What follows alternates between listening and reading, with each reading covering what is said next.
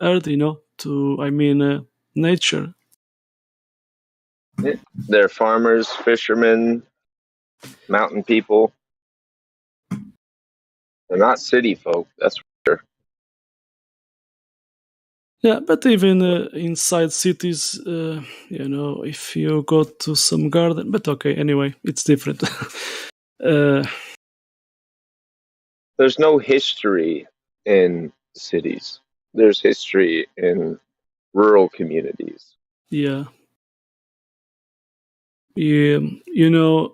There's this movie, The Pathfinder, American movie, and at the beginning you see a boat, a Viking boat, and you say, and the text 400 years before Columbus. I It was mean, about and Leif Erikson.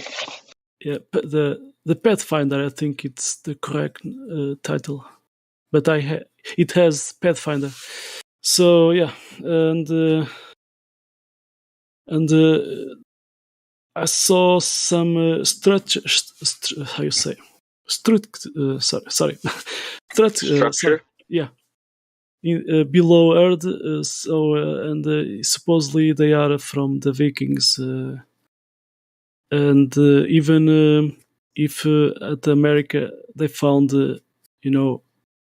archaeology, different from what they say in the history books, American history books, so they hide. There are people that found the pyramids, but they hide. Even little pyramids, like I don't want to get into it, but there's underground. countless archaeological sites in North America that have been built over or dynamited in the last Yeah, 300 years. they want to hide. My favorite example is the Philadelphia Museum of Art. It's built on an ancient foundation with tunnels and all kinds of shit underneath it, but they just threw up a building on top of it and filled it with art so nobody would look underneath. Yeah, they want to hide the real American civilization that was there before Columbus. uh, Did you say plumbus? Because that's from Rick and Morty. No, Columbus. In I Portuguese know, you I heard say. you. I was making a joke. I'm sorry. I Have learned. you seen Rick and Morty? No, I don't know what is that. You should look it up. It's a funny cartoon, more Okay. for adults than children. Rick and Morty. Oh, I think I saw that. AdultSwim.com. You'll probably find it there. I learned a new word. Pun. You know what is a pun? It's like joking with words, not with the A. P-U-N. A pun. Pun. Oh, so when you make a joke based on a word having two meanings? Yeah, like that. I didn't know what was that, and then someone talked that here. And then I go to the live stream at YouTube. And then I search. Yeah, I found it. Was it punny? No, pun. It's like P-U. No, I made a pun. Was it funny? Yeah. I said punny, but I meant No. funny. Yeah, it's this word. That's a pun. Yeah. Portuguese, we call it trocadilho. It's making changing words, in the or making some fun with words in a phrase.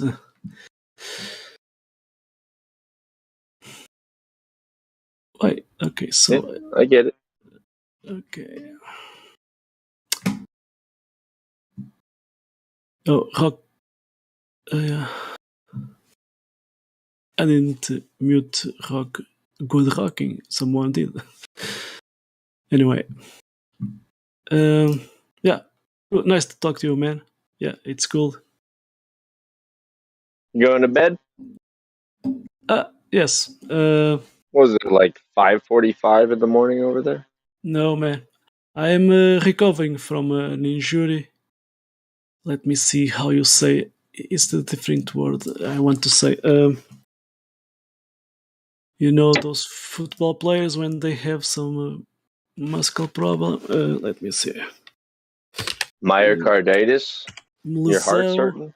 lesão. Oh no, sorry. From being okay, a lesion. You know, I did translate this, but I don't know if it's the right a lesion. You know, injury, lesion, injury.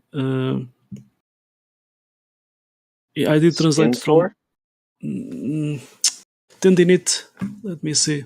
Tendinitis? Yeah, exactly. I have at the left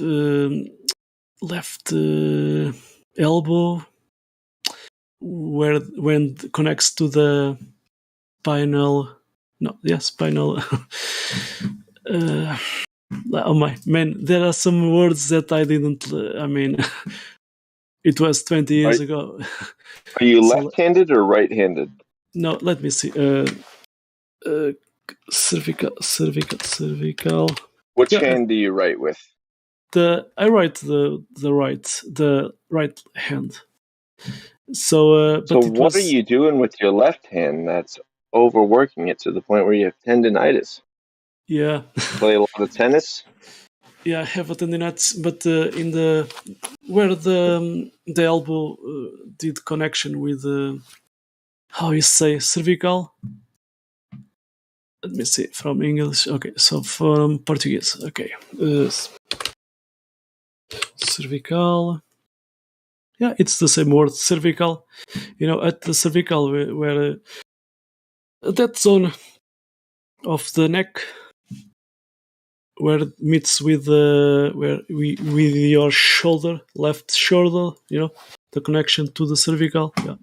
So I had a Why did problem. that start to hurt in my body when you said that? I say, you know, people at America they say sometimes in your you know, yeah, so something like that. uh, so yeah, sometimes I use that, you know, uh, Shoulder? at my left shoulder. Sh- okay, so shoulder, yes, I said Yeah, correctly. So that's where when the it connects, humerus connects to. yeah, when it connects to there's a muscle, you know, where it connects to the cervical. That's all. So I have a lesion injury there. So a tendinitis. So yeah, so I have to recover. But now, Well, do you lay want to off know? the tennis. Uh, uh, now it's 8, yeah, 1 minute to 8 a.m. I didn't sleep. Insomnia. Yeah, anyway, I'm okay. You're a beast. Yeah, man. Don't sleep. I was trying to find a book. Oops. You know, sorry. Flutter. No, not this one. Okay, I'm gonna post this. Okay. Nasa.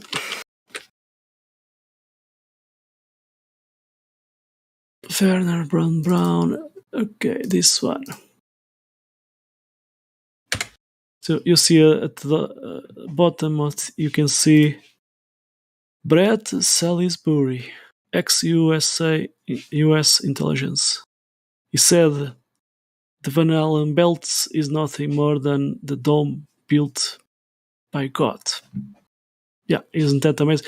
And he write a book talking about satellites are not real hoax and the Earth is flat. But that book is not available. I talk to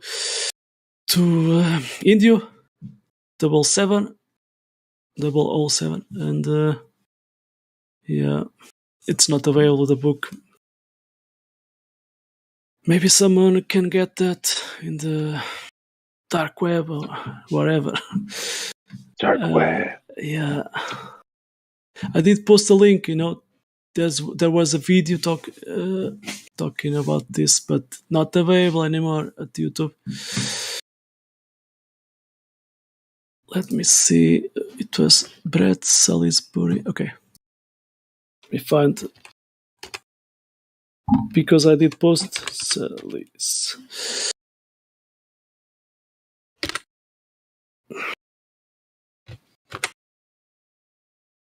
Oh yeah, I did find it here. So here. So this is the link I'm gonna post. Yeah, this book not available. Right by this guy. Isn't that interesting? And the Globers crying. Yeah.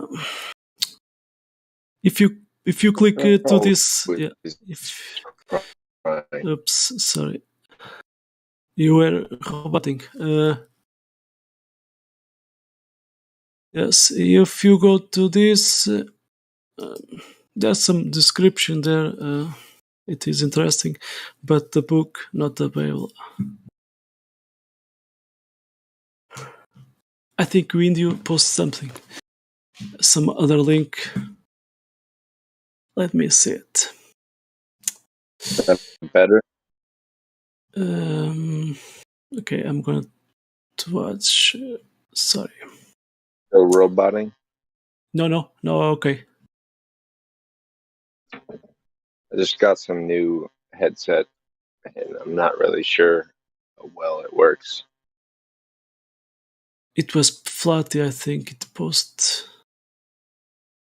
Sorry. Oh no. Yeah, edit posts two links.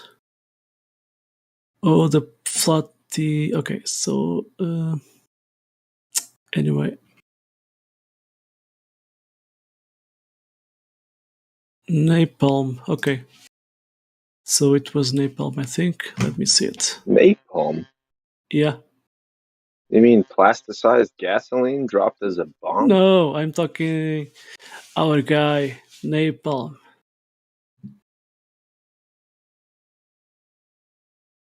Our guy. Uh, oops. Okay, so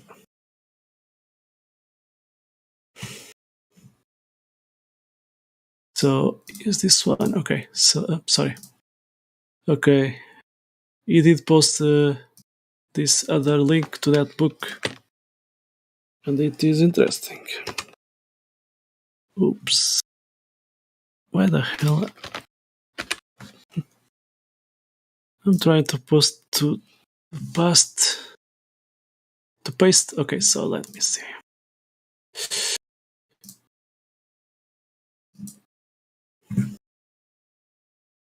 I'm going to use a notebook because sometimes we want to post something.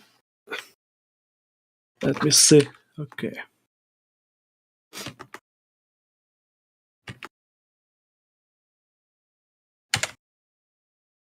Yeah. So it is this link. If you click it, you're gonna find this book. Not available. Uh, yeah, but it's interesting. Let me see. If you click more, you can see in the text of the description of this. So you have some links to YouTube, all those not available anymore. But there are two links to some two pages, and it is interesting.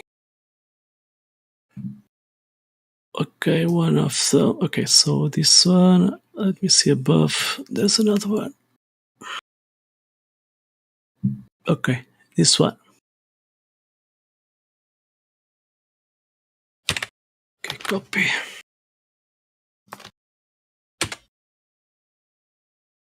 Okay, maybe the guy that wrote that book. No, but anyway, some links there. One of them that is available is this one. Talking about maybe this is the real satellites. And yeah. So connection to that book, and there's another one, another link. This one. Okay. So that one is an article, talking about this scientist discovery an invisible shield surrounding Earth. Van Allen belt. Yeah, I mean, what that guy said. Dome built by God, and it's ex-USA intelligence. Yeah, interesting. Yes. Didn't SpaceX shoot up a rocket a month ago, and people commenting on it saw it like scrape against the dome and were like, "Whoa, never seen that before. What was that?" I didn't see yet. I saw long time ago. I saw it. I was watching something at YouTube, and then I saw live stream from NASA, and it was the SpaceX 19 supply. Yeah, it was interesting because Sure. I didn't watch the beginning, but I didn't, I did. I was watching by watching at that time when there was a live stream. So yeah, interesting because suddenly I see a mouse, a rat passing by, and I couldn't believe Crawling it. across a The thresher rocket, that was the what rocket. 3,000 degrees hot. I'm just like, Man, I'm gonna move on. That's all fine. yeah, I can breathe and and I can crawl around. Oops. Mickey Mouse on space. Again. our our Whistler bowler. I have the thing. Okay, let me see. I've got Mickey Mouse's autograph. Do you want to buy it? Okay, let me Give you a see. good deal. Let me see. Okay, so my name is Miguel, but in English you say Michael. Michael. Yeah, isn't that interesting? Michael or Mickey Oh. Mouse. Okay, so I have the GIF and I have the link to that NASA channel directly for that moment. Yeah, because I'm the guy that does love to save those things. Yeah, but anyway. He was holding his breath. Come on. Okay. Stop Yes. making it out to be more than it is. He was clearly holding his breath. You know what Glovers say? They say this is plastic and ice. I mean, Plastic would be vaporized. cognitive dissonance. I mean, these guys never saw a real rat or mouse, standing close to the wall, of some house, and yeah, walking Those close. ears are pretty big for a mouse, though. Is it a Yeah, baby possum? no, I think it's a bigger one Marmot? because there are people that I'm gonna post the link. Okay, so Capybara? there's people that saw other little ones later. Sorry, after this moment. Okay, this is from NASA channel. I did post the time, before, but you can watch it to that time zone, that time of that video. Yeah, so it's yeah, man. I mean, at that moment, I was already flattered, but I did not expect that at that moment. And then, So you do realize what happened here. yeah, This rat heard about the moon being made of cheese, and it was like, Fuck you! I'm climbing aboard. I want some of that cheese. And it was so like tranquility, walking by. I'm uh, gonna be the only rat, and I'm gonna have all of the moon to gobble up myself. Ha ha ha! so That's a greedy rat right there. yeah, so you can see, so half of this is inside the studio, and half is CGI. Those flames, I mean, those flames are ridiculous, and they can put any background. So yeah, You they can can. see where it was cropped out. The engine. There's a But little black line around it. yeah, but those Glovers, man, when they So watch the tip this, of the engine at its thinnest point is black, but the bell of the thruster yeah, nozzle is glowing orange. yeah, Hmm.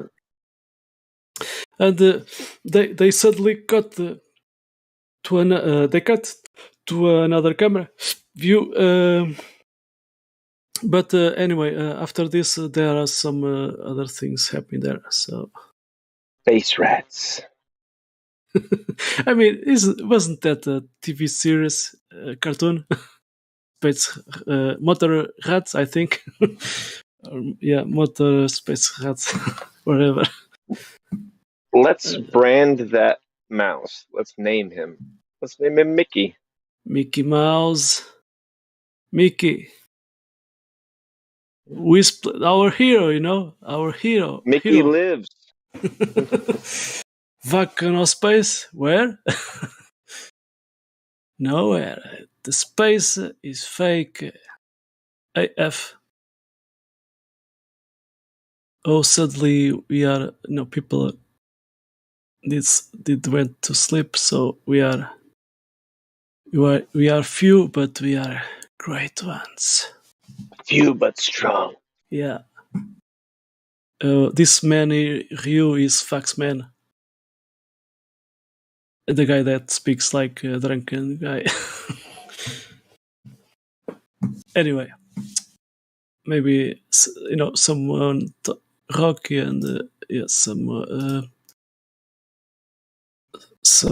did talk to me. It's like he has some problem. Yeah. Anyway. Resolve has been unmuted this whole time and hasn't said anything. Oh, Resolve, my hero. He saved me. I was posting at VC check-in. Oh yeah, but the guy is the guy. He's at is True Wood. Truth. He did talk to me about this that guy. Yeah. So anyway,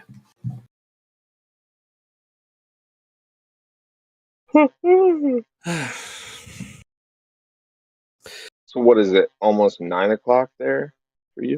8 a.m.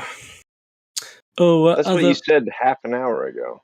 no, it was 1 minute to 8, so now it's 8:14 minutes a.m.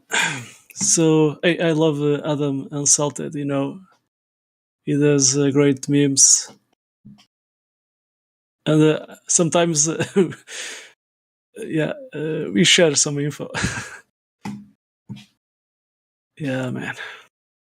I sent to him a meme, and it was like not clear. So he did a nice one, a better one. Yeah, same info at least, but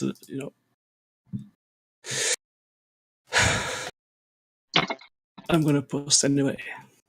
Let's see. Do it. Let me see here. But I have inside the Adam folder, so yeah, because I love I love to give credit to these people. So even Sasha, I love Sasha. He does. He has been doing these clips, video clips, and with unicorns, and yeah, amazing. Let me see photos. Okay, so Yeah, have here. Sasha's been crushing it for a while. Yeah, I love him. Cheers. Let me see Adam. Okay, So it was this one. I did restoration this one because the old you can see clear in this, So and yeah, he did all that background, that earth, ball fantasy. Thanks, man, Adam. So you can see more clear here, and yeah, you see the sources. This is a resume, for Globers too, because yeah, there's a atmosphere, but atmosphere doesn't have shape. Thanks, Quantum Eraser. Yeah, awesome guy.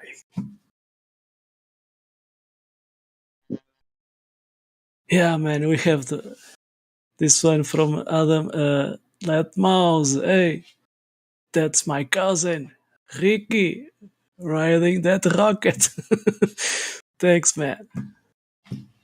Man, at that time I was thinking to myself, man, I saw a mouse, a rat passing by, and then I saw people talking at the chat. Yeah, and yeah, and some comments. I mean, it was amazing. That mouse has taken possession of that Tesla, and he's driving towards Saturn right now. But there are some Glovers. The cognitive dissonance is so big. They don't see the mouse. They say, "Oh, yeah, that's ice. That's plastic." I mean, oh my god. I think these guys didn't even watch a real. I think, or maybe just saw little mouse, little rats. I mean, Maybe they've anyway, been to the dog track too many times and see the stuffed rabbit getting pulled around the rim there. yeah, But that thing is clearly articulating in six different points: hips, shoulders, head, ears, nose. It's clearly a living animal crawling around. If it was CGI, it'd be a lot clearer. yeah. For me, it's they did this, with that even tin foil thing. Yeah, they And still throw in some tinfoil even in SpaceX yeah, I just to mean, make it look familiar. any Glover can try to do this in a vacuum chamber. I Have, mean, have you ever have you ever tried to wrap something in tinfoil? It's really fucking hard. yeah, man. You take a square out and you put it over a plate and you try to wrap it around. It doesn't want to stay. Yeah, and yeah, It, they did. they did such a good job. So they did this, and now you can see this half circular tube. So yeah, they did this, and they are filming on a studio. A Space. quick question: Yes. in a vacuum, what is the exhaust of that rocket pushing against to accelerate it? I think combustion. Because Yeah, I saw Indio post a video about. I think he's in his channel. you can't create a high pressure pocket behind it Yeah, and in order to thrust it forward. The yeah, path of least resistance it doesn't if there's work. nothing to push against. I prefer at least believe there's water up there than this spacecraft. If there was water where this particular engine was, there'd be countless amounts of steam being created, vaporized water. You know, Yeah, man. Oh, could God Rocking talk about some video? It was not supposed to come out, but anyway, in this video, uh, I don't know if they cross up. I don't know.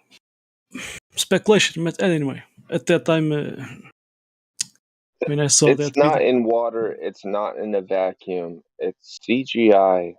Yeah, but All was magic. I'm talking another video. It's like a capsule, and like there was a rope, and they call it a satellite, but there are things like, and the guy said, the astronaut there said, um, stars swimming around.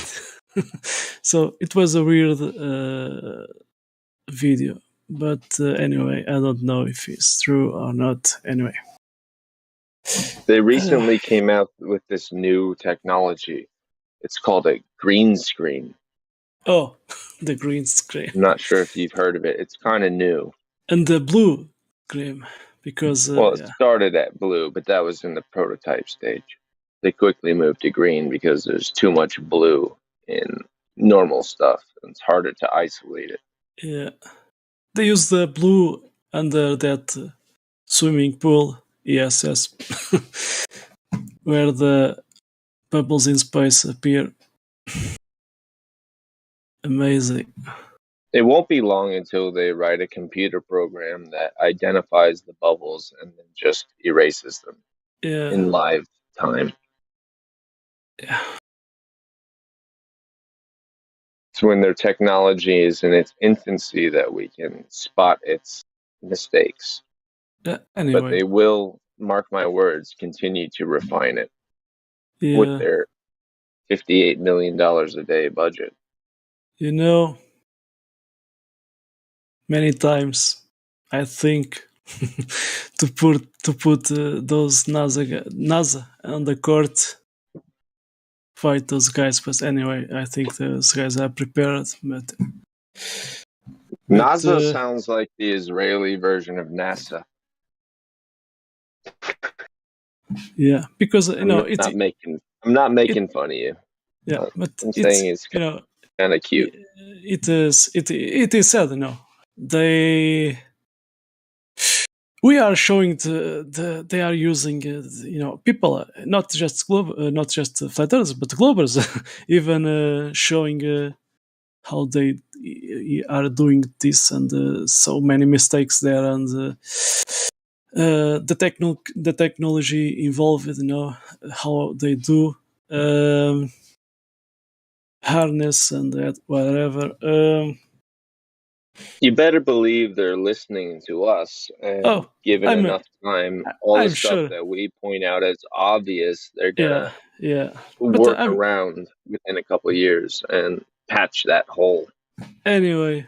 Uh, I know they are listening, but anyway, but some of them are good people. Trap. Um, We're a glorified focus group if they're smart enough to use us yeah. as such. Someday NASA will have to, or they change to another name or whatever. But I mean, They in already this, did. It's SpaceX now. yeah. But We still pay for NASA, but it's we're paying more for yeah, SpaceX. more people are waking up, and so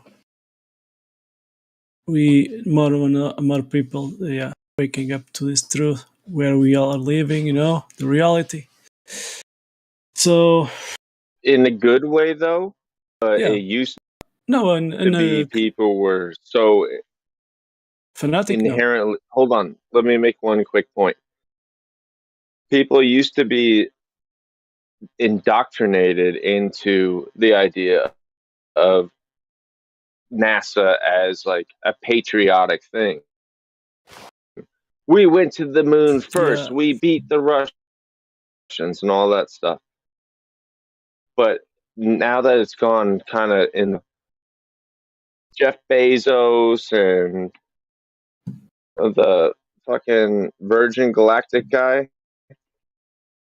it's becoming less used to a I believe in science and space race. So at the end of the day, people aren't going to care about it as much as they used to, which is kind of a good thing for truth.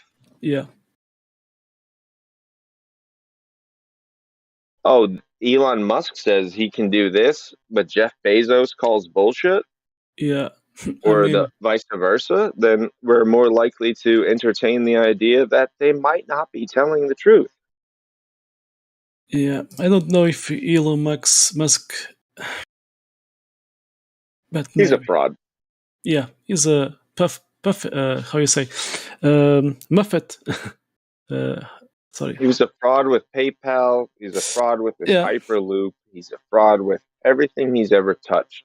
He just bought a controlling stake of Twitter and was offered a place on the board of directors because he was a controlling shareholder.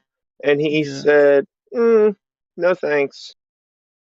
He, NASA gives him money. They even they give money to make another suit. These suits. Uh, who made these suits is the same guy that did Tron Legacy. Those suits. So it's the same guy. And Aren't those suits sewn together? I don't know, but They're stitching between the layers. How this, do they ensure a good seal in yeah, every single one of 100,000 holes they poke in it? yeah. Anyway, And why doesn't it blow up like a yeah, but balloon? these And why, when suits. they land on the ground, they put a space blanket on them? Because Oh yeah, it's super cold in space, but they're still wearing the suits and they're in Florida now, but they yeah, need a space blanket. It's aluminized mylar.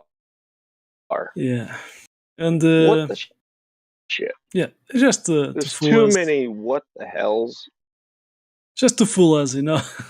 because they say when they came from space between quotes, it's And when did they cannot walk.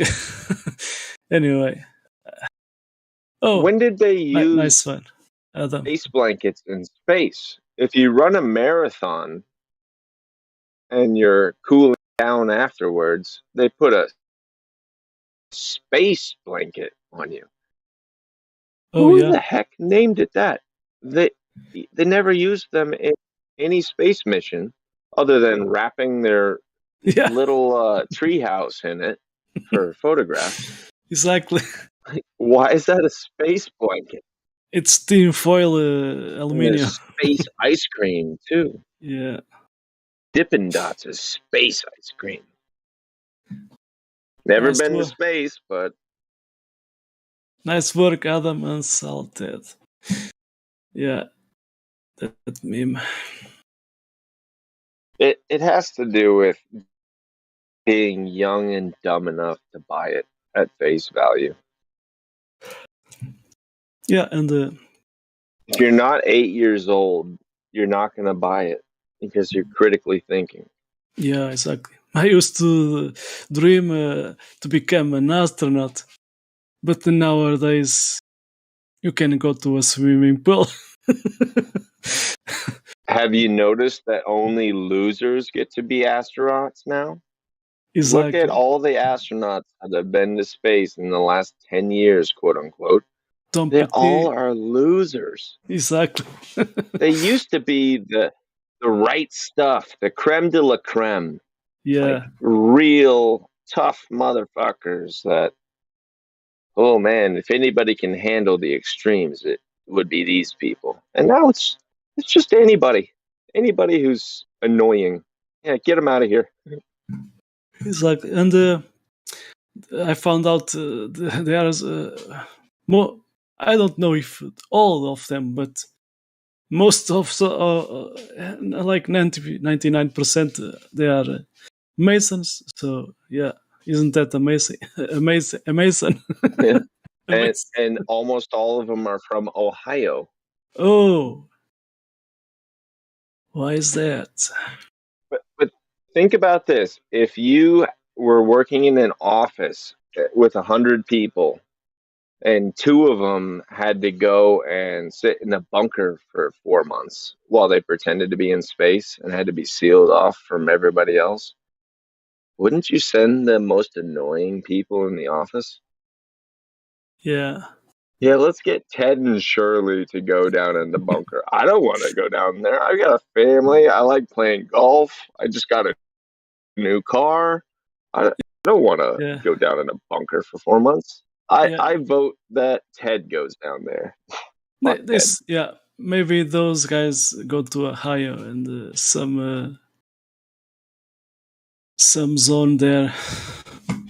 No, but So, if they're not in the rocket and they don't actually go anywhere but a soundstage where they pretend to do whatever they pretend to do, it well, would kind of suck to have to be far. sequestered away from the world for 4 months or Yeah. a year, depending on how long you're up there. I would think that you would send the people you want out of your office and out of your hair. Losers. Yeah. Yeah. Space fake X. I don't know, because there was one guy here, like a few months late ago. Um, because that guy, even people from, from here that were saying that he had the same voice of Elon Musk. So maybe that guy was here because it was almost the same for me. Yeah. Careful what you say about Elon Musk, though. He's an Oh. African American. Oh yeah. Anyway, I have a friend that is a Portuguese. He even talk Africans, and yeah, he was born at South Africa. So I have friend Elon Musk from Africa. Don't No, but commit a hate crime. yeah, oh, like this. There are some flat earthers from Brazil that were invited to join the Masons. Anyway, I I think was for invited to join the Masons. I I think told them it's no. I think I think they invite smart people. So yeah, yeah, flat earth guys are smart. I got invited to a beach party with cigars and whiskey tastings. Like, Oh, you come there, you get 6 different cigars and taste 6 different whiskeys. And a bunch of guys came up to me like, "Oh, so what do you know about us?" And they schmoozed me and wanted me to join. And I said, "No, thank you. You kind of creep me out." It was like exactly. 12 years ago. They actually gave me paperwork. Like, hey, sign this and join us. Yeah. The problem the problem is when you sign a contract with those guys, and You if you can't go, unsign it. yeah, and if you go to the television or any, and you talk about It'll ruin your life in yeah. a snap. So I prefer, I would love to know what these guys know, but anyway, there are those guys that get the 31 or 32 degrees, 33rd degree. but the 33 they have to pass. There are not so many people, so they even from outside America they have to travel there or maybe to UK and to a ceremony, to have. My grandfather was a 33rd degree Oh Scottish yeah, Rite Mason, and that's Same. why I was invited. yeah. So they have to pass to that ceremony because to get that 30, 33, yeah. They prefer to recruit from within lineage, if not Yeah. ideology. Someone, it was you, I see, was talking something. Hi. Hi, Asti. So,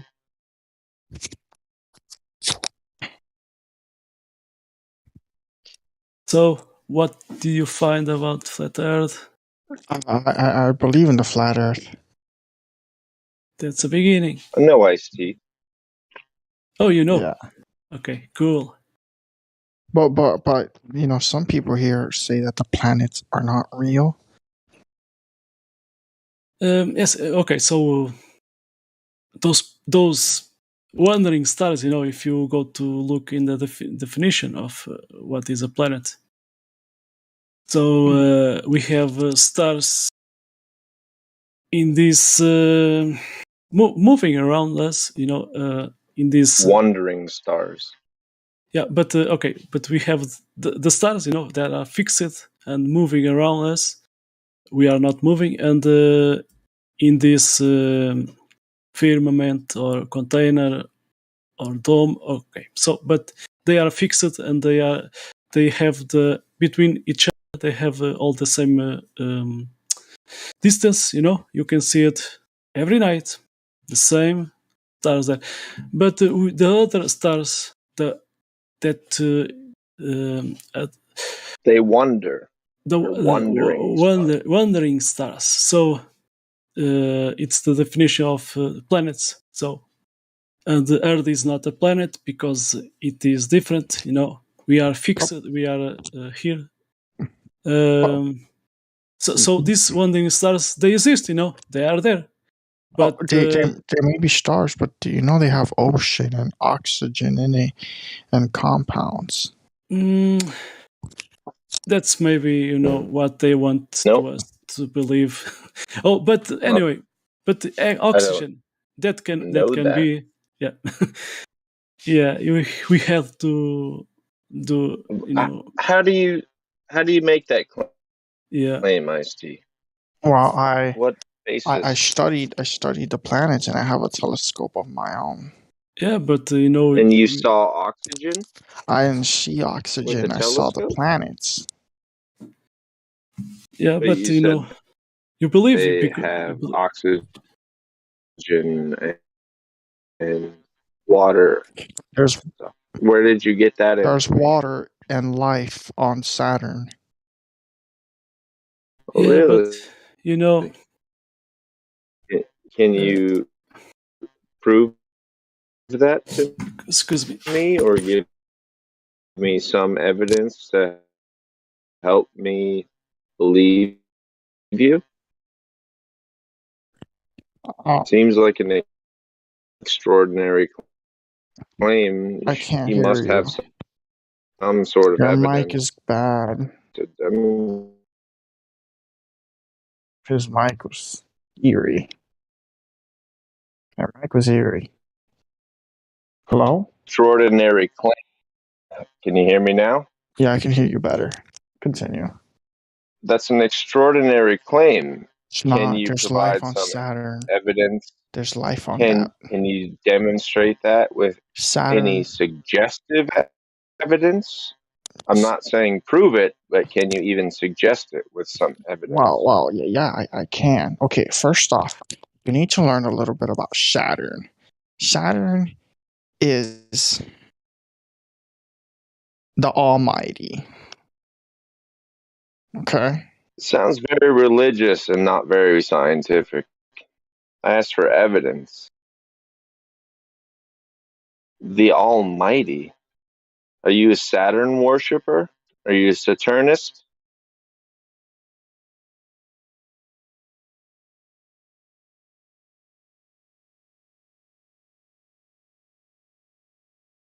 Yeah, I see. I prefer to not to say I don't know. So I don't buy those astronomic What things from NASA Saturn about. what is does this life astrology. on Saturn look like? There is all types of life on Saturn. There's extraterrestrials, types of Well, that's by definition. If there is life on Saturn, it's extra terra, outside of Earth. So it's kind of redundant.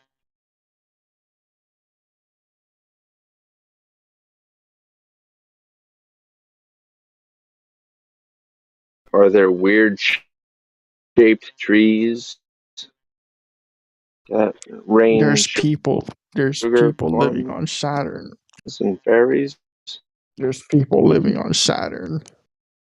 Oh, I never hear that from NASA.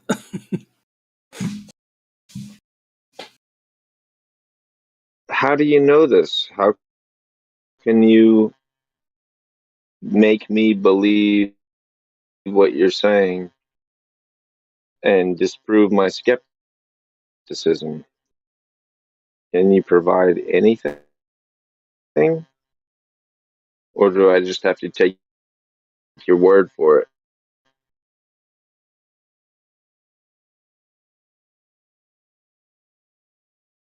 Do you have some link, information, some citation? I mean,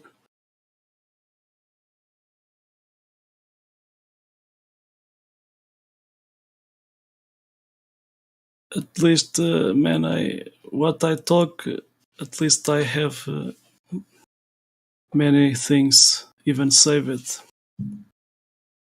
Well, my understanding is that there isn't anything alive on Saturn. There's Yeah. actually frost giants that live in the ice rings around Saturn, kind of like Loki from the Avengers. I've got more proof than you. Yeah, man. This is a business. Man, money, and is good for make movies. But anyway, like that song, Space maybe the final frontier, but is made on a Hollywood's basement. Yeah, Red Hot Chili Peppers. yeah, exactly. No, but I'm curious. I genuinely would love to see some sort of evidence of extraterrestrial life on Saturn. If you have it, quit holding back, man. Stop being stingy. Share it.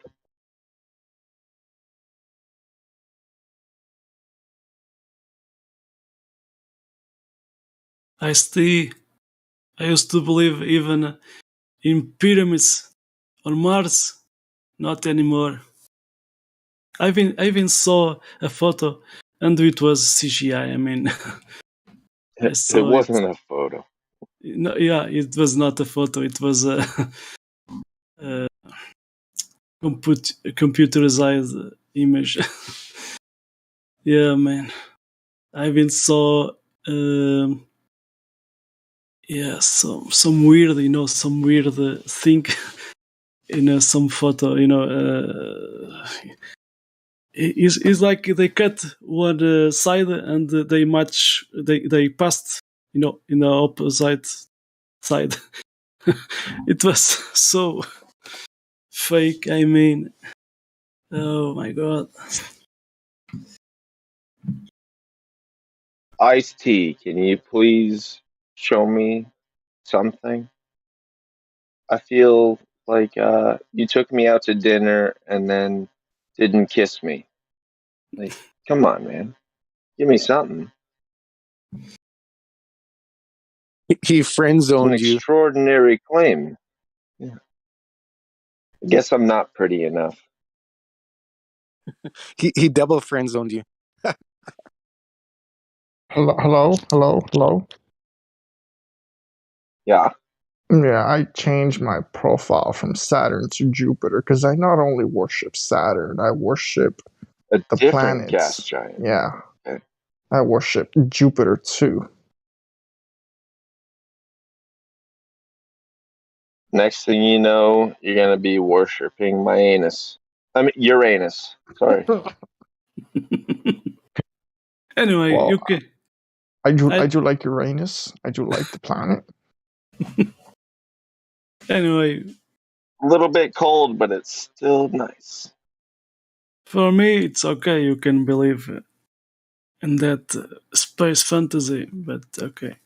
We don't want to crush your dream, Star Wars. I love Star Wars. Yeah, exactly. I knew it. I love Star Wars, man. I I'm a kind flat. of want to crush this dream a little bit.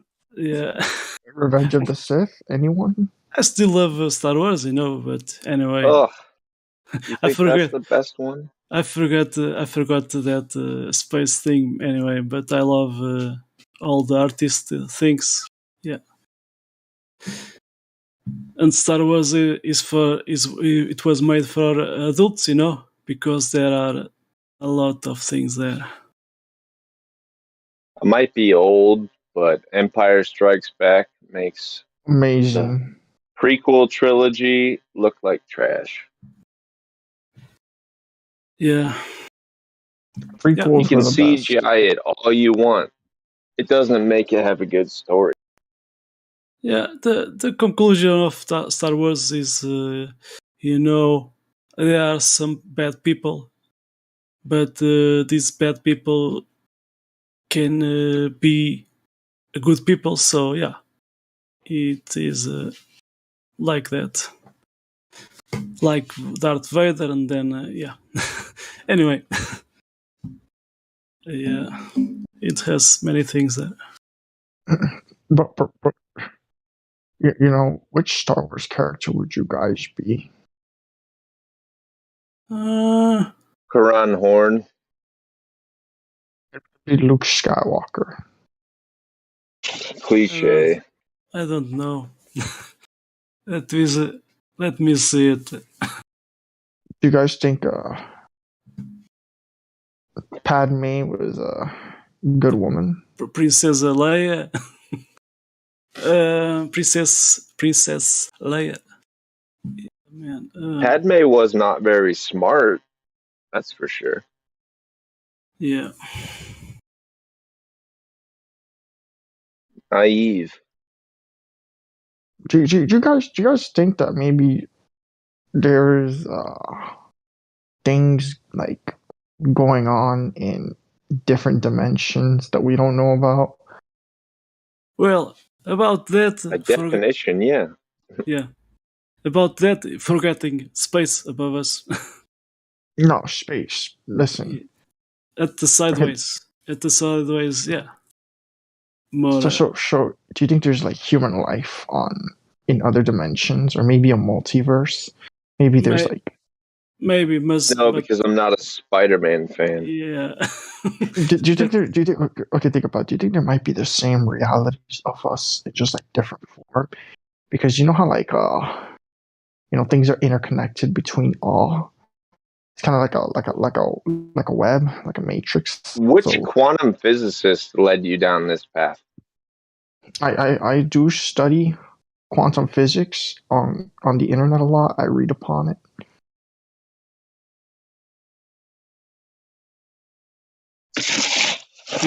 Between these stars, there's something connecting between them. Yeah. But if you see, let me post it.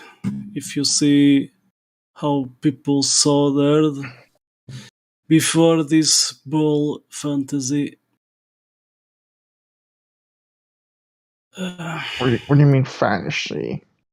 I mean, Unsubstantiated religious belief. Yeah. So There's nothing. I don't know if I can post this, but this what it's from Egypt.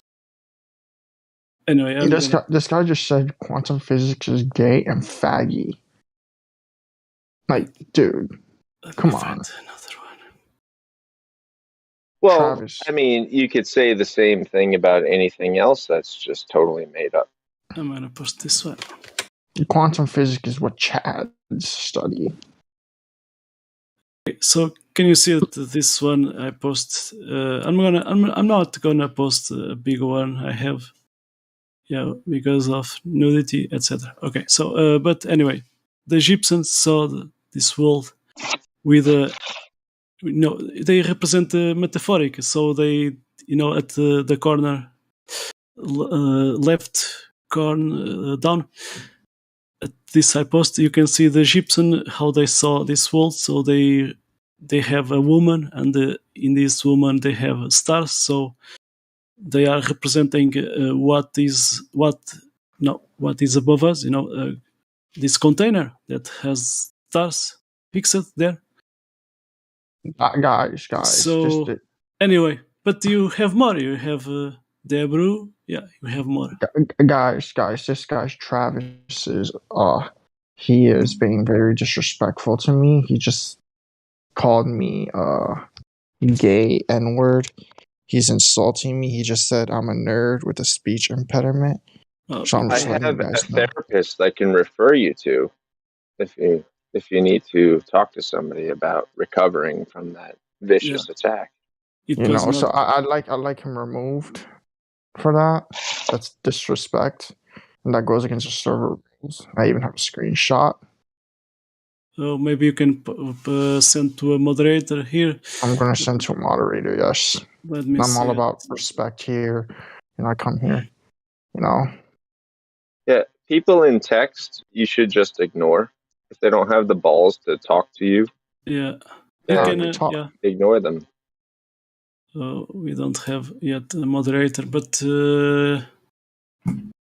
at the right, there's some moderators there. So you see in green, you can send to one of them. So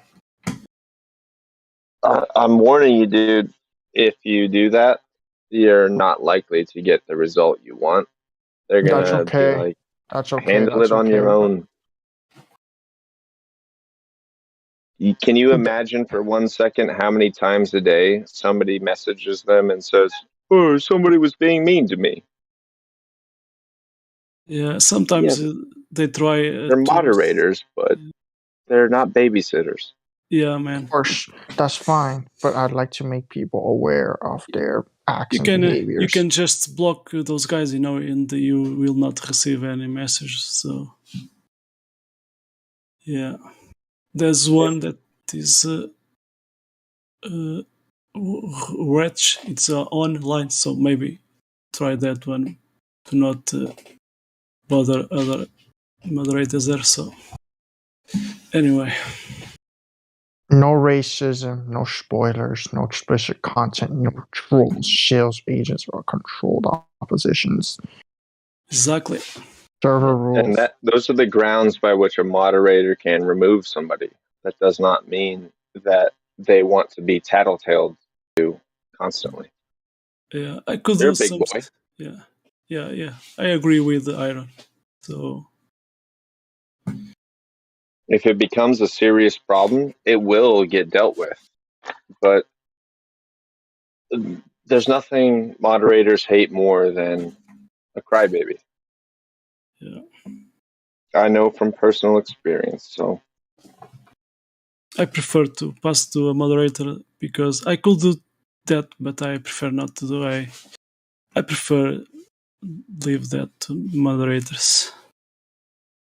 I believe you that they are mean, unfair, and breaking the terms and conditions of the server. But at some point, you kind of have to have a skin, and you can't let everything bother you so deeply. Okay, go on. Let's move on. I still haven't heard about these Saturn people you talked about. Oh, yeah. Oh, no, there's not just people living in Saturn. There's people living in Jupiter, Neptune, Uranus, Mars. I never saw that in any citation of NASA or anybody. Because it's I haven't even heard that from freaky fortune tellers. The Nazis talked about having seances with spirits from those places, but that's the only reference I can think of in all the research I've ever done, which is quite a bit. Are you a Nazi? Yeah, I'm no Nazi. When you say you guys, it's not flat earthers that's saying that. So it depends of the person. So we prefer not speculation. Do speculation or what is above if we cannot verify. So if you make a statement of fact, you in this realm, you need to substantiate it in this server. If I told you that there are microscopic frogs and frogs the size of mountains, you would be like, "What? Show me." I'd believe it. Yeah, Well, then that's a problem in and of itself because I just made that You're up. telling me, dude, you have all these planets, and you're telling me they must all contain the same life forms that Earth contains. So, You've you seen know, of too course, many movies. you are still in the heliocentric model, no, I'm geocentric. because you are thinking in those planets are like places like Earth. The Earth is different, it's the ground, and yeah, those, yeah, The number one thing you have going for you with your ideology is that Saturn has a ring.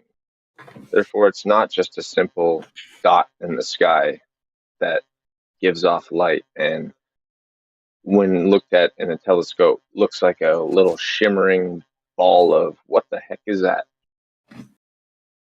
Your NASA pictures of planets are completely different. yeah. They contract artists to, even for stars, to make it more colorful. Yeah, so why did they spend a lot of money to contract these guys, artist guys? And, and one star looks a little bit blue, but the next star looks a little bit orange or red. So they tell you, well, one's coming towards you and the other one's going away. Yet, for all human history, they haven't moved one iota relative to one another. Yeah, sailors and navigators, they have been used those stars.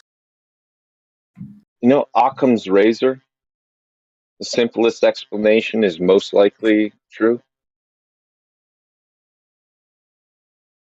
So maybe that star is blue and that star is red.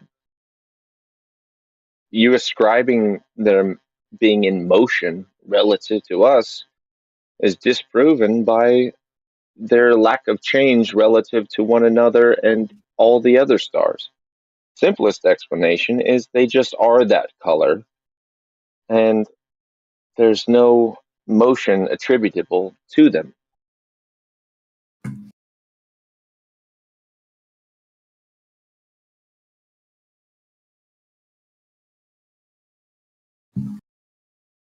Doesn't that make more sense?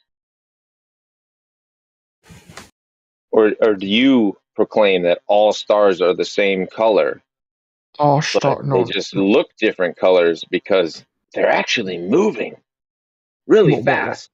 whoa, whoa, whoa. The thing about stars is we don't know much about stars. We don't know shit about stars. We don't know, but we do know about planets. The planets in our solar No, we system. That's what we don't. know. The nearest star is the Aside from sun. proclaimed Venus probes, we've never been to any other planet. If you think those Mars rovers are real, can't help you. I mean, I have a video. There's a fly on Mars. How can that be possible? Oh, I there's a mean, helicopter on Mars, even though it's what, 1/13 the atmosphere or 1/100th, somewhere in between there. I Yet a I know regular little drone helicopter can hover. No, they are shooting at Devon Island. So here on Earth. So yeah, Mars is yeah, a they place just on paint it Earth. red. They Yeah, take pictures and videos and paint it red. Wait, what do you guys think of Mars? What do you guys think about it? shooting in on one place here or two here on Earth. I think Mars is just like the moon landing. No proof. I well. I did post. I I did. Mars is not a planet, it's a wandering star. Exactly. wait, You wait. are So, It's just a tiny light in the sky. It's a tiny light in the sky. wait. So Very there's small.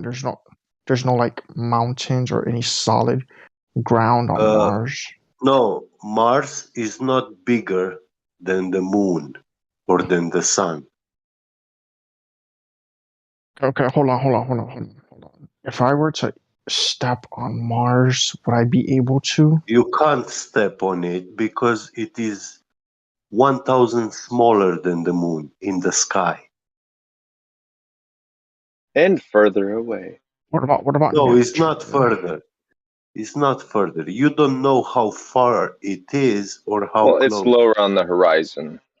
No, you do not know the distance to the moon nor to Mars.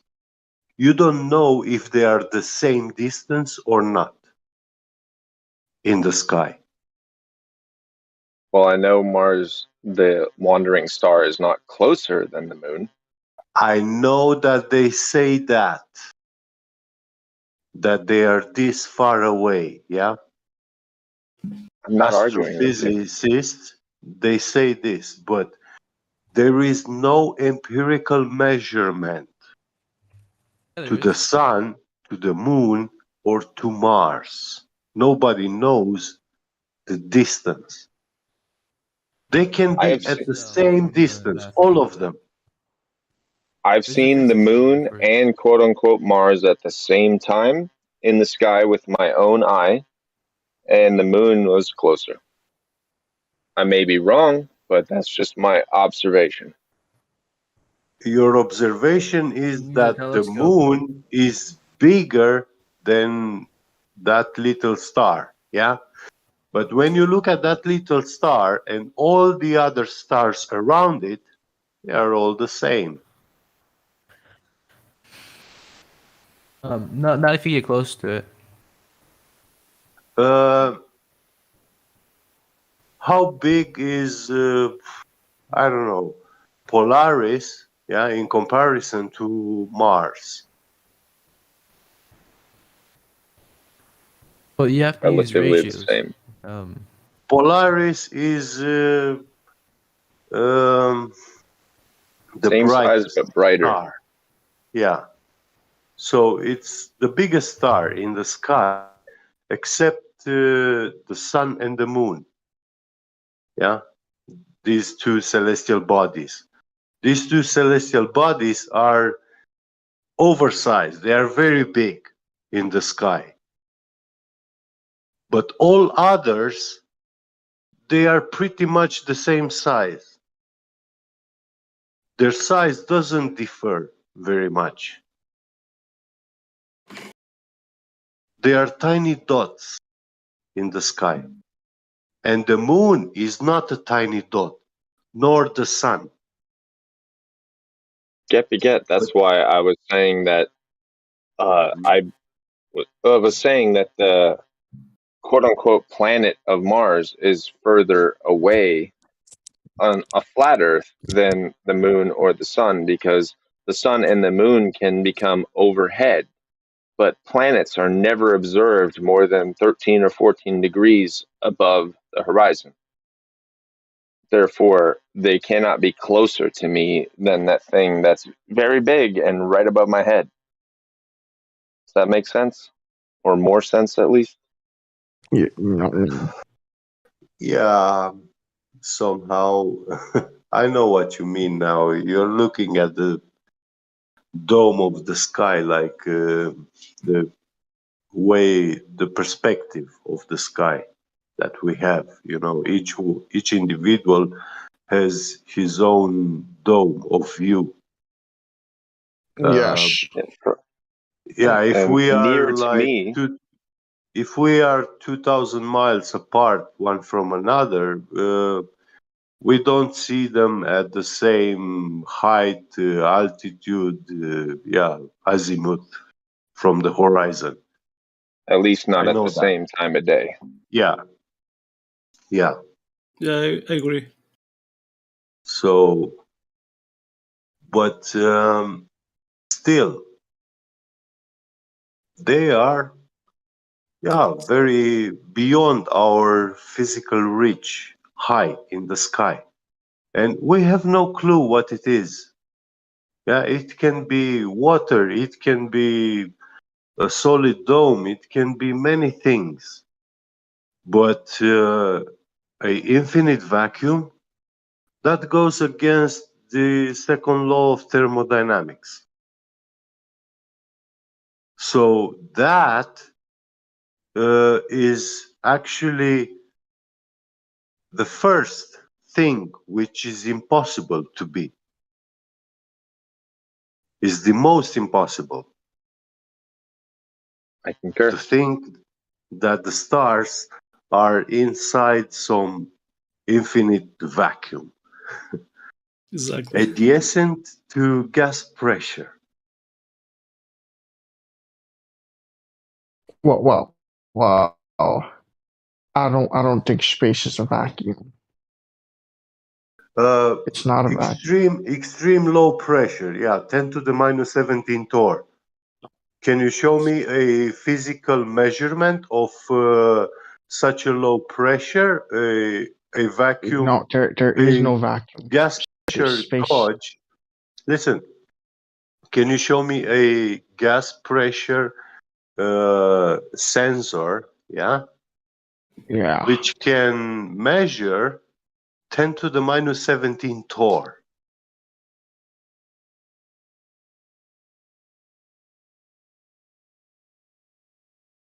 Well, do these sensors exist?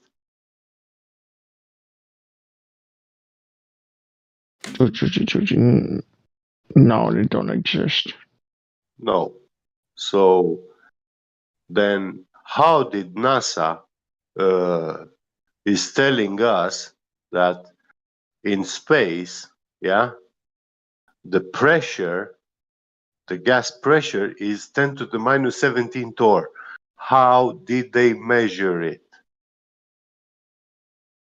They measured the They never. gradient I of need to see that altitude I'll instrument. tell you and how they measured it. extrapolated it. They They measured the gradient within the Earth's atmosphere and extrapolated it beyond. Okay, I'll tell you Calculation. how. I just told you how. You know the firmament that's on the Earth. No, it's in the sky. No, it's on the. Okay, yeah, it's in the sky. What is the word firmament is from the Bible. It's It's a expanse. dome. A dome. So what's Means outside the translation. dome? What's outside the dome? Where did you bring this dome from? I brought the dome from the Bible. In Hebrew, it translates to I expanse, haven't not seen. dome. I read the Bible, but I haven't seen the word dome.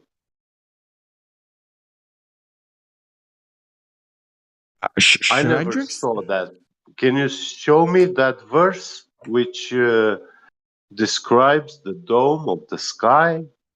Well, I'm a flat earther. I just want to make that clear. But I do Are believe you? in Because space. you think But I that believe the in space. people Well, on I'm a no, Saturn. flat you earther who are believes in space. listen. Wait. You are a person that decided for himself to start believing in flat Earth, but you do not know that flat Earth is not a belief system. You either know the flat Earth, yeah, or you don't know what it is. Flat Your Earth. position, the way you come to us, it's wrong. No. Look. I don't get why you flat earthers deny hold on space. 1 second. And I hate to I call just you got out guys my flat earthers. Strong's Expanded Dictionary of Bible Words, and I turned to page 99, and I looked up firmament. It says rakia, expanse. Expanse is the translation from Hebrew. Expanse is dome?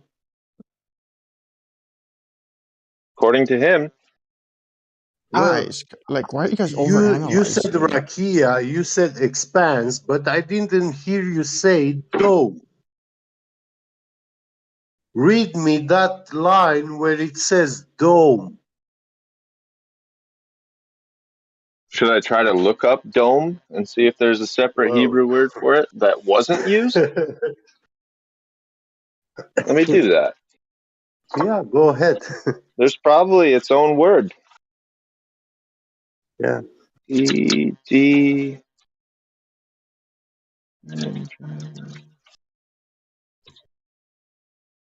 I don't, I don't know no more. If you're going to quote scripture, you should get it right.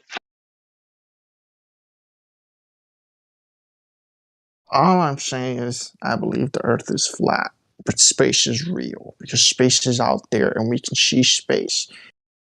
That's just my opinion on it. Oh, side note, I just found deist in here, and it says to die, to kill. Huh. So if you're a deist, you're a murderer? Interesting. Don't. This guy's requesting to get server muted. Someone did mute him for a reason. I don't know who, but I mean, Hope it wasn't me.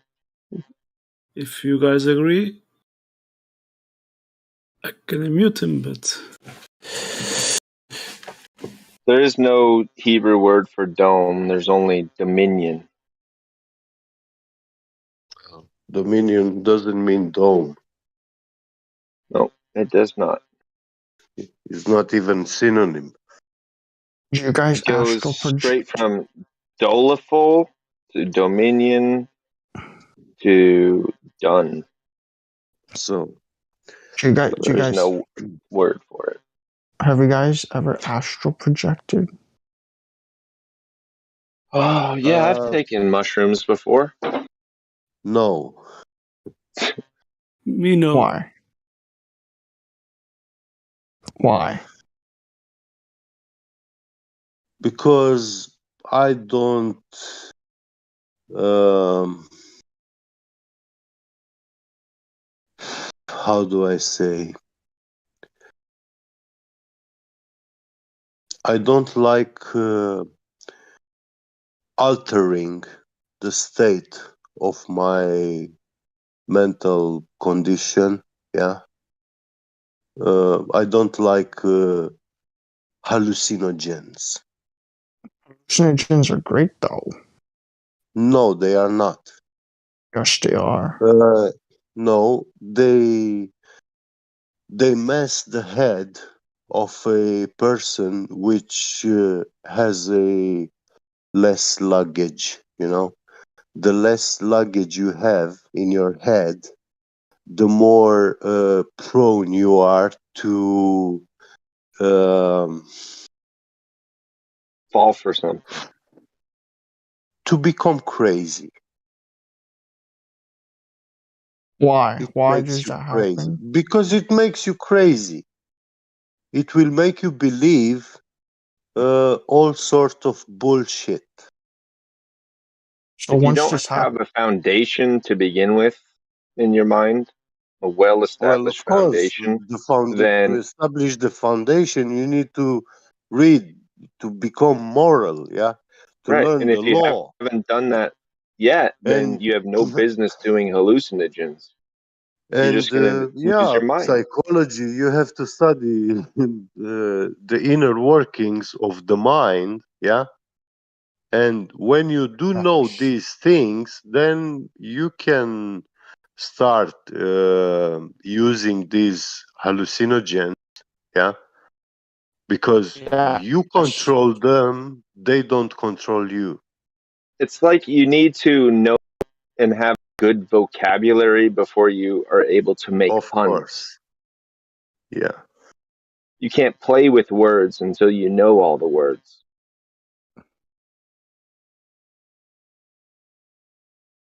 yeah.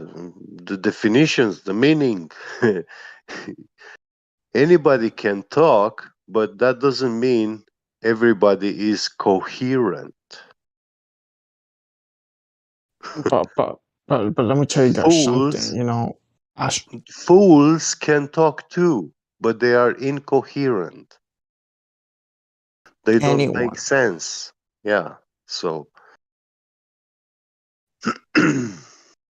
so I suggest you when you come to us and you say you're a flat earther, I advise you that just take the seat of a observer, yeah, and listener.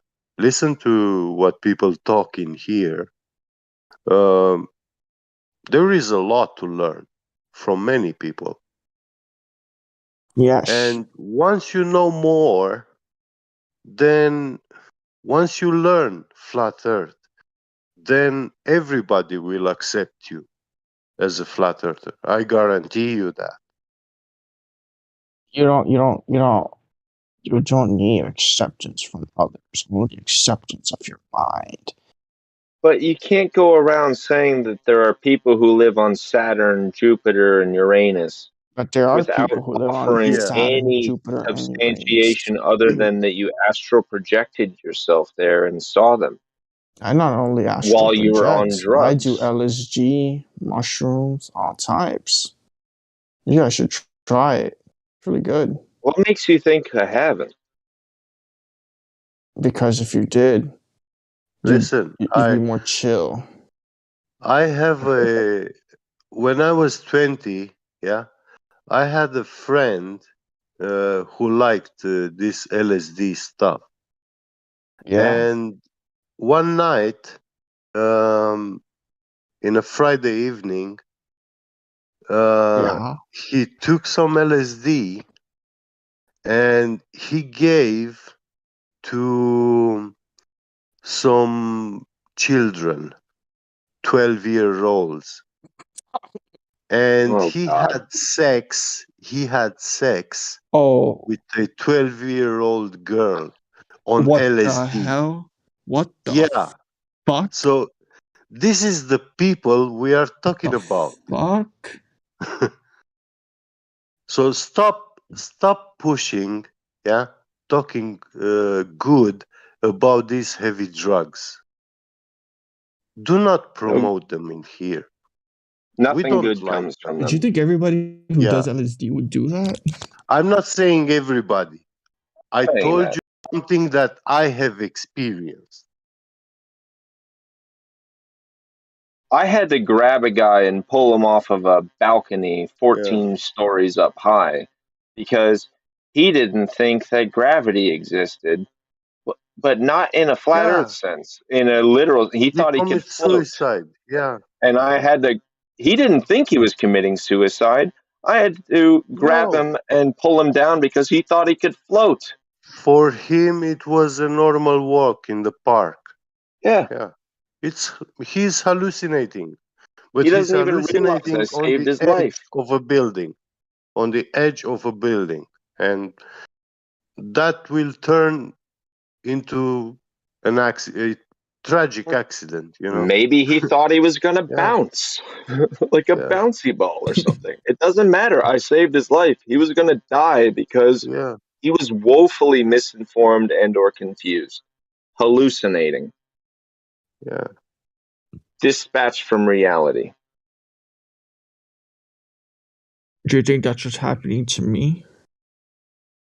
If you have no proof of people living on Saturn, Jupiter, and Uranus, then yeah, if you still espouse that that's absolutely true, but you still, after an hour and a half, can't provide any articulation or Yeah. evidence of it, then yeah, you might be. Listen, Are you on when LSD right was it? now? No. When was it the first time you took LSD? Almost every day. When That's the was your problem. first time? Man, I can't remember. I not only do LSD, I do that You weed. just said you Well, do it all the time. I do that. did you just went out on the street and you bought it and tried it, or someone showed you?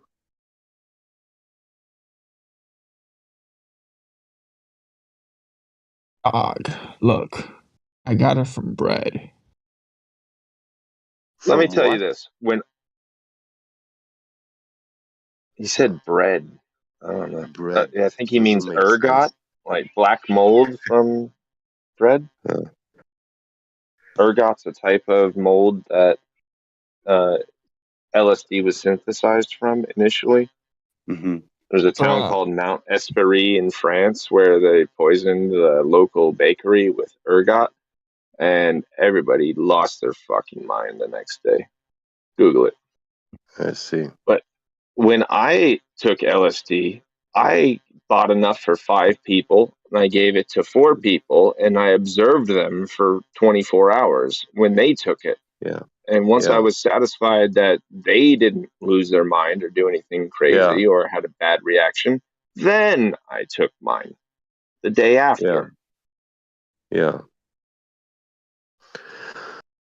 It was a first-hand experience. You saw what's happening, and yeah, it's knowledge. Then you know how to react, how to do stuff, you know. But I'm telling you, there are drugs which I can give you, and uh, you will make a lot of bullshit. You know, And there's no drug that you without should if do you every yeah. day. Uh, there is this medicine they give to crazy people who have hallucinations. Yeah, there is this Lifting. medicine which induces hallucinations. It's a pill from the pharmacy, and when you take those with beer, alcohol, um, they induce heavy hallucinations, and they are different than LSD. They are not the same. No drug is like the other. And if I give you those, you will not know how to react, what's happening. But if I tell you the symptoms, what's going to happen, how you will feel, then you are already prepared. You have the guidance, and you wouldn't do You won't panic. stuff. Yeah. No, but also things like this, like walking from a building, you know, and like it's crossing a sidewalk, you know. Hey, Ice T, have you ever taken DMT? No, I've heard a lot about it, but no, I never had I it. was asking T. Mm, T, have you ever taken dimethyltryptophan? probably not. Don't. Yeah. Oh my god. I Oh, I'm not muted. Yeah, you're not muted. If you want to go to another dimension, DMT is your ticket. Other than that, you're just Yeah, burning out your I brain heard. with Mm, LSD. Well, you're and saying DMT is safer I than heard it's LSD. not that It toxic, you is. know. Is DMT it? is produced by your brain every time you're in REM sleep Yeah, and have a dream. It's secreted from your pineal gland. yeah. So And it's at not the moment toxic. of death, Yeah, there's a massive release of it. And that's yeah. the white light that people talk about. Uh-huh. The archons, like they reincarnate. Yeah, I heard it like it's some spiritual stuff, spiritual experiences. Yeah. Way more You than can any other hallucinogen. you can go into the white light if you wish. Okay, guys, let's stay to the topic Flat Earth. So Yeah. we have here. Don't do You drugs. he just left. Yeah, also my advice too. Get Uh, rid of them. Knuckles, 30. Just Yes, left. sir. Oh, are you there? Okay. Hi. I Hello. didn't know I was unmuted. I'm sorry. Okay. Do you want to Oh, talk? join in. Oh, I mean, I was server unmuted and then they unmuted me and I didn't see it. So, but anyways, my whole thing is like the whole people living on Jupiter and Saturn type thing. I mean, that's I don't know. It's a little out Preposterous. there. It's a little out there. Don't you think maybe fallen angels live on some of those planets? You're just doubling down. No, You still haven't because provided my any whole thing evidence. is if they can live on that fireball, why is there nobody saying that we have people living on the sun? It's the same thing. Yeah, good point. Well, I I'll be don't see any fire. When I look at the sun, I don't see any fire. I'm an island boy. You don't see fire from the sun? No. Well, fire requires oxygen. Yeah. When I make a fire in the woods, yeah, its flames are blue, orange, green, whatever I throw in the fire can change the color of the flames, yeah. But when I look at Yeah. the sun never looks like the fire. Granted, you Okay. can't really look at the sun very So long. But my yeah, when I I look don't at the know. sun, it's more like something like an LED or the filament of a light bulb When or I look the at the tube sun, it's ouch. like a mercury tube, you know, which makes Yeah, UV but light, you can't. those UV lamps. Yeah, so Okay. neon when Where's your? they But what is your proof? There's life on Saturn or whatever the hell you're saying, Jupiter. No, yeah. It's But well, why is here's there my not? uh, Why is I've there been not blue asking for fire 2 on those? hours. Like you're saying, like it's on. Like okay. that's. You know how like I just that. listened for an hour, Fireproof. and the whole Duh. thing that was like that creeped me out, bro. That was weird. I'll tell you. They're I'll tell you right. fireproof. I'll tell you right now. Okay, look. Okay. Why is it that we want to go to these planets so bad, and You can't SpaceX answer is a working question so with a hard? question. this is the They want to go there fallen because the elite ones. They know. worship these gods. They worship the people in the planets of Wait, Jupiter, you sound like an Mars, Oh and my actor. Saturn. goodness. So they What want to go there actor to meet sound like? these Oh my people god. because, listen, the Email planets me are your connected to script. the Earth. I tell you what, those things you see in the sky, it's very What likely actor does that he sound all of like? them are alive. But this is pure speculation. I have no What is empirical pure proof for speculation? this. That the stars are alive. Okay, but Full of who was life. like 10 minutes ago when I was muted? Who was the one saying that they seen like a blue and a red and a orange star?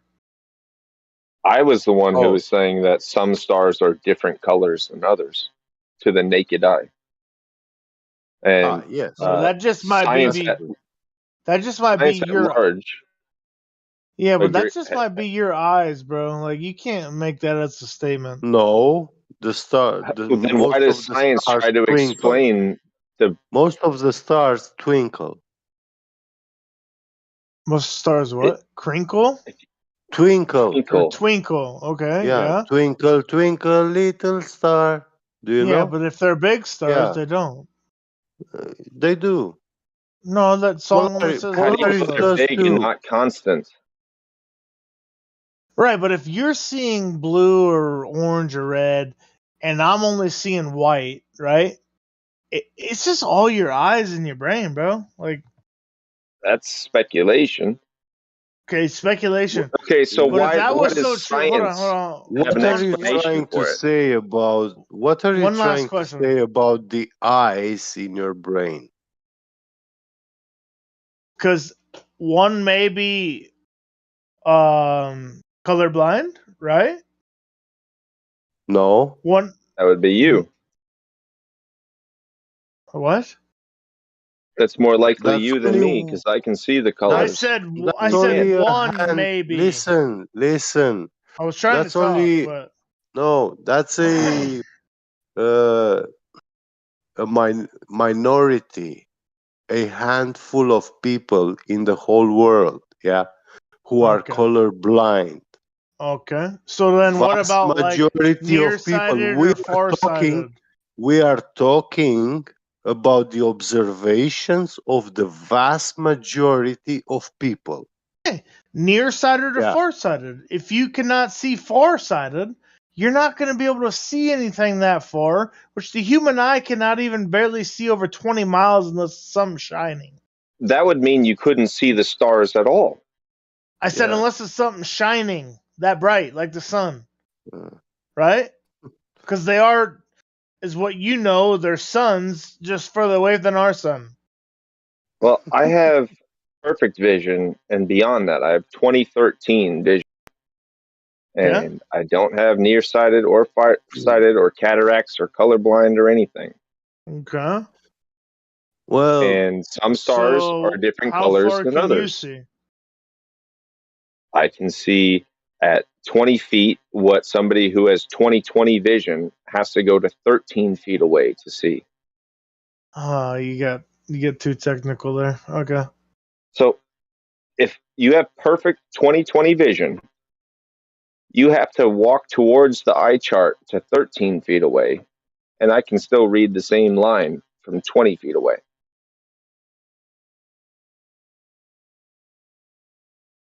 Hold on. But okay. I understand what you're saying, but I'm just gonna correct you. Okay? Please do. You sit in a chair and you don't move when you do your eye exam.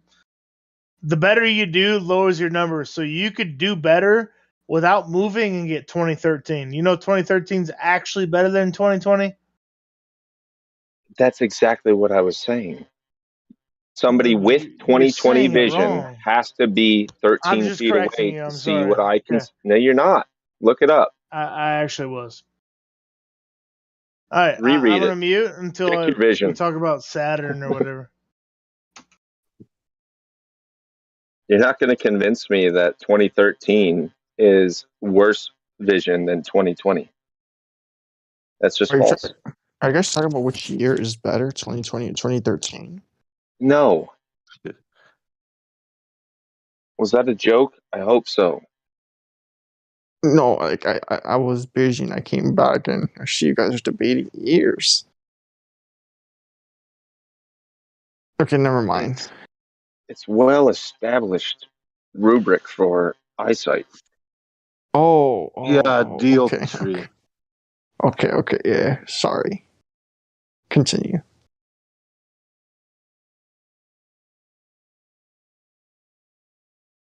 Good eyesight is 20/20. Great eyesight is 20 and a lower number than 20. I can almost see twice as better as somebody with 20/20 vision. 70% better than 20/20.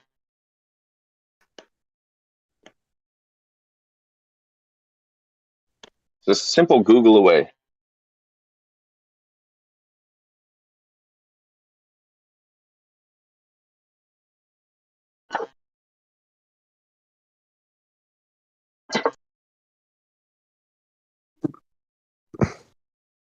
And that doesn't change the fact that I'm not colorblind and nor nearsighted or farsighted. Some stars are different colors than others. Some twinkle, some are Yeah. constant. Google don't It's make just you a fact. smarter, bro. Who said anything about smarter? You might get smarter if you Google it,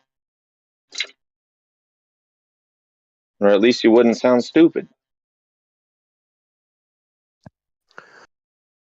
Yeah, Google can provide you a lot of .edu websites with informations and answers, which is academic sources. So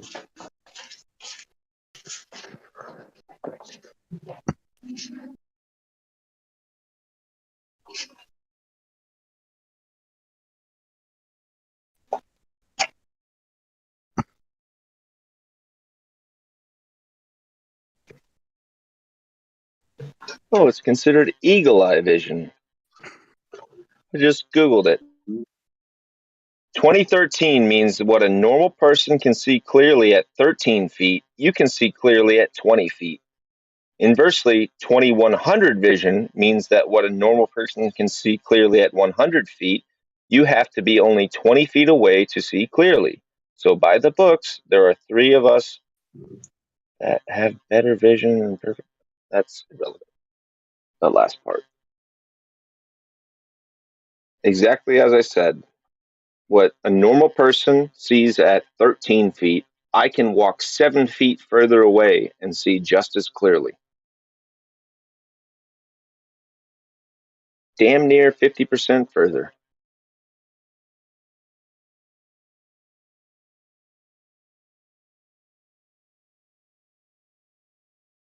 And this isn't some kind of speculative thing. It's a rubric and measurement established correlative between multiple people's eyes. That's all it describes is the difference between one person's eyes and another. Ah, holla, Nothing to do with color. holla, holla. We them boys. Holla, holla. We making noise. I'd say the same thing if I didn't have a response.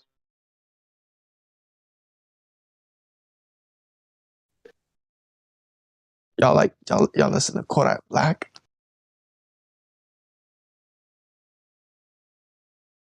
Y'all like Kodak? Still waiting for some sort of proof of people living on Uranus. The germs of bacteria. Proof? Evidence?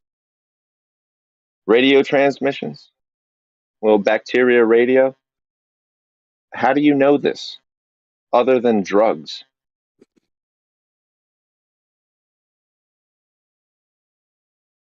He doesn't. It's all speculatory, bro. I just want him to admit it. Yeah. He has his brain too fried.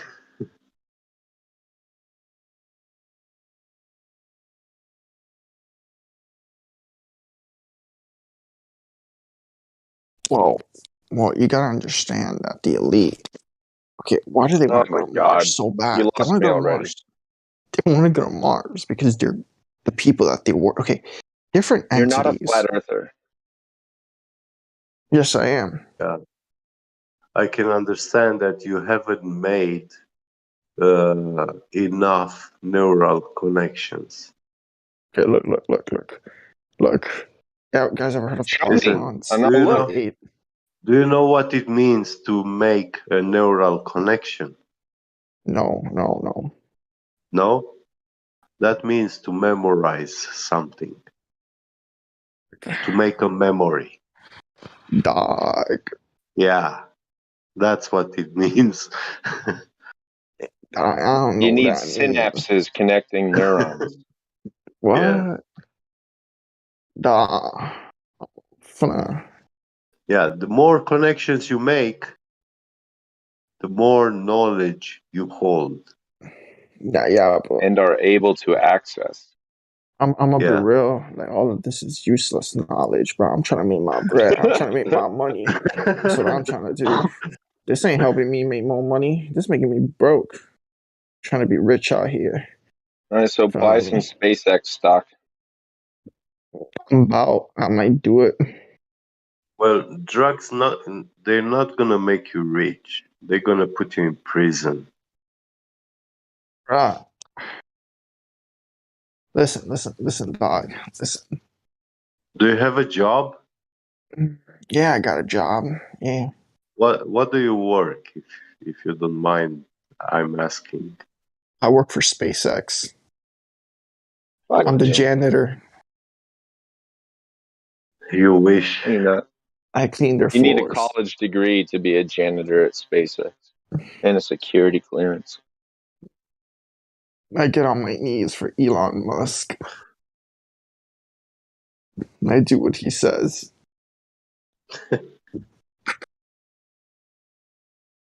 Does he fly you to his private estate on Jupiter? Bruh, he's gonna get me a one-way ticket to Mars, and he gonna blow my back there. Do you know how Elon Musk made money? This guy's trolling, bro. Mute him. That's gonna I don't make think things he intends boring. to troll. I think he's just drowning. I'm just bored. I'm He not just trolling. said that Elon Musk was gonna blow his back out, and that's not intending to troll. Okay. No, Dude, it is intending to troll, but not because that's why he came here. It's just because we put him up Yeah. to, against the wall. Oh no, that's something that he's gonna make a euphemism out of. Never mind.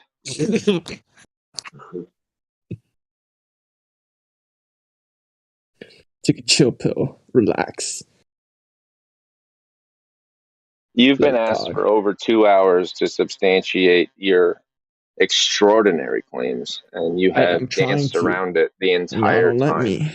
You guys ever heard of David We've Icke? let you You 14 guys listen to times. David Icke? You guys ever heard of David Icke? Oh my god, Have you changing the heard subject before again. of substantiating? David Icke. You guys gotta listen a lot more David Icke. Look, you guys ever heard of the Archons? Okay, the Archons are basically extraterrestrials that I'm not a are worship. Scientologist, and I'm not joining your cult. You need to listen less to David Icke, I think. Ice-T. Dude, David Icke is actually really smart. Compared And to On his butt cheek, on his left butt cheek, he's very smart, right? Compared to other footballers. He's got a stain of smartness. Or what? nah, wait, dog. Yeah, I agree. David Icke is very smart. He fooled me, and he fooled you too. Nah, Yeah, he made me. he's smart He at made me. making money with his prescription, I actually did, subscription-based. dude. I actually want to meet David Icke. I would love to talk to him. Like we're gonna have some beer. We're gonna chill. I'd love to see David Icke and Zachariah Sitchin have a cage match, UFC style. Well, I'd say David Icke would get a single leg takedown, and then get a full mount. I'll take them both at he'd the win. same time. Y'all watch UFC? Oh no, don't change the subject to that. I regret saying it. No, David Icke can gesticulate with his hands, but he cannot use them to hold anything or write. I'm surprised y'all hate David Icke. We don't hate him. He was a ladder rung on the climb that we all took, that you are still standing on the ground looking at the ladder. So you're saying that I should get more woke and stop listening to David Icke? No, not more woke. You should actually research everything. Not Can just we get back into follow one person. the severe Yeah. conversation of Take it from actual the living scratch. human beings on fucking Jupiter and Saturn? Please. I want an Okay. answer before I go to bed. You guys don't let me say it. Look, man, the elite want to get there because That's beings what's over got there me are going crazy, bro. The elite want to get there because there's beings there. The elite are in contact with beings who are in different planets. No, okay? no, Like, you it's can't that just use a simple. different voice. You were just talking about fucking. Nah. I need can hear somebody that you're else to talk. smiling. Dude, I'm giving Yeah, you the answer. no, get out of here. He's trolling. This Ice-T dude's trolling I'm some not motherfucker. trolling. I'm not trolling. Yeah. You If are, you guys dude. You got can't banned tell, the other day. if you I can't tell recognise he's your voice. using a fucking different voice and he's just having fun with it, like he's trolling, bro.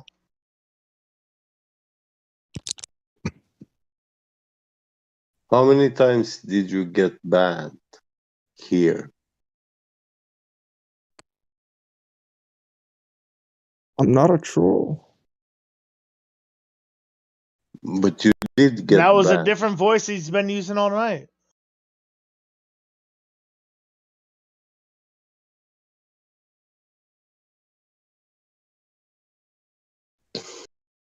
Oh, I'm an island boy.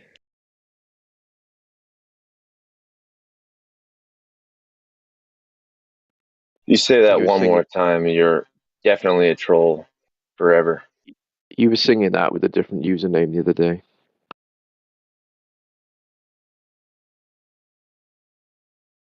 I've been banned 5 times from here. I think you need to be banned Wow. a little bit too. Listen, man, I'm just trying to get my bread. I'm trying to make my money. I'm just trying to make it out the hood right now, dog. It's hard out here. I don't really care about none How of this come? conspiracy stuff Why because did I'm you? struggling. I'm struggling out here, dog. Why did you get banned 5 times? I ain't. Oh, never mind. Not me. Not you. I got banned 5 times because over the last 3 or 4 years, every time there's a new You're moderator. saying Knuckles? Why are you asking me? I'm not asking you. Oh, I thought you said Knuckles. Why'd you get banned 5 times? I was about to No. say No, what? I'm No. the one who has been banned 5 Yeah. times. And it seems All that right, I'm every going back time on there's mute. Ice new T's a fake, moderators, bro. I'm just saying. true Yeah. that. Cool. Every time there's a So, new moderator that comes to town who doesn't know yeah. me, they find some reason to take offense or have an issue with me, and I get banned. But But I like, have enough on what? friends here that I don't stay banned for very long. And I get nicer and more polite each time, Yeah, that's and good. it's a learning process. And Mm, I've become better at interpersonal skills, yeah. and that's why I'm still being patient with this iced tea. And I want to know, how do you know there are people on Jupiter, Saturn, and Uranus? I'll ask it again. He doesn't I keep explaining know. it, dog. I keep saying it. I No, you keep keep saying. diverting. No, I don't keep no diverting nothing. I keep saying how it is. Why is there people living on there? Why are they trying to get there to begin with? Is if there's nothing That there, you're they have diverting. no business. What But there is your is people. evidence? My evidence is that they're the archons that control the earth. And the David Ikes. The elites serve the archons, Just which are the. ban the kid, bro. It's his voice is being used different every time he talks. He's trolling. He's saying people live on Saturn and Jupiter for no reason. Ban him. Yeah. Holy shit. He's trying to get content. Just being real with y'all. Hey, boy, I get you got banned yourself, dog. But like, trying to like, get me Yeah. banned and And claim to two get me minutes banned ago, you had a ain't gonna different take the heat accent. out Why on are me, you dog. talking like you're in the hood now? Because I am from Come the on, hood, bro. dog. I am from the hood. I grew up in the hood. You don't know who I am. Don't play with me, boy. Damn. I know who you are, bro. Oh. Who is you? Who is you? You're that dude Are from you the the hood. princess? You're the Are dude Who? you from the the hood. princess? Who? Who's Flatter Day Saints? Who is this guy? The How you know hood You me? know Flat Day princess? is. You know Flat Day is. Huh, where you from, Flatter Day Saints? What hood you from? I'm from the hood, homie. The hood. Oh, yeah, which hood you from, dog? Which hood? I'm from the 5, bro. You from west side, north side, east side, or south side? Oh, we're in the middle. You know, like west, east, north, southern part of that. All sides. Well, you look From white the as hell to four be from the winds. hood. You change your Truth logo, is, I huh? don't know you. You don't know me, dog. But I'm down to meet you. I'm down to like, what's up? What's up, dog? How No, you Yeah, no, I've doing? the talked to thing is, you. you don't know us, but we know you. Who is We me? know Amen. you more than you do yourself. Exactly. I'm just trying to make it out the hood out here, dog. I'm just trying to get my bread. Living in get a nice car, a I'll nice tell Motherfuckers you, made house. it out the hood. West in this Philadelphia, server, motherfucker.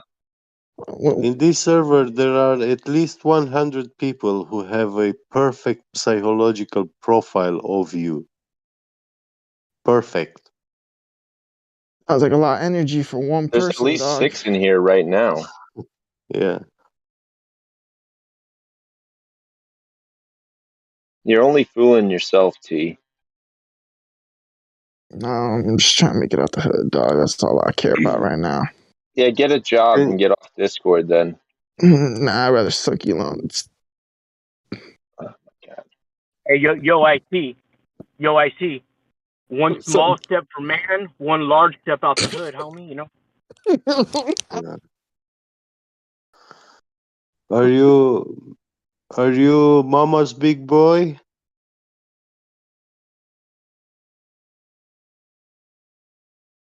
Well, he's gonna split into a different and alternate personality when he unmutes. He's gonna have a different accent. Yeah. Oh, You might even have a different icon too. we win. I bet he lives He's on gone. his mom's wages. Oh, he banned him. The wages of his mom is death. I thought Ice-T got out of the hood in the 1980s. He just got out of this hood. Thanks, Wolfgang. He had a pretty good His, hip hop career, his then a older good homeboy's acting named career. Snapple. His older homeboy's named Big Snapple in the hood. Evil Easy's DJ. Oh, His daddy's another Arnold one. Palmer. Half lemonade. Oh yeah, Almond Palmer. That stuff's bomb. The Lukewarm. forgotten genius. How did I let that loser keep me up 3 hours past when I wanted to go to bed? He was hungry There's for 3 people on hours. Jupiter. You're doing it to yourself, Ian. Yeah. Can't really Cheating. blame him, can I? Yeah. Yeah, might make everybody want to leave the Discord, huh?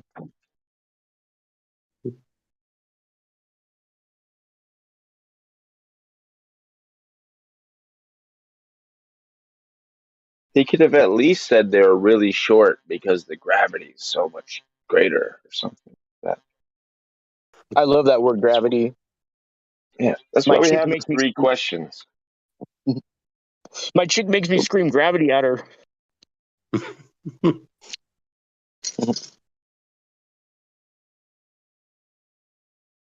By the time it's over, there's Self-proclaimed What applesauce it gravity. everywhere. is? What it is? I don't know. Get. You're stepping on my gravity. Get off it, G. What it is? You're using Where'd you way too get many G? gravities. You're Big using G way or too many little G? gravities.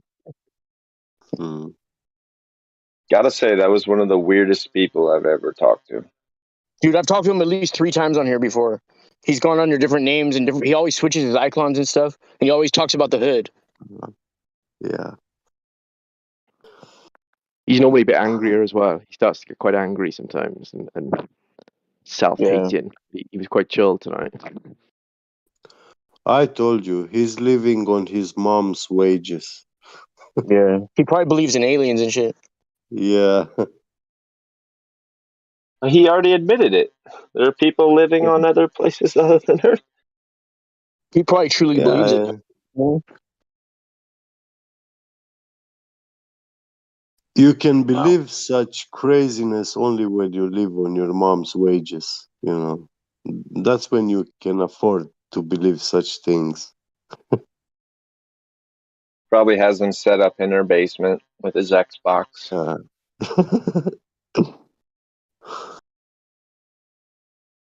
She got a new TV, so she moved her old one down there for him.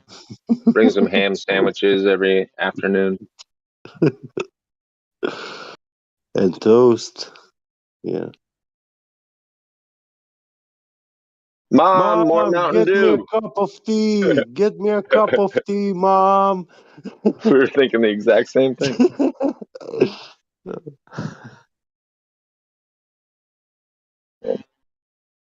Probably peeing in jugs because he doesn't want to go upstairs to go to the bathroom. Yeah. We know the type. And he's probably got a tube attached to his urethra that goes straight through the wall, straight through the plumbing to the bathroom, and it goes in. And they drill the hole in the bottom of the toilet, and it goes right in. Chaka machine. Huh? You ever seen that movie Spun? That movie Spun with the kid who Yeah. wore like a helmet with wings on it, and he screams at his mom. Reminds me of the episode of South Park where they play World of Warcraft. I haven't seen that one. Mom, bathroom. Cartman has an intercom. And he's like, Mom, bathroom. And she brings a bedpan down and pulls his pants down while he's still sitting in the chair and he shits all over her. And she says, "Ooh, what a big boy." It's proof for Coriolis. Why? Because what goes around comes around? That wasn't as clever as it sounded in my head. No, like the flush of the toilet. No, Coriolis, that's how American football players score goals, with Coriolis. Yeah, because when the kickers are about to kick, they pull a compass out of their pocket and make sure they know. Am I aiming to the left or to the right? Got to buy the right compass for the right state. Yeah. And of course, it matters a lot, like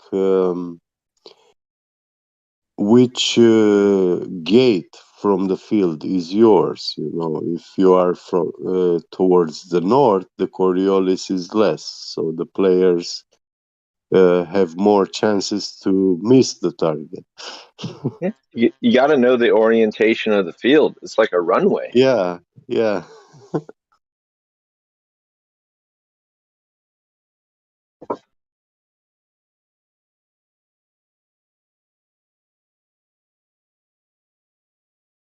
Oh, that guy was ridiculous. Shame on us Just for like, entertaining him so much. to me, it felt the same like Neil deGrasse Tyson.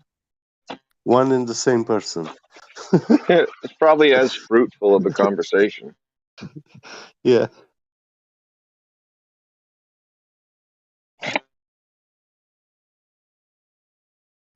But Neil deGrasse Tyson has that gift of speech, you know, talking You mean his without an end. mustache? Yeah.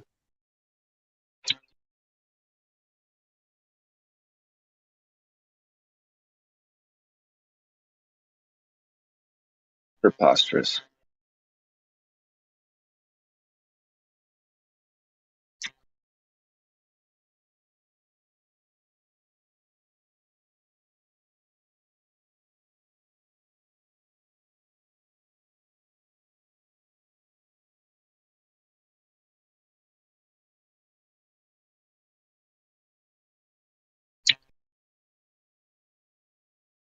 He needs to stop stealing $20 bills out of his mom's purse and buying hallucinogens with it.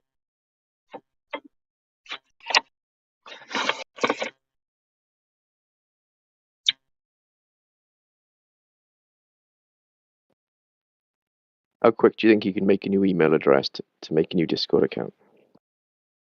He'll be back and talking like Batman in 12 minutes.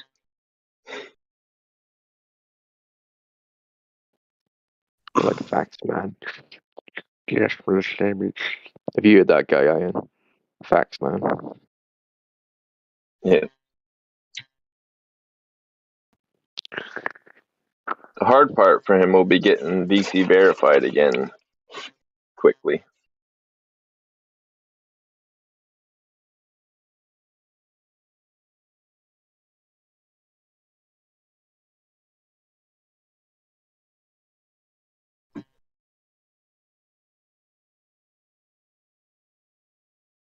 Yeah, when I was in my 20s, I met a very beautiful girl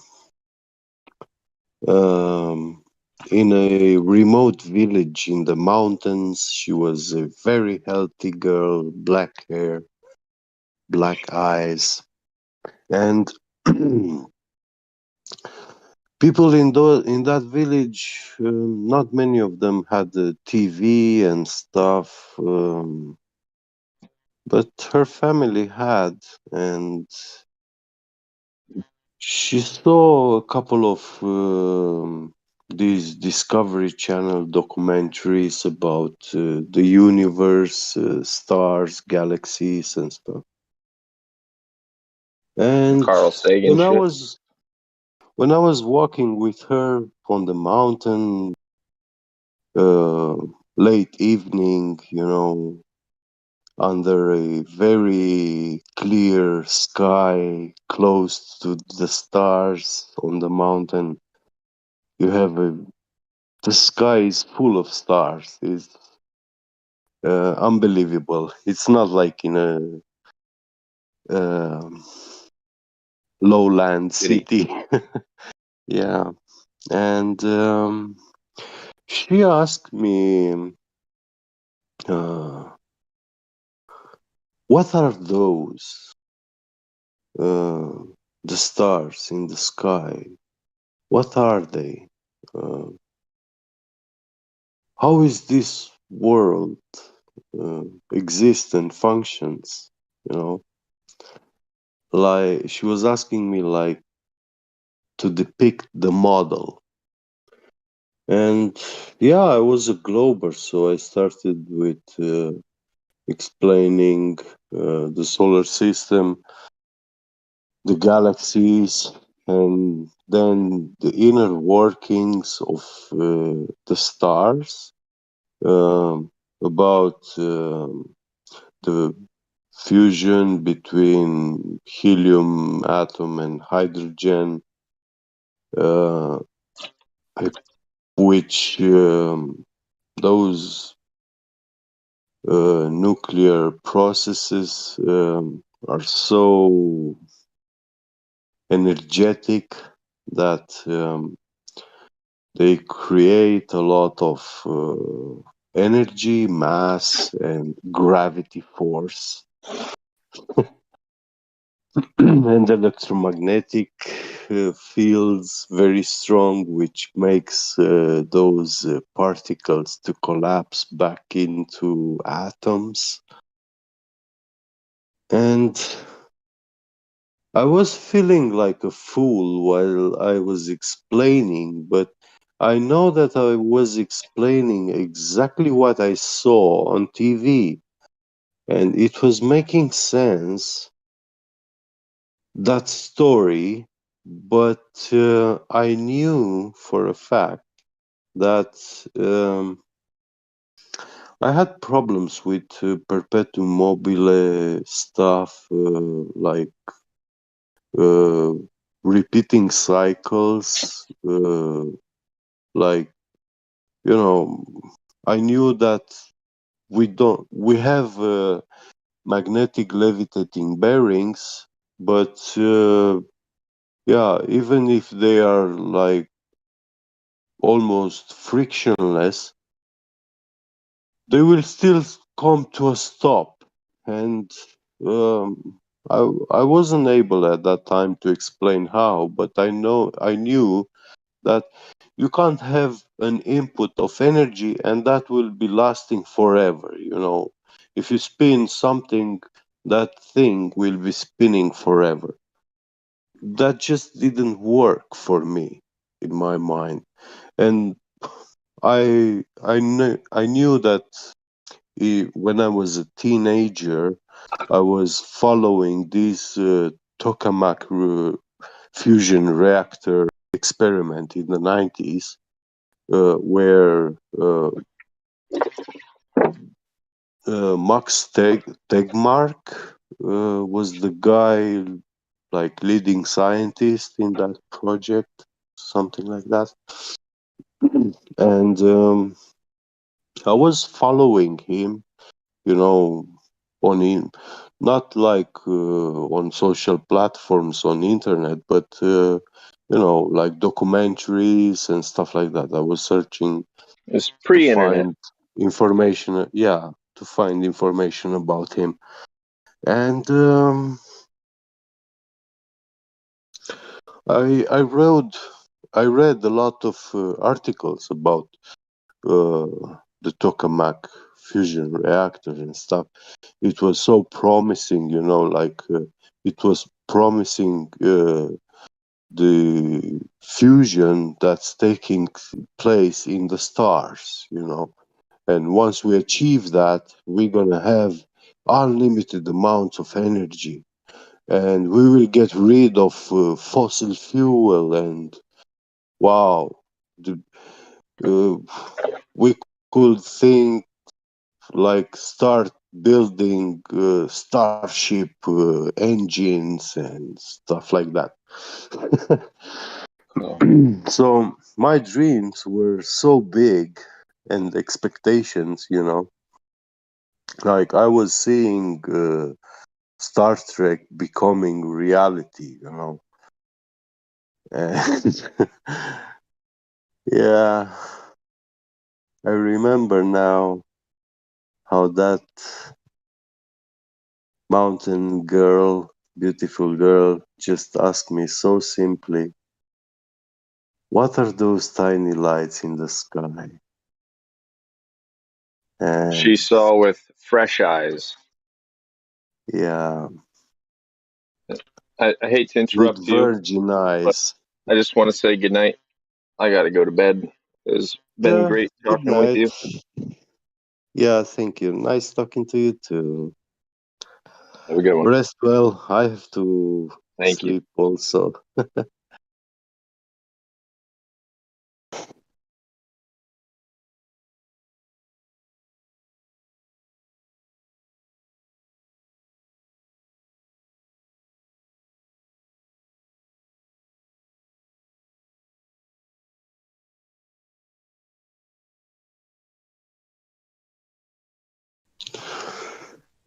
I wish I could turn back time so I can tell her that they are alive.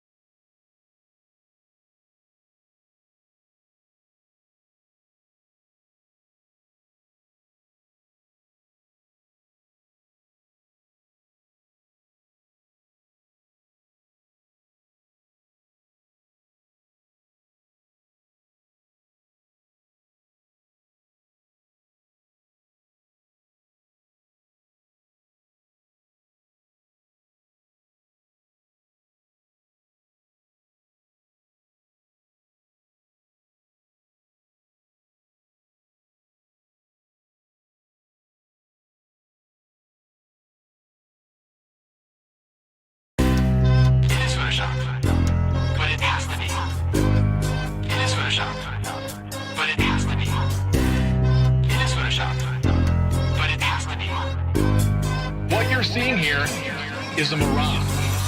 A lie is a lie, and it don't matter how many dumb sheeple believe it.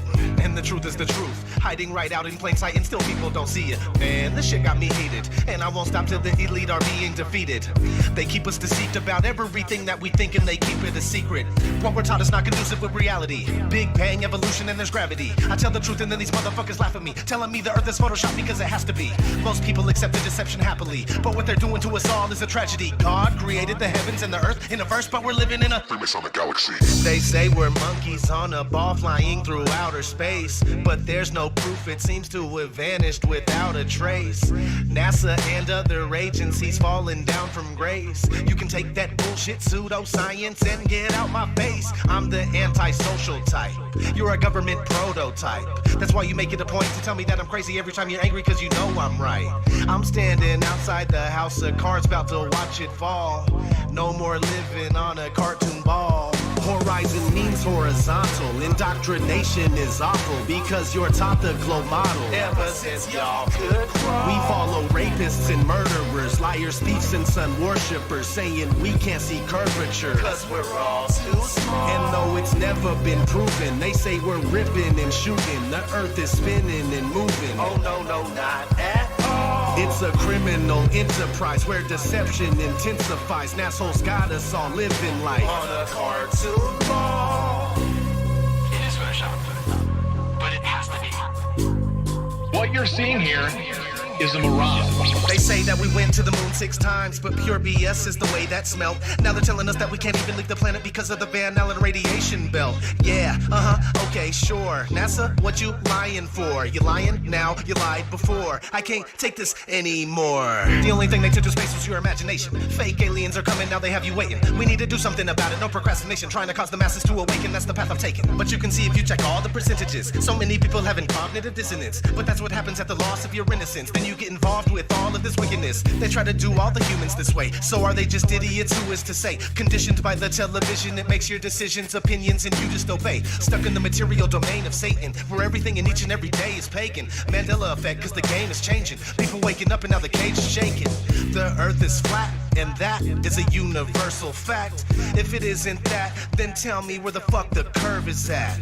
They tell us that we can't see it because we're all too small, and now we're spinning on a cartoon ball. Horizon means horizontal. Indoctrination is awful because you're taught the globe model. Ever since y'all could crawl, we follow rapists and murderers, liars, thieves, and sun worshippers, saying we can't see curvature cause we're all too small. And though it's never been proven, they say we're ripping and shooting. The earth is spinning and moving. Oh no, no, not at all. It's a criminal enterprise where deception intensifies. Assholes got us all living life on a cartoon ball. It is the world that has been pulled over your eyes to blind you from the truth. Like everyone else, you were born into bondage, born into a prison for your mind.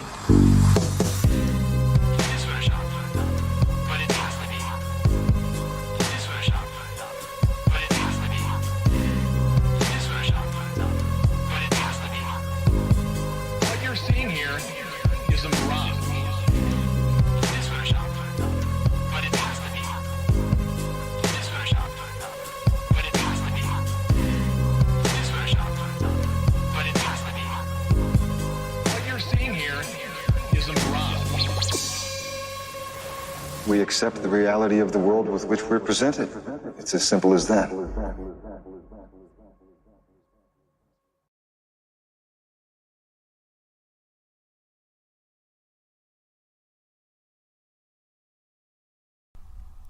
two, three, 4, 5, 6, 7, 8, 9. It's the 10 black commandments. This globe, you can't tell me about this earth. Can't tell me nothing about this curve, this speed. I'm a real truthist. Truth is on the beach. I ain't forget about you, brothers. My Nikon PD shooters. Shout out to the lobby. I've been in this game for years. It made me an animal. It's rules to this. I wrote me a manual, a step-by-step booklet for you to get your game on track. Don't let your way get snatched. Rule number uno, speak on what you know. You shouldn't make claims games unless you know for sure. Otherwise you telling lies. And if that man catch on, then your ass is gone. Number 2, never let them think the earth move. Don't you know them pendulum tricks are not science? Yeah, take it from your highness. They need to be set up from high up and kicked or fired up. 3, never trust nobody. The science guys will set that ass up properly gassed up. Fellas either tore it up, shit, for the fast buck. They be lying in the comments, just confuse that ass up. Number 4, know you heard this before.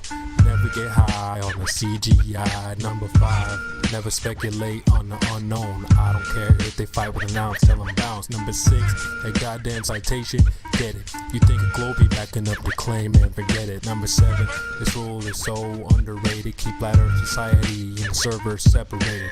Shadows and sticks don't hit, it's bullshit. 2021, man, that shit's archaic. Number 8, DC checking 1 or 2. Stop typing and get a mic or something to speak through. Number 9, should've been number 1 to me. If you ain't trolling back, get your ass in BC. If the teammates got you slipping, they ain't trying to listen. They be pitching your ass out, straight out to cog this. Number 10, a strong word called a measurement. Strictly for honest men, if not, just watch them spin. If you ain't got the globe proof, say hell no. Flat earthers want that proof, rain, sleet, hail, snow. All these rules, you'll smash globes until they break up. If not, 20 for trolls who won't wake up. Truth hit your mental, watch your mind shake up.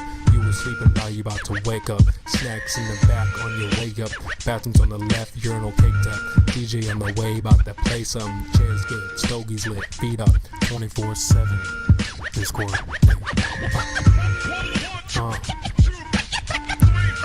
CB, yeah. Shout out to the mods, golds, silvers, values, lobby gang, yeah.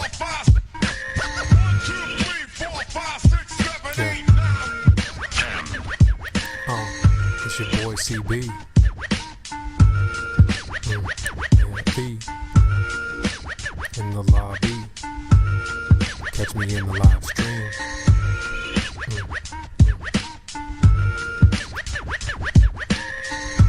24/7. Shout out to Indio, CJ, Baba Yaga. Yeah. Nemus. Effie in the house. Tell 'em bounce.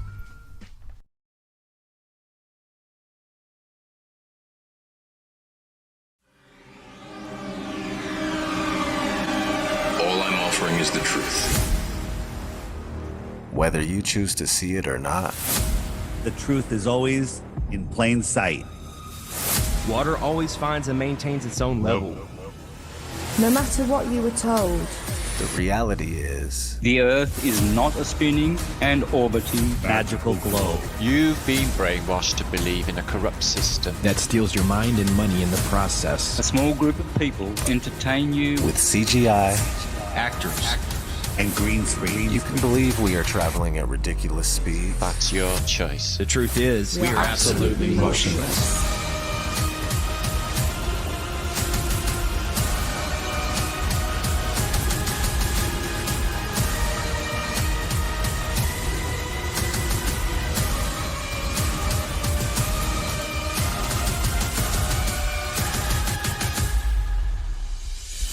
This spring, take a step back from the fairy tales and a step forward into Houston, we have a problem. The next level.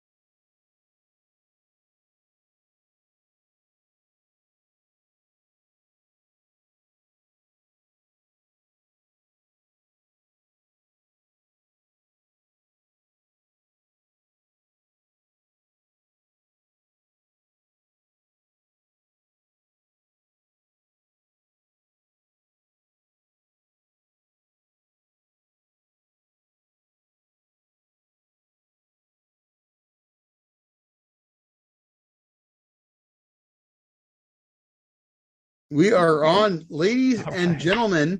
Welcome to the Big Skinny. I am Matthew Eichbush and Jake Jones, and we've got an amazing show for you tonight. Not only do we have Flat Earth Dave, who's coming on, and he's gonna give the Flat Earth Dave Flat Earth explanation. But we also have two-time Guinness Book of World Record holder Kelly Knighting, five-time U.S. Sumo Wrestling Champion, coming on to just talk about the U.S. Sumo and talk to Flat Earth Dave about the Flat Earth. And Kelly is unsure about it, and that's okay. We all question. Not okay. It's not okay anymore. No, I'm just kidding. Well, no, but we should question. It is okay to question. And the most amazing thing is when you find people that have the consequence in society that somebody like a Kelly Knighting does, where they're open to having that conversation. And so I'm extremely appreciative to have Kelly Knighting, and I'm extremely appreciative to have Flat Earth Dave on our show tonight. And Jake Jones and I made that all possible for you. So I'm going to ask you all to like and subscribe Intellectual Catch Up, because you know what? We're going to bring you some really badass content just like this moving forward. But with that, Jake, you want to kind of take over and sort of introduce Flat Earth Dave? Well, here, what I want to say is that Matthew and I, this is our third podcast for the Big Skinny. And when Matthew said he wanted to have Kelly Knighting on, I said, man, we've got to get Flat Earth Dave on to have Flat Earth Dave explain our model to him. The best that the U.S. has to offer. Hey, let's play a video of him in a match. Which video did you? Let's play. Oh, Jim. Okay. So how about a video of the Sumo Slam heard around the world? Yeah, with Kelly Knighting wrestling in the World Sumo Championships against rest in peace Biombo Lumbiar. Which video is it? Number one? It would be the four? First one, number one. First one, Josh. Can you play the first video so we can? This guy is these are real short clips. A four-time world champion, by the way. World champion. And yes, he passed away too soon, but this is he is Mongolian, correct? Yep. Yeah, this is fantastic. I couldn't believe you got up from this. This was amazing. This is Kelly wrestling Biombo in the U.S. Sumo World Championships. Look at that. And the realm, once you land on your back, you are dead, correct, Kelly? Technically, it means death. It's a spiritual thing that means death. Right? Yeah, sumo is a sport where it's kind of like the two armies, like David and Goliath, where traditionally, now there's not a lot of history on this, but it did happen many times, where instead of two armies going at it. Oh, look at that. It's two gods. So what happens here? Oh, look at that. Oh, my gosh. If you go. That dude picked up a 400-pound man and slammed him on his back, and a 400-pound athlete. Oh, wow. Oh, my gosh. Go ahead. What's your question? I'm sorry. My question was, if you get pushed beyond the shoreline of Antarctica there, are you out? Yes. Down and out. If you go down to your knees or feet or even the top of your feet, kind of brush the surface. Or if you go to the forbidden land outside of the outside green ring. is a bottomless pit all around that ring, and you die. It looks like just a flat plane to me that goes on for some distance. Well, David, in the Shinto religion, a sumo match is what created the earth realm that we live in. Don't doubt it. That's the Shinto religion, and yeah, no, it's fantastic. And I think Jake, this is a really good opportunity to introduce Flat Earth Dave. We have got Flat Earth Dave and Kelly Knighting on our show, and I'm so excited, and I love you both, and thank you so much for being here. And I'm going to shut up and let Jake tell us about Flat Earth Dave and get started. Kelly, I love you, brother. Flat Earth Dave is going to tell you why you don't live on a globe. I'm not going to tell you. I'm going to point to some things that you never thought about and point to some things that you thought you knew that you don't know. So, and then you make up your own mind. I'm not going to tell you what to believe because belief is the enemy of knowing, and ego is the protector of belief. So, where do you want to go? Did you want? It just you and me now? Well, I'll tell you. I'll tell you this, David. I believe in Alex Jones. He's always right. I just talked about him on my last show. I was asked the last question. I was asked what I think about Alex Jones, and he was screaming that they're making the frogs gay with I forget the name of the drug, the pesticide, and everyone laughed. And now the the chemical company admits it. He talked about everything he's talked about has come true. Now, the only problem that people have with Alex Jones is he doesn't talk about some things. And I believe, and I have some information that he gets a phone call, don't talk about this anymore, or your whole operation goes away. And he makes the choice to kind of follow that fine line. So I'm with you. I support Alex Jones. All right. I'd rather have 5 Alex Joneses than no Alex Jones. Yeah. And he's the guy that woke me up. Well, they say politics is the art of the possible. And that's what he's probably trying to do to stay on. But I mean, for me, I actually don't believe that. I believe that you compromise your morals or values or beliefs, and you may get the backing of a company or two, but you don't have the backing of God. That's what I feel. I don't know if he has the backing of God, but he has uncovered a lot of stuff. So getting away from Alex Jones. Are you going back to what was the camp in Northern California that he uncovered? Bohemian Grove. Bohemian Grove. Right. You going back to that? So what since Bohemian Grove has he done?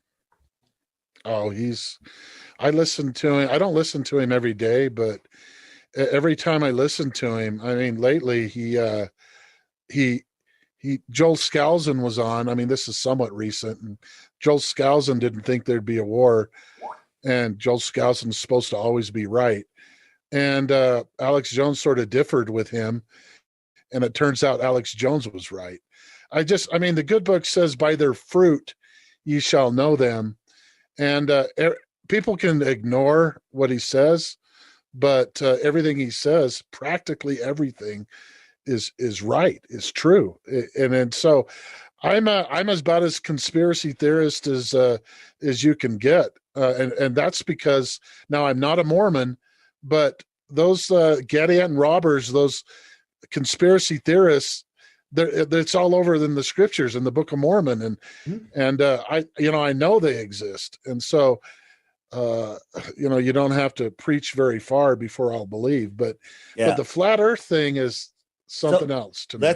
Well, here's the thing: people that think flat Earth is stupid have the wrong idea of what flat Earth is, and they also don't know what they believe about the globe. Because when you actually look, there's zero proof of the globe, and there's tons of proof of flat Earth. There's endless proof.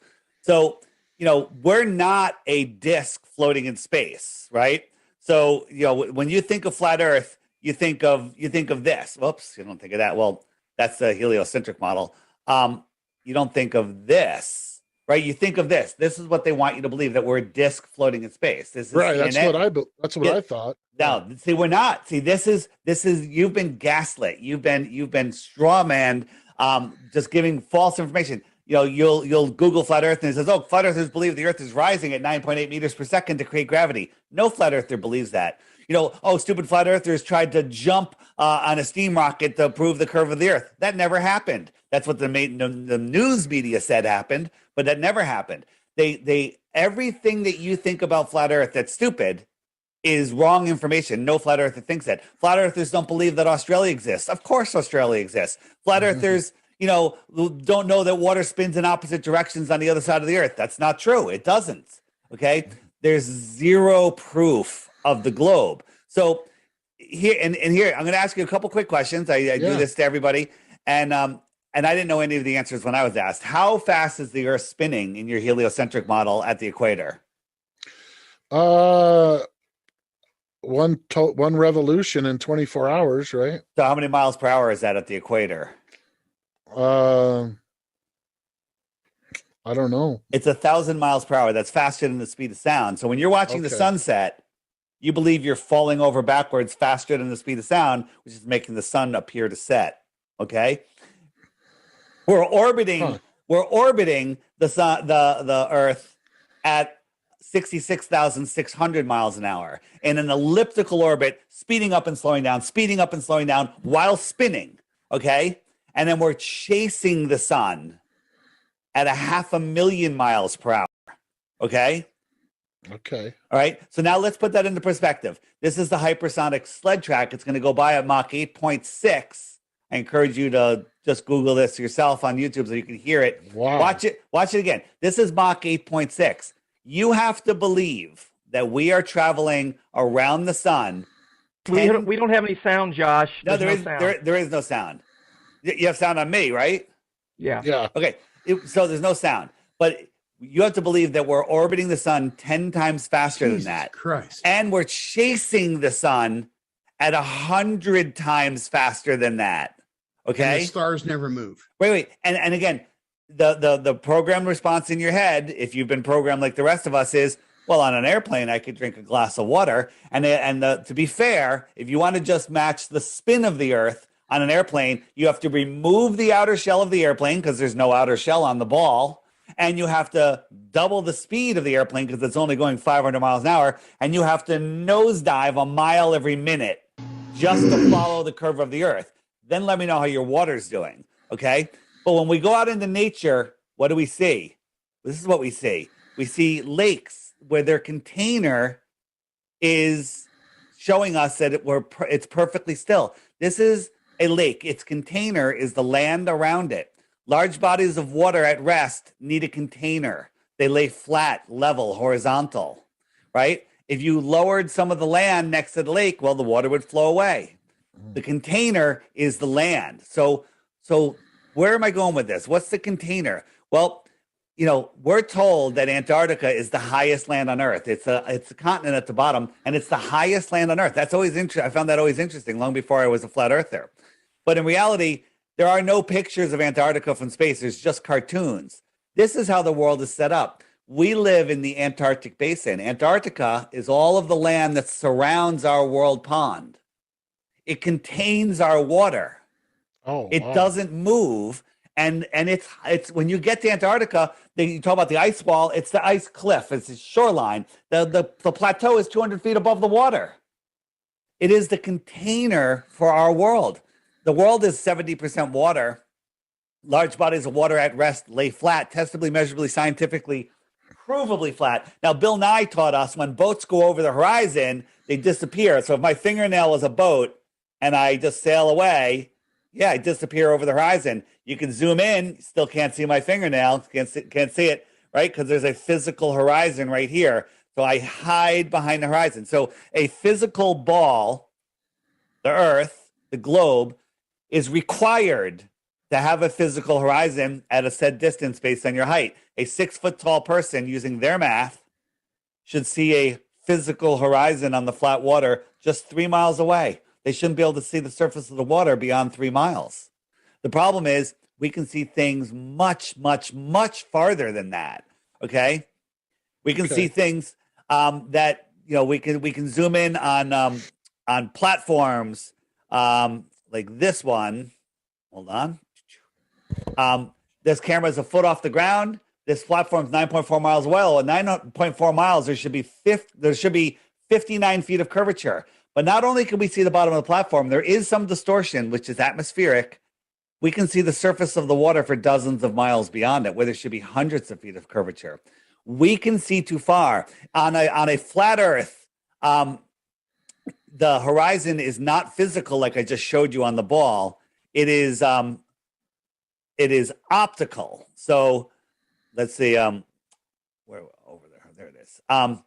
So when we look out in the distance, the sky will meet the ground, and that's the limit of your vision. You with me? Right? Yeah. So a 6 foot tall person After a couple of miles. After 3 miles, there's 6 feet of drop, so you should no longer. So you should no longer see them. Right, you should no longer. No. Well, no, they're not going to disappear immediately. You just can't see the surface of the water because it's going to exponentially drop off farther and farther as it goes away. So here's the thing.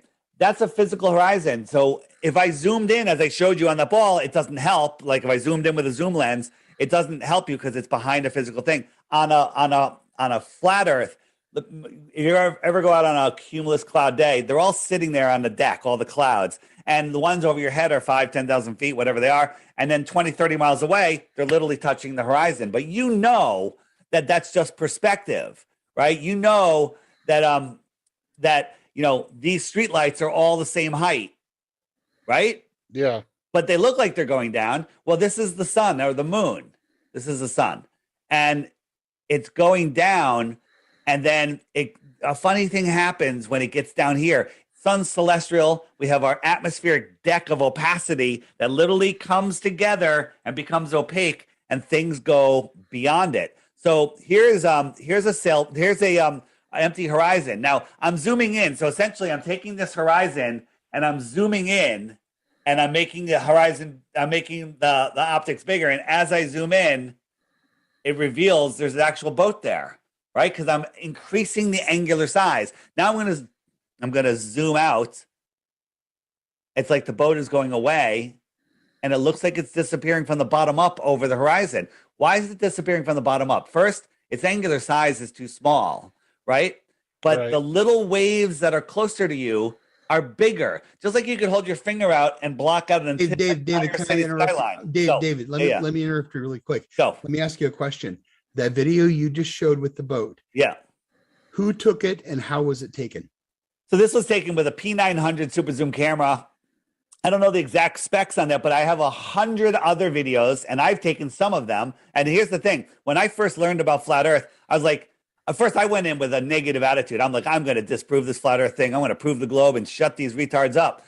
And then I started seeing all this stuff, and I was like, wow. And I was like, you know what? I'm not going to just believe a video. I'm going to go do it myself. I bought a $1,000 camera and tripod set up. And I went down to the beach, and I zoomed in on a buoy that was 11 miles away, and there should have been over 60 feet of curvature there. And I could see this buoy that's only 10 feet tall. And I'm like, that's not refraction. You guys have no audio. Someone's saying we have no audio. Well, I can hear you. Yeah. Yeah, the live cast. So yeah. I've been trying to get Matthew to answer his phone since it started, and he's not paying attention to the chat. No, I was listening to Dave. I was just totally enamored by Dave. I don't know what's going on. And we're told it should be up now. Yeah, we should be up now. When did it go away? How long has it been away? It's all right. I recorded the whole thing on my end, so we'll just keep going. Okay, keep going. All right. We got to record it too, so yeah, keep going. All right, so where were we? I've lost. Well, it is intriguing. I had asked who took those videos. Oh, and how they took them. Yeah, so P900 and P1000, and I went out and bought a setup myself. Anybody can do this. This is the thing. Don't believe a video I'm showing you. Don't believe anything I'm showing you. I'm just pointing out to some things, and you're like, wait a minute. You know, how come I could look across Long Island Sound? I could see people sitting on the beach when I'm sitting at the edge of the water. 7 miles away, there should be, I forget the number, but it's a dozen or 2 dozen feet of curvature, and I can see people playing in the water. I can see them sitting on the edge of the beach. I'm like, that's impossible, right? Using their math, right? Using their math. This is a famous viewing spot in Aluja, France, and from this altitude, the out here is Mount Candigo. It's 175 miles away. Well, based on globe math from their altitude and that distance, the top of Mount Candigo should be a mile below the ball. If we live on a ball 24,901 miles around, it should be a mile. Well, when you're seeing something, you're seeing light that's bouncing off of it. If I turned off all the lights in this room, you wouldn't see me because there'd be no light bouncing off of me. Well, the light that's bouncing off of Mount Candigo is not strong enough to push through 175 miles because it becomes thick. Like in a large swimming pool, you can't see the far end of the pool. You with me, Kelly? Yeah, I am. Pay attention here. This is important. I am. And so twice a year, the sun, when it's migrating in between the tropics, lines up with Mount Canigou, and the sun's light is strong enough to push 175 miles, and it backlights Mount Canigou. And you can see here, this is the top of Mount Canigou. It should be a mile below the curvature, but it's there. You just can't see it because if all that is true, then you're absolutely right. Well, absolutely. Thank you for being smart enough to see that, and also thank you for being smart enough not to believe just some videos I'm showing you. You can see all of this. Let me show you where you can. Here's the other thing. You Google flat Earth, Mount Canigou, flat Earth, circumnavigation, anything with the word flat Earth in it, you get propaganda nonsense videos from the government. You get Sideman Dan, you get Professor Dave. These are paid trolls to put out stuff to tell you, oh, flat earthers believe this nonsense and that nonsense, right? So I created this app which will show you how everything works. And every day there's a new video here, archive videos here, frequently asked questions. Like if I hit the frequently asked questions button, up comes all the questions you're going to ask. Why would they lie? What about eclipses? What about ships over the horizon, right? If I click the ships over the horizon, this is the one that got me. These are great videos, but the fifth video down, Mirror Line Horizon, Empty Thea Princess. This girl breaks it down. Kelly, you watch that 10-minute video, you're a flat earther, okay? Guarantee you'll be like, that's why ships go over the horizon, right? And here's the thing. You're a biblical guy. Are you a Bible follower? The Bible is a flat earth book from page 1. God separated the waters from the waters and created the firmament. The earth does not move. It never moves, right? And only twice in the Bible, I think it says the circle of the earth. Well, a pizza's a circle. My table's a circle. The limit of our vision creates a circle. You see 50 miles, 100 miles, 10 miles, whatever it is, the same distance in all direction. Well, that draws a circle around you. That's the circle of your vision. And then your programming will tell you that it's a globe, right? So this app will show you, will answer all of your questions, tons of information, moon landings. Look, our interviews right here under Dave's interviews. There it is, right there. Bam, there we are. So I recommend, like, if you watch more of my videos, I go through so much stuff. Let me. You have a question, or you want me to show you something else that'll blow your mind? No, go ahead.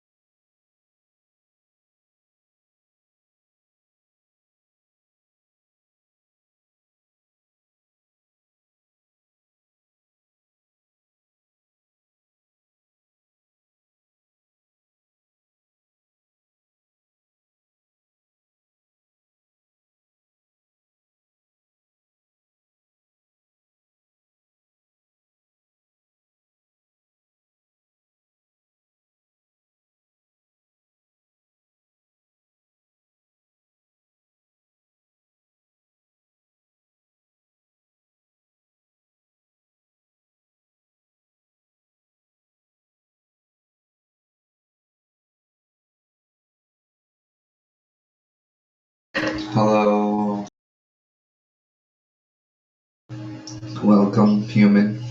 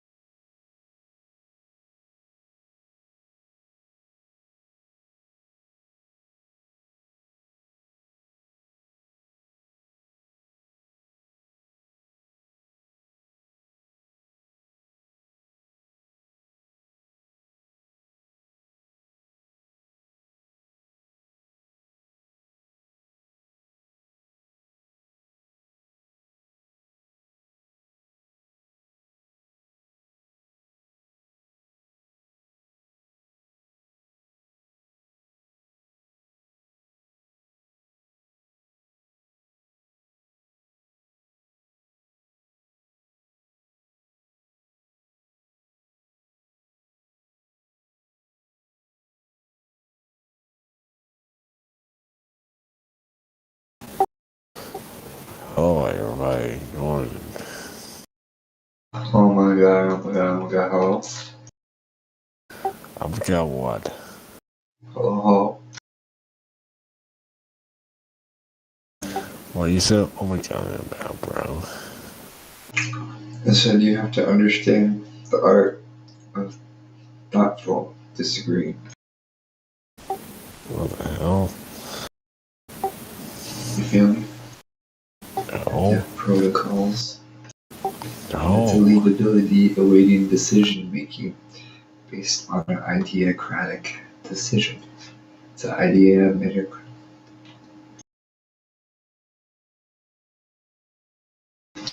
Thoughtful disagreement, curiosity. More likely, you're right. The fucking.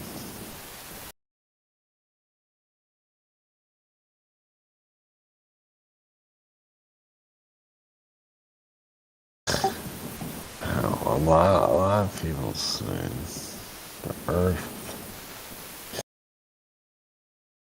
You feel me? In my opinion, if it's Earth, it's a CD. Check that. Because there's a sun behind, like in the back. There's no pole. It's just like a hole. Black hole. Black sun. Yeah, it's a black sun. God.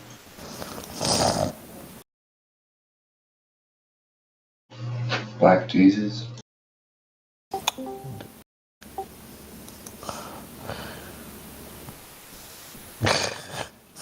What Jesus?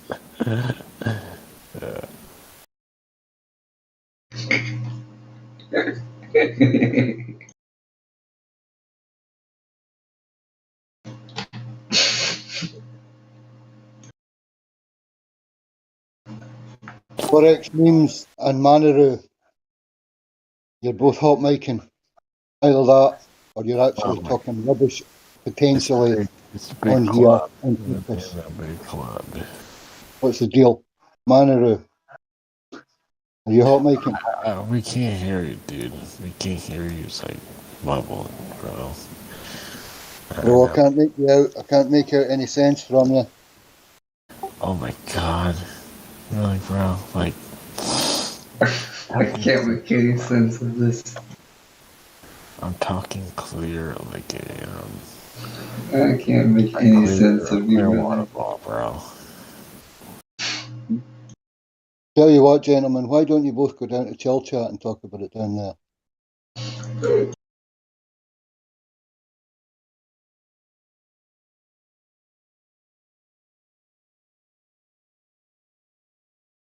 Okay, my mic's better, so.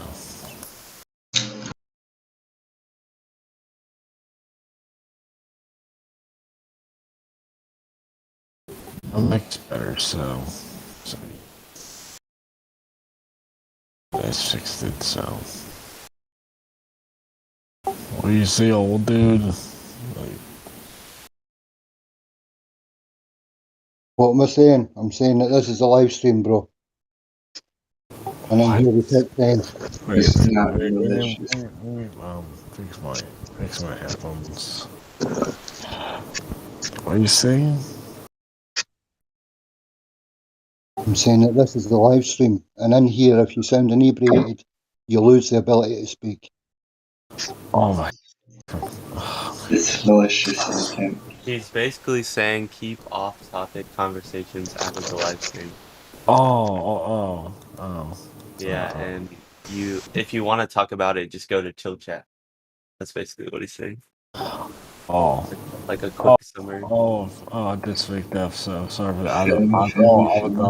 I thought I was in chill chat. Sorry about that, dude. Sorry about that. You're all good. Just clearing things up.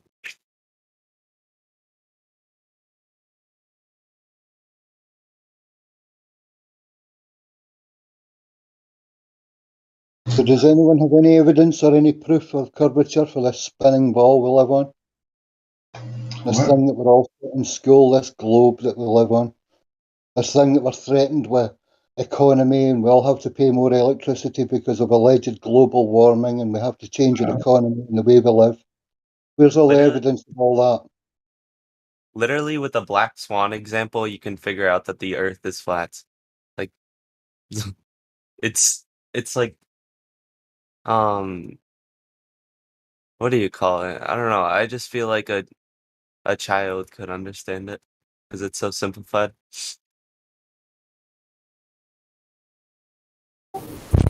What guys say? What? Yeah, it's like the It's sun. just like it's flat. The sun is 32 miles in length. So. What's that?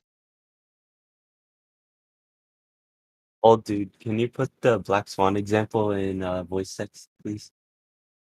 Yeah, let me check that out. Yeah.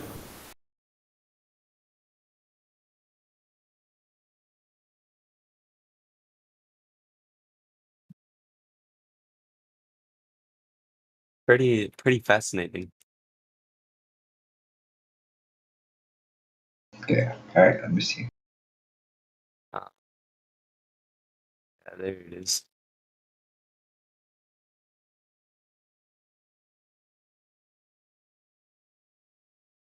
Is it in lobby?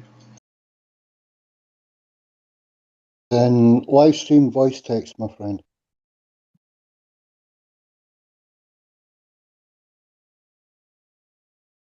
And I think this video is pretty funny also. This Yeah,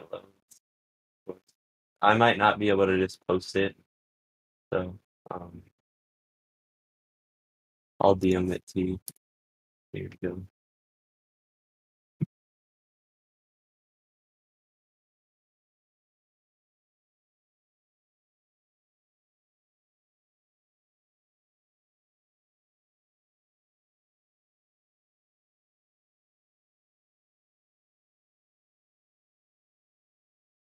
Yeah, Witchett's got his game down. There's just no hard evidence for a globe at the end of the day. The black swan shows that we see past the curvature of Earth. It's that simple. Where's the black swan? This 90-second. Good.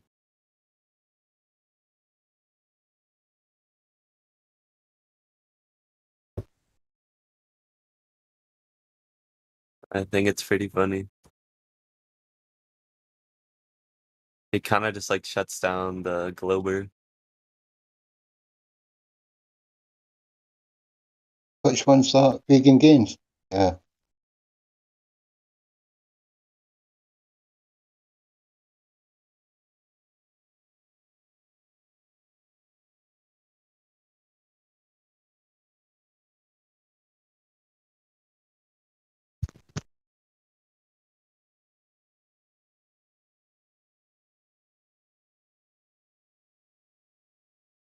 All my So long view. friends.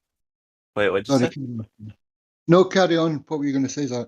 All my friends at school think I'm delusional for thinking the Earth is flat, and I have evidence to prove that it is, or like, yeah, you know what I mean. But and that it's not a globe, and they just call me like delusional and stuff like that. They say that I need to get off the internet, and I'm just like, just take a look for yourself and see what you think. And they are just so like deny, deny, deny. So it's just like, bruh. The natural reaction, my friend. I don't understand. Well, that was my original reaction to this whole thing. I was just like, this is so stupid. Why do these people think this, right? I was like, why? And then I was just like, why don't I do my research for myself? Like, people were telling me, just look for yourself, do your own test. And I was just like, yeah, I'll do it. And then I kind of was like skeptic of the globe anyways. And I was just like, this can't be true because I've seen multiple things on flat Earth, and I was like, maybe they're just dumb conspiracy theorists. But I did my own research, and I found that a lot of this stuff that you guys are saying is correct, and it kind of matched like what I thought about the world or the Earth, and it was pretty cool to figure out something that I was interested in. Yeah, one that like the each question is like simple physics. If really on a sphere, that'd be like Math is simple, but I don't it's get like it. What are they it's fighting? satisfying to use, I guess. I don't know. It's like, you know how you like hate math in school? Like this math just feels different. I just feel like I can do it more and like not get bored rather than having yes, to. math. The best applications of math that I've come across, yeah. I still don't fully understand the math. I'm still trying to understand it. I'm still trying to Yeah, learn me too. language. I'm still in like experimental phase. But to actually put the math and the geometry of where we stay together, yeah, I used to be involved in things like orienteering and map reading and running across hills in the dark and stuff like that, and you know, taking a bearing off the moon and getting to a destination from a star when you can't really see where you're going and all that kind of stuff. And all makes sense. I mean, I live in Britain, the north end of Britain. I live in Scotland, and it's very, very up and down here. You could say, in a sense, it's generally level, but it's not really flat. But when you look out, again, you can apply the math once you get your head around it. And when you realise you see too far, it's the same as cabinet making or applying that math in a tech class. You actually get to use it for once. And if I'd been able to do more of that in school, instead of just being told that the periphery of my vision was the curve of the Earth, and to accept it. I could have done a lot more in life. I think I would have accepted the math and used it a lot more back then, where it was more just a case of, right, okay, that's what it is. I can't figure it out, so I'll go and do this instead. And I'll leave that alone. I'll just take that as granted. What we're told is what is. Yeah. So I didn't explore it. And I used the math in other ways. I built houses and construction and stuff Satisfying like to that. use. I feel like it's not as boring as like my high school math was, you know? It's like it's pretty fun, and like I like to I mean, doing research on the earth you stand on is really, really cool in my opinion. It's a What's the really black interesting swan topic. effect? Hello. Wait, what are you saying? What's the black swan effect? How does it work? It's good math. Math is beautiful. But what does it mean? How does the black swan work? Well, if we're given a radius of 3959, bro, it works out that there's a curvature rate of just under 8 inches per mile squared. And that works out that it gives us a physical horizon from from the eye height, from your eye height. So if you're sitting on the beach with your feet in the water, your eye height's about a foot and a half. Your physical horizon should be no more than 1.22, 1.25 miles away, really, according to the math, according to the curve. But in the Black Swan, you actually see the horizon, where the sky meets the earth, way, way past that second oil rig. Now, that oil rig could be a landmark, or it doesn't really matter. Basically, that oil rig is fixed at 9 point something miles. You're seeing past that. So geometrically, if you're looking at a horizon that should be 1.22 miles, everything behind that should be lower and dropping away. But you're not. You're seeing flat and level out past those oil rigs. You can even see a little boat in the middle of them, between them, or just before the first one, I think. So the curvature of the Earth isn't there. We're actually seeing a The wave. thing just disappears, right? Yeah. That's so Exactly.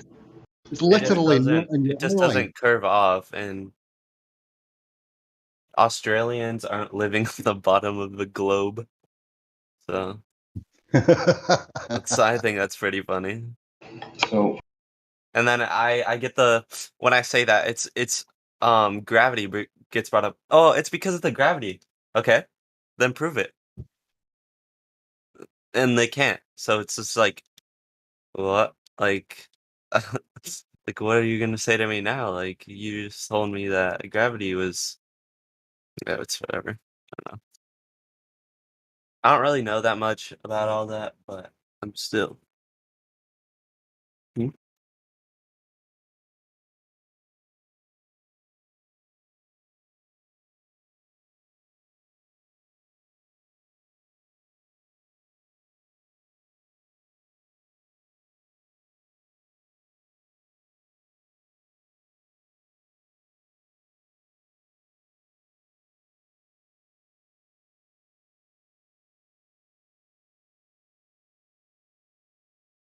My dad in my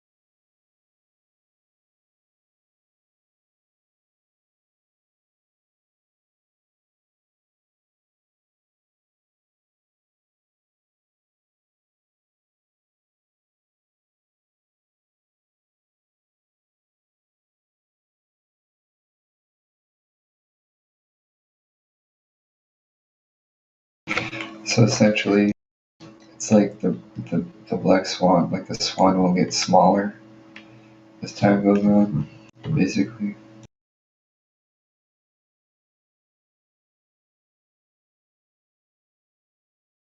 No, you realise it's bigger. Sooner or later, you realise that everything that you see is actually technically a black swan. And An that illusion also, a bit. we're not living on a globe that curves under these dimensions. You know, the Earth just doesn't do what we've been told it does. There's more to refraction and the properties of light than that we're told. You How know, can we prove that? it goes on and on and on, literally. How can we prove that there's more to refraction? Well, in general, you're taught that refraction sort of bends the light around the ball, which when you start to look into it, you realise that it's physically impossible. Light travels in straight lines, mate, unless it bounces off something. Then it'll take an angular I thought it travels in redirection. waves. That's an argument. Yes, that's an argument about how light moves from its source to you. Yeah, but technically, that wave's in a line, in a straight line. That's between you, the sender, and the knower. It's in a straight line. Yeah. Although it may travel in a waveform. Yeah. I'm not going to deny all that. I don't know enough about all that double slit stuff. To me, that's looking at flashing lights. That'll just send me, that'll just put me in a fit for trying to figure all that stuff out. But yeah, light doesn't curve around shit. You know what I mean? We've invented stuff to see round corners, like bendy guns with cameras on them. If we could see round corners or over hills without all that, if things were loomed into view naturally through the purposes of light, we would do it differently. We would use that. If Earth was a spinning ball, we would use that. We don't. It's just more and more black swans that So come like forward. light will bend around Sorry? first. Light will go straight. So in a shadow, you can like eventually the shadow comes to an end, right? Yeah. Like the end of the shadow is never crisp. It's more of a faded, dimmed kind of Yes. bright or dark. Yeah, it's diffused. Yeah. It's very rarely a sharp edge. Yeah. Unless it's an extremely bright light that's reasonably close to the thing. And it sometimes can do that. Yeah. It's not an exact silhouette necessarily. Yeah. Yeah, it's not an exact crisp defined edge. It's like diffused. That's good. I have a question for you, old dude.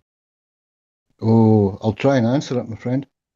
So, I'm trying to simplify like the way the like day and night cycles and season cycles, right? To somebody who isn't very like uh knowledgeable in this topic, I guess. And I don't really know how to explain it in a simple way. And would you know how to do that? Simplify it, I guess. I don't know if there is a simple way. For me, the simple way is, well, what was your friend taught? Was he shown, how much does he know?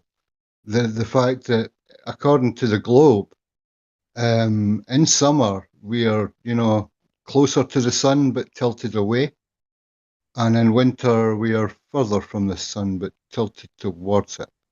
And in actual fact, if you think about it, it doesn't make sense. So for me, it's about finding out where your pal is and how much he knows. We're said to be on an elliptical orbit around the sun. That also affects the seasons. But again, what does he observe? Go back to what he sees. In the winter, it seems like the sun's further away and therefore it's colder. And in the summer, it's nearer and it's here longer. The days are longer and it's warmer. We see it circling above us yearly. We don't see its whole path, but you can speak to people that live closer to the North Pole that do actually get a 24-hour sun. So that's more like a circle just above us, literally just above us. And the analemma footage, that shows the figure of 8 pattern in the sky. That shows that the sun moves throughout the year in relation to us. I see what you're saying. So you're saying in Alaska and shit, North Pole, it's like, long subs, like Oh, daytime. because the North Pole is highly elevated, or is it right? Or is it low? Yes, because the globe theory dictates that it's a more, kind of egg-shaped egg. It's like an egg. An oval? Mm-hmm. An oval.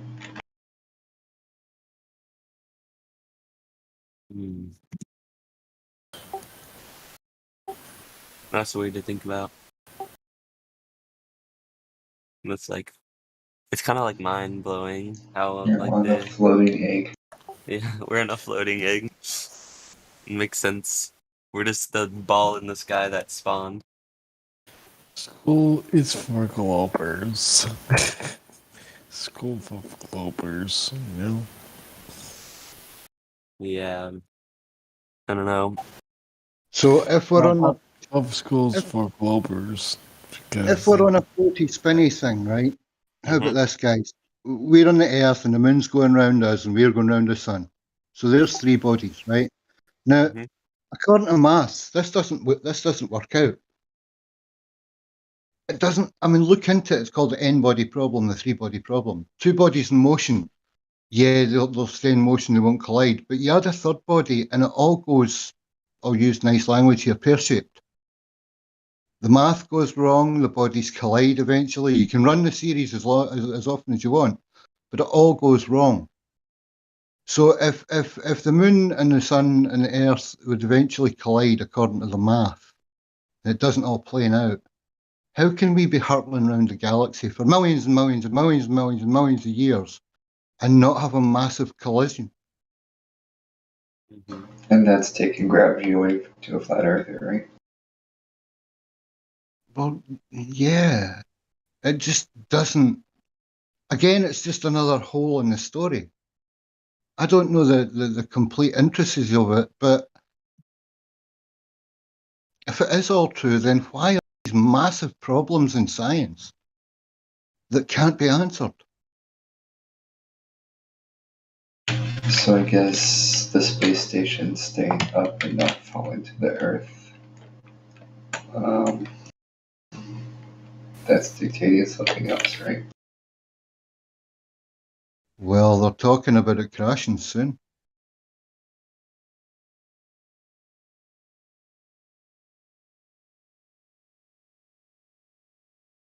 But again, if we're hurtling through space,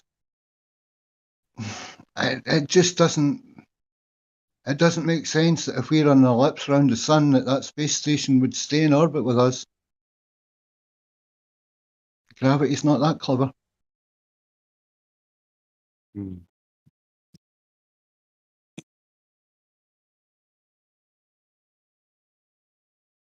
I don't know, the entire idea of a floating ball in space just doesn't make sense to me. I don't even have to I don't even know. It just doesn't make sense. Like what my teachers taught me in like kindergarten and up, they just said, yeah, we're in a ball in space. And seasons are due to like the way that the earth spins and like the distance and of the sun and stuff. It's like but like how? It's like what? Like when I was thinking maybe in probably like I don't know, 7th grade, whenever I learned that, I was believing it though. That's the thing. Because I was never exposed to an alternate opinion or like observation. It's called indoctrination. Yeah, that. And it was like a kind of like an awakening when I found a different way to look at it. And I felt interested in it, and I want to like pursue it. When the epiphany happened. What'd you say? Epiphany. Yes. It's called the pursuit of flattiness. Yeah, that. Sluttiness, yes. Yeah, flat, yeah. It's a flat Earth Roblox game too. There is.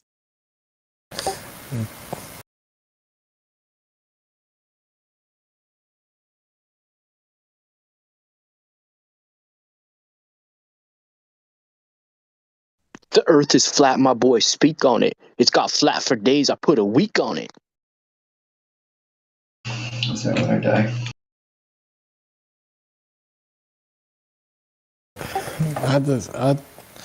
If you discover the flat Earth, you know, it's game over. So, like, that means nothing, you know? So, how do we have the internet? How did we go to the moon? I'm just saying the internet. How did we win the Super Bowl? Control. We don't know. We really don't. I mean, I think we do know how Where's the the internet internet was from? invented. The internet's cables and servers, bro. They're talking about undersea servers now because it's so cold down there they can have massive servers. I don't have any cables. Oh yeah, we've got Wi-Fi and stuff, yeah. But everything else is cables, bro. There are things floating about in the sky, but your internet ain't necessarily going through that. It's going through the ground and undersea.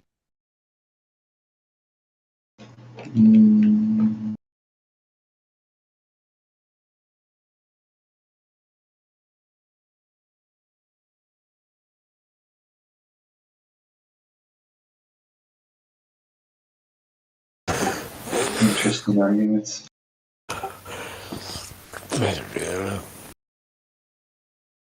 Oh, sorry.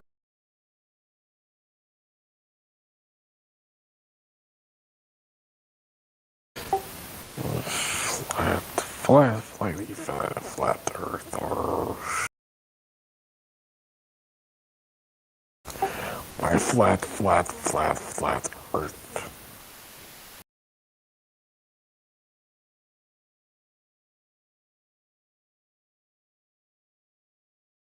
Flats.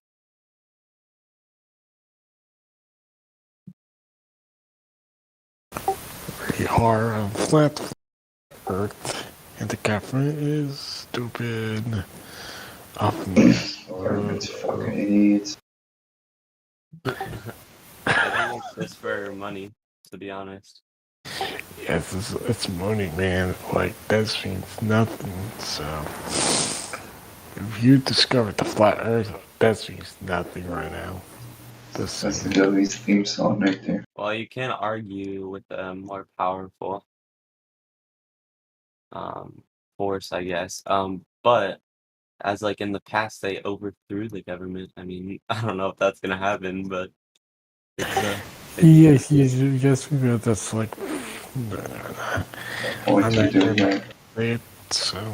To be honest, isn't our government like weak right now? No point in doing that.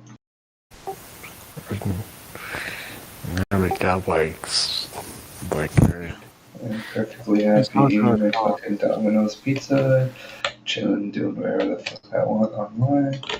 Perfectly happy playing games. Nothing else we would want.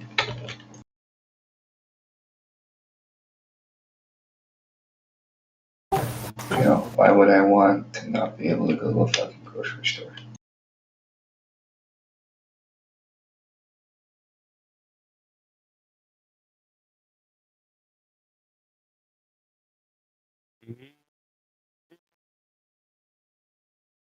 What are you guys doing up so early? I think it's pretty early, like 6:30, 6:40. Or you might live somewhere else, I don't know. But still early.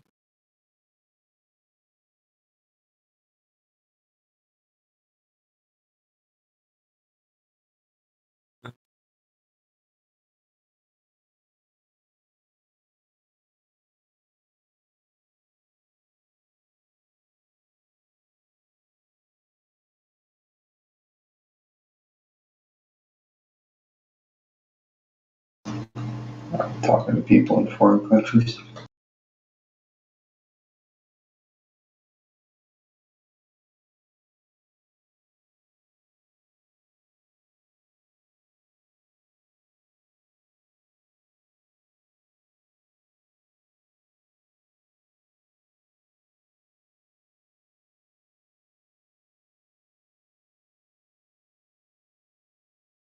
In WhatsApp.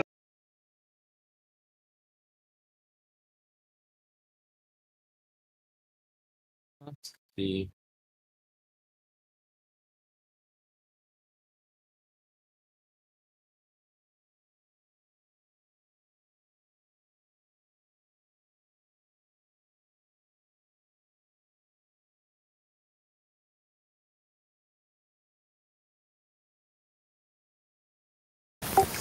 Yeah, I got a joke for y'all. It's a flathead joke, okay? I'm like, if a church, anyway, if a church discussed the Earth was a sphere, you know, like, got like a lot of money because people believe in the sphere.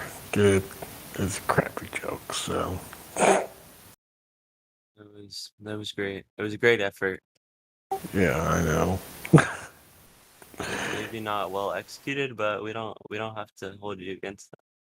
Yeah, I know. It's a crappy We joke. don't judge on executing your civilians here. It's a crappy flat earth joke, so. No, it was a good job. Yeah, it was. Yeah, it was. It was the best job you could have ever done, right? It really was Or you life. think you could do better? You think you could? Like people. Okay, this little off topic. So the church gave flip. The church was like. Wait, okay. Next joke. Next flat joke.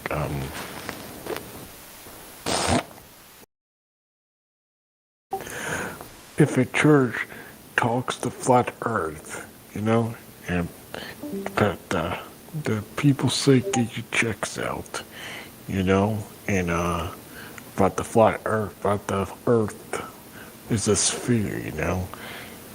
If the people say, if the pastor say the Earth is a sphere, you know, be like make a lot of money if like the pastor say the Earth is flat, you know, it'd be. Why do they make money off the round or flatness of it? Yeah, it's a crappy joke, so.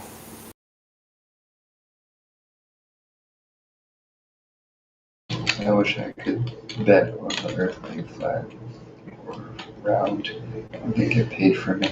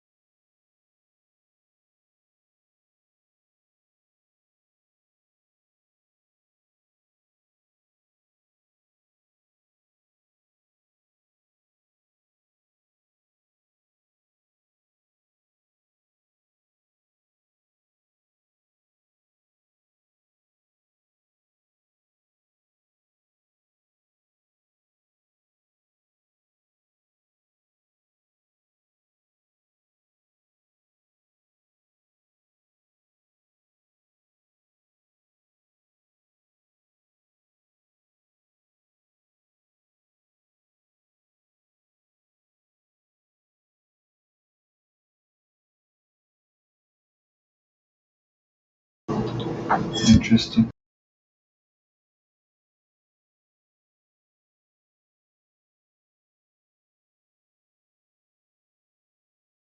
I'm sure they make money off us like a bajillion different ways.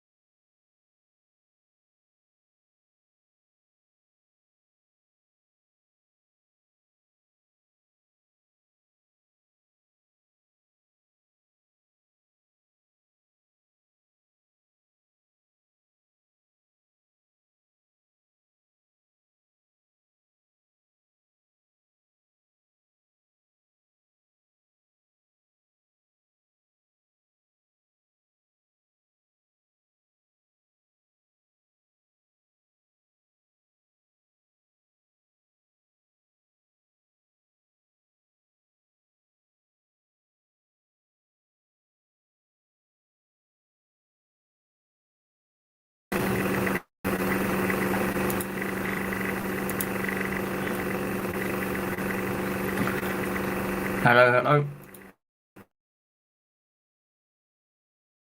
Hello. Hey Zach, how you doing? Good. How are you? Oh, got a bad back, but that's other than that, not too bad. Yeah, I have We up to? school in like an hour, so I'm just playing video games before school, to be honest. What are you playing? I was playing Destiny 2. You know what that is? It's like Oh, I don't know that. It's like a, I don't know. Just think MMO RPG like with space, I guess. First person shooter. All right. I'll have a look. I like space. I like 4X games. I used to play Master of Orion 2. That's a very good game if you ever come across it. Wait, what did you People say? think that's Which game? Master of Orion 2. Mu2, MOO2. Type it in. It's an old game from the 90s, but a lot of people don't think it's been beaten. I don't think. I think it's a very, very deep game. Very good. Obviously the graphics are crap, but actual gameplay and the tech tree is really, really good. It's really old. Oh my gosh. Yeah. No, it's really good though. The tech tree is really good. It's Is really it a well 4X balanced. game? Yeah. Tech tree is really well Oh, balanced. it looks kind And of also, cool. I could try it. also you can design with these different technologies. You can design your own spaceships. So it's a very, very good game, and it's multiplayer as well. Have you played I haven't Kerbal played it for Space a long Program? time. Sorry? Have you played Kerbal Space Program? No. It's pretty cool. No, You like it? So I've played a few space games since Master of Orion, but none have hit me. I played Civilization 4 and 5. You would Played them probably quite like heavily. Kerbal Space Program. It's really fun. Yeah. You basically can assemble fully functional like spacecrafts, and they fly on like realistic aerodynamic and orbital physics. Oh, And right. it's pretty cool. Yeah, and basically you have to like hire like crew members and stuff, and it's pretty cool. It's like it's 3D. It's Yeah. really Do it you was understand much about orbital physics at all? not really, to be honest. It's a topic that somebody could has explain went to into me my how- head and kind of like went out. You didn't study it at what high school is it? Would you have to do high school higher maths to do that? I suppose. Where are you from? I am from Atlanta, so that's Georgia, Right. So, around there. what you suppose you'd study that at sort of 16 to 18, wouldn't you? I was taking Orbital mechanics. I'm taking AP physics right now, but How old are you? I'm 16. Oh, right. So you wouldn't have done orbital mechanics. You'd only just start up orbital mechanics now, wouldn't you, really? So I think Unless you're in higher like, tier or something. one of like the next units we're doing is orbital physics, because it's in AP Yeah. Physics 1, I think. What's AP stand for? I'm not familiar with the American system. AP basically means it's like a college class that you can take. Oh, right, an advanced program, is it? Yeah, that. I don't actually know what it means. I just know like what it kind of like symbolizes. So yeah, you get college credits for the AP classes. Because I have like AP Computer Science, AP Seminar, AP World History. It's pre-university. Yes. Yeah. Some stupid stuff.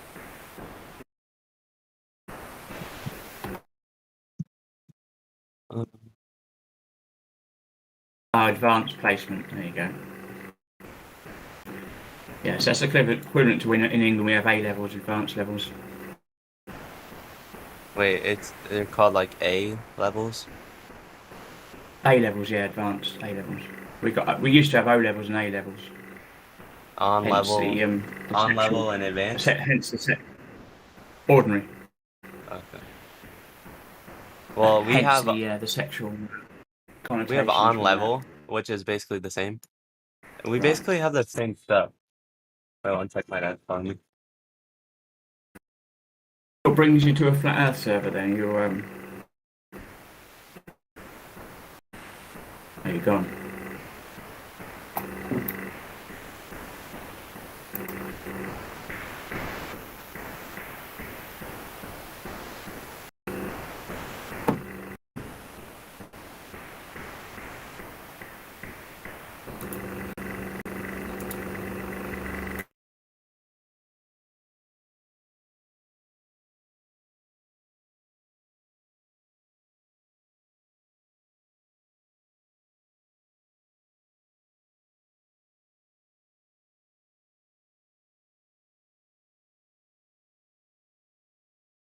Who was that? Was that Chad, was it? Talking? Yeah.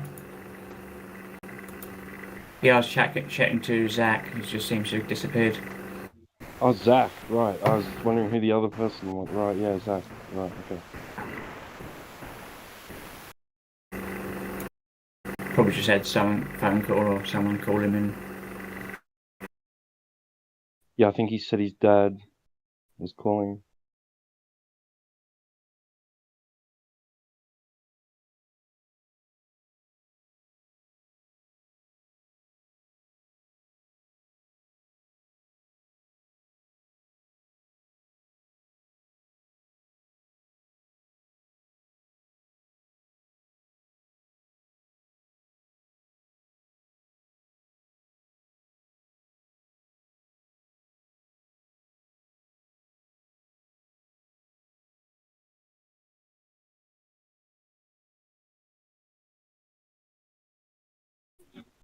So we have a real Chad.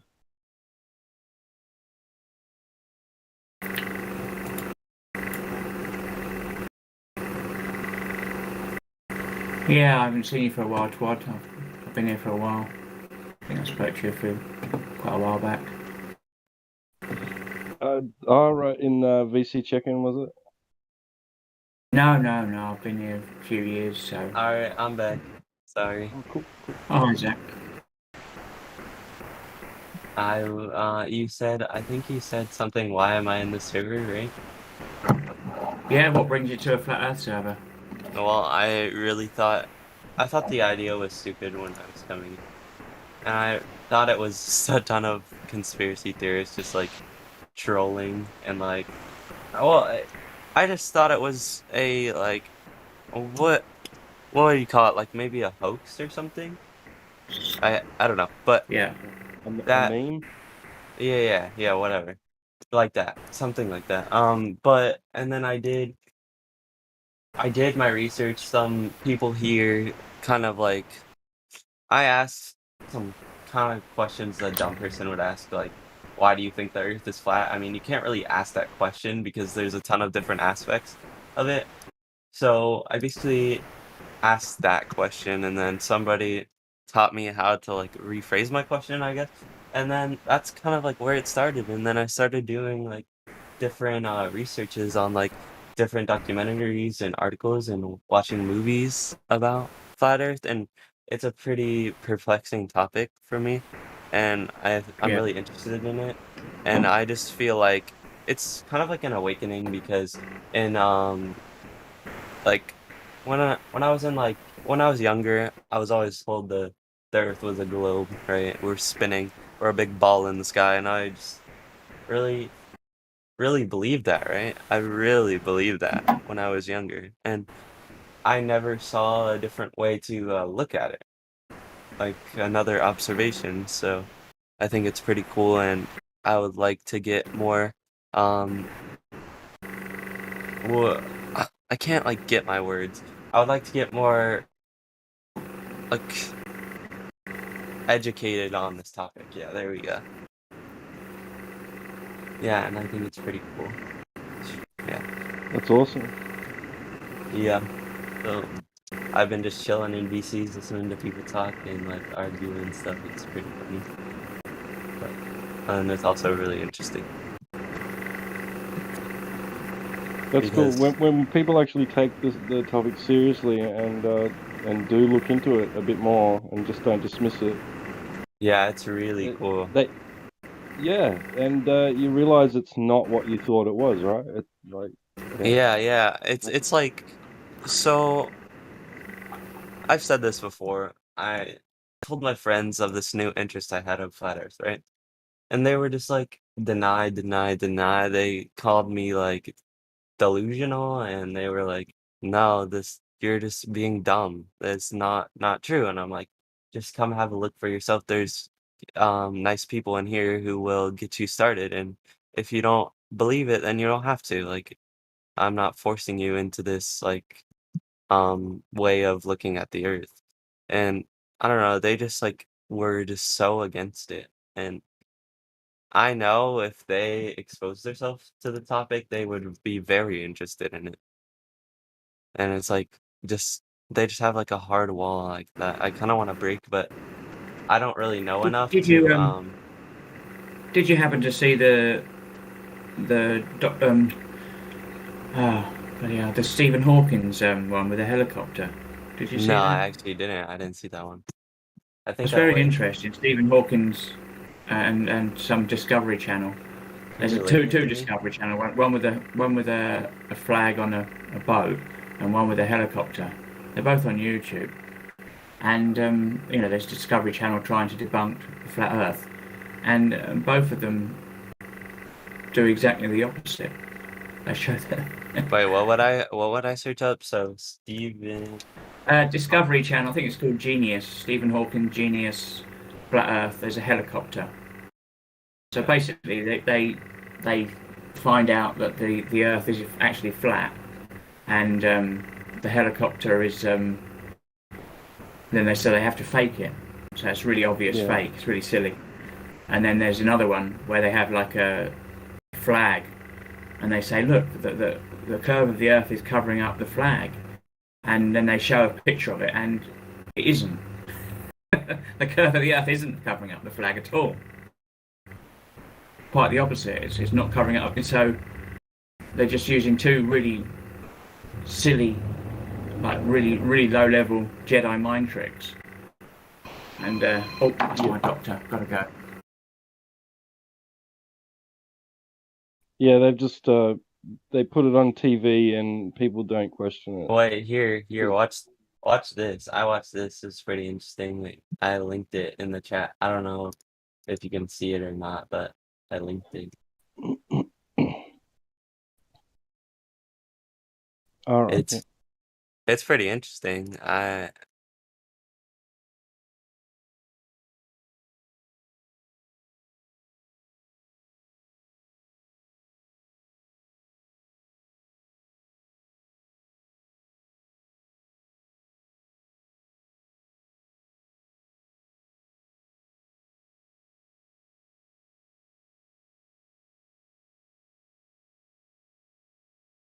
Do you see the video I sent?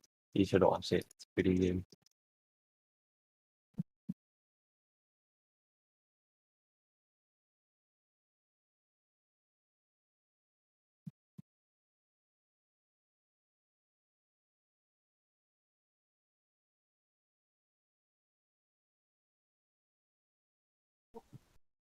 it's calling them scientists.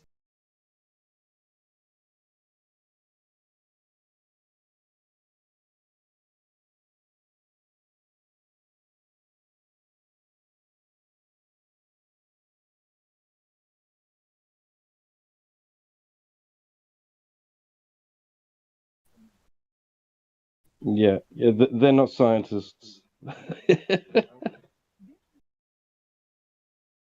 Bill Nye, I didn't even know he was an actual scientist. I just watched him on TV. Like, I watched him in my freaking science classes like a while ago. He's an actor.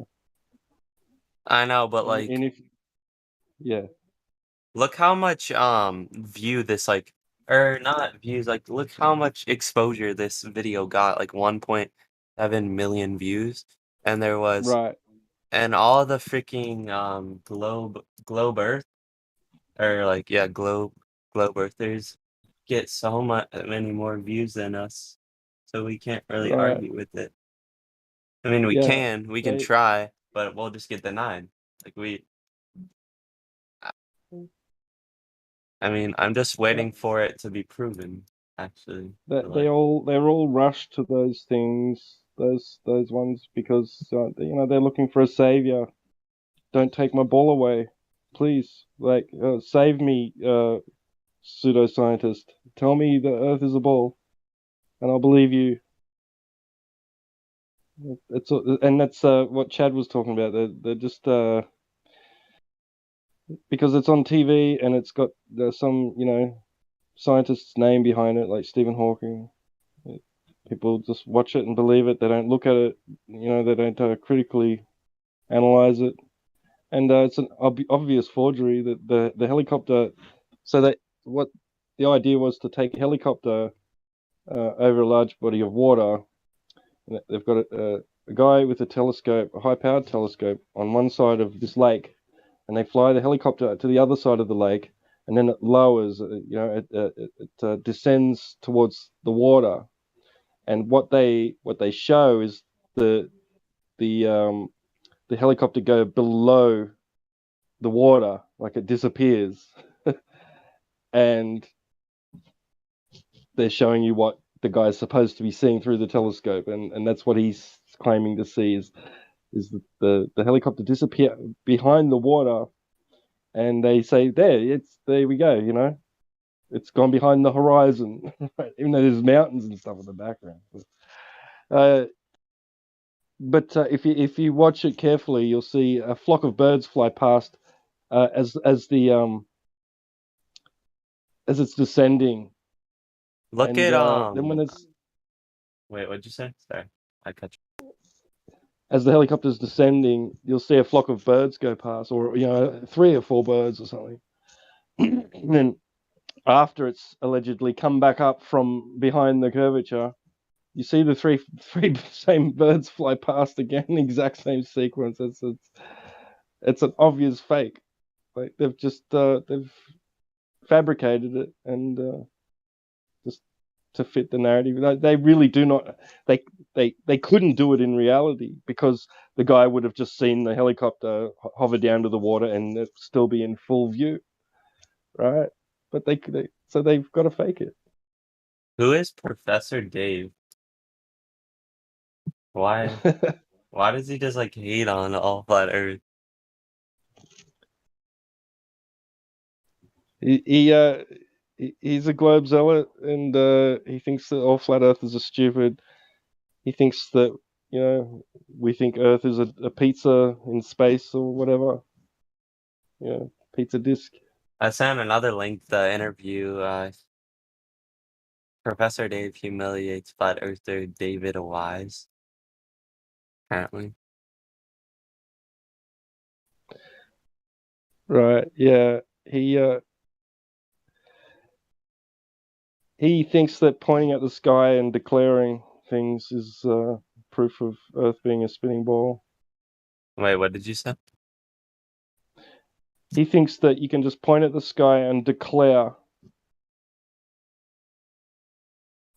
and that makes Earth a spinning ball. You can just point at the sky and say, this and that's happening. Here's the maths behind it, and that's enough proof that Earth's a spinning ball. Sorry about that. I just had the doctor ringing up to get me some medication on my back. Oh. I don't know why all of his comments are agreeing with him. Like, he didn't say anything that was good.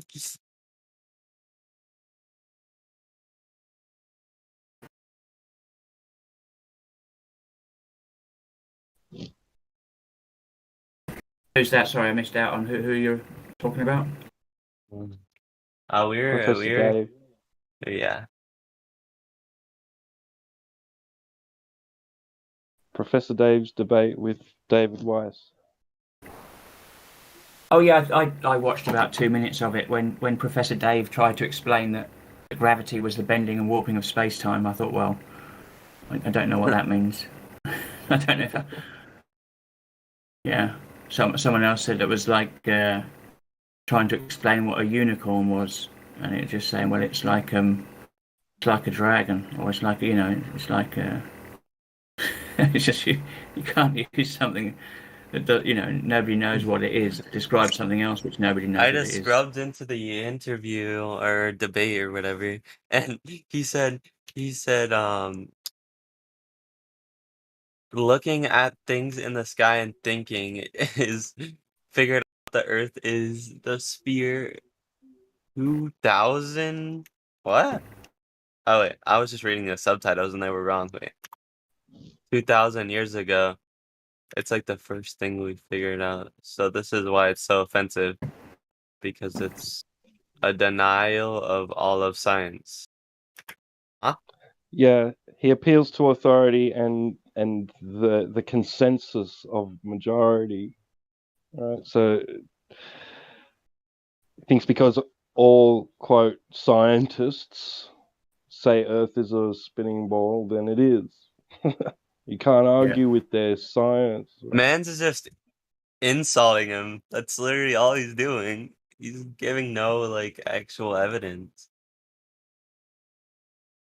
Yeah, it'd be interesting what his definition of science is, because I mean, if looking into the sky, I'm assuming he's talking about Eratosthenes. If he thinks that's science, then I think he's got a very strange definition of what science is. He probably is, talking about Eratosthenes and Isn't probably the entire the entire what's it called, like the thing of science to prove other science wrong, right? Like prove past Well, science science wrong? generally is not science. You just generally try to prove your own theory wrong, don't you? That's Yeah, how you so then test it. why does that make sense? He said you're you are insulting the entire human race. No, that's what science is, right? You're finding a new theory or something like that. I don't know. Just a thought.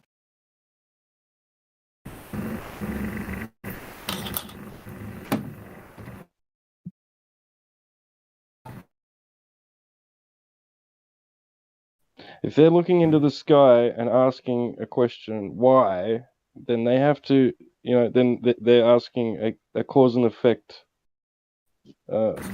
question, right? So why does this happen? Why am I seeing this thing happen in the sky? Well, then, if it's a cause and effect relationship that they're trying to establish, then they need to follow the scientific method, right? How are they going to perform a scientific method on the sky? What's their presumed cause? The spinning ball Earth, right? That's the presumed cause for why things happen in the sky the way they do. So how are they going to manipulate? They got that's the Earth is their independent variable, right? Mm-hmm. So how are they going to manipulate the spinning ball Earth? What are they going to do? How are they going to vary it? How are they going to remove it or anything to see that is the cause?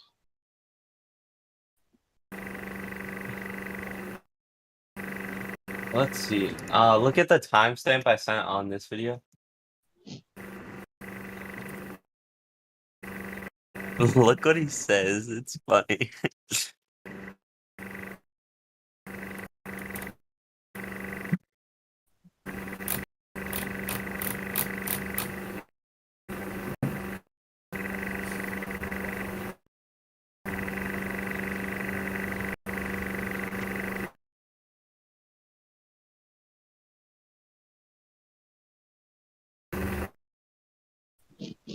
Wait, both of their names are Dave. I just figured that out.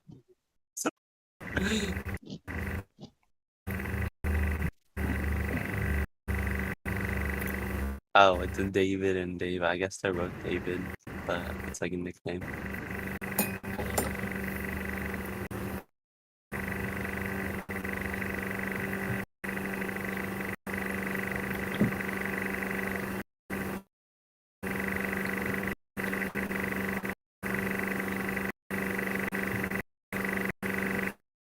He'd have a different experience in here, or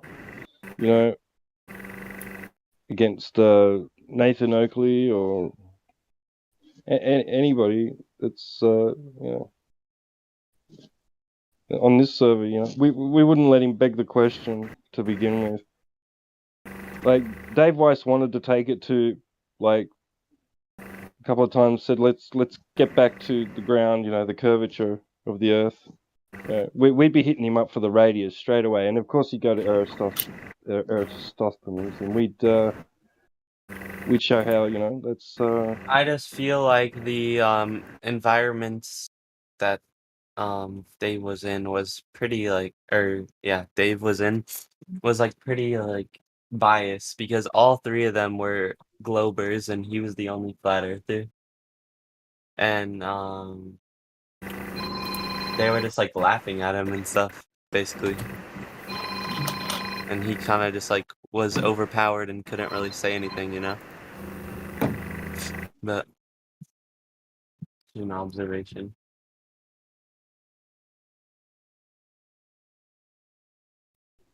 Well, he went off into the weeds too.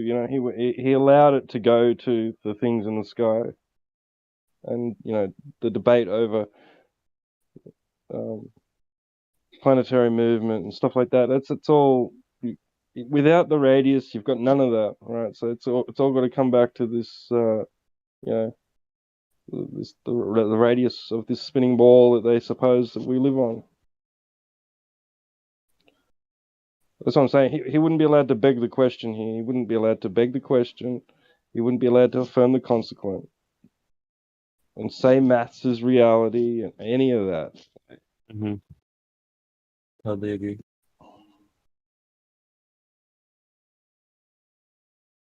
I don't know. I just get secondhand embarrassment from all this. It's like, I don't know.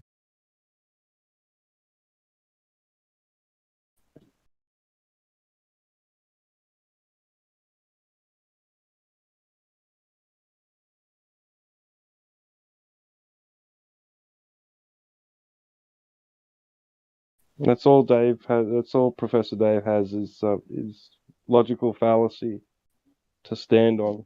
He doesn't have a good foundation. Like there's nothing in his direct personal experience that can tell him that Earth is a spinning ball. He can only look up at the sky and declare. That's all he can do.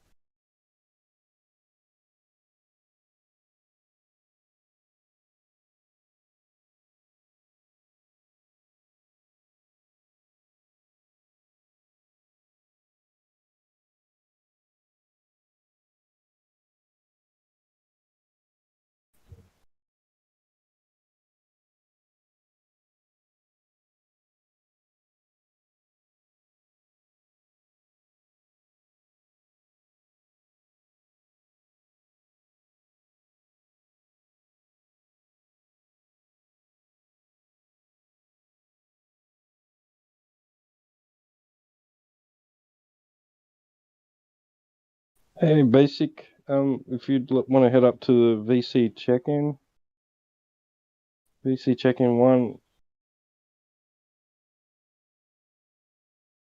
Wait, what'd you say? Sorry, I was I was just telling basic 612 if they would like to speak in here, they can head up to VC check-in 1. I can go up there and VC verify you if you like. Then you can come back here and have an open mic if you choose. Or you can just hang in here and listen. It's up to you.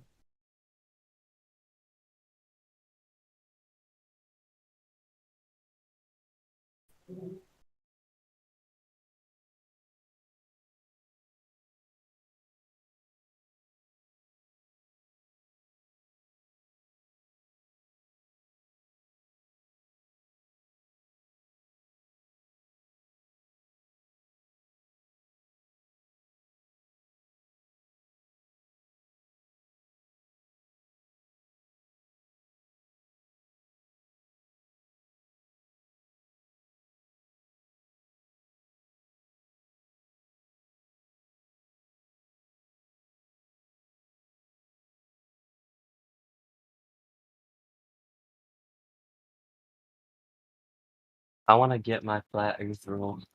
I I think I need to do like an interview or something. I don't remember.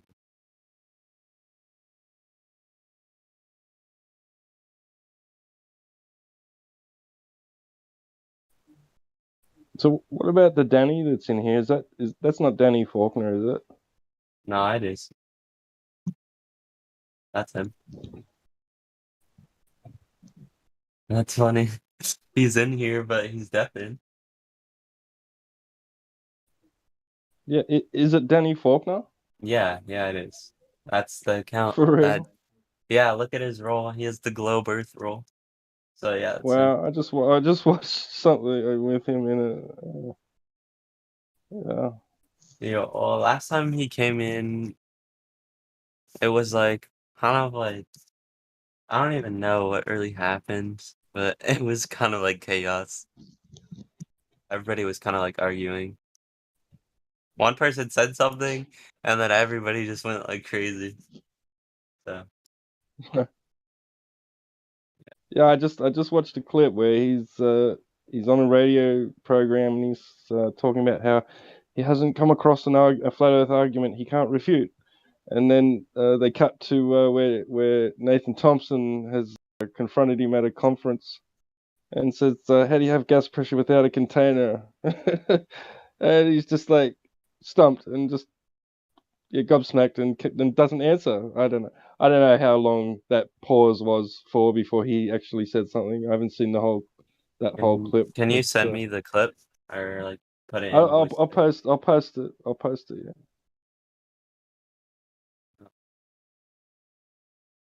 I want to see it on the.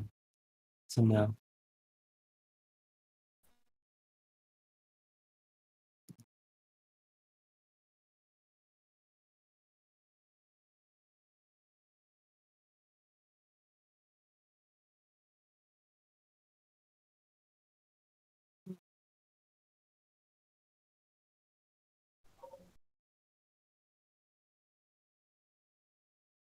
There's actually two things there. There's two clips. There's one of a cosmologist that was approached by a flat Earth boxer. Yeah, he was asked about gas pressure without containment as well.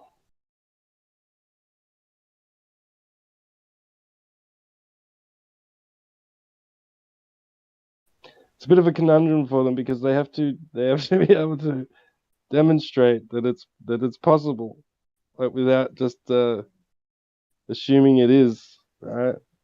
And it's happening on such a large scale that I can't just demonstrate it.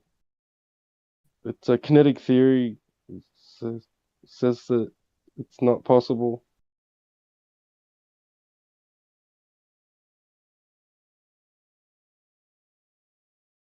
It's not how gas behaves.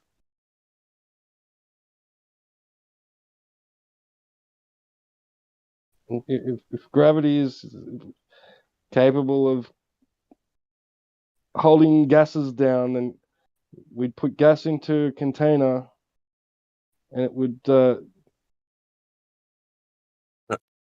Look at the It timestamp would. I sent you. It's pretty funny. I think you probably already watched it, but it's pretty funny.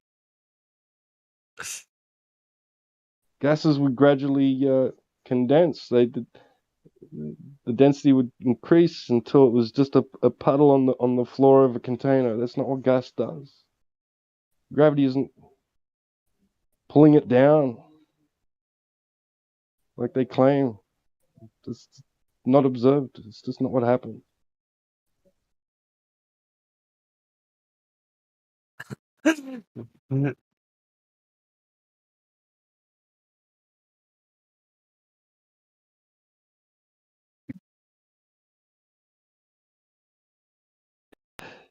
Yeah, that's the one. Yeah, he's stumped.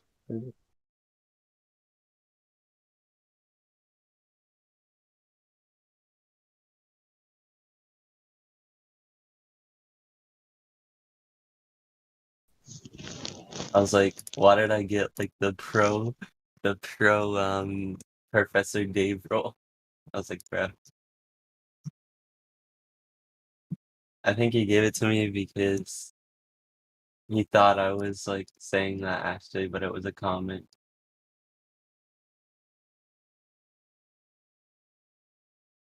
Hmm.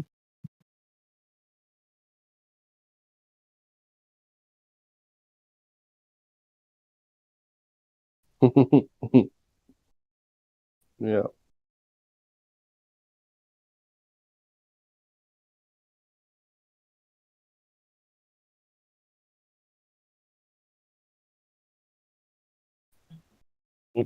Come on. Why is my keyboard in caps? That's weird. Why is what? Sorry. My keyboard is stuck in caps. And I just typed so my thing in caps.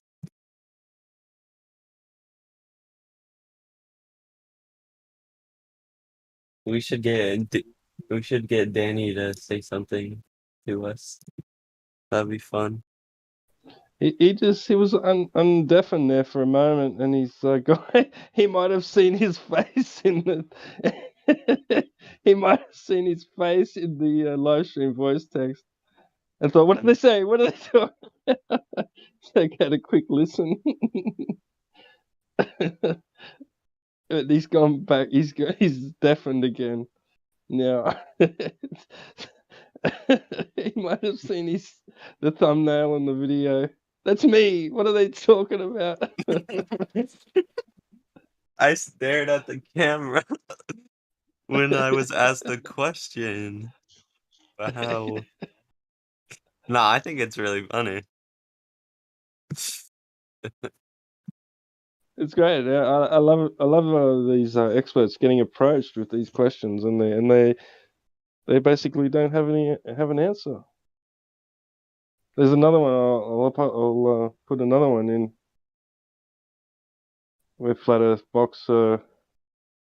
That's funny He though. approaches. Yeah, he approaches a physics teacher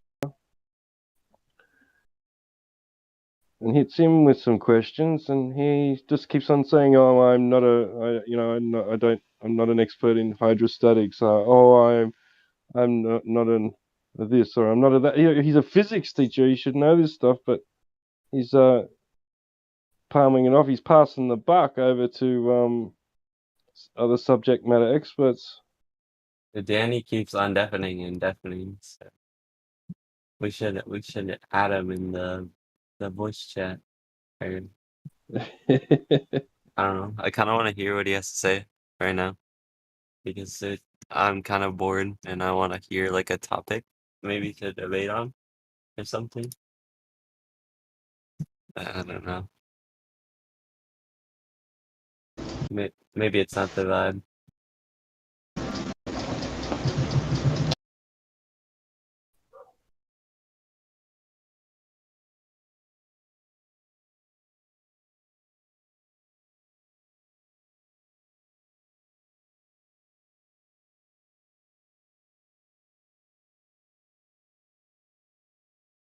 Oh, I have to go to school in 30 minutes. Bruh.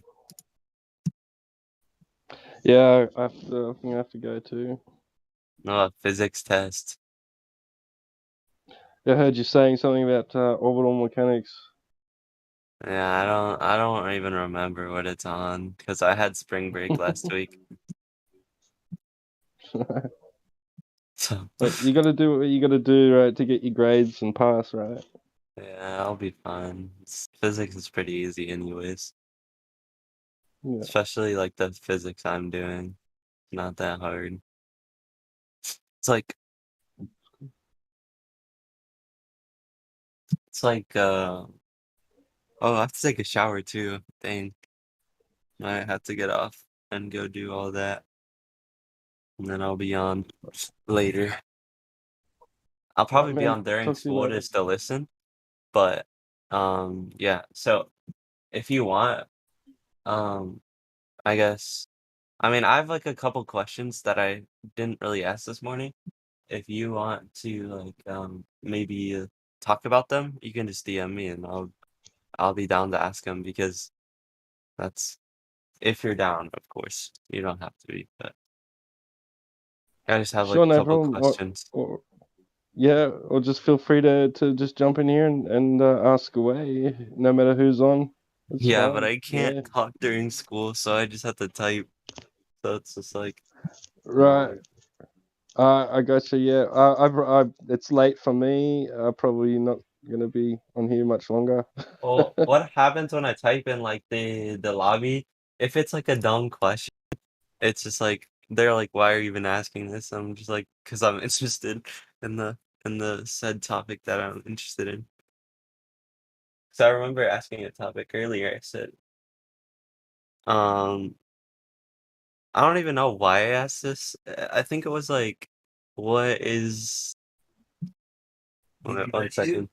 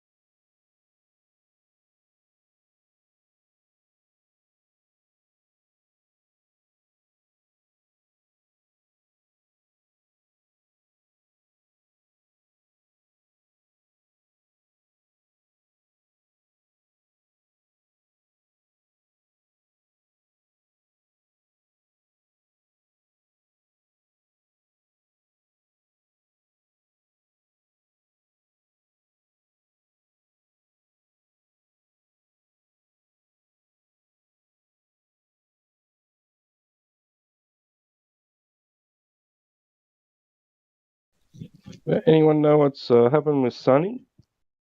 I haven't heard him on for a long time.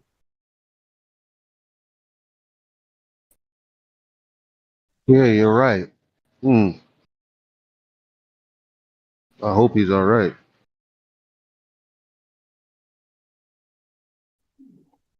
Yeah, Well, me too. I have to get off and take a shower and do school stuff, and then I'll be on later. And then we can talk about more Earth stuff. No problem, Zach. Yeah, it was good talking to you. Yeah, you too. We'll talk to you Yeah, later. have a good night or day or whatever time it is for you. You said it was night, Yeah. right? It's late. Yeah, it's late. Yeah, yeah, it's What? 10 past 10. Yeah. Oh my God. Yeah. You're like a whole, how much would that be? Like 15 Probably hours? like 14, 15 hours. Yeah, 14 hours probably. Yeah, ahead. You're in the future. I think it's funny when people are like in different time zones. Like you're in the future, or it's like this. It's like what happened down there. Yeah. I don't really I'll tell you what understand happens. time zones that much. Like, I've never done any like research or study on time zones, so I'm probably gonna do that today. That's an interesting topic, Yeah, and for it's sure. For sure. probably self-explanatory. But I think you'll find some of it's even political. what? Oh yeah, maybe. Oh yeah, that actually kind of makes sense. Because I guess like in like alternate worlds, there's two states. They have the same time zone, but the government says that the other state's an hour ahead. Nobody will ever Right. know. Nobody will know. They Yeah, could just there's say, some pretty. the sun, whatever. What would you say goes down past a certain time? I guess I don't know. Like it starts getting dark at like 5. And then at the other state it gets dark at 6. But I don't know. Makes whatever. I'm in like my head is like thinking something, but like you know how you can't say it that much. Like it's like a head thing, and you can't really put it into Yeah. words. Like that happens to me all the time. So I think about like 10,000 things at once. It's like my brain just blows up. Was that from Professor Dave? What you copied and pasted there, Zach? Oh yeah. Yeah. Sounds yeah. Okay, well I'm going. Bye, everybody.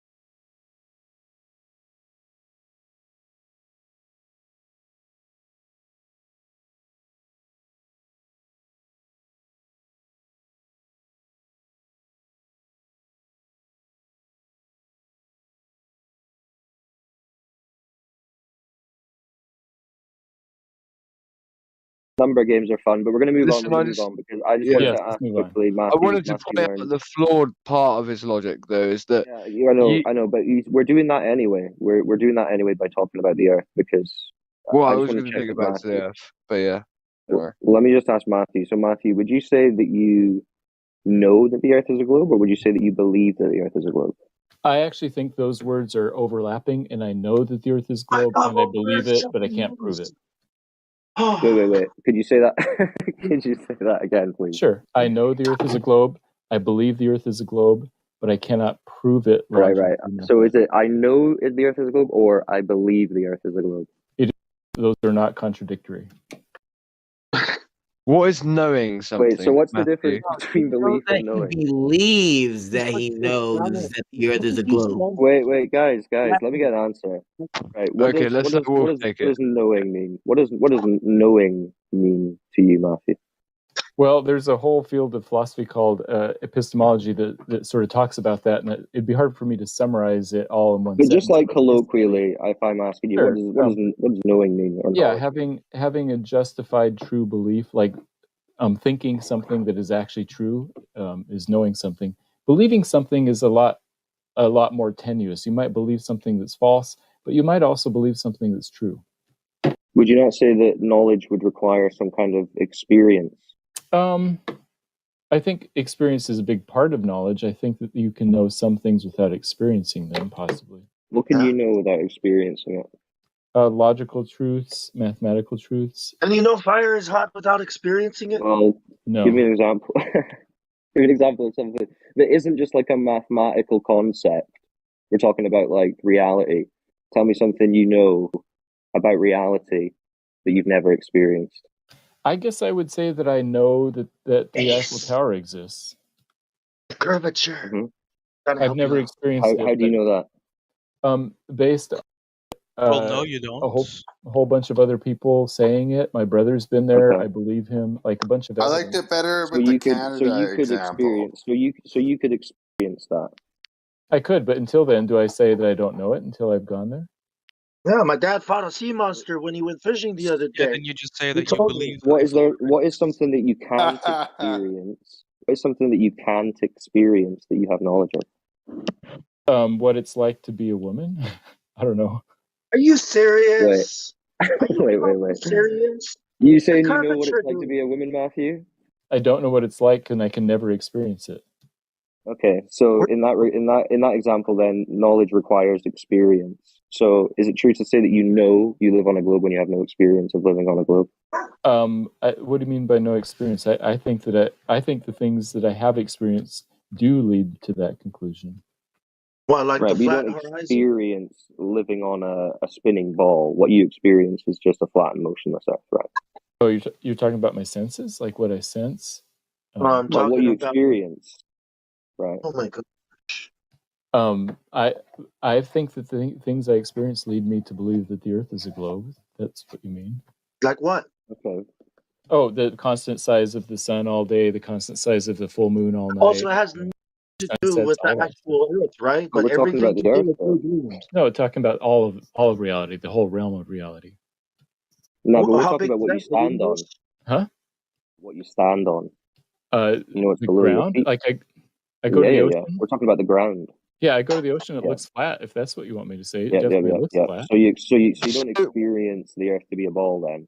That's what I'm saying. Yes. One second, right. I just want to say, so you don't know that the water in the ocean is made of salt water, yet you know that the actual ability to see the sun tells you enough about your reality to tell you that the thing you are stood on, in fact, has bending oceans on it.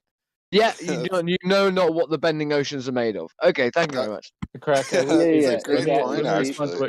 good point, right? Let me respond to what he said. Exactly. You're saying you don't know it's salt water, but you know that you live on a spinning ball of water in a vacuum, and that the sun is 93 million miles away, and the moon is 250. You know all that, but you don't really know if seawater is salty. You're misquoting me. This is kind of what we're seeing. Know that the sun is I do think that the ocean is made of salt water. I do think that. I do know that. I just said that I can't. But you just said you don't know that the sun, for example, is X amount of miles away. You don't know that.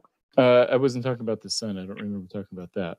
I thought you just said you said the sun in your experience. That you actually leveled the sun as being part of the sum of your experience as to how you know that you live on a globe.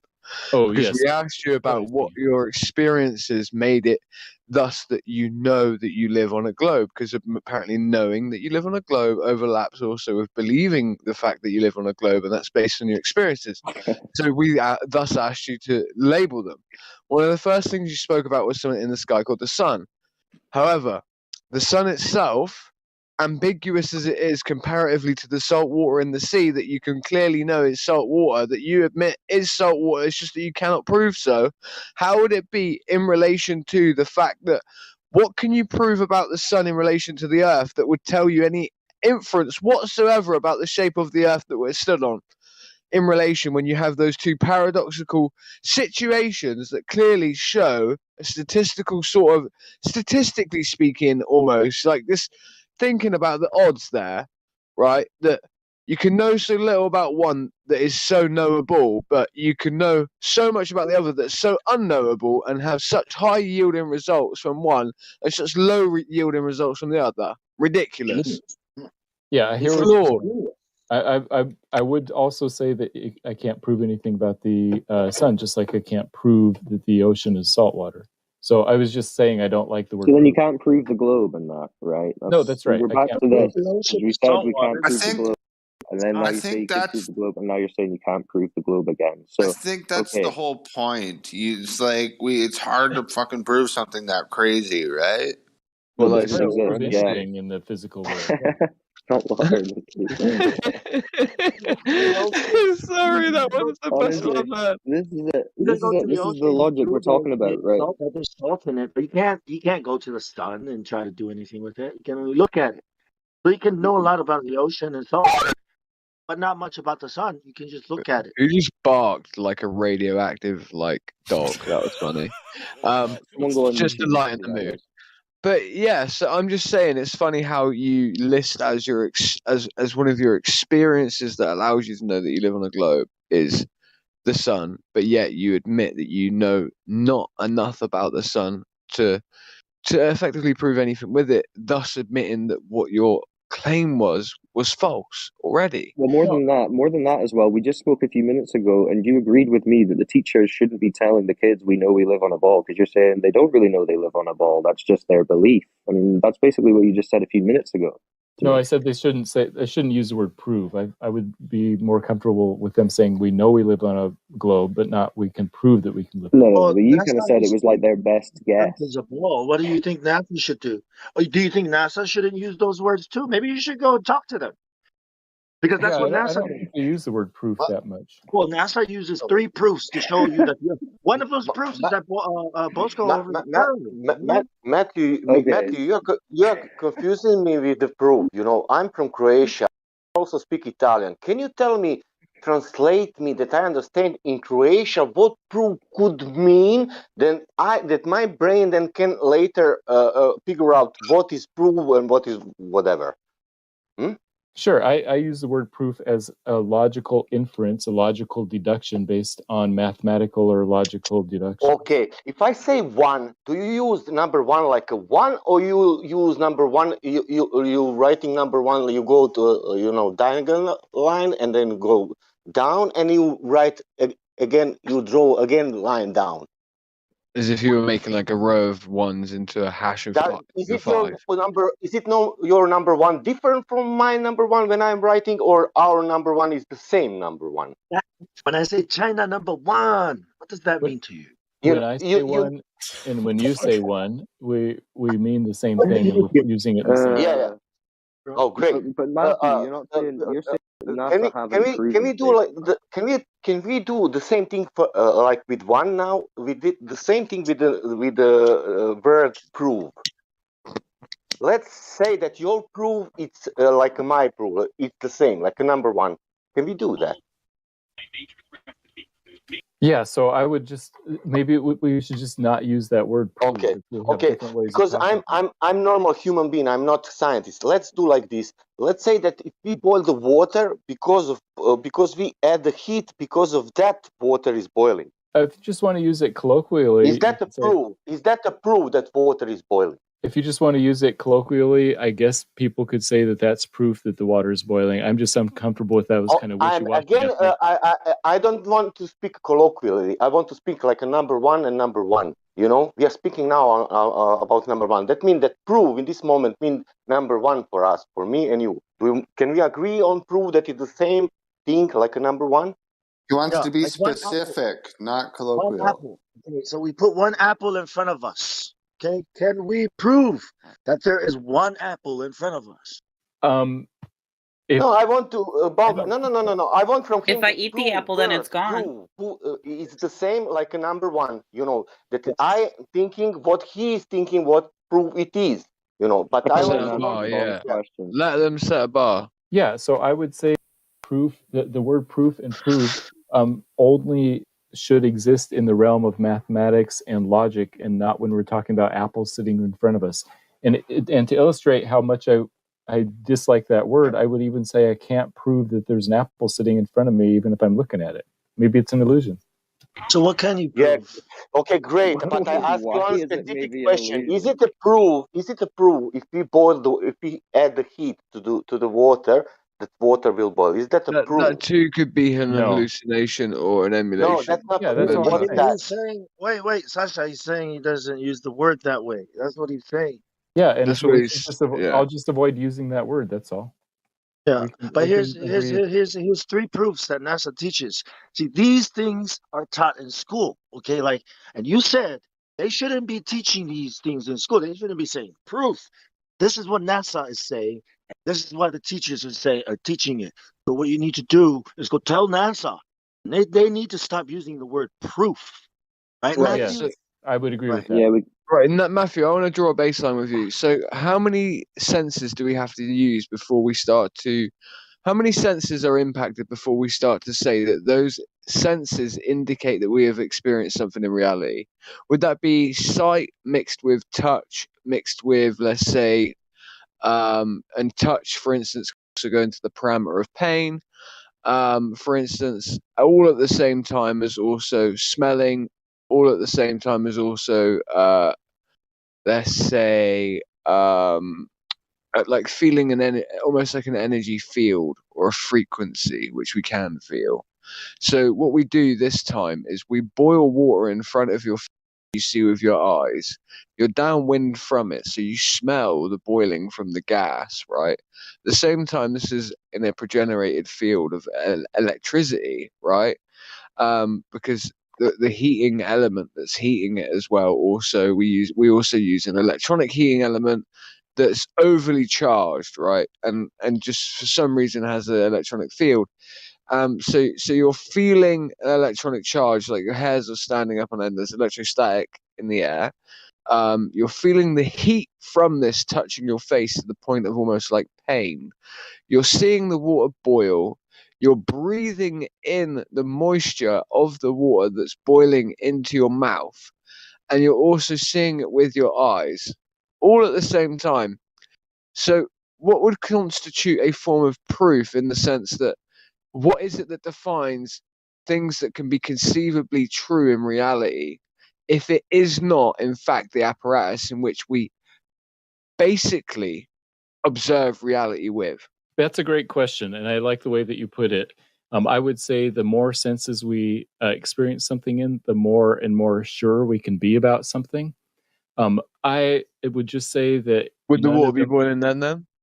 But I don't think any of them ever reaches the with our physical senses. I don't think any of them ever reach the threshold of proof. The same way that mathematics. and Okay, logic. could you then explain to me how we could create the exact same situation that I did with the impact that I explained Yeah. upon the senses of the eyes, heat feeling on the skin, almost hair standing up because of electromagnetic field, breathing in of the warm steam coming off of the pot and the smell of the gas all at the same time? How could you experience all of those experiences all at the same time with it being outside of reality? Please go ahead. Oh, sure. So yeah, I don't think it would be outside of reality. I think those would be great evidences. It's just that I'm saying that I would use words like, "Oh, that's strong evidence that the pot is boiling." I don't think, no matter how many physical senses, you would ever be able to prove that the water is boiling, because I reserve proof for something stronger.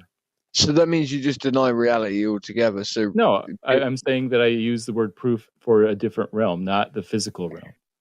But you're saying that your reality that you experience isn't necessarily, proven. That's not necessarily true. Everything it's not provable. Yeah. Sure. I just make a difference between 99.999 and 100. I think that there's a fundamental. But you're at the point where you don't believe anything is technically real. Then, like no, you. I'm not a skeptic at all. I'm not a radical skeptic. You sound like the most radical skeptic I've ever heard of. Radical. Oh, listen, damn. no. Wait. Matthew, you just said you're skeptical of reality. No. Because reality is Let me explain the difference. Reality is what we experience, and you've just said that can't be relied upon. No, you can rely on all that type of stuff. You can rely on it. You can think it's true. You can believe it. The difference between me and a skeptic is that I say it's not proven, and skeptic says it's not known. And I'm just making a difference between the word known and proven. That's all. But early. Right, so what about this? What about this? That super spinning monkey ball posted proof. Evidence or argument establishing a fact or the truth of a statement. Example, you'll be asked to give proof of your identity. What do you think of that definition?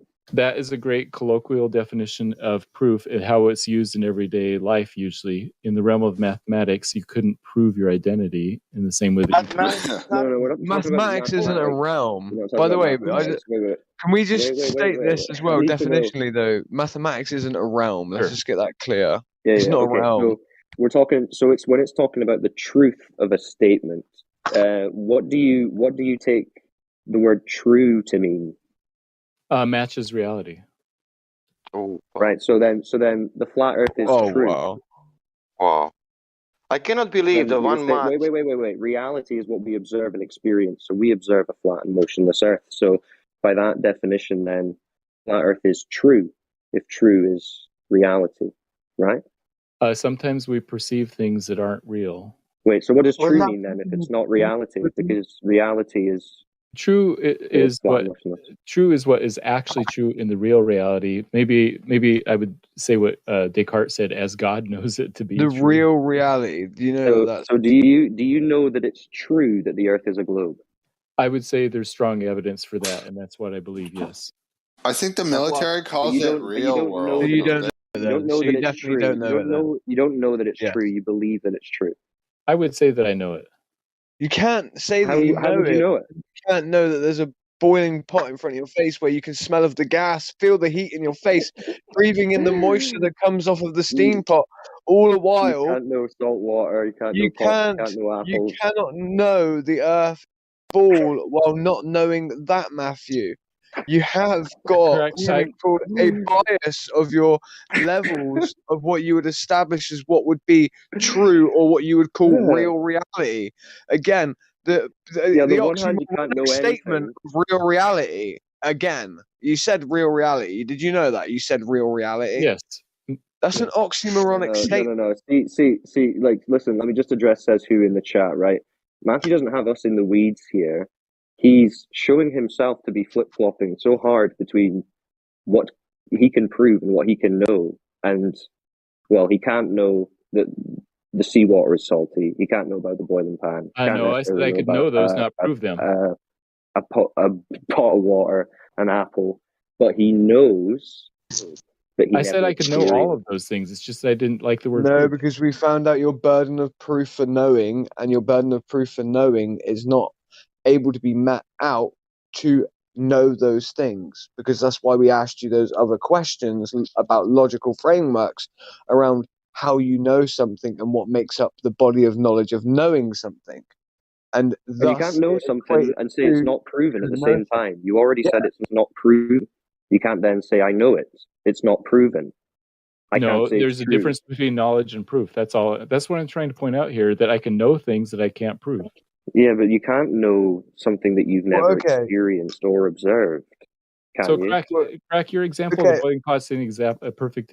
I know the pot is boiling. I just say that I would reserve the word proof for something else. I get what you're saying, that like you can know that Canada exists, for instance, without going there, right? Right. Like you Yeah, know hell that yeah, Canada exists. Canada. You know Canada. for a fact that Canada exists. How can you accept something like that as part of real reality? But like, for instance, you know, you do not see where your logic seems like double speak Yeah. almost. Where So you're not sure about salt water, but you know Canada No, I'm exists. sure about saltwater. Okay, I'm does 100%. Canada exist? Canada exists, and saltwater is in the Hey, ocean. hey, man, if I ever hear you misuse the word proof again, I'm going to mute your ass. So, Matthew, when you said at the beginning then that the globe isn't proven, what did you mean? What I meant is that, Now, like show this all, strong evidence for the curvature of the Earth. Well, is that proven? Is curvature of the Earth proven? no, Okay. Wait. What did you say, Matthew? Is curvature of the Earth proven?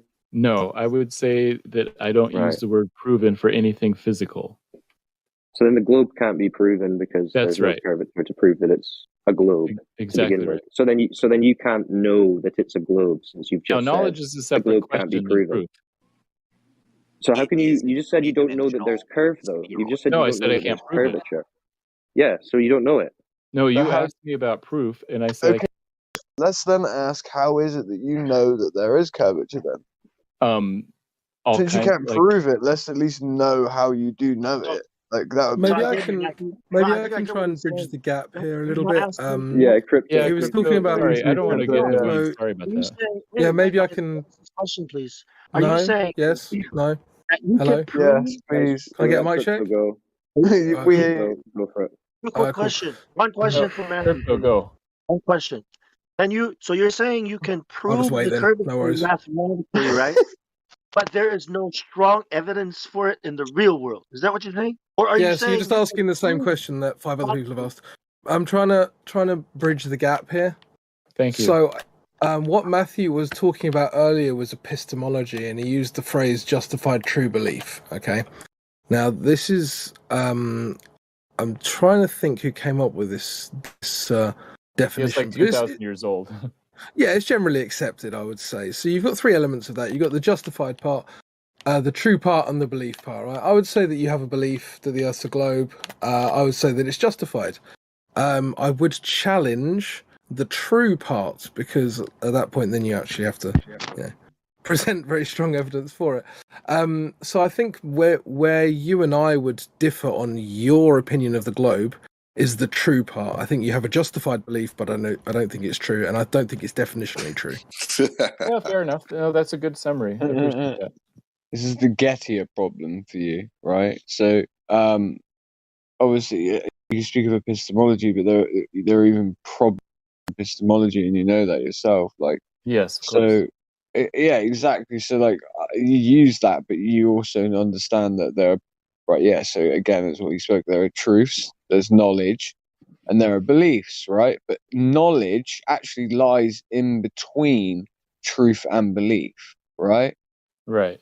And poorly justified true beliefs, as will also lie in between the middle of those two, also, correct? Right. And where would you put proof, by the way? But the point is that truth has to overlap, right? Right. Truth would be right. So if we drew this, and we can use a very simple diagram, right, for this, okay? Just, and you can type this in. Anyone can type this in. Just type in epistemology type in the Gettier problem. That would be the best way to do it. Right. So you'd have a circle and another circle drawn with the vagina in the middle of the circle. Right. Knowledge would be the vaginal hole. That's just the best way I can describe it easily. Right. Okay. So truth would be the right leg. Okay. It doesn't matter which leg it is, but it's the right leg. Belief would be the left leg. Okay. In the middle, where the vagina is, yeah, there is a field where they overlap. Knowledge is in the middle, right in that vaginal hole. Okay. Fully justified belief is roughly up where the clitoris and that is. Okay. But the issue is that you say you can know things, first you have to have beliefs that overlap with truths, right? Your problem is that you segment off all of these portions while you purport to talk about epistemology. And this is the main problem with epistemology, is the Gettier problem, is that these things in fact are fundamental, and fundamentally that they actually need to be like counterexamples of one another anyway, in order for you to have true belief or an account of true knowledge or belief. And this is in epistemology, so why are you even citing it? No, you're right. That's a good summary. I appreciate that.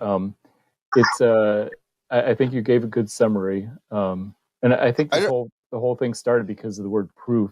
Where would you? I don't appreciate the fact that I just lost like 10 brain cells in the last hour. Let's move on from epistemology. I feel like we're in the. Yeah, I would. You just got wrecked. Yeah, I mean, I don't know about any arguments. Students, Matthew. Am I gonna what? Are you going to use the vagina example with your students? I will not. No. Good one. Don't want to know. I mean, wouldn't Matthew have had some experience first? No, he just learned it all. It's a justified true belief. He's got a Pornhub subscription and everything. Oh, you guys crack me up. All right. Sorry, Matthew. No, it's fine. Sorry, Matthew. No, you know what? No, you're all right, I know Matthew. that there are problems with this justified true belief. I know that Even though it's you're a whole kind of thing, and there's problems and contradictions to it, but I still like it. I'm not even going to apologize. I'm just pissed. Can you one question? One question. Can you mathematically prove, right, that the Earth is a ball? Like, is there proof for it? Go ahead. No. Okay, cool. Why do you say no? Why no now? Because you're mixed. Go ahead. Can you explain? No. Were you expecting a yes there for some reason? Yeah. Like, yes. Some credit. After everything you just said, you expect them to say yeah? He said math is reality. That means yes. Well, science doesn't no, he has to say no because of his definition of proof, right? Right, Matthew? exactly. Yeah, but Exactly. you're mixing the physicality with mathematicals. He's talking about mathematics only in the sense of the mathematical realm, which is a paradigm in which is non-physical, fully conceptual, abstract, has nothing to do with actual physicality or reality in any way, sense, or form.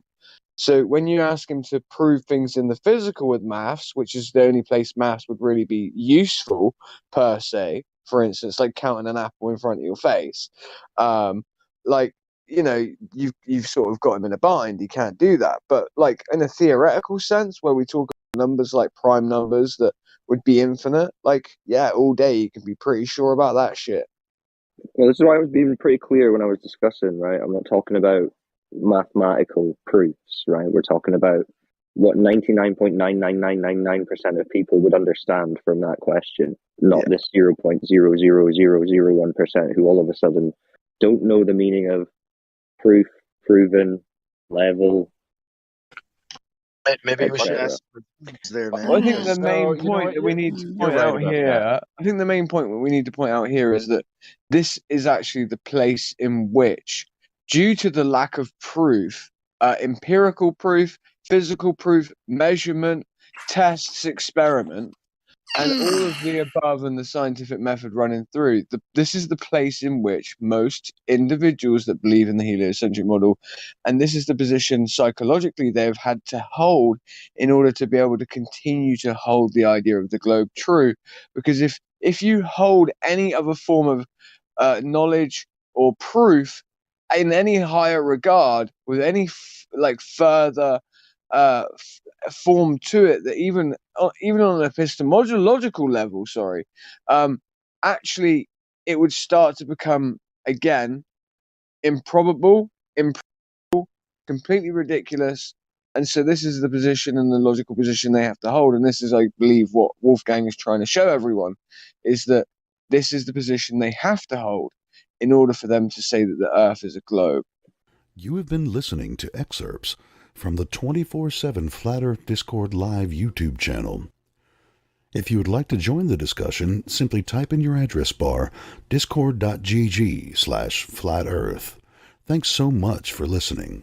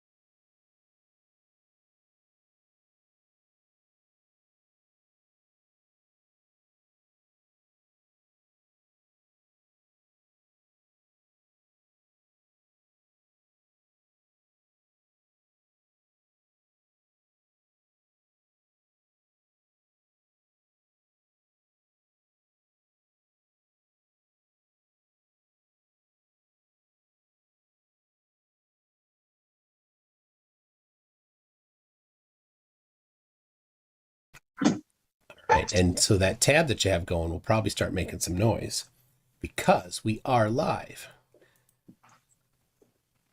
So people can hear us. Let's see. Let's get a mic check from you. Okay.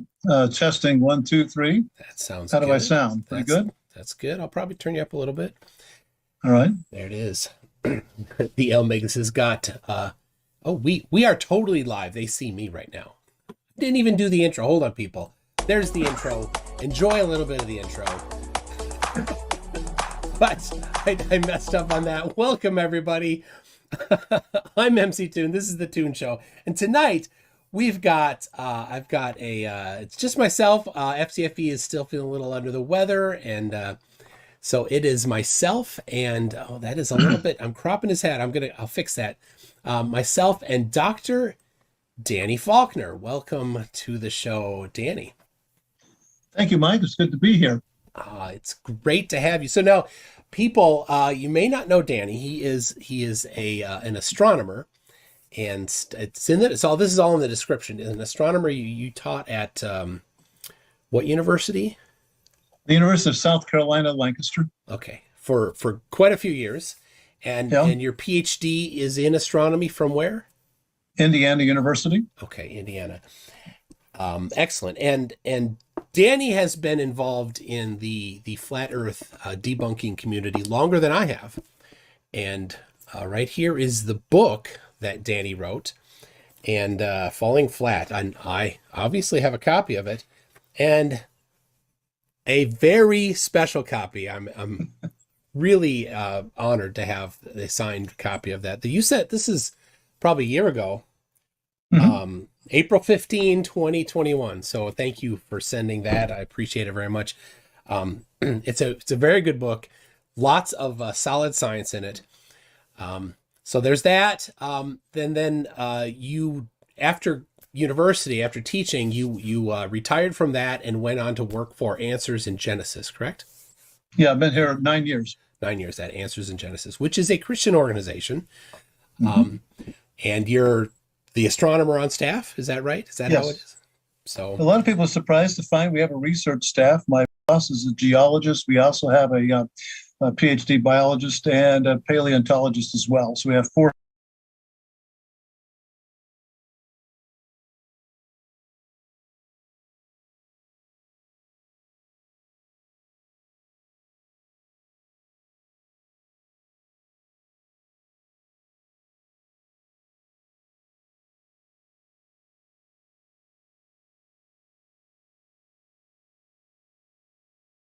Did you come here for a conversation, Danny?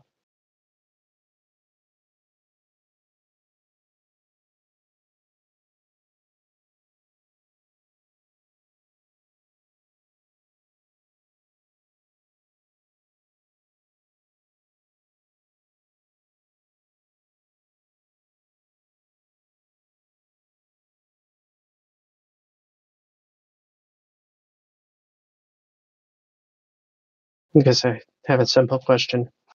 Does astronomy fulfill the scientific method?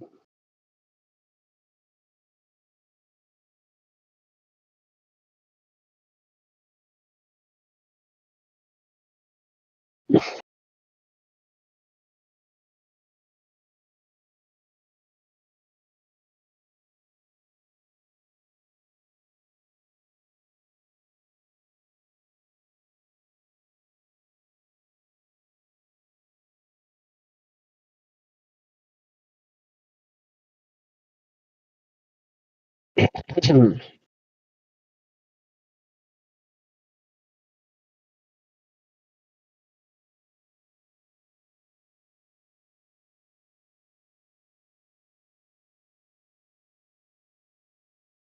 this the Quaker meeting? Yeah, I'm just waiting for an answer. Apparently, it's being typed instead of spoken. Oh, okay. I just joined. I think we're starting to did so to tweak me. It's fine, Danny. I have a question for you.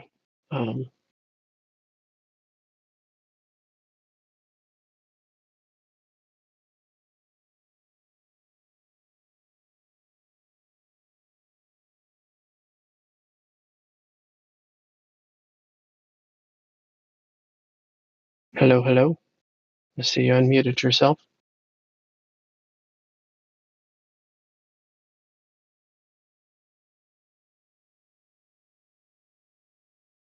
Does astronomy fulfill or utilize the scientific method?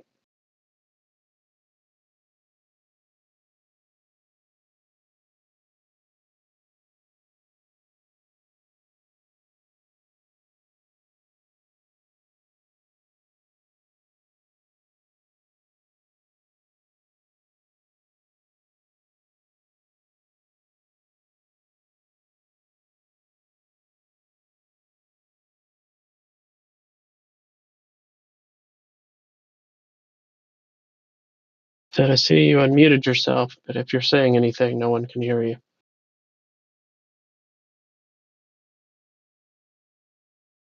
Well, what's wrong with the recording? Does it portray him differently, or what's what's going on? Well, supposedly he's here in the VC, but he's not responding to questions. I did speak, but apparently you can't hear. It's not just me. Yeah, we don't hear you, Daddy. Maybe your mic is not working. Check it.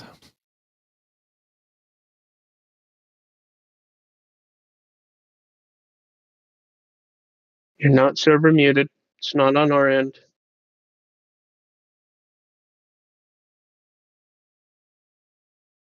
Double check your input device. Make sure it's correct. Clicking user settings and then voice and video, and make sure that your input device is the correct one. Otherwise, hop out and join again. Sometimes that clears up issues.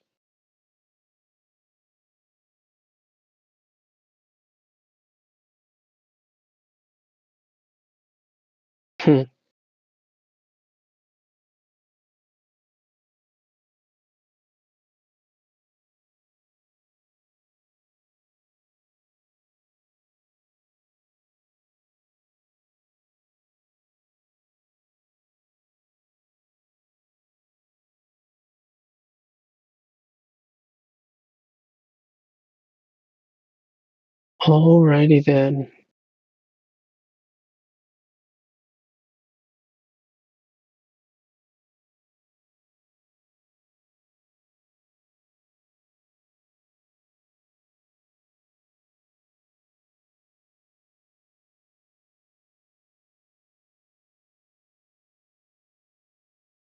Okay. Try again. Can you hear me now? I can hear you now. Okay, thanks. I didn't think about re-entering. Yep, those sorts of things happen. So you heard the question, or you want me to repeat it? I heard the question. It was whether I think that astronomy is well, we want you to repeat the question. That would be helpful. Yeah. Does astronomy utilize or fulfill the scientific method? I think your question gets at the heart of whether astronomy is a science, and obviously I think it does. I think the problem is we disagree upon what science is and how science is done. Oh, so I'm not talking about science, the pursuit of knowledge. I'm referring to the scientific method. Well, the method by which we achieve or gain that knowledge.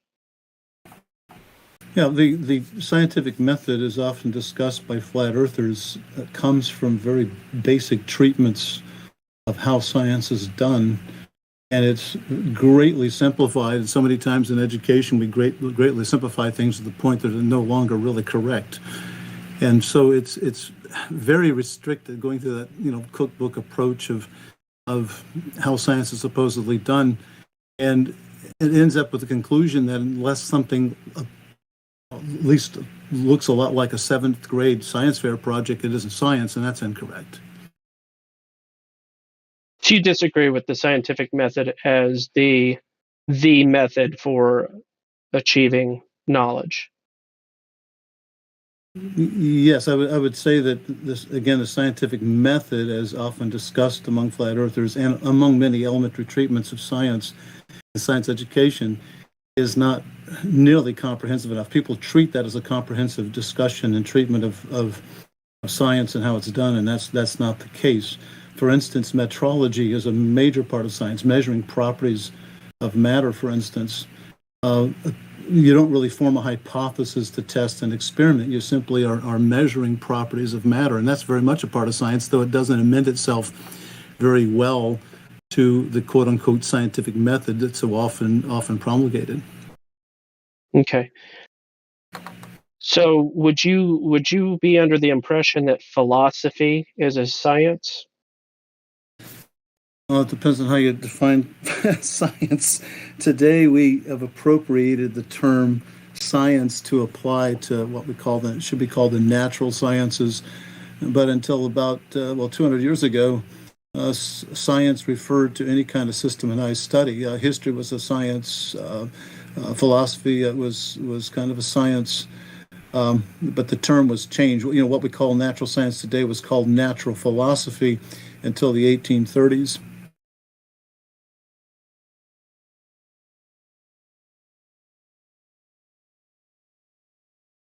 Yeah, I post definitions all the time. Sure. And definitions change with time. And yeah, that's why I stick to the etymological roots and origins of the word as opposed to colloquial understandings. And many times people will go with one definition when there might be a half a dozen definitions, and they say, see, it has to mean this. In reality, it can mean many, many other things. Yeah, but it's about the axiom for the conversation, though. Yeah. So in the way that I mean, I'm referring to it in the state or fact of knowing in its original etymological sense. That's how I'm referring to it. So would you say that philosophy is the state or fact of knowing a thing? That's tricky. I think it'd be more like a methodology used to try to get to a fact of knowing. You know, it's the approach one uses. You're under the impression that philosophy could lead to knowledge? Well, that's what the term the term philosophy means, love of knowledge. So yeah, the two are intimately related to one another.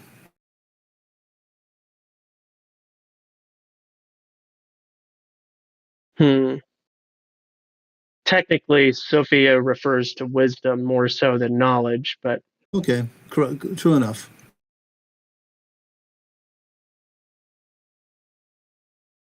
But when I started studying philosophy a long time ago, took college and college course on it. The very beginning, it was explained that philosophy is the love of knowledge. Very rarely would they define it as a love of wisdom. Again, it gets slippery trying to give the different nuances to words. Yeah, because in the sense that they're using knowledge in that statement, the love of knowledge, philosophers are not concerned with the knowledge that birds have beaks of different lengths, or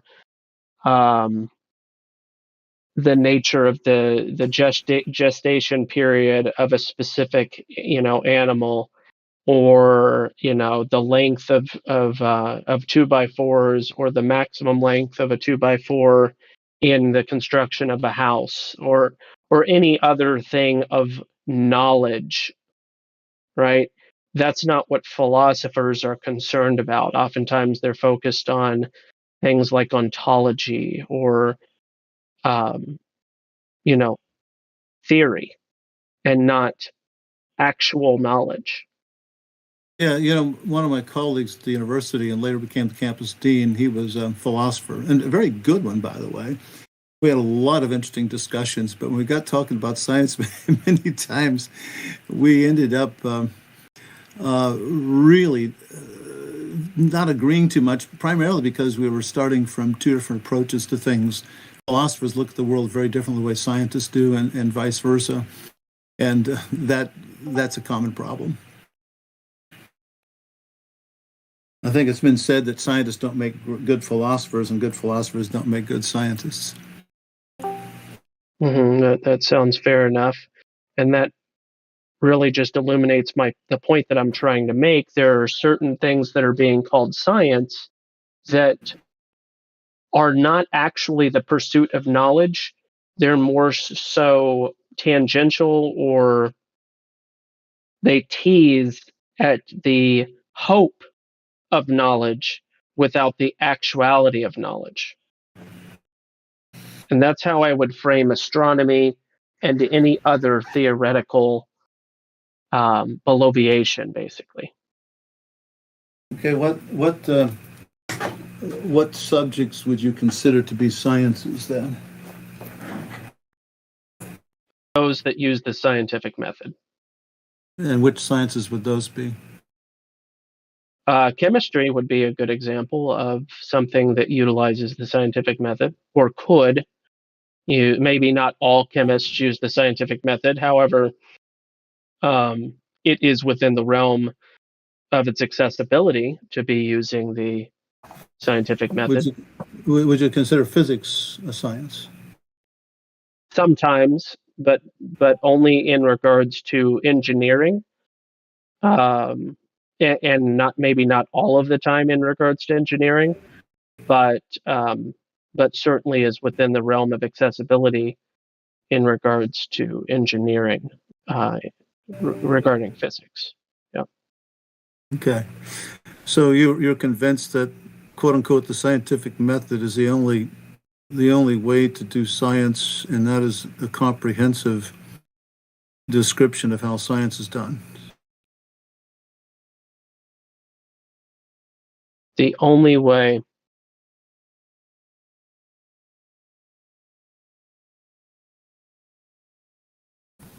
Yeah, I think science fake a little bit, because like this level of science. We just mute him for the purpose of this conversation, please. Yeah, Manaru, you're slurring your words a bit. Anyway, reluctantly, I would say yes. I'm trying to consider any other. So for instance, I wouldn't classify an archaeologist as a scientist.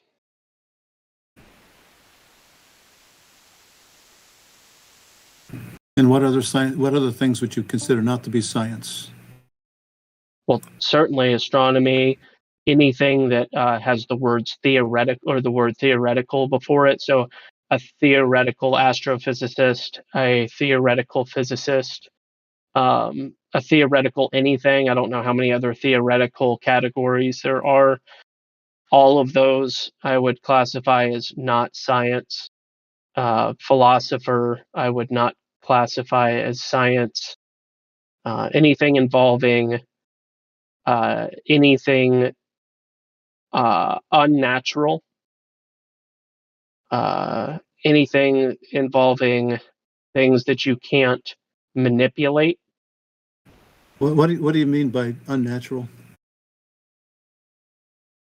Supernatural. Anything that involves supernaturality. Okay, that's an important distinction. I fear that some flat earthers, certainly not all, but some, seem to think that anything synthetic, man-made, is not allowed either in science, and that's a perfect example of getting definitions hammered out. The word natural can have several meanings. When we talk about science, the proper understanding is it's not talking about supernatural things. But unfortunately, some people misunderstand that.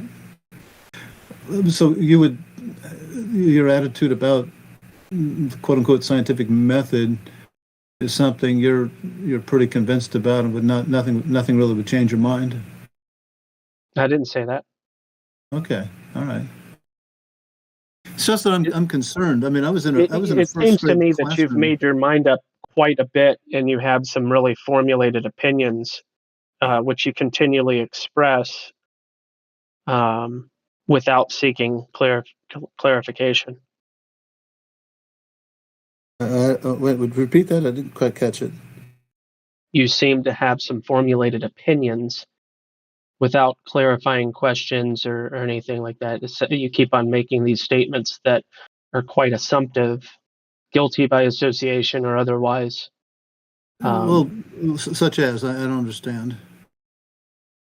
You keep on saying things like flat earthers this, flat earthers that. Oh, I said, I tried to qualify that by saying that some. I didn't say, and I clearly stated not by all, by any means. Mm-hmm. So well, then what is its relevance? What is its relevance to this conversation then? Well, I mean, that's the reason why you brought up the term natural, and I've seen some people, certainly not all in this discussion, misunderstand what that word natural refers to. And you and I agree on what the meaning of natural is in this context. Maybe. Yeah, but in the getting back to the quote-unquote scientific method, much of our education is greatly simplified at lower levels. I mean, I recall taking U.S. history 3 times growing up, 5th grade, 8th grade, and 11th grade. And you may wonder, well, why'd you have to take it 3 times? Well, each time the depth at which you studied them increased. And I get really a little put out with people today who seem to have, at best, a 5th grade understanding of history, making declarations that I know are false. And there are many other subjects. In mathematics, you start off with numbers and counting and simple operations. You move on beyond that to many other things. Okay, can I pause you there?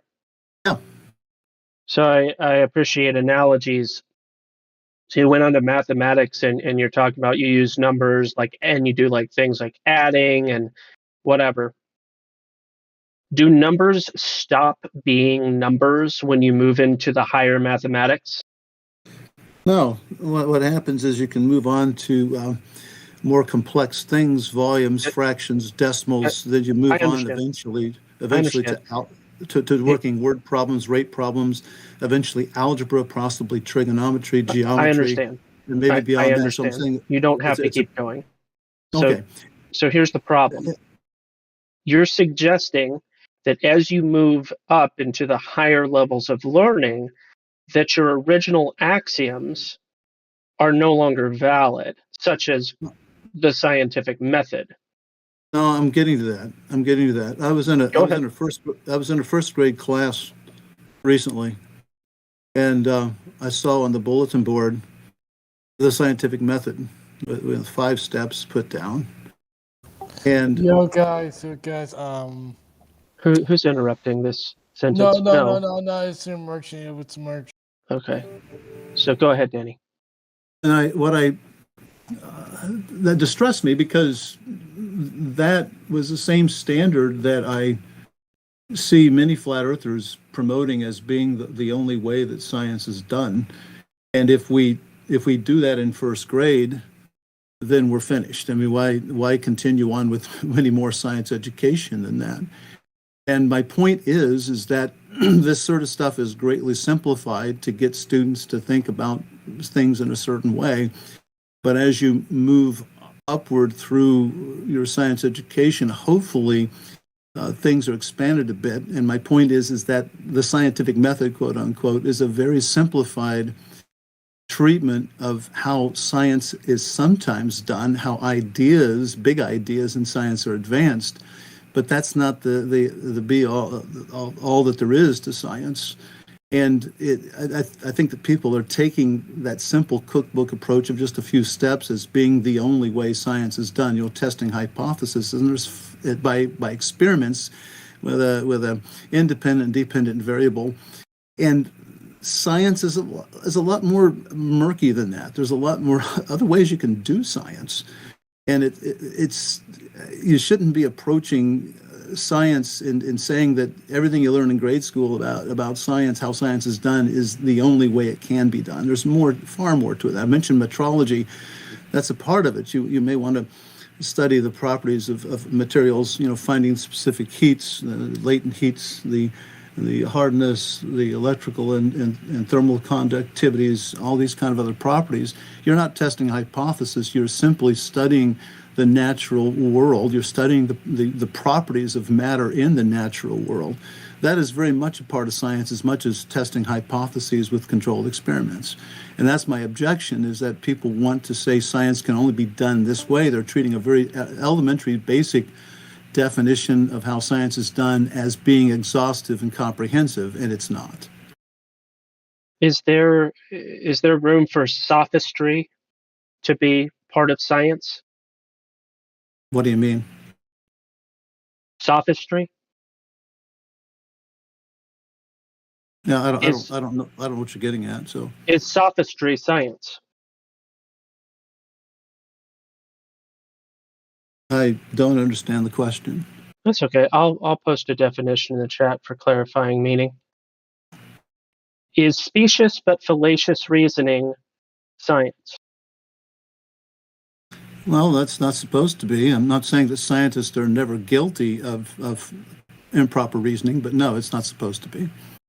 I would agree with you. And I am under the impression and have seen lots of evidence that people who call themselves scientists have certain presuppositions and or assumptions about reality that influence everything that they say and do and pervert their results and their claims. And as a result, the things that they're teaching others under the guise of science results in miseducation and lies. Well, I think maybe you're getting down to bias, which everybody has. If you're thinking about a certain way and you have that bias and it's the wrong way, you're going to tend to ignore or minimize data that run contrary to that. And I've run into numerous examples of people doing that. Something doesn't fit what they expect, and so they think it's an outlier. They don't think it's significant. And many times some of the most interesting things in science can happen in those outliers because it's kind of things that people aren't looking at. So Danny would be a 6,000 year guy or something else? I'm a recent creationist. Okay, 6 days. I by the way, I see that Paula is in here, by the way. Yeah. This morning. Oh. Just so I could know about you, I was just curious. You are a 6-day guy? Yes. Good. Well, I'm glad to hear that. That makes me a bit different from most other scientists. I must say my own. Sure does. The reason I asked that question is more so about how you allow for the justification. Like it sounds like to me that you think that a lot of things that I wouldn't consider science, you think they are, and I just am curious about how aware you are of like the pervasive deception. You're talking about commitment to naturalistic origins? Not just that, and that's an irony in and of itself. In regards to the rejection of the ontological primitive and all of that. But I'm just referring to the deceptions in regards to radiocarbon dating, the evolutionary narrative, the Kabbalistic and ancient mystery school religion influences on quote unquote science and the way that they describe, especially in the realm of astronomy and astrophysicists. It's all influenced from an originating narrative that dates back to the mystery schools of Babylon. And I cannot understand how one would turn a blind eye as they learn more and more about it to recognize that fact. I think part of the problem is that the major part of the problem is that we use the word science in two different ways. We creationists like to talk about operational or experimental observational science, the science of here and now, what you can test in the here and now. The Earth's shape is certainly something that we can test as the world now exists. The other way that people use it is what's called historical or origin science, where people talk about what may have happened in the past, and you cannot test that the same way that you do in the here and now. You can look at, say, fossils and make some conjectures about how they formed, when they formed, all those sorts of things. But you can't say for certain that's exactly what happened, because you can't go back and observe it. You can't go back and experiment upon it. So that's a shift that started occurring in science among scientists in the 19th century, and that shift is pretty well complete by now. When we creationists mention this two different ways of thinking about science, most other scientists today don't even understand that. They can't comprehend. They see no difference between those two. Let me ask you this. Are you concerned by the narratives within the realm of quantum as a category of discussion? You're talking about quantum mechanics? Quantum anything. Well, quantum just simply means a quantized amount of something. I'm not getting into that fractal. I'm talking about quantum as a category of conversation within the context of what is referred to as science. I don't know what you mean by that. Yeah. I don't think I've heard that term used that way. Okay. So sure, for the sake of the conversation, quantum physics, sure. Are you concerned by certain narratives that are associated with the concept of quantum physics? Well, I think maybe you're getting to interpretations, quote unquote, of quantum mechanics, as the Copenhagen interpretations or the multi-world interpretation that you're talking about. I'm speaking in a very general way. Okay. Is there anything about that category of topic that concerns you? Well, quantum mechanics itself is a well-formulated and well-tested model of physics. It's got a tremendous amount of... It's a direct question that should have a direct answer. Well, I guess I'm not understanding your question at all. I'm saying that the quantum mechanics itself is a well-tested science with a lot of experimental evidence. So if I were to ask you in the realm of automobile manufacturing, is there anything that concerns you? And let's say this was your field of expertise. I would expect a person to be like, well, yes, absolutely. In regards to fuel efficiency, in regards to these safety mechanisms, in regards to these things, I have some concerns, right? That's kind of what I'm asking for. So in the large spectrum or field of study of quantum things or quantum physics, have you any concerns? I have concerns, tremendous concerns, with the philosophical interpretation that many physicists have put onto it. That's my point I was trying to get to. The most common interpretation, if you will, of quantum mechanics today is what's called the Copenhagen interpretation. And I have, for a very long time, said that the Copenhagen interpretation is a stupid answer to a stupid question. It's an attempt to do philosophy, and they're particularly poor at doing it. The physics is okay. The philosophy that people are trying to ascribe to it are really bad. And I think what you're getting to here is that many physicists and other people too, non-physicists who have talked about it, get into some Oriental mysticism. Somebody wrote a book a number of years ago, The Tao of Modern Physics. And, Robert Oppenheimer was fond of quoting for the Upanishads. So there's a lot of mysticism that's being imported or re-imported back into quantum mechanics today, and that concerns me greatly.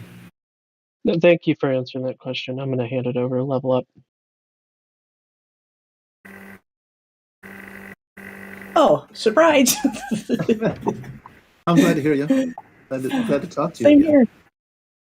Yeah, we had a nice conversation before, kind of an introductory get to know you sort of thing, I think. Yep. Yeah, I kind of was distracted by the way, I like your attitude. Who was I just talking to? Gospel bearer. Okay, well, I appreciate your attitude too. It really is. So many times, flat earthers and globe earthers get together and it's a shouting match, and I'm not interested in that at all. I don't want to play gotcha. I want to talk with people, and if people don't want to talk, they just want to argue, then count me out. So I appreciate both of you. You have great attitudes. Understood. You've been around for a Thank while, you. Danny. Have you just recently come back, or what? I came on this channel a Couple year or years two ago. ago. I can't remember what it was. Yeah. And after a half an hour, I was booted out, so I didn't feel like I was welcome. I turn on the YouTube channel from time to time. I'll have it in the background listening when I'm doing something that I don't have to give my full attention to. So if something comes up that interests me, then I'll turn it up and listen to it for a while. But I recently came back because basically I was asked to talk to Paula. And as long as I have time, and as long as the discussion is civil, I'm happy to be here and answer questions and talk with people and interact. I don't want to get in an argument, a bunch of gotcha and shouting matches, though. And by the way, the mean stuff comes from both sides. Neither sides, their hands are clean on this. I get put out with people on both sides who can't behave themselves. Right. I was just going to say, years ago when I was still on Faceplant, I call it, I mentioned Dr. Michael Heiser. I forget who was running the Facebook page at the moment, but I think it was either Answers in Genesis or Creation Research Institution or whatever they call it. I forget. But they jumped down my throat about Heiser, like, oh, I beat that guy in a debate and blah, blah, blah. And I'm like, whoa, I think I'll just leave. Just don't stick around when it's like that. So, and my point with Heiser, I mean, I'm sure you're familiar with him, is that his area of expertise is linguistic, right? It's not theology. It's not even science. It's linguistics. And I thought he made a fair point in saying that there's a lack of consistency in how Christians approach Genesis 1 as historical narrative, which I think both of us agree that that's what it is, historical narrative, even though they use, the ancient Near East historical practice was to use figures of speech and other embellishments, I guess you could say, to put the reader into the story without saying it's fiction. That's the point that is hard for a lot of modern Western minds to grasp, is that if you say something with more color than just a dry technical prose, then somehow it's not to be believed, and that's not true at all. But the point that Heiser made that I thought was fair was the lack of consistency in that how can it be that we take the time statements in Genesis 1 literally, but not the structure statements? They're both in the same context. They're both in the same narrative. And yet, we take evening and morning day 1, evening and morning day 2 is very clearly, I don't know how they could make it any more clear that these are literal solar days. And yet when the Bible says that the earth is fixed, it's never, and here I would say,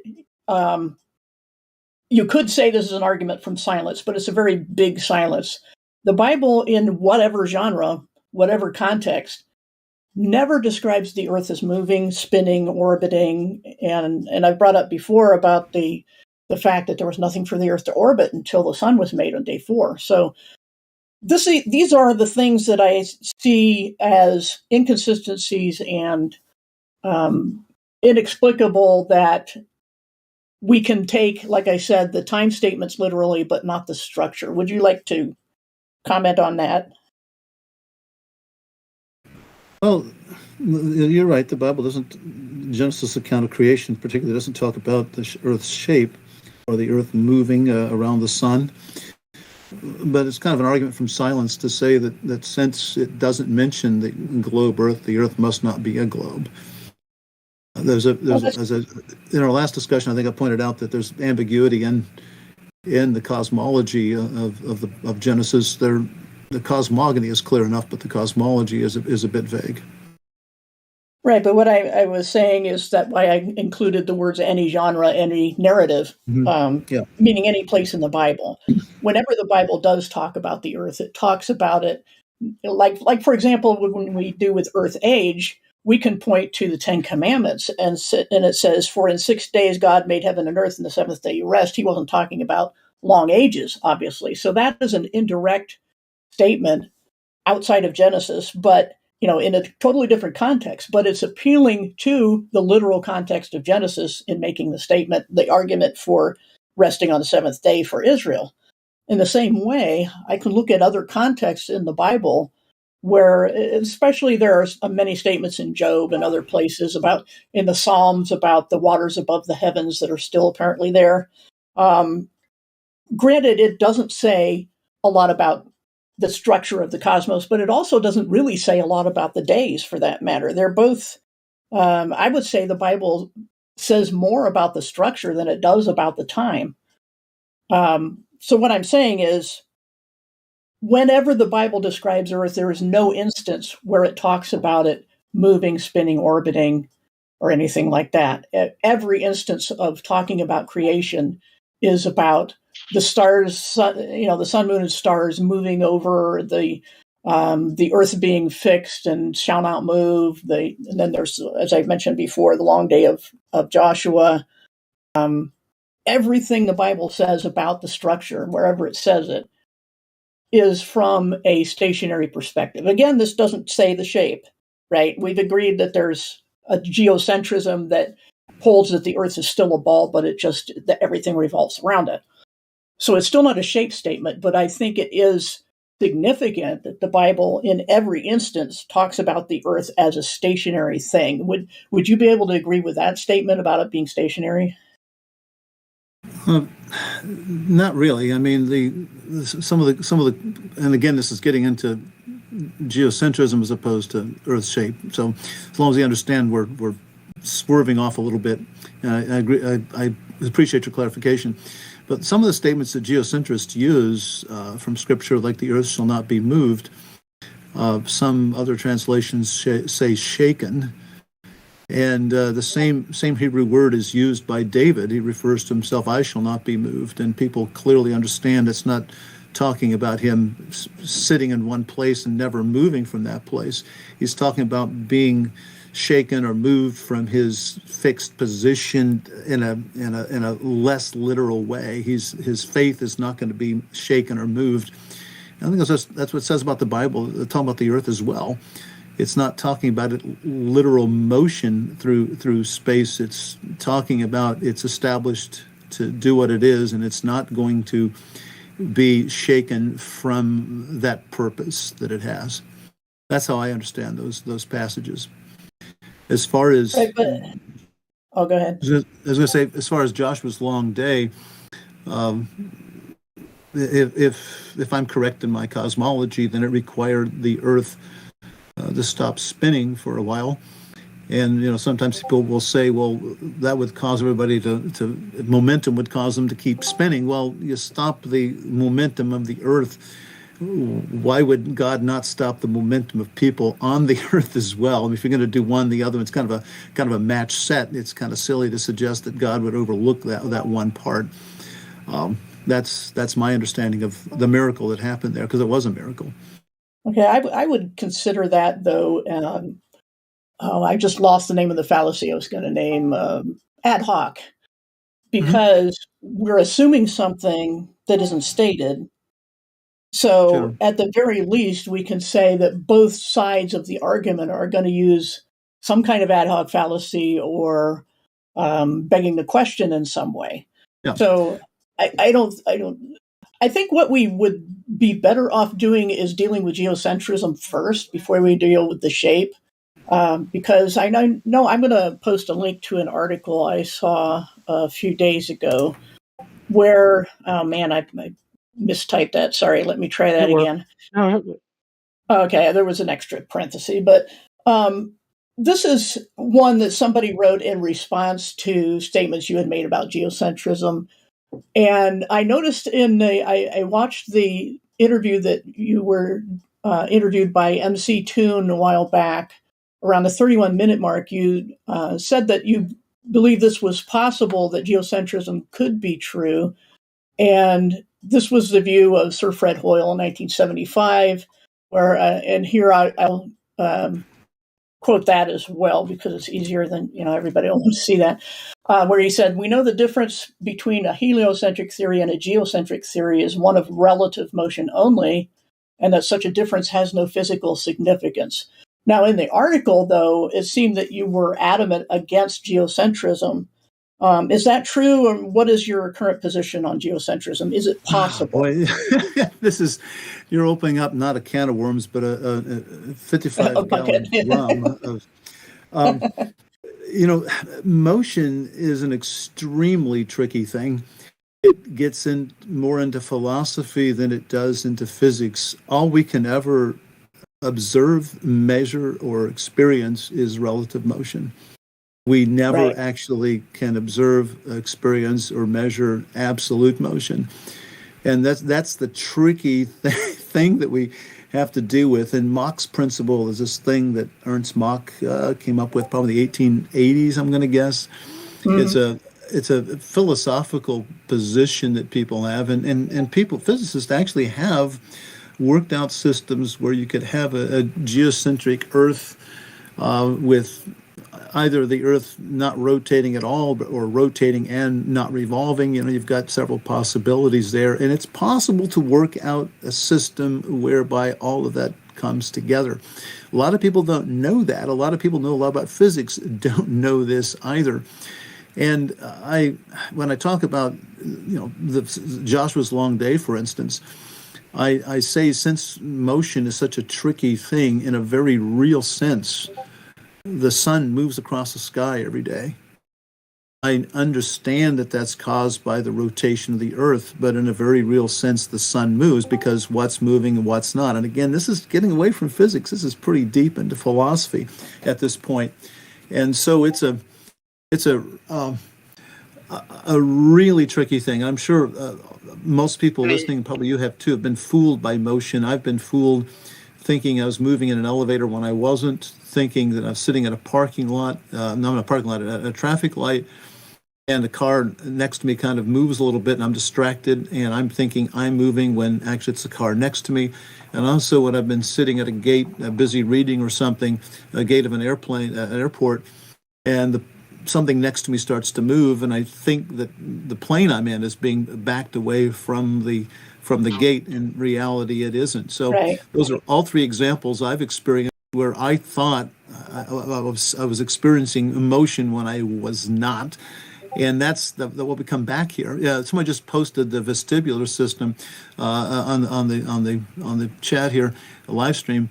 But the vestibular system doesn't detect motion. That was something I was taught growing up, that it detects motion. It doesn't. It detects acceleration. Big difference. And we are able to detect acceleration pretty easily. We're not very good at detecting velocity. All we can do with velocity is measure that relative motion with respect to something else. So if you're a geocentrist, what is, you got to basically define what is not moving. And if one wants to, for the sake of argument, define that the Earth is not moving, then that's fine. We do that frequently in astronomy, believe it or not, and in physics, even though we understand the Earth is moving. How, Danny? How? How do you understand it? Hold on, please. Yeah. It's a convenient. We're on a platform, observing platform. We look at the sky around us. We can actually treat the Earth as a stationary system of reference. Doesn't mean that it is, and that something means we can treat it. And people might think I'm doing double talk here, but that gets into the complexity of this whole thing. It's not as simple as most people want to think it is. Right. But would you say we could agree then that the motion of things in the sky can't tell us anything about whether there's geocentrism or the shape of the Earth? Simply looking at the motion of the things in the sky, we can't determine whether the Earth is moving or not. It's a bit more complicated. Though there's evidence that the Earth is moving, but again, it gets back into the very depths of Mach's principle and how you interpret these things. The shape of the Earth is something we generally do or talk about, not in the context of the motion of celestial objects. Right, and so the whole point is that unless we get deep into somebody's esoteric knowledge, and there's no other word for it really, because we're essentially treating quote unquote scientists as some kind of priesthood that in the sense that they have knowledge we don't have, and we just have to trust them. And this gets into compartmentalization as well, because each discipline has its own bubble that it's in, and it trusts all the other disciplines to have everything right in order to form a comprehensive picture. So that, someone may be an expert in one thing, but not an expert in another, just like I mentioned with Michael Heiser. He's a linguist, not a theologian or a scientist. And so I think he makes some grave theological errors, for example, and he believes in evolution. He believes, in all the standard things, and yet is a Christian, as far as I can tell. And I'm not going to judge his salvation on the basis of this, but I think he has his own inconsistencies, such as that if the Bible is what he calls, quote unquote, theological messaging in Genesis, then how does he say that Jesus literally rose from the dead, since it defies science? It isn't consistent on his part. But at the same time, on this overall question of relative motions and how much detailed, quote unquote, hidden knowledge to most people that we must rely upon in order to understand God's creation, because as it says in Romans 1, that there is no excuse, that people are without excuse for knowing there's a God, because they can just look at creation and see it. And yet we're told now that because of deep scientific, sometimes esoteric knowledge, that we can't understand, we just have to trust. And we're having a major problem with that in this venue, as far as things that we know we've been lied to about, and not just about earth shape. There are all sorts of deceptions going on. And this was, of course, what Jesus warned about, the end times, that just, see to it that you're not deceived. It was the first thing he said when he was asked about the end times.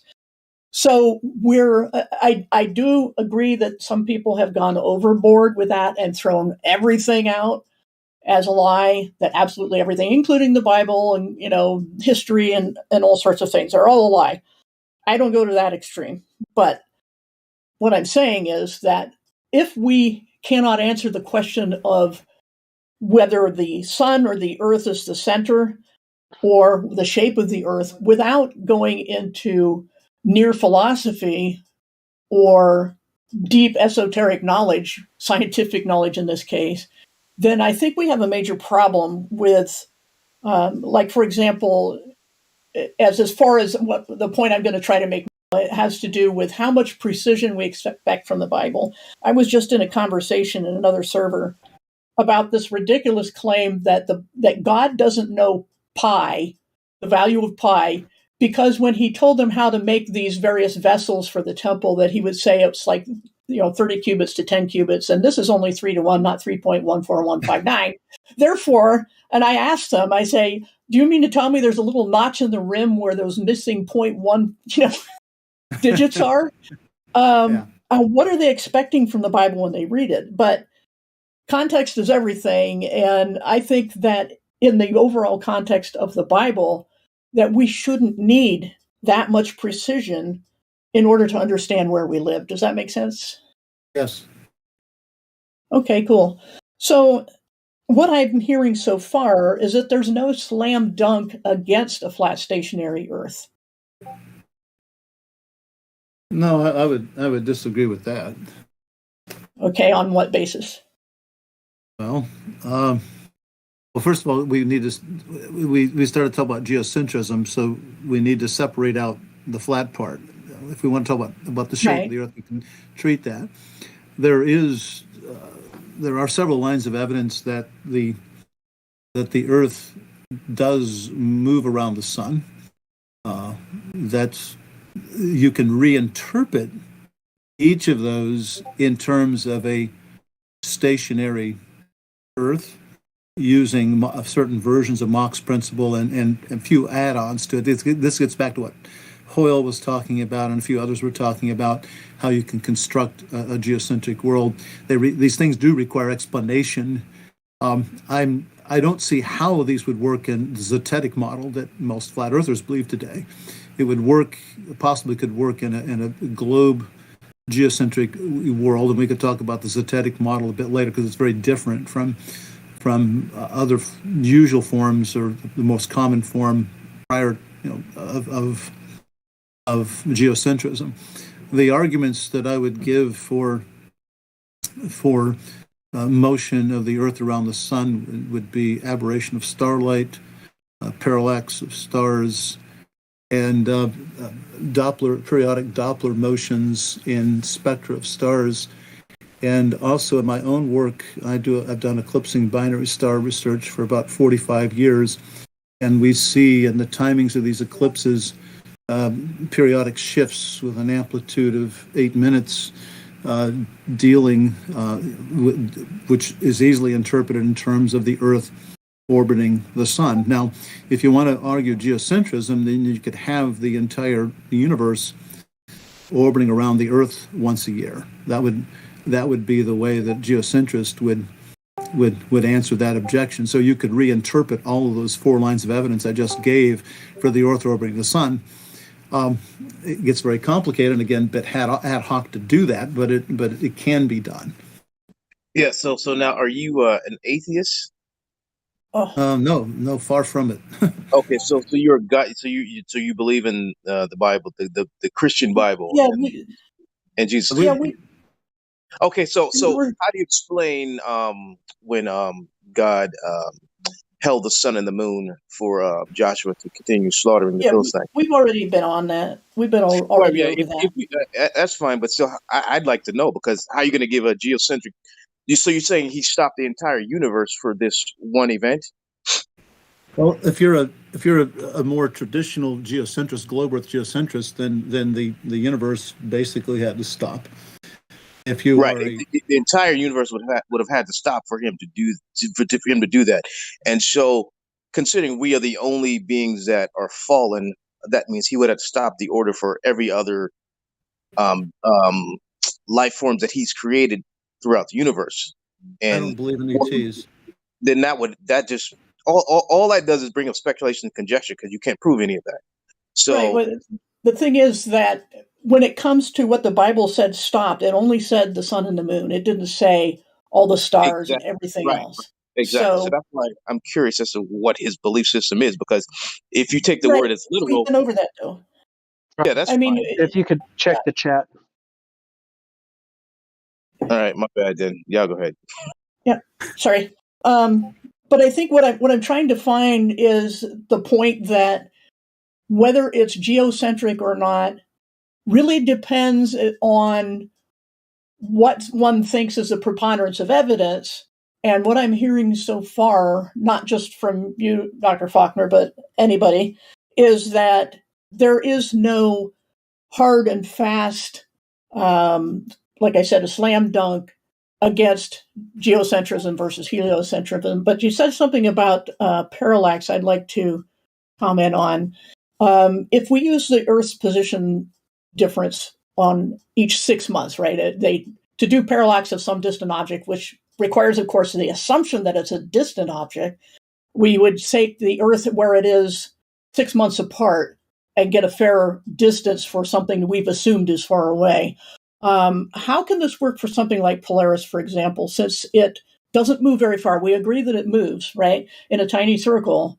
But how can we, if that's something that the Earth, that the central point of the circle of the stars overhead is at Polaris, that this is because of Earth spinning on its axis. Well, its axis has moved significantly over the period of 6 months. And if it's also being dragged by the sun, the Earth is being, and kind of corkscrewing behind the sun through space, how can we compare of any heavenly object 6 months apart, comparing the angles when everything is moving all the time in relation to each other? Could you comment on that? Are you talking about relationship to each other, or are you talking about just the Earth's motions, rotation, revolution? Well, I'm saying that since we observe that the stars in the sky revolve mainly around Polaris, and since we use Earth position 6 months apart to parallax to determine the distance to things in the sky, how is that possible when, given all the Earth's motions, that's not only its spin, but also its difference in position relation to the things we're looking at in the sky over a period of 6 months? It's because the stars are incredibly far away. You brought up Polaris. It's 30 million times farther away than the sun is from the Earth. How do we know that? It's based upon the parallax we measure. But that sounds like circular reasoning to me. I mean, we're saying that we're determining parallax for an object that we've already decided is very far away. Right. And the thing about parallax is the farther away it is, the less the parallax will be. I mean, this is something that anyone can test for themselves. The way I would do it is to have people hold their thumb up at arm's length and look at it with one eye and then the other, and you'll see a definite shift. Hold on, let me turn that off. You will see a definite shift in position. And if you have someone stand 10 or 20 feet away and hold their thumb up and you look at it, the shift will be quite a bit less. And this process has been used on the Earth for a very long time. If a surveyor wants to determine the distance to a very distant object, he doesn't have to take a chain and go end to end with it through the woods and so forth. He can set up a baseline with either two theodolites or one that he moves from point A to point B. And from the baseline and the difference in the angle that he measures, you get a very long, skinny triangle. Knowing the base is, you apply basic trigonometry, and you get that distance. So this, when we jump up into the sky looking at stars, it's not an untried or untested sort of method. It's something we've been using for centuries, maybe even longer, to survey on the Earth. And we can do the same thing in the sky. And the Greeks knew that if the Earth were moving around the sun, which they greatly discussed, it turns out, there should be observable parallax. They didn't find any, so they concluded, being good scientists, by the way, they concluded that the Earth did not move. There were a few people then who suggested, Aristarchus is one who suggested that the Earth did move, and the only way he could explain that was if the stars were very far away. Now, it wasn't until about 180 years ago that they found the first parallax. Today, it's improved tremendously with the increase of technology. But the parallaxes we do observe are consistent with the Earth moving around the sun. That leaves us with just two possibilities. Either, if you unless you reject parallax measurements altogether, but if I think they're real, then that either the Earth is moving around the sun, or once a year, or the entire universe is moving around the Earth once a year. A number of points. I'd like to address in that. First of all, when you do triangulation in trigonometry, you're doing triangles, and they must have three flat sides. So if we're going to do any kind of distance measurement, we must assume that we're standing on something flat. It's impossible to get a 90-degree angle from a curved surface if the Earth were curved. The other thing is, again, the assumption that the stars are large and far away. That's an assumption, and I don't think that parallax disproves any other possibility that we must be moving, and instead of the universe, the things in the sky moving. I don't think that's a valid argument to rule out that we are standing still and everything else is moving. So as in any scientific theory, you can't just say, well, I have a story that I think makes sense of all the data, therefore it must be true. We have to falsify it. We have to be able to say that nothing else can explain these phenomena. And what I think I hear you saying is that, yes, you could say that we're standing on something flat and stationary, and the stars could be small and nearby and have their own motions that don't have to be explained by parallax. And then where are we? Because at the end of the day, each side has some certain, we look at the same data just like we do in young and old Earth creationism. We'll look at the same data and reach different conclusions. But when it comes to, 1 minute, let me shut the clock. I was hoping that was not a sound effect somebody was putting to describe me. No, it's my little clock I got back in high school when I went to Germany, and it's a authentic Black Forest cuckoo clock that I got in And Munich. it's held up well, Anyway, hasn't it?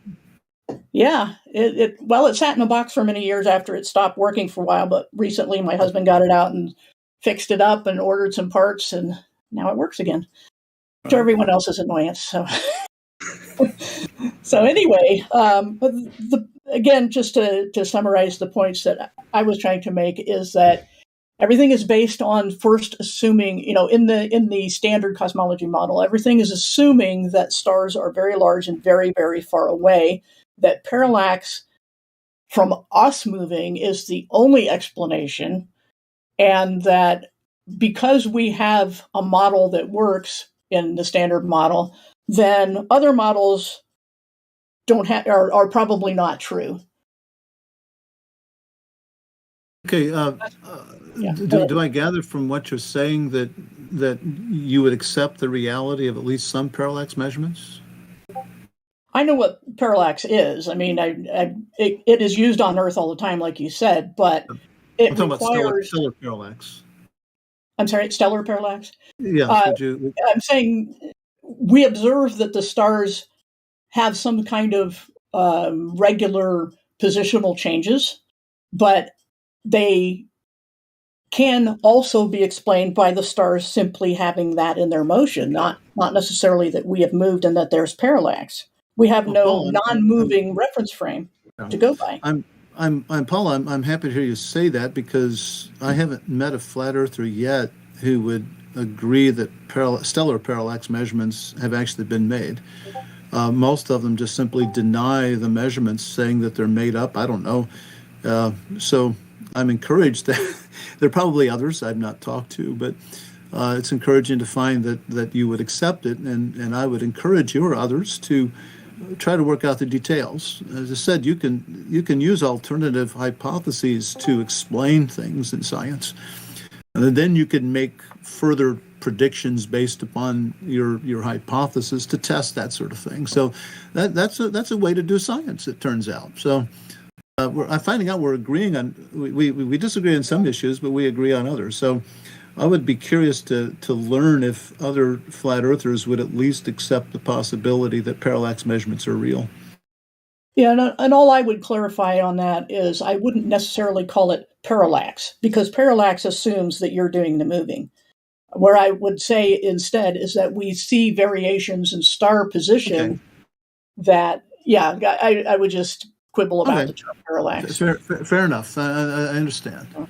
Yeah, and I have a number of videos. I think I mentioned before, I have a playlist on my channel called Challenging Standard Cosmology. And I did some studies. I use my own camera, my own observations, and sometimes I would compare them with dateandtime.com just to make sure that, I don't agree with people who say that that data there is made up, because it matches at least where I am on my latitude and longitude. It measures, I observe the sun and moon doing what they're supposed to do when they're supposed to do it. And so I'm not quibbling about that. But in one of my videos, the one on the sun, I showed very near the beginning that the daily motion of the sun is a puzzle, because we know physically the sun never is 90 degrees overhead outside of the tropics. It goes around basically the equator, only goes a certain distance north and south through its seasons. And so how do we then explain, for example, here in the Northern Hemisphere, if I look south and I watch the sun's motion over the course of the summer, I'll see that it rises northeast, especially, let's take the two extremes of the solstices. In the summer solstice in the north, looking south, the sun is rising in the northeast and setting in the northwest. Okay, it goes in an arc overhead. It's not a straight line because I'm not in the tropics. But at the same time, on the same day, someone in Australia looking north will see the sun rise in the southeast and set in the southwest, which means that this motion of the sun is kind of pinching toward the center at the equator as it goes through its daily motion overhead. So there's Are you talking? Wait just a second. Are you talking about in winter? I mean, summer here in the northern hemisphere? Yeah, or any given day. I'm just using the solstice as an extreme point of the sun's. But when we in our summer, or what's going on now, we see the sun rise in the northeast, set in the northwest, and people in Australia, for instance, would see the same thing. The sun would still rise in the northeast and set in the northwest. But that's not what I saw on date and time. I looked up the same day for a place in the United States and a place in Australia, and on the same day. I'm sorry? What date was that? I don't remember. It was a couple of years ago, but I would have to. I would have to look up my images. That might take some time. I don't want to do that right now. But if anybody can go to my channel and find, well, let me see. I might be able to find a link real quick that somebody could get an image off of there. I think you might be thinking of the summer solstice in the north versus the summer solstice in the south, which is 6 months. Yes, that's the problem. If it's the same date, then they're going to be rising and setting in the same general direction. But when you switch between, say, summer solstice in the northern hemisphere and summer solstice in the southern hemisphere, then it's southeast, southwest for them, northeast, northwest for us. But when we're seeing it on the same date, we basically agree, north and south, that the sun is rising and setting in the same positions. The thing is, I used the same date when I did that. I posted my video, but somewhere not very far from the beginning is a part where I show on the same date in dateandtime.com that the sun's motion overhead is, whether if you're looking south, it's going, from the northeast to northwest. If you're looking north from Australia, say, it's going south to southwest. So the motion of the sun, if you were to stack them one over the other, like I did in the video, they're pinching toward each other, toward the equator. And this raises serious questions about how we observe the luminaries. Why don't you recheck on what you did and get back to me on that? I'd like to look into it. Yeah, it's the video's right there in the Livestream voice text, and there's the images. Great, Gospel Bearers got them. Those are the two. You can see the data in the image there. Let me see it, blow that up so I can read it myself because it's kind of blurry. But it was today at 10:07 a.m. The one? Yes, on the right there. So let's see. Can't read it very well either. Yeah, it's a little blurry. Sorry. Is that for today's date? No, this was several years ago. Okay. I can't quite make it out. Yeah, sorry about that. I can try to get a clearer version of that. Oh, there's the date is 2018-02. It's in the drop down boxes. 2018 February 8th, and then the other, they're both 2018 February 8th. Okay, I would suggest using a date closer to the solstices than that. You're actually closer to the equinoxes there, and then there's a latitude dependence that comes in, so be careful. Well, even on the equinoxes, they would be more flattened out and less obviously curved, right? Yep. Well, the sun rises due east and sets due west only on the equinoxes, and it departs from that. It's probably better to look at the extremes than it is to look at the. Which, like I'm saying, this is February, right? That I did this in February, which isn't. I mean, it's a little past the winter solstice, but we still have enough curve to see the difference that they're pinching toward the equator. I can't make out on the diagram what it's saying. It's just the resolution is not good enough. So, I'm just in the video though. If you could send that to me, the link on the video, I'll be happy to look at it later. Yeah, I can DM you that too as well if you want. let me just do that because things will roll off the page here.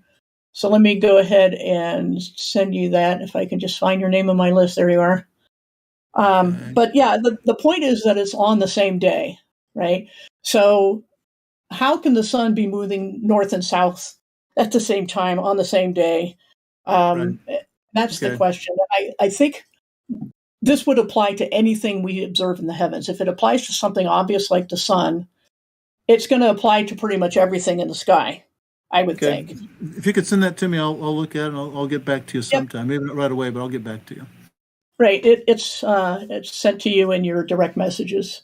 Okay. So other than that, we can put that aside for the time being until you get a chance to watch it. But I think what I'm trying to get at just for today, because I know you can't always stay a long time, is that so far I haven't heard any, like I say, I hate to overuse the term slam dunk, against the Earth being stationary, against geocentrism, and we haven't even really talked about the shape.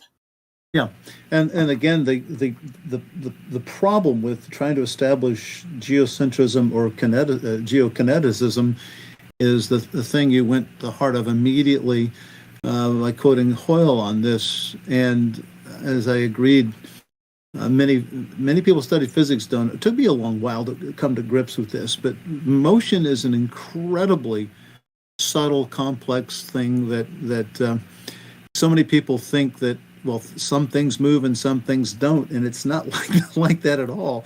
Determining what is actually not moving and what is moving, that is more of a philosophical question than it is a scientific one, as it turns out.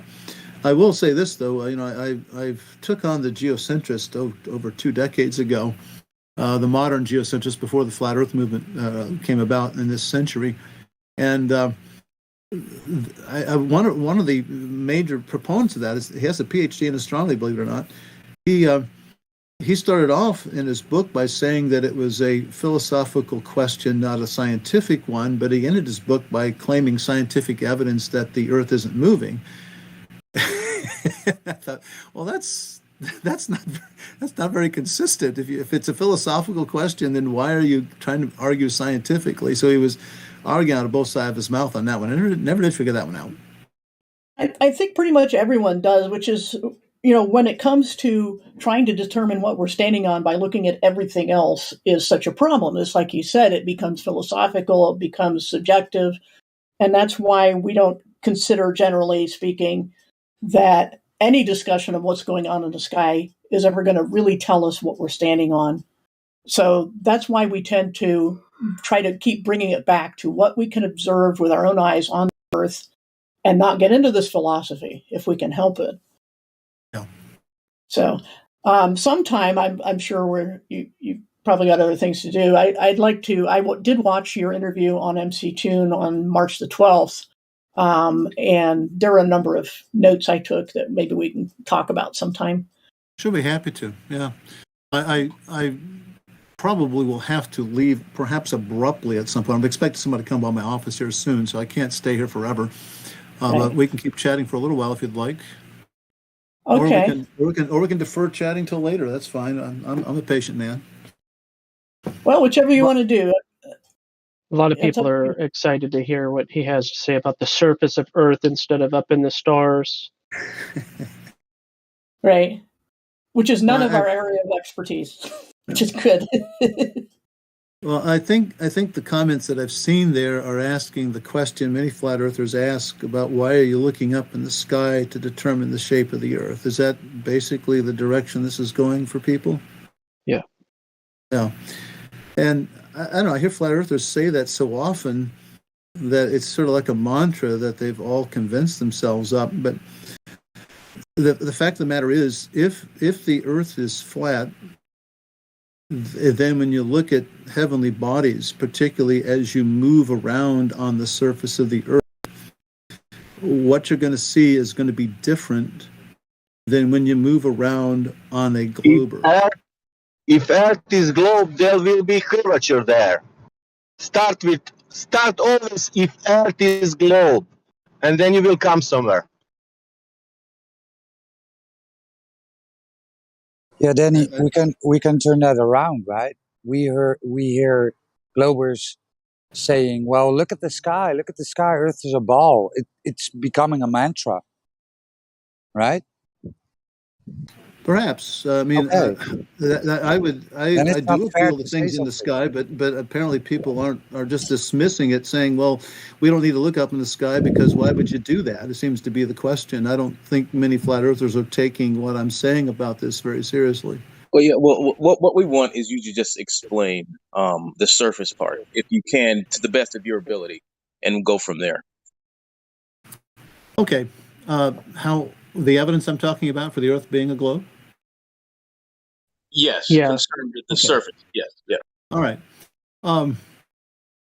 I explained with Paula last Saturday or recently, whenever it was, that I had recently, just 2 days before, come back from a trip to Florida. I was in South Florida, and I observed the star Canopus about the time it was on the celestial meridian, which means it's about as Here's high why in everybody gets annoyed with this conversation. I'm cutting you off. I know that's kind of rude, but when people talk about the surface, they don't mean stars.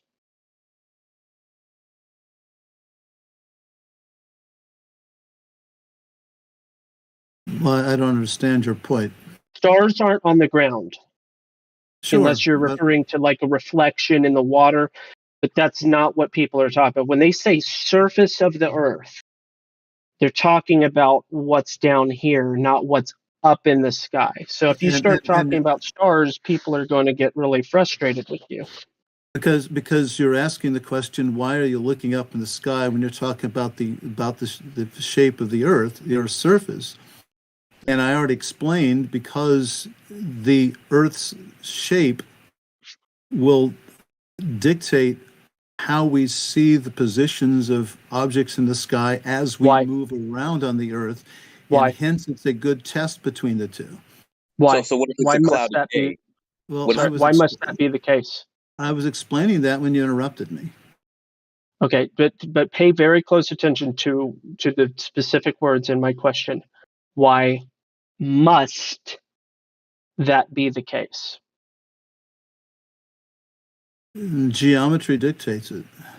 Yes, what if the geometry is of what's up above us and how we view it from different locations, as opposed to some type of curvature of the actual Earth? Are you saying that geometry works differently in the heavens above us? What I'm saying, Danny, is what if the firmament itself conveys in a certain way? What if that is the explanation for why we see stuff the way we see it from where we are? It seems rather ad hoc to me. It can seem that way, but that's only because you start with the presupposition that Earth is a ball. So when you I'm not I'm not doing that. I'm simply, as I said, if the Earth is flat and we have stars above us, be they on the dome, whatever, as you move around on the Earth, they will appear in different parts of the sky, and you can make some predictions about what you would expect those changes in position to be. If the Earth is a globe, then as you move around on the Earth, you will see changes in positions of stars in the sky, and those predictions will be very different from what you would expect if the Earth is flat. So it amounts to a crucial test between the two different propositions. Yeah, and those expectations may be false. You're saying that you can't make predictions? I didn't say those words. I said those expectations may be false, and what I mean by that is that expectation that you have of what you think things would be if the surface were flat, those expectations may be false.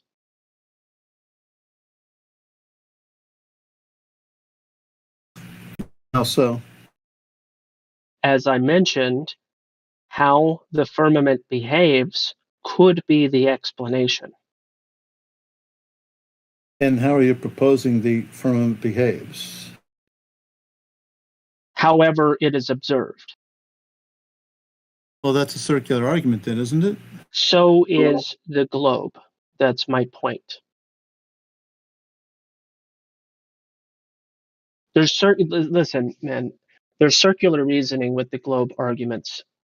No less so than me saying we're on a flat surface, we look up, the stars are within the substrate and or medium of the firmament, as is written in the book you claim to believe in. Okay, it says that it's within the firmament substance. Okay, so however that appears to us, how we see things from wherever they are and wherever we are, is what it is. So you can call it ad hoc, but the problem is there's no alternative away from ad hoc. We see what we see.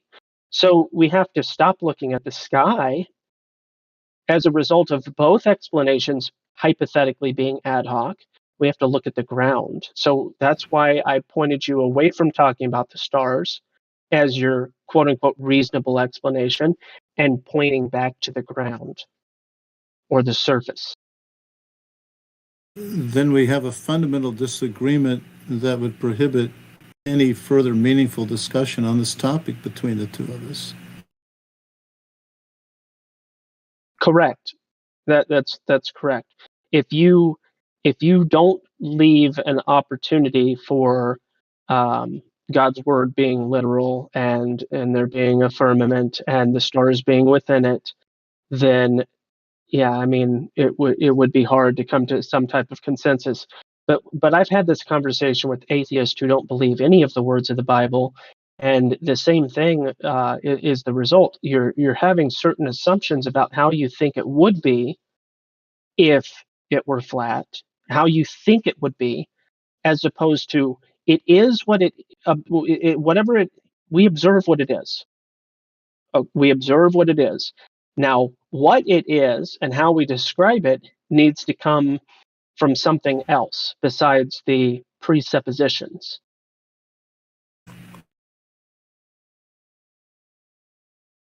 Which is why we talk about the surface and not something else, because the question is about the surface.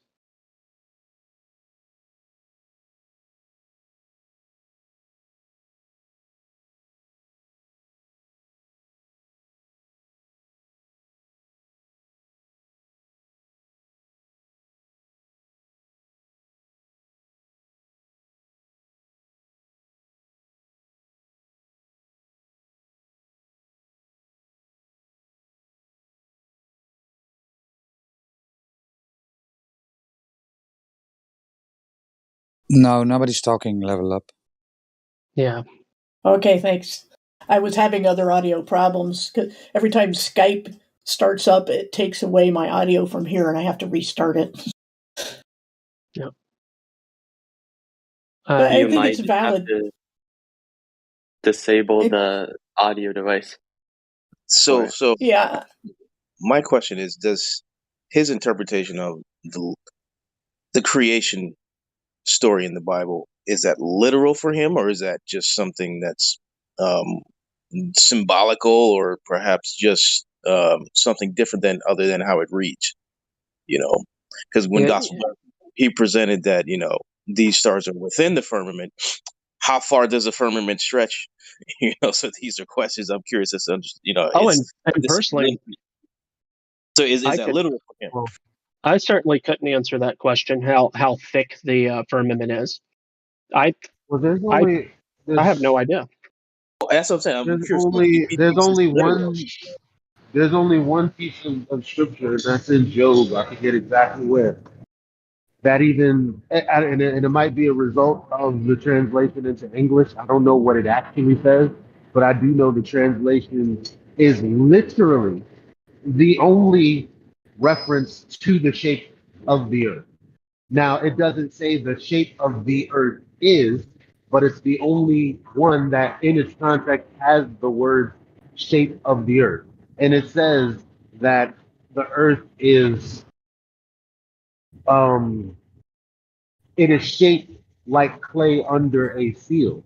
Now we have to be careful with that. If you come, okay, go ahead. Sorry, I was just going to say that we have to be careful that we're getting the word earth in context as well, because sometimes it means the ground, just the ground, so that the ground takes shape, as in, even after the flood or whatever, that the ground would be stamped out looking, right, with contour, flat but with contour. So I wouldn't use that as a proof text. It's just what I'm saying.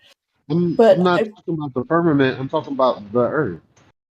Right, and that's the statement about the earth. The earth takes shape like clay under the seal, and that's why I'm bringing it up. I was almost finished. I'm sorry. Go ahead. Confused. I'm trying to. Well, I'm just saying that sometimes the focus needs to be on the word earth there, because sometimes the overhang is. I'm sorry. No, the Q. Oh well, that'll actually be at 63rd in Lexington. This is 63rd. Oh, you're talking to somebody else. Yeah.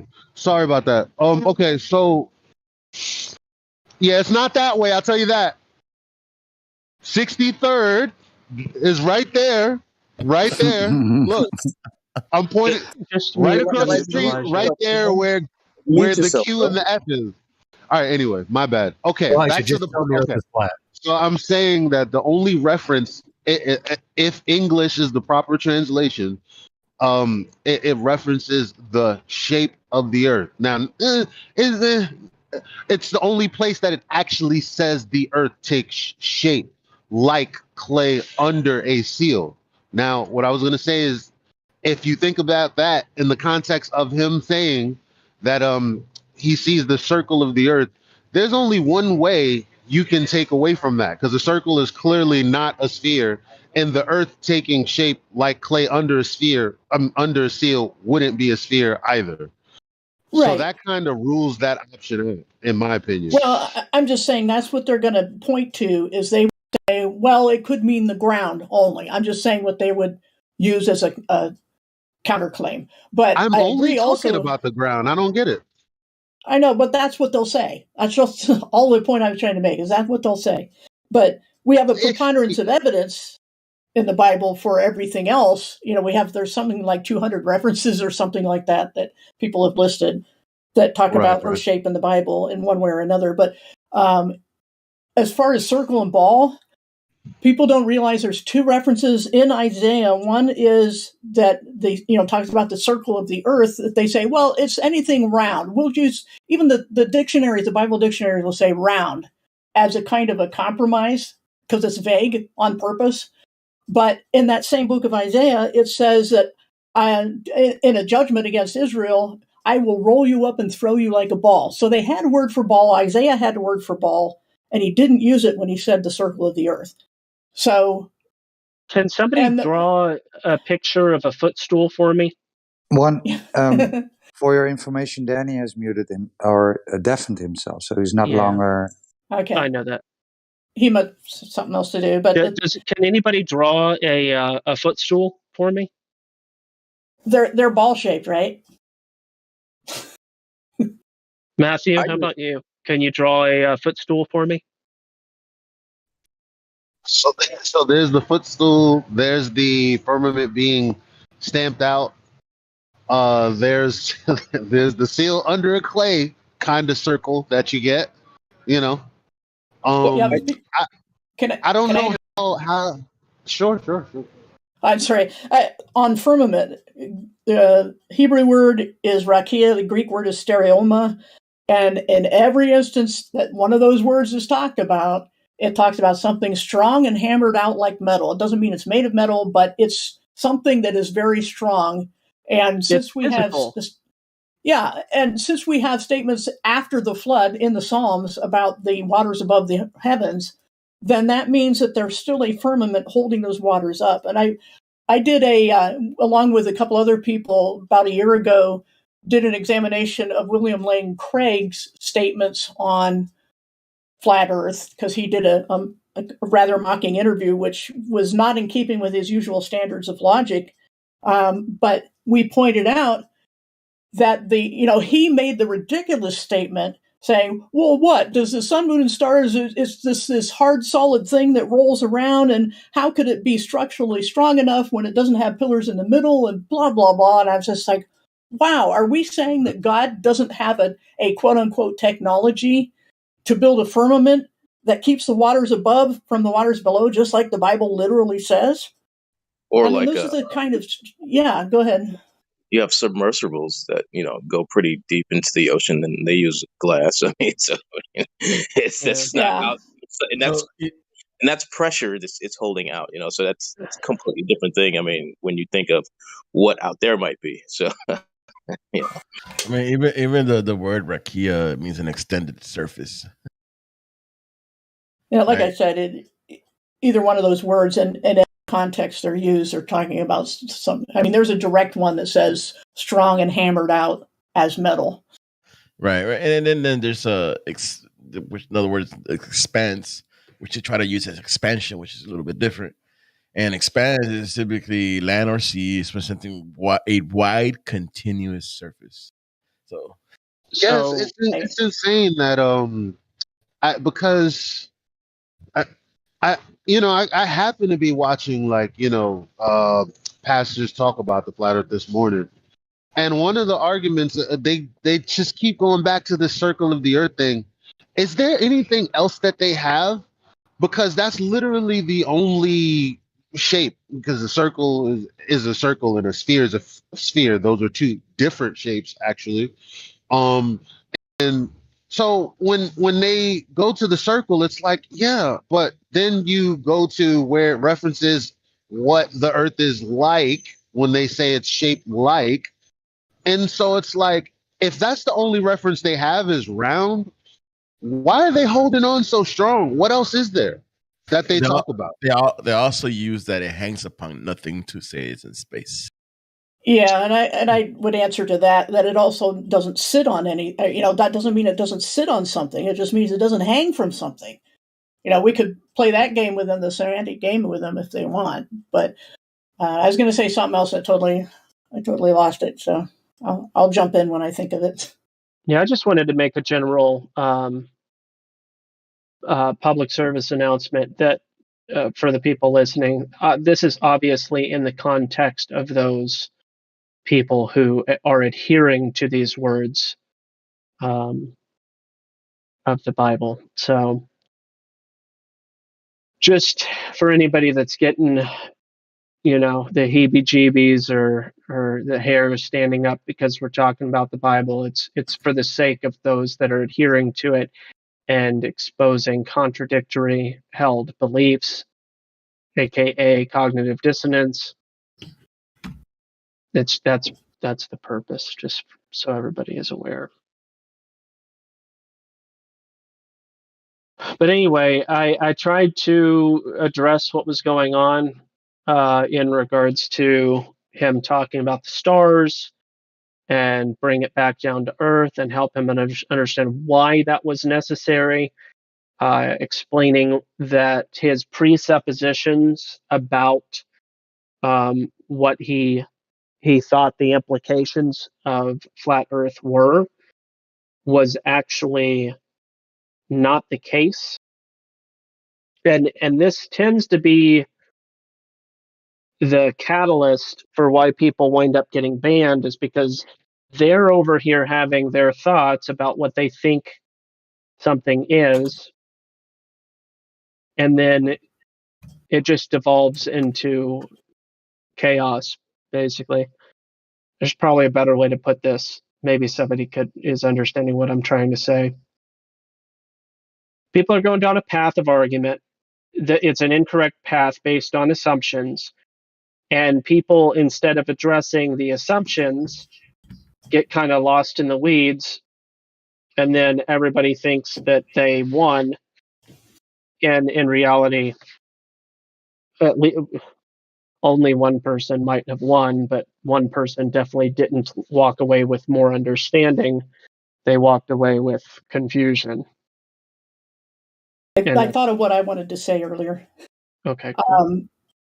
Just understanding where any young Earth creationist organization is coming from is, as I've said, I think I said last time I talked to him, that young Earth creationists have long been smeared with being flat earthers because of saying, "Oh, you think the Earth is round? You also think it's flat, don't you? Ha ha ha!" And use that as a smear tactic. And so now that flat Earth is a thing, they're just going to dig in their heels against it because of that history and the baggage, and that they've always been attacked as being unscientific. And so they don't want to go anywhere near flat Earth they don't want to be ridiculed. And that's what a lot of the resistance is about. And that's why it was so important for us to define science as you were doing when I first came in, because, and we have to keep that in context as well, because I understand there's even what I consider a ridiculous term, library science. I mean, okay, it's a body of knowledge. You're using it as that part of the semantic range. I don't have a problem with that. What I do have a problem with is when somebody says we're doing hard empirical observable science and yet using the fallacies and the assumptions. So that's what, the point I was hoping to bring up again, and I didn't think of it in time while he was still here listening. So sorry, that's all I had to say on that. Yeah, and we definitely got barely through that topic of defining science. We had a conversation about it, but it really didn't. It didn't go very far. And I certainly am not. Science and scientific study is not my expertise. I understand the basics. Logic is certainly more my passion. Philology. Yeah, and I think he kind of conceded, if I heard him right, that in the end it's all going to be based on philosophical assumptions. The whole debate, as far as neither side can convince the other on the basis of pure science alone. It can't be done. And so yet we have the advantage in that ours does not require esoteric knowledge, and it doesn't require great complexity. We have the Occam's razor position. Yeah.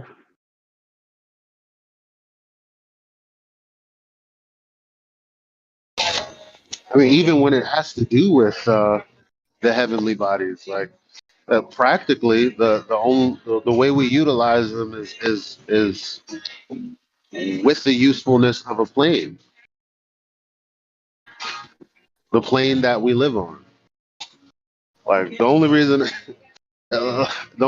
I could think like it's a celestial sphere because I mean, as things move away from you in any direction, it's going to be lower in your field of view until it reaches the convergent point in which you can't see. That's gonna if you plot that out, it could appear as if it was a sphere.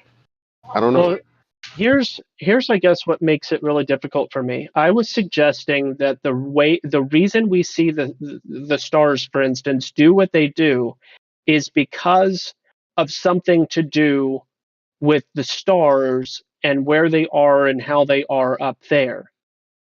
And he made it out to sound like that was a crazy assertion, whereas his assertion is that the reason the stars are doing what they're doing is because of something about the ground. And the reason that we know that the ground is doing something is because of what the stars are doing.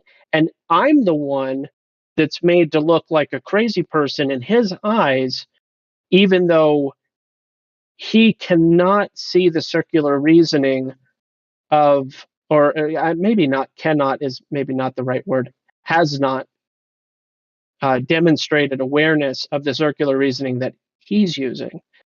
Did anybody else catch that in the conversation about I'm merely saying we look at the stars, they do what they do, and you're adding this thing about the ground, and my question is why, and your justification is the stars. Is anybody? I can see the circular reasoning, and to be honest with you, like from a third party perspective, right? Say I'm being objective. Here's the thing: from your standpoint, you're taking one assumption, which is the assumption we don't know what the heavenly bodies are doing, right? But we assume that they're doing something over what we've measured as a flat Earth. He's making the initial assumption, Earth globe, and then also making a similar assumption about the heavenly bodies because there's no empirical evidence as to distance, makeup, whether they are physical in the position that they are. You know what I'm saying? You're taking the Occam's razor approach. We measure the surface as flat and stationary, right? And as to the claims of the heavenly bodies, we're not 100% sure. Yeah. Well,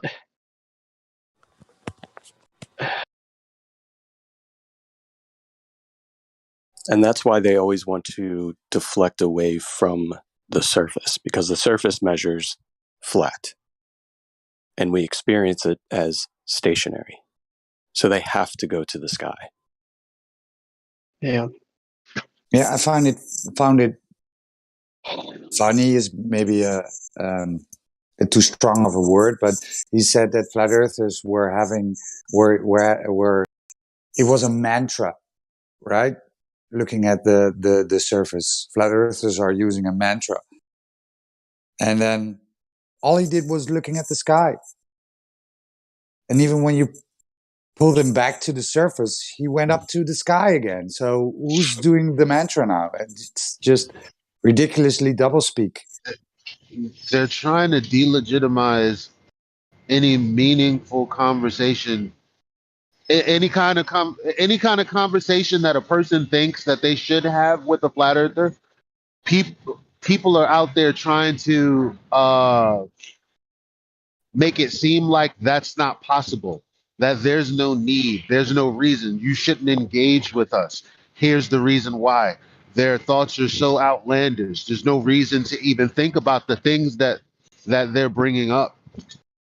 You know, like Dave literally said that we cannot detect curvature from the Earth's surface. Like that's literally the opposite of their claim, not my claim, not their claim. And he's going to say that that's not possible. While the only direct evidence we would have is predicated on the geometry of the Earth that we can see from the Earth. That's crazy. Yeah. Still, my question was never answered. As to whether the story in Genesis is that for him literal or figurative or symbolical, something like that. You know, because he kind of answered it, but before you were here, I think. So what did he say? It's up to interpretation, right? So a more direct answer to that question would be figurative. And that's what happens. If it's open to interpretation, then that's definitely your position. Then it's figurative, because anyone can interpret it however they like. Yeah. So if you were a dog owner, like you owned a pet dog, and your only justification for the fact that your pet is a dog is that cats exist. But here's another thing. And all you ever did was talk about cats in order to prove that you had a dog. But if he's a Christian, so-called Christian, he understands that spiritual things are spiritually discerned, right? So you cannot jump ship. Did we lose you mid-sentence? He can't hop on the bandwagon of atheists and adopt their beliefs and then therefore transport those over to theology, right? Yeah. So now you implanted these ideas that are meant to remove God from the equation and therefore supplant them into the theory that the belief in a creator. So how does that work? I mean, logically, I mean, you would never put parts from a boat in a car. You know, that is why I started the conversation out. There's got to be some parts in the boat that can go in a car. Yes, that's why I started. You know what I mean. with the mystery school religions and the origins of these things, trying to establish his position on different fields like quantum quantum physics or whatever, and their origins in the mystery school religions. I was trying to establish his awareness of those sorts of things, and I don't think that he's as aware of the subject as I am, if at all, in regards to the mystery school religions. I don't know. Here's the thing: some people are anti-conspiracy theorists. They don't want to believe in conspiracies of any kind, even though there seems to be this historical theme of a specific and general. There's a good word for this that's just escaping my mind.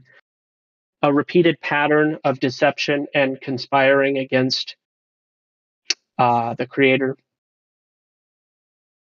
over and over and over again throughout all of history, and a concept of anthropocentric soteriology, leading people to believe that they can be their own saviors, be their own deities, become one with the universe, and reach a state of apotheosis. And that seems to be the common stream of deception from the beginning of time, at least according to the book I believe in. It started with the first people, and it's continued on till now. And even if you're a rejecter of that book, you could still identify this thing that I'm referring to as a thing that is persistent throughout history.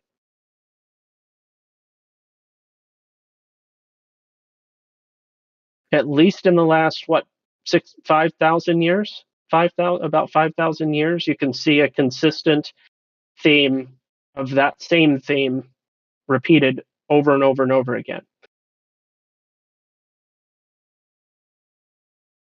To neglect that or ignore that, to me, is egregious, especially if you believe in that book.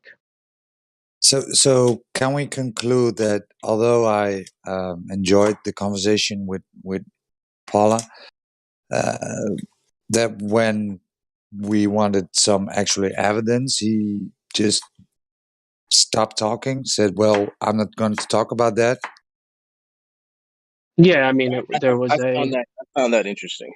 Yeah, now he's all of a sudden silent.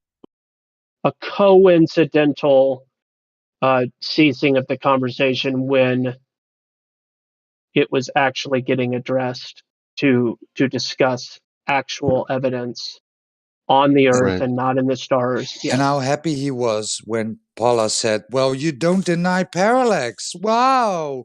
Wow, you're the first one. Wow. Wow. I hope I find more flat earthers that don't deny it, right?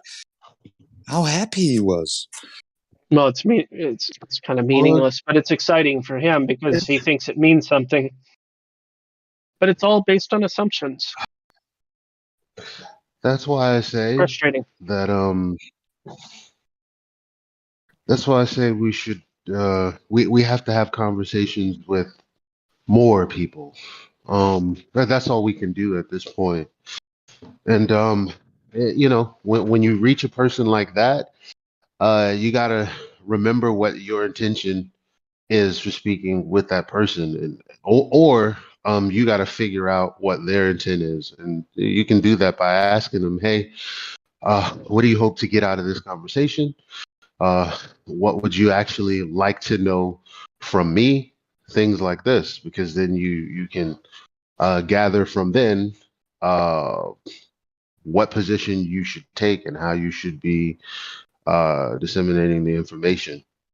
So, I mean, if he says, you know, I'm not willing to talk about certain things, that thing being actually the claim that's made, you know, if you don't want to actually look at the evidence or the lack thereof,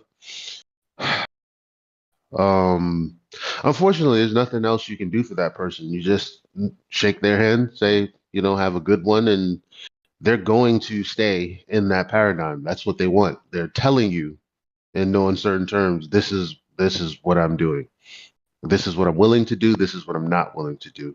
We've seen a little bit of that from Paza yesterday. Which part? A good thing, or more of the same?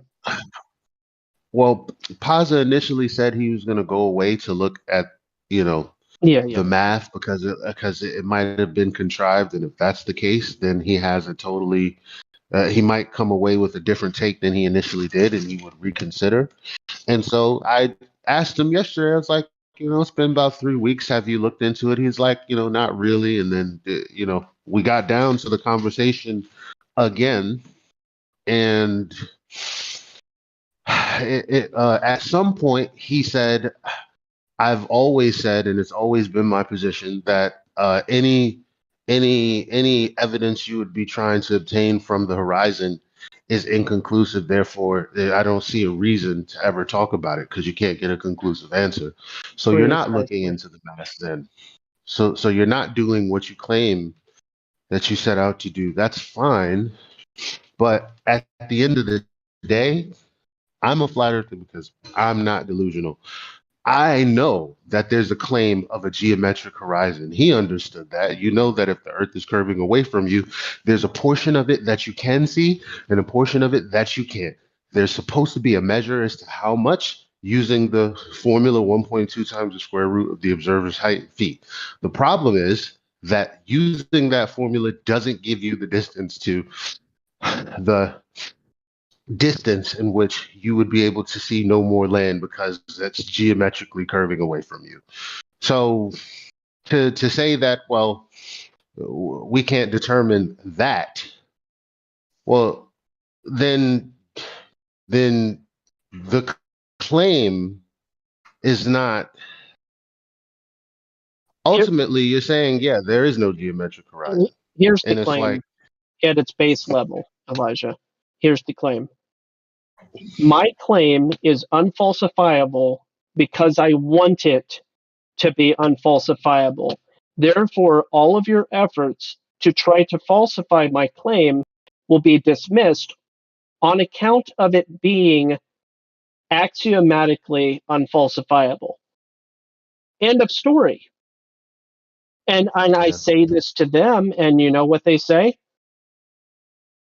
Nothing. They don't go, oh, that's not true. I mean, true, you could falsify it. If you could falsify it, I would allow you. No, they go, well, yeah, basically. he did basically do that. He acted like he was thinking about it, trying to bumble through it, but in the end, we came to the conclusion that, yeah, no, it's unfalsifiable. Okay. So unfalsifiable isn't the right word. What is falsifiably forbidden? Forbidden falsifiability. There you go. That's the phrase. Forbidden falsifiability. Dogmatically forbidden falsifiability. DFF. And I challenge any of them to prove me wrong. But I have found that they are dogmatically clinging to their held beliefs without any opportunity of falsifiability. So it's forbidden, which is antithetical to science. Irony much?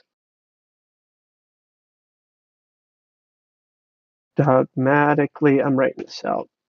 False. Forbidden falsifiability.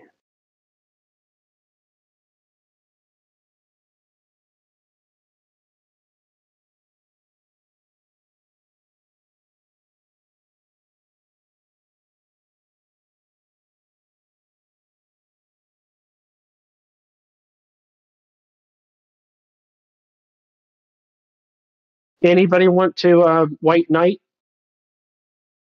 and come to their rescue about what I've come to conclude about these certain people that they are dogmatically forbidden for forbidding falsifiability?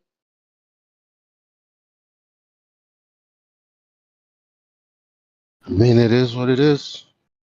I mean, I'd like you to ask Matthew the same thing you asked Paza, because that would be 2 on the record. Mm-hmm. Yeah, I think that's an applicable question. Another way to ask the question, especially for new people, would be, are you interested to learn how and why the ball has been falsified? How? Maybe just how.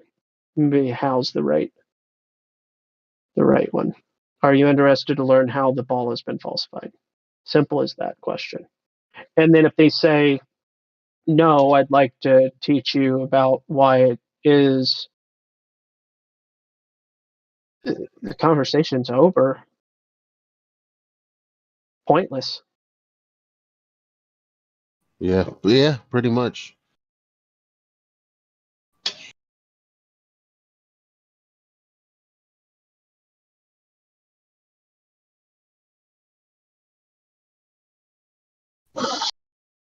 So yeah, I was in Florida and I walked on the surface and I looked up the sky and I saw a star and was at the other place and the star was at the other place. So Earth is a ball.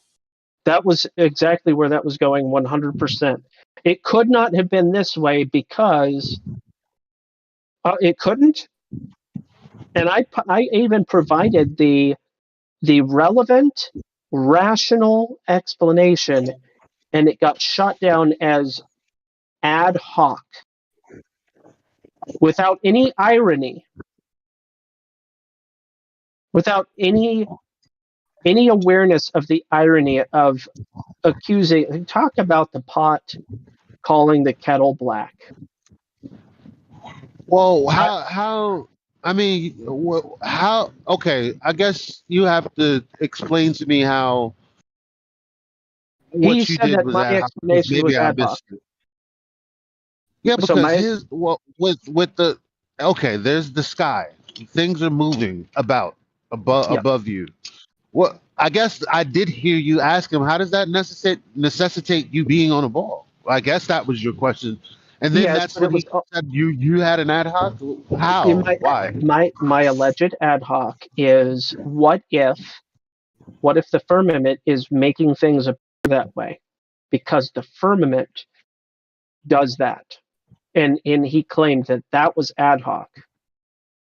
Well, appear what way? Adjusting the parallax, the positional where it appears, all of that. Like, so it's my understanding that the firmament is not a flat surface. It could be, but I don't think that is the case. That doesn't seem to make any sense. What does seem to make sense is that I'm a flat topper, but go on. well, yeah, I just think that in order to see certain things from different areas, you're going to have some type of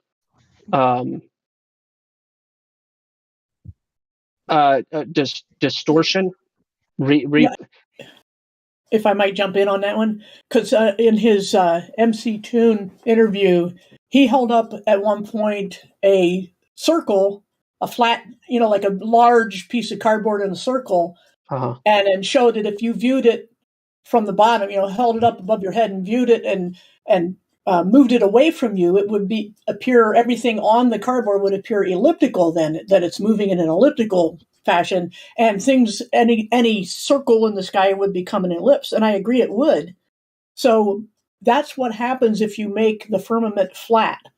You run into that problem where there should be an elliptical distortion at the extremities that we don't see. But my answer to that would have been, which is another thing I forgot to bring up to him, is that we don't say that the firmament is flat. So that's an argument that it's a straw man, actually. But here's the main point. Him saying that explanation is ad hoc, or maybe he said post hoc. I can't remember. Whatever he said, it's deeply ironic because Right. the globe is incorporated into his argument. That's what I kept trying to say about parallax. If we use the term parallax, we're already assuming that we're moving and something that we're looking at is not, which isn't even true in their paradigm because the stars and everything is allegedly moving all the time at great speed, and everything that makes everything have to be relative. And so he's saying that, well, with all these complex motions in all sorts of directions and speeds, that we can somehow use parallax to determine the distance to something we see in the sky. It doesn't make any sense, logically or scientifically. Sorry. Let me find my Now that time is very appropriate. When you say it doesn't make sense and your cuckoo clock goes off, that is comedic timing. Yeah, but you see what I'm saying? Why we don't have a flat firmament and why even the term parallax is begging the question fallacy because it's assuming quite hilariously, if I may, that in spite of all these complex relative motions, we can somehow use parallax. Parallax only works when you're moving and the thing you're looking at is not moving. So by invoking parallax, you have to say everything in the sky is not moving. Yeah. I'm offended by ignorant hypocrisy. I don't know why I should really continually lower my expectations of people. But yeah, I keep on thinking that people should be able to recognize. Well, I'm not as I can't look inside somebody's head, but this guy was the guy who said, "I have all the answers for flat earthers." I haven't met a flat earther which I couldn't answer, right? So, yeah, I mean, yeah, that's fine. The issue, and I can understand why somebody would think that. The issue is the blindness, the blindness to your own assumptions and why you think that your assumptions are axiomatic facts. They aren't. They're the thing in question. he wrote a book about flat earth, so he knows. He knows. Imagine being in the courtroom and pretending your innocence is axiomatic as the justification for your innocence. Right. Yeah, that's what it's akin to. And it's awkward. It's like, no. Your innocence in this analogy is in question. So you can't use your innocence as the axiom. It doesn't work that way. In similar fashion to this argument, whatever, what do you call it? Claim. Claim is what you call it. But how can somebody write a book about flat earth and then not be able to see his own assumptions? I mean, that doesn't fit in my head, right? Doesn't 45 years of doctor astronomy, he writes books about flat earth. I mean,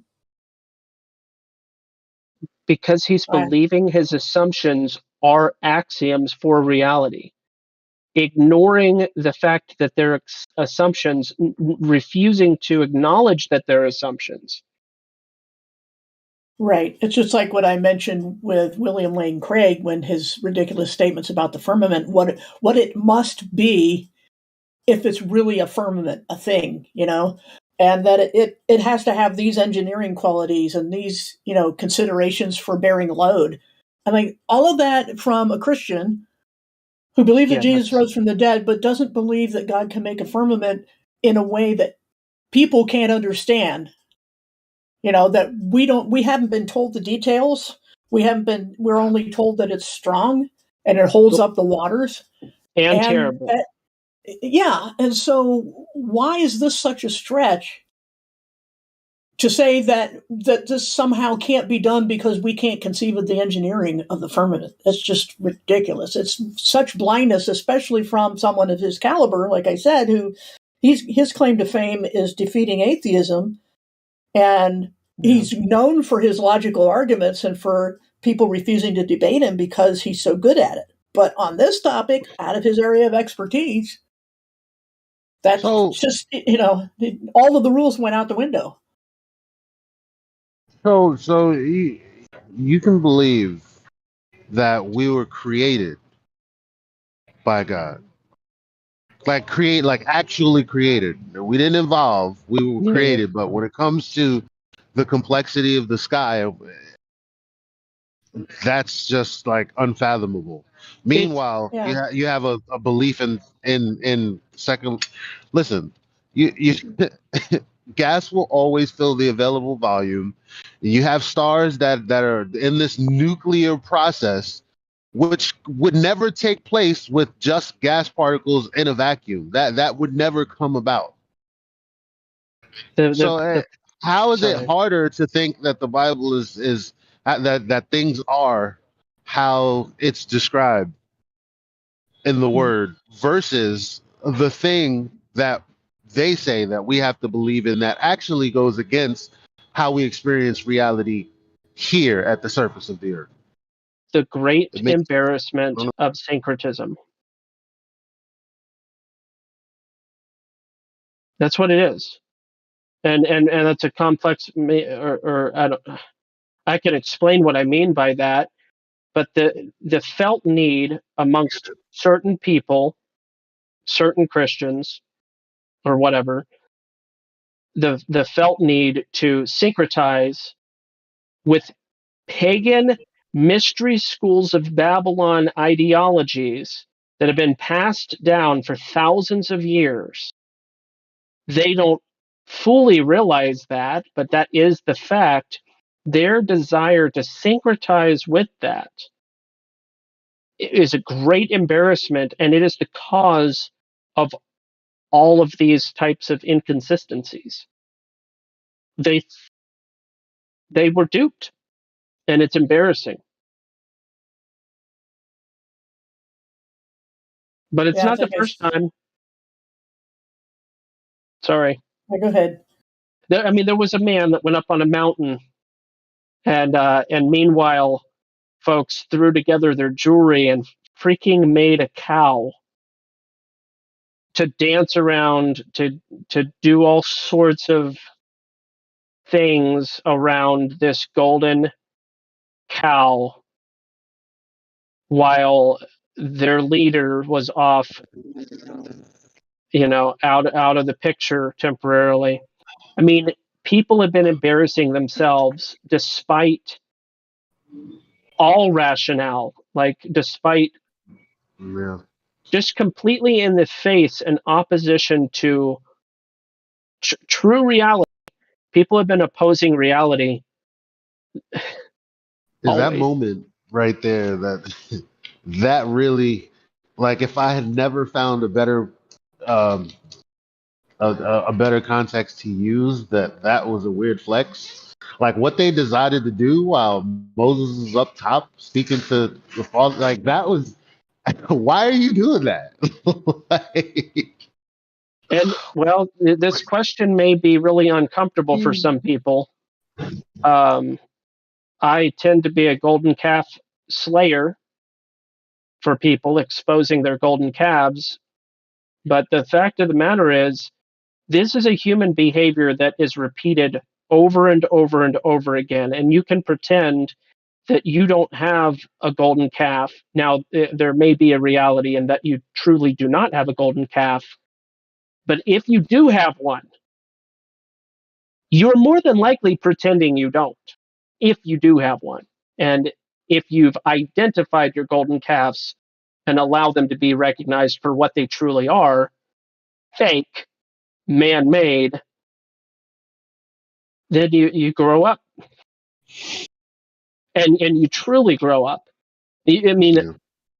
Identifying the things that you used to think were the things that defined And that's what these Mystery School of Babylon teachings are. They are the foundational teachings that make people think that which is, again, apotheosis, able to become one with the universe, to be like God, this original lie.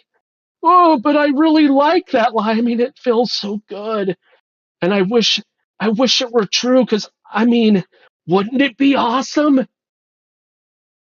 It would, if it were true. It would be really awesome.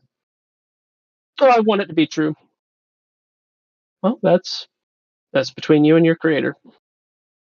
And I think I've heard a little pushback on whether the approach you and I have been using with someone like Dr. Faulkner is not good because we're angry and being lied about, and that these people are spreading what we consider lies, by any objective measure are lies, and that the solution is to destroy with a direct frontal assault. And I disagree with that, that objection, because if our goal is truly to convince people of the truth, we're not going to beat them over the head. This has been a criticism of a lot of Christian evangelists, which is rightly deserved, because they want to browbeat someone into a relationship with God, and that doesn't work.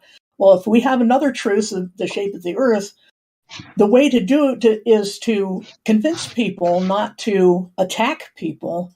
And especially with Christians and Danny Faulkner, appealing to what we have in common first, which is the Bible as authority, which is why earlier on I posted links on the Bible and science that I've written up, because the point is, for knowing who we're talking to and knowing what the common ground is, I can appeal to that as an authority and say, this is what science is what the Bible says, this is the problems that are, the set of problems that are created when someone wants to believe science above all, what they consider science. And what we've been trying to do here is say, no, that isn't science, it's assumptions, it's begging the question, it's not seeing the holes in your own, argument and projecting them on others. And that's what we're trying to present. But I think it's overall the best strategy is to be firm but polite. I think that would win many more people over to listening, at least, even if we don't ever convince them, we've at least got them to listen. And that's the first step. Matthew's here now. Have to be. So I can hey, ask Matthew. you, But really Matthew. quick, before that, Okay. I think that's really important, Paula, because when you see the extreme of what you just said, it's just someone being kind, being careful, and being patient. That's the extreme of what you're suggesting, while the extreme of the other position is something like I hate to bring it up now, but I know Gospel Bearer, you said you like young Moses, and I do too. However, I do not.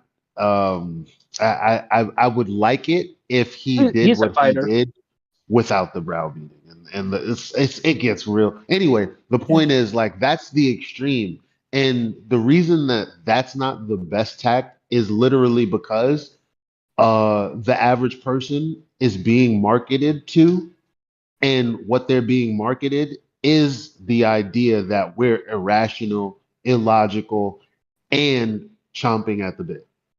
So yeah, that's all I wanted to say. I think our tactics have been counterproductive in many cases overall, and there's a lot of things I can't share, and pass around because it's vulgar or because it's unduly aggressive.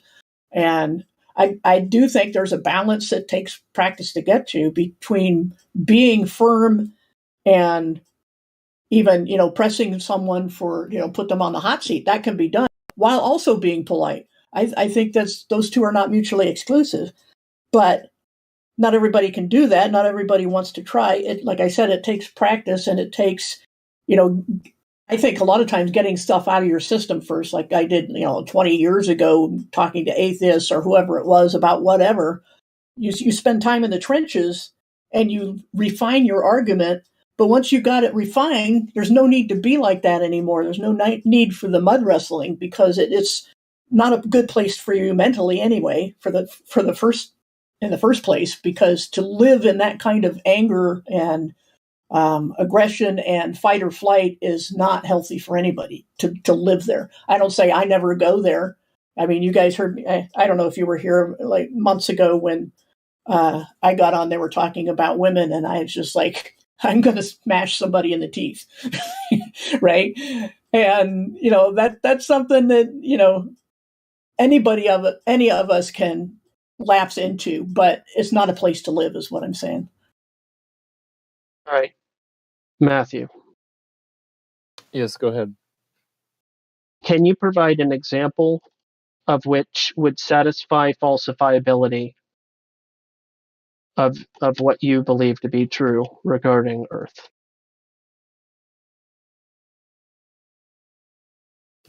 Yeah, I think that if we could use some special equipment to see 2,000 miles or like infrared or something like that, if you could somehow do some sight line 2,000 miles, that would falsify my idea. So 2,000 miles from what elevation? Any elevation, actually. So how about like below 100 kilometers? So what is that, 60 miles? Yeah. If you could go up 60 miles and see 2,000 miles. So like the one that is posted here by Marchoth of 2,800 miles?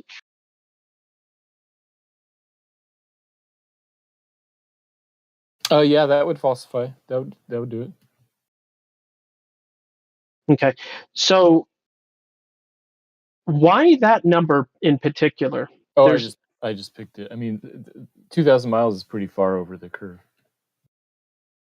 Yeah, but here's what's peculiar. Peculiar is not the right word. It is, but it isn't. Colloquially, it is. By definition, it is not. It's this arbitrariness of picking a number.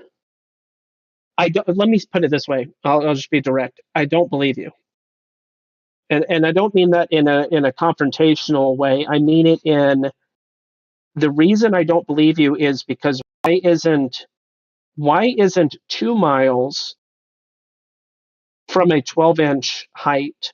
Why isn't 2 miles enough? What? Okay, so 1 + 1 is 2. If there was, let's say we were like reevaluating math, hypothetically, this is just not real, but hypothetically, if you were redoing the whole math, the process of how to do math, blah, blah, blah, and the claim was 2, but you did this math in a different way and you got 3. No, I see where you're going with this. Yeah, the point I'm making is like any falsification should be adequate. Not, I don't understand an arbitrary. Because, so, for instance, the 1.22 miles. Why is it 4 miles good enough? Why is it 10 miles good enough? Why isn't it 20 miles? Why does it have to be something else besides falsification? Why does it have to be an arbitrary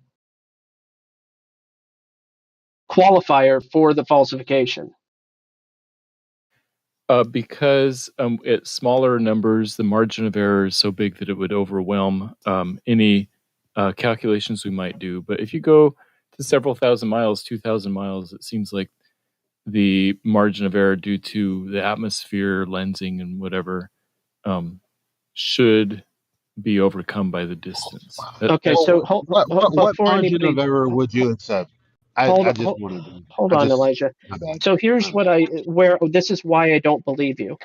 Okay, because I think of it in terms of ratios, right? So you're saying that the margin of error would overwhelm it. The issue I take with that is this is a rule of ratio, in that if it's 1.2, but in reality it's more like 10 or 20 or 30 or 50 or 70, okay, from 12 inches, the ratio there, a 10-to-1 ratio or a 20-to-1 ratio. Well, if you were at 100 kilometers, as you suggested, and you did see 2,000, or let's keep it to kilometers. That video said the kilometers. You're at 100 kilometers, but you see 4,500 kilometers. That's a 45 to 1 ratio. Okay, so in regards to ratios, if you were at the 12-inch and you could somehow verify that 45 miles could be seen from 12 inches, then it stands to reason that you've accomplished the same thing. Am I wrong? No, that's a good way of explaining it. Yeah, I think you're right that it is ratios rather than raw distances. Okay, so a ratio of 45 to 1. Why 45 to 1 ratio? Hypothetically, initially you said 2,000, so maybe we're talking about 40 to 1. Why is a 40 to 1 ratio necessary? Why isn't a 3 to 1 ratio absurdly plausible or sufficient? Why is a 3 to 1 ratio not profoundly sufficient? Yeah, you're right. It was just sort of arbitrary that I picked that number. Okay, but this is a 10 to 1 ratio. It could be infinite. It wouldn't change my view because I think that light can curve at the same distance. Okay, so now you're backpedaling and saying that 2,000 miles would not be sufficient because it could curve infinitely. Yeah, once you put it that way, you're right. I retract that and say even if we saw 2,000 miles, I wouldn't believe it. This goes back to my original question. Are you dogmatically forbidding falsifiability? No, but I'm trying to think of what would be falsifiable. I think you're right. I think what you've shown me is that even if I saw no matter what distance, that wouldn't count for me as falsifiable. So I take your point. Okay, so I could make a statement. Okay, this is the dilemma that I see. I would make the statement, which not everybody's going to agree or believe it to be true or whatever, but I'm just going to make the statement as a statement. Only God sits above the circle of the earth and sees the whole thing all at once. What it seems to me is that someone like you wants to only allow the falsifiability to be as if you sit upon the throne of God, and only then would you actually realize and or believe that it is what it is. And here's why I find that hypocritical. You didn't apply the same level of scrutiny or justification the other belief that is in contradiction to our observations. You didn't require God to tell you that it was a ball in order for you to believe that it's a ball.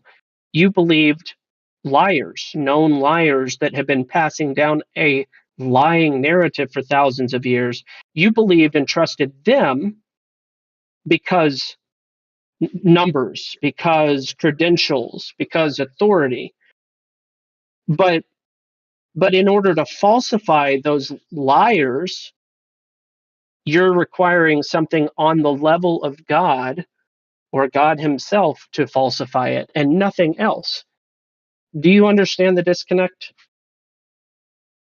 Yes, I do understand what you're saying. And I'd have to think about what would count for me as falsifiability. I haven't sort of come up with a good answer to your question there. Yeah, obviously, if God himself came and said something, I would have to believe it. But then I might even doubt that it was actually God speaking to me. If Jesus Christ appeared and said, "Hey, look, the earth is flat," I'd say, I'm not sure that this is Jesus standing in front of me. Mm-hmm. Yeah. I do think that you and I will agree on this eventually in eternity. We'll know the answer. Yeah, I agree that there will be no room for any sort of disagreement regarding that which is truth. Now, I have no idea about subjective things like whether or not blueberry or apple pie is better. I don't know about subjective things, but in regards to truth, yes, I would full-heartedly agree. Can I That just means interject? Well, you mentioned. I was trying to. I don't know if you guys heard me before, but no. well, you spoke to the one point about. Well, I guess you're right. That's a good point. I have to think about what would be falsifiable, but to the point that you didn't give the same level of scrutiny to the other belief. What about that? Can you speak to that?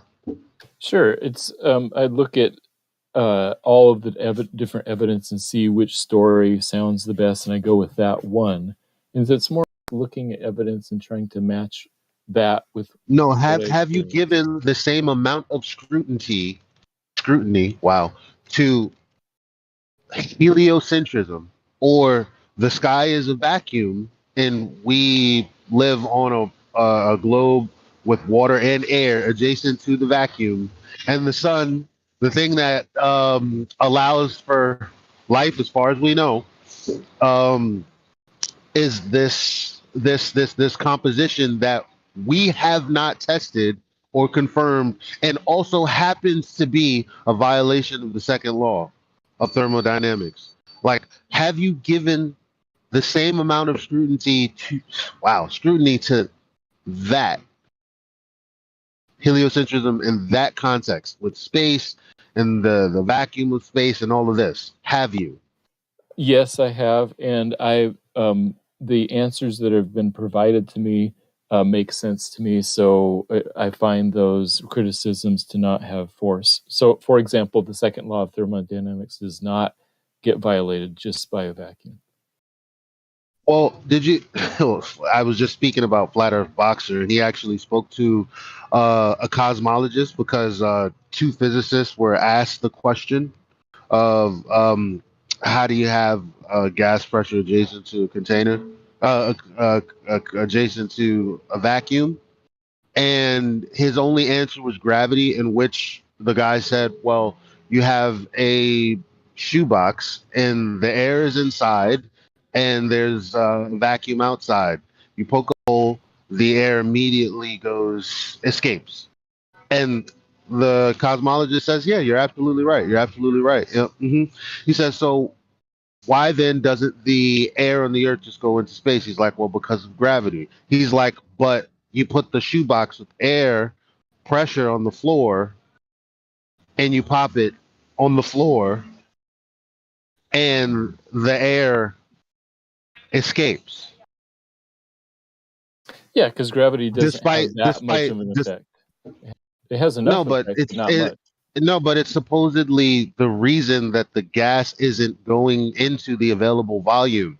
So now you have this gas and you have this available volume, but underneath that you have the earth, the thing that's said to be holding the air that you're breathing, but it can't hold air pressure other than the air that we're breathing. If you were to pressurize anything else, it's not going to sustain that pressure in the way that we believe that our pressure is being sustained by the force of gravity. Don't you find that problematic, especially because the cosmologists didn't have a response after that? No, I don't find it problematic. I think it's perfectly Sure. explainable with the proper understanding of gravity, physics, and the second law. What is proper understanding of gravity? Well, I this all actually boils down to disagree with my that. I'm gonna original end point. it. Yeah, I know. It's getting too far. I'm gonna end it right here, because gas particles, they're not attracted to each other. Period, and they're not attracted to the Earth. That's observable. I'm not even going to pull the citation. Anyway. Danny, are I you received back? my time. Because I have a quick question for you if you're back, Danny.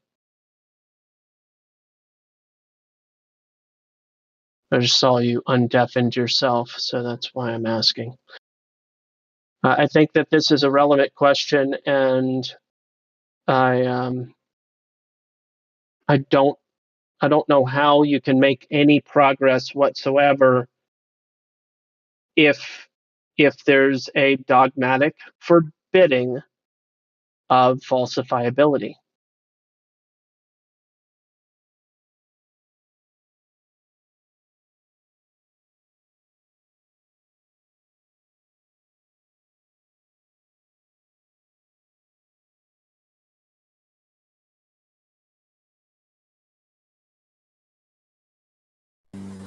I guess he's not listening, but I had a question for Matthew.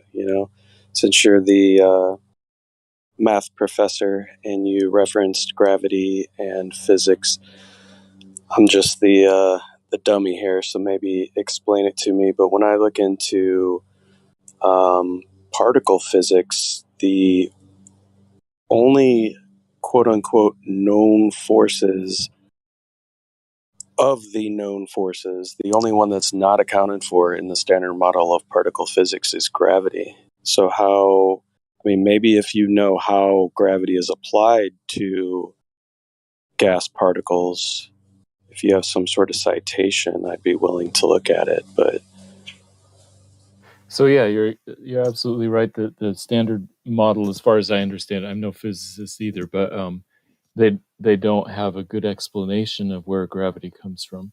They still use some equations to describe how gravity works without understanding where it comes from. But all physicists would say that gas particles are attracted to the Earth. well, when it comes to particle physics, they don't account for gravity at all whatsoever. It's not taken into account within the equations. Now, physicists can use gravity for certain things, right? But when it comes to particle physics, gravity is not accounted for. But if Would you gravity doesn't, particles? I don't know that it's not accounted for. You may be right. It is much, much weaker than all the other forces, so maybe they can ignore that effect. I don't know. Well, it's not that it's not accounted for, but I mean specifically, there are citations that specifically say gas particles, because people wonder if gas particles lose energy and slow down.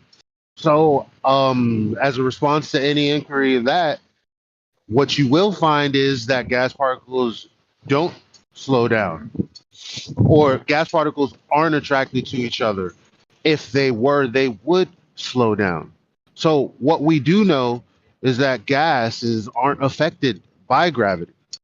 I would dispute that. I don't. Not experimentally. Not experimentally. There's no way to prove that. Is there? I understand why you disagree, because you have a worldview, and I understand that you would have to disagree because of what you believe the sun is, and what you believe Jupiter is, what you believe any of the other stars are. So that necessitates you thinking opposite. But is there any justification experimentally for your disagreement? I don't know. Okay, fair enough. I fall back. I think Gospel Bearer kind of wanted to. I think we kind of got off the road that Gospel Bearer was on, and I liked it. So Are you sure that you don't know? Yeah, I'm not familiar with all those experiments. He asked for but because there are not experiments. We know, all of us, that there is no, and you know also, Matthew, there is no any kind of experiment. But you are saying I don't know. It means that somebody make experiment, but you don't know. He was asking for a citation, and I don't have one. No, he asked for experiment. Not even asking for a citation. I understand what you believe. I obviously say that it's a second law of thermodynamics violation. By necessity of the model that you believe in, you would have to say, no, that's incorrect. But off of what grounds? Because particle physics, and then, gas laws and all of that, and then our experience with gases here on the surface. How do you justify your belief or your assertions experimentally? And if you say I don't know, that is something I'm willing to accept at this point.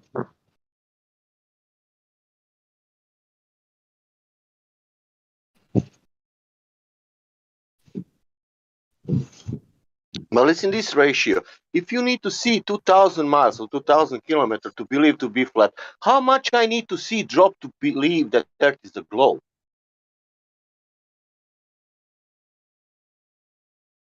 I don't know. It seems like any drop would make you question whether it's flat or not. Yeah, but Matthew, isn't that somebody showing you flatness, and there is not a drop? I would like to see any drop: 60 feet, 130 feet, 256 feet, 1,000 feet, whatever. I don't want 10,000 to 2 miles curvature. I don't need that. Like you need 2 miles flatness, you know.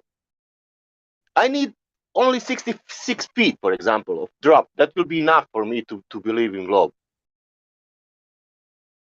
How about a drop that hides half of a mountain? Would that make you question? How about? I didn't hear you.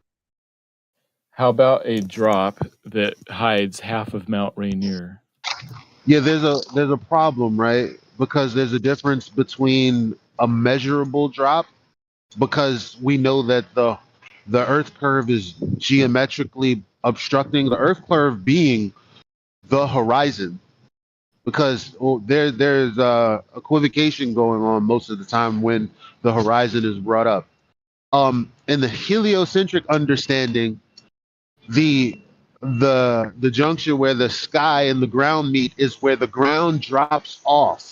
So therefore, the rest of the ground is at an angle that's impossible for you to see because it's angled away from your field of vision. It's obstructed by the curvature and the geometry of the Earth. The other option is that it's optical, and that is subject to perspective and the angle at which you view things. So in the case of the mountain, could be that it was just some optical effect, but I know for a fact you're not going to be prepared to pull an observation and say this is measurably the geometry of the Earth getting in the way of this mountain, because we've gotten RC boats that do the same thing. Well, why is the RC boat, in which case is not enough distance Hold on. for there to be Sorry, curvature, Elijah. people say. There's not water in front of the mountain. I mean, there is water in front, but the thing that's directly in front of that mountain is the hills with the trees. In the top picture, though, what I know, it looks like there's water blocking my view of the bottom half of the mountain. no, it doesn't at all. It's bumpy, obviously, matching the profile of the hills that are in front of that mountain, and a 5-foot tall person can stand in front of a mountain and completely block the entire mountain depending on where they're positioned. Okay. So again, that's not water that's directly in front of that mountain. That's the hill with the trees. It's bumpy. Gospel, how much distance is between beach and mountain?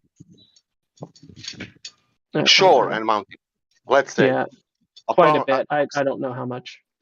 Quite a bit. Isn't there a curvature?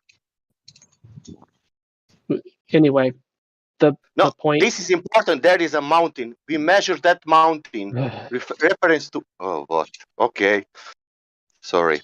I was just trying to address his claim that it was water. I was just, one thing at a time. Do you understand that it's not water that's directly blocking the mountain, that it's actually the land blocking the mountain? No, I disagree, but we can disagree. No. Yeah, Nope, that's definitely the mountain. Not allowed to disagree. Here, I'll repost. Look. See what I posted? Matthew?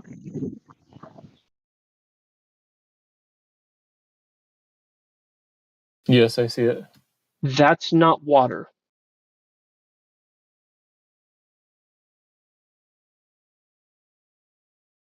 Okay. land.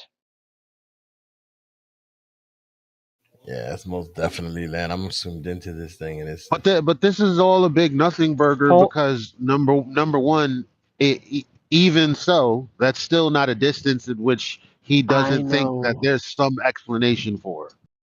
But when So you're addressing what somebody believes to be the thing, they're believing it one way, but you can expose the error in their thinking. That's all I'm trying to do here. And Matthew, do you understand the error that you made? Do you understand that is not water, that's land? I see what you're saying. It looks like land, yes. it can't even be well, yes, a very beautiful point, but also he can't claim that that's That wasn't water. a full concession, though. But okay, fine. Well, we'll I give just that. wish it was a full Ernest. concession. Because it doesn't. Okay. It looks okay. I can see that it looks like it could be land and hills in front of that mountain instead of water. It's obvious, and if you look up the definition of obvious, it's not. It cannot be water.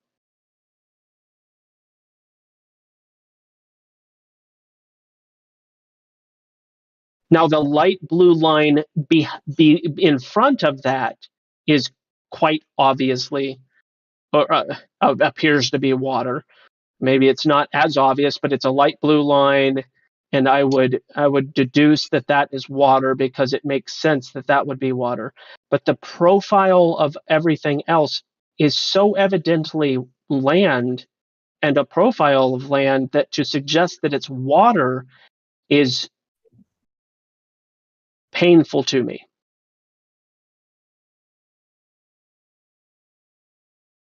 For you to not go, yeah, okay, I was wrong, but I still believe what I believe. That's fine. Yeah, I was wrong. I still believe what I believe. Okay, that's fine. I think maybe a better. There would be times where you could get a picture of Mount Rainier where there's only water in front of it, but this doesn't seem to be a good example of that. I can imagine all sorts of things. I kid you not. I have a vivid imagination. I completely understand. I just expect people to not continue in self-deception. Oh no, none of these are proofs for me. It's based on my preconceived notion that the Earth is a globe, trying to show why it is. These aren't proofs for me. They're not supposed to be proof. They're supposed to be the impossibility of the globe getting flushed down the toilet. You can't just say they're not proofs for you. It's evidence that you can see something that normally would be obstructed if you lived on a geometric curving surface. But you don't accept that either. So, I mean, you're right. I don't. I want to go back to what would be falsified. How would you falsify? Listen, how would you do the thing? Gospel, go ahead. Do the thing. What's the thing? I still wonder, how does he validate it? Whatever you did, it was beautiful. I just wish I had shut up then. Just do the thing. Because it's painful for me too. I'd rather you go through the pain, but I love it. I want people to be intellectually honest, and when they're not, or when it appears that they're not, it really frustrates me, because though I know that people aren't perfect, though I know people lie and do all sorts of things, intellectual honesty seems like the base expectation, and sadly, it's lacking. Even worse, I don't know why you would be intellectually dishonest in favor of. This is why I call him a douchebag, because he comes on here and he does this. No. Paula just explained. I don't know if you were here. We were just talking about. I'm talking about Matthew Learns. I know, but we're talking about how we speak to people that's still live. I'm not even suggesting that you should do this behind closed doors. This is just not how we should be approaching people. Yeah, but regardless of their ailments. Why let him keep coming on and doing this? It gets annoying after a while. Doing what? Answering questions we're asking him? What do you mean? How many He didn't times have you asked him the same question? No. I'm asking you a question. Doing what? Answering questions that we are asking him? That's what you need to stop? Is he answering them truthfully? It doesn't matter. He can sit here and not say anything, because that's at least his he can do that here in this server. Sit here and not say anything if he wants and believe what he wants. That's not a problem. So to be you clear, ask him questions, how he answers is also not a problem. Yeah, it'd be better if he just be quiet and stop lying. It's so annoying. Well, stop asking him questions then. Come on. Well, here's the thing. Let me tell you what, though, Fraud. If you don't like the questioning, you could just bounce, bro. Come back when he's not here. I'm not even doing all that. I'm not even saying all that. I'm just saying we're asking him questions. It's a little bit unreasonable to tell him to stop answering questions when we're the ones asking him. And he's answering correctly. Can I address this, please? Can I say something? Yeah, hold on. I'm the one that was asked. I was one of the askers. Okay, so a slightly relevant comment here, Fraud. The thing is, I asked him questions, and he wasn't telling lies. He was just telling his beliefs, and he said that, and in my opinion, that is helpful because everybody understands that it's a belief. So it's one of those situations where it's like, so what if he believes the thing, right? I'm only going to hold people's feet to the fire when they're being intellectually dishonest. But that's what he started out with. You asked him. His statement was 2,000 miles, then I'll believe. Then you broke it down to 3 to 1.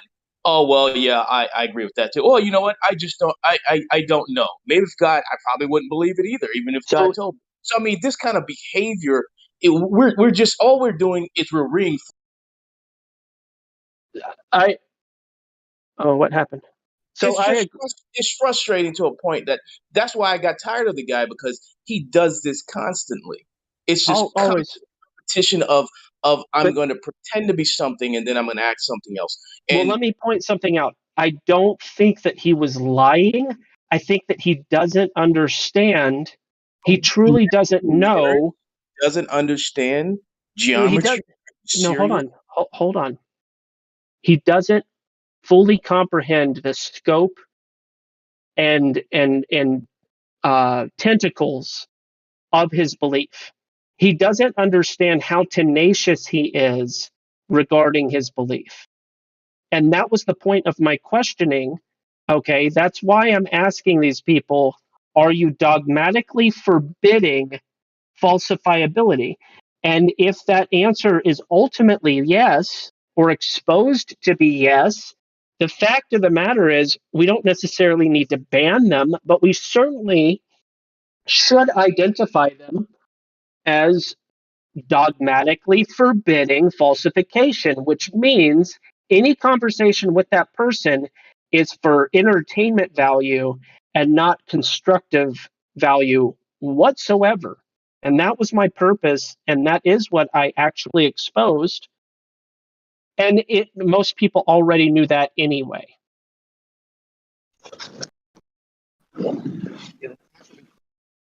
Consistently.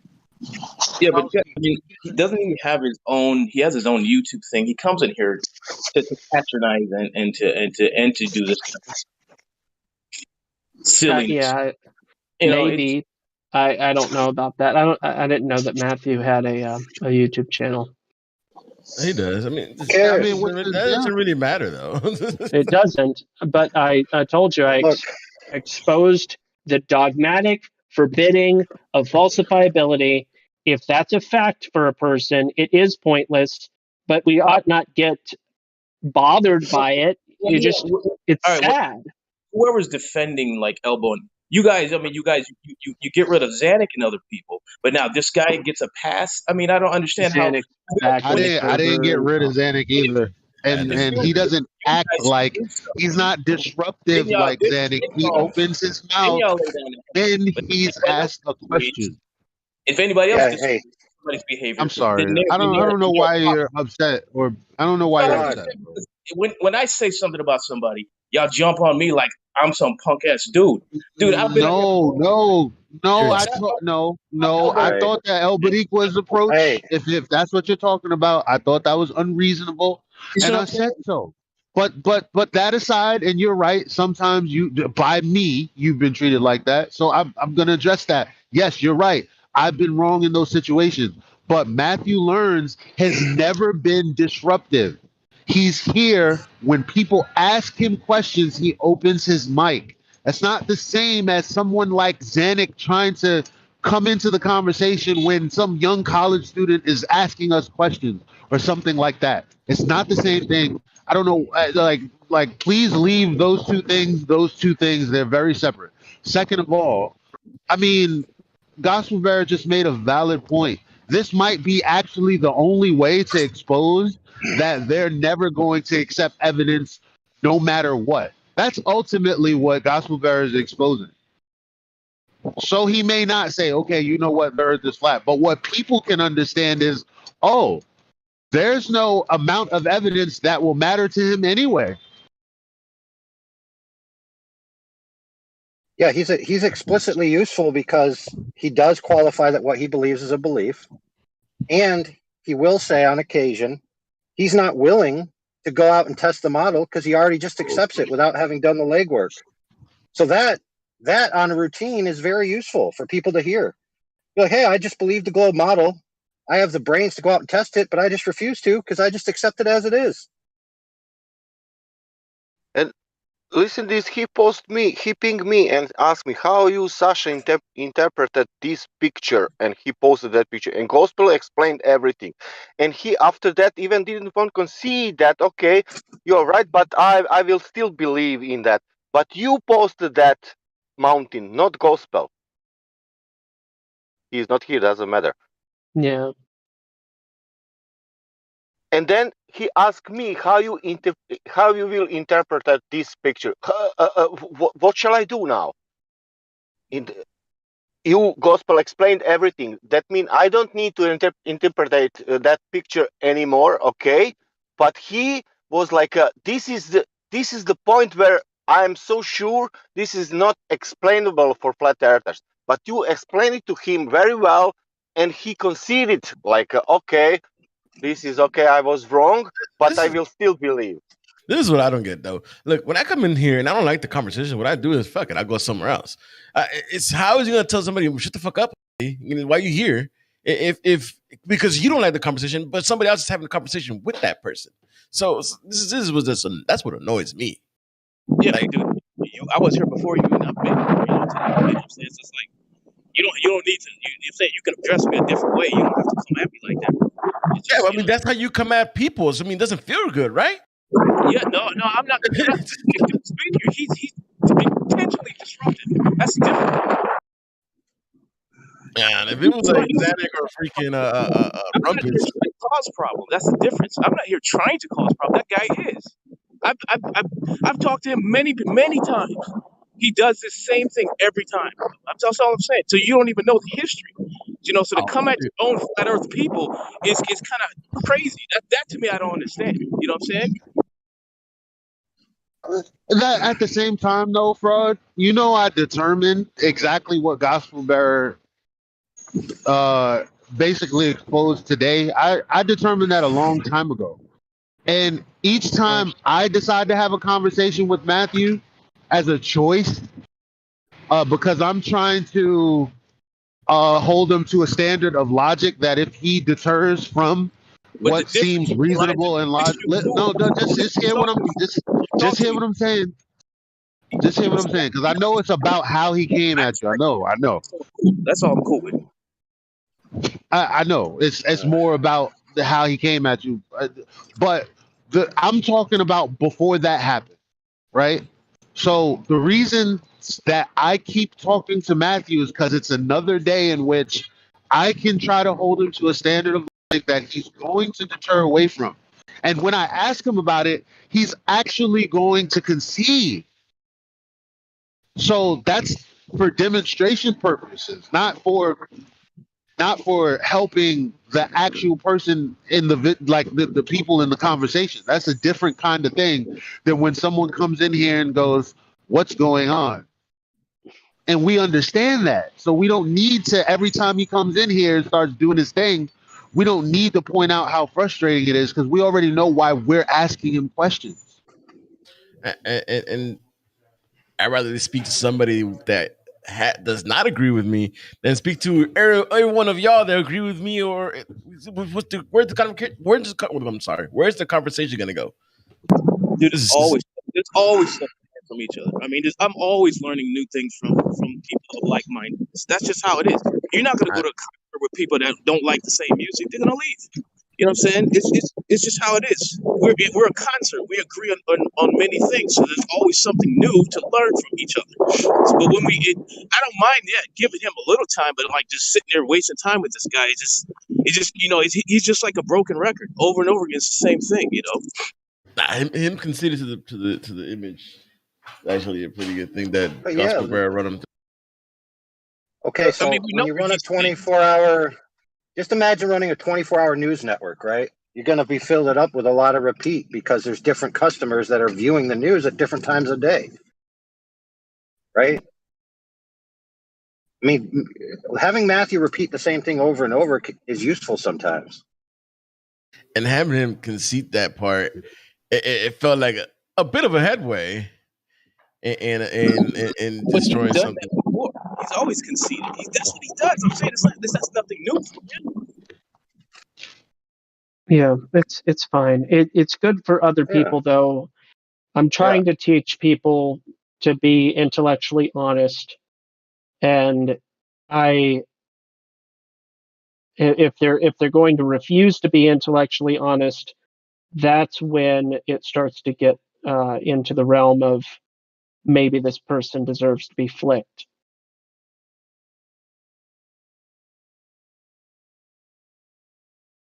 Like an ant that's crawling on your picnic basket, flicked.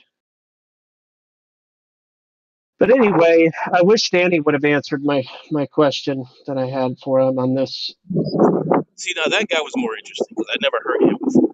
That guy was fascinating because he was coming from a different angle, and he was very knowledgeable of his subject, which was comforting. You haven't heard of Danny Faulkner? I think he was getting a phone call. Also, all that wind. We're getting a blizzard this evening, so there's a lot of wind. We're going to have 50 and 60 and maybe even 70-mile gusts. So say goodbye to even more of my roof, unfortunately. Oh, man. Yeah. Yeah, so anyway, for logistical purposes, I'd rather listen to a glober make a fool of the proposition by doubling down as a religious zealot who's unwilling to test the model in real life than to listen to a bunch of people argue about whether we should talk about this or that. You see my point? Oh, yeah. All right, I'm going to eat lunch. Let me know if anything interesting happens, like actual flat earth discussion and not a logistical discussion. Johans is here, but he's self-definitely. Yeah. I'll post a video for you, Gospel Bear. Give me a second. You got to call a fraud, I guess. Yeah, I got a call. Yeah. Yeah. Anyway, oof. But yeah, while you were gone, AI just simply said he'd rather hear about a Glober double down on their belief system, exposing that it's a belief system, and exposing that they're refusing to test, measure, or observe reality for what it is, than to hear us discuss logistical housekeeping issues. And he was just trying to point to the value of people saying foolish things because it helps other people that care about intellectual honesty to be encouraged to not be that way. If you see some cringe behavior within your own quote unquote belief system, it oftentimes encourages you to be the exception to the cringe behavior and not to participate in the cringe behavior. Just let me get out my feelings. I'll just apologize and just move on. I'm sorry, guys. It's all good, man. Gospel Bearer, was that the? I just came off a call, so I don't know what y'all are talking about. But was that the thing that I told you was genius yesterday? Because I feel like there was something else also. Yeah, you said that. I told my wife about it. No, that was something else. That was silly. You heard my 5D chess comment about the. That was probably not a genius comment. I do remember, but I'm having trouble putting my finger on it. It was something of a technique, right?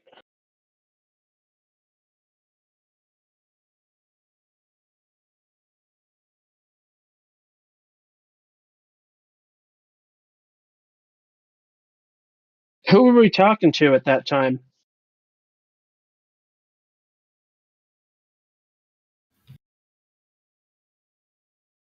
Maybe he got another call. It just be like that sometimes. Dude, it's cold outside. Have you been outside? No, my thing is showing 22 degrees. I just But walked my no, dog. the wind chill though, we're gonna be below zero like crazy. Yeah, dude, it's gonna be bad. Yeah. It's snowing. All right. My bad. I had just got a call from my friend Gregory. Got which you. I hope that you could have a conversation with one day. But okay. Yeah, hold on, Elijah. Danny, are you back? Yeah, just for a few minutes. I'm sorry I didn't answer before, but I was quite busy in a couple of things. I heard you had a question, but I didn't catch the question. What was it? Yeah.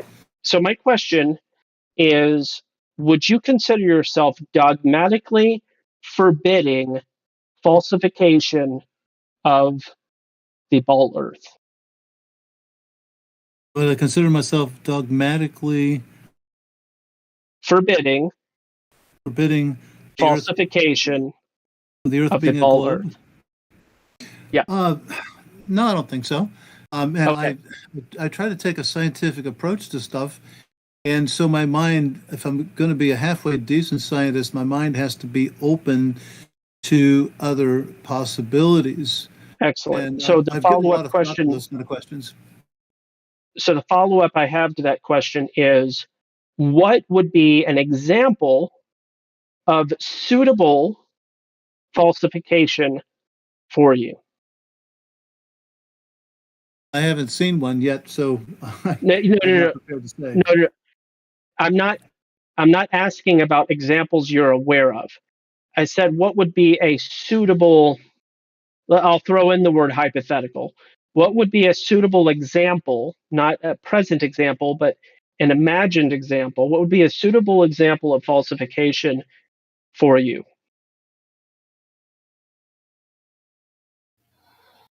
I don't know. I'd have to think about that. Please do. I'd love to hear your answer. Okay. And I'm not being facetious. It's a fascinating subject to me, and I'm of the opinion that most people that have been in the argument for more than a month, say, I picked an arbitrary time, but there's some wiggle room there, probably a spectrum. But people that have been in the argument for a while, defending the claim, I find over and over again that people are actually dogmatically forbidding falsification because I see evidence of it over and over and over and over again. Okay.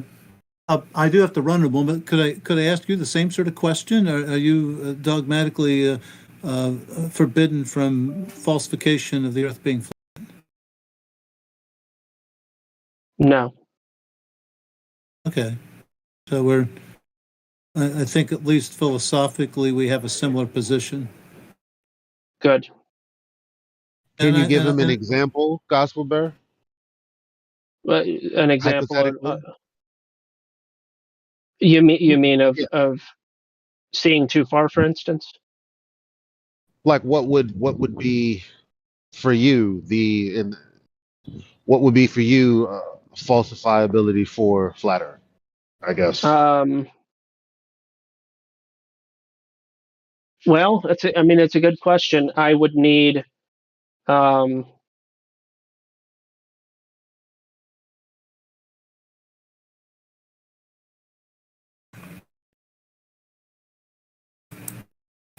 would put it in the realm of irrefutable, corroborated evidence and proof. And the issue is there isn't any. There would need to be validation of and proof for a curve rate, as opposed to what we're referring to explanations based on assumptions, which is what it currently is. I was going to say appears to be, but I have to say is because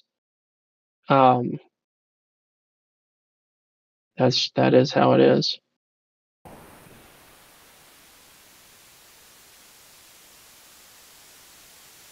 So you may be aware. Did he go? No, he's just muted.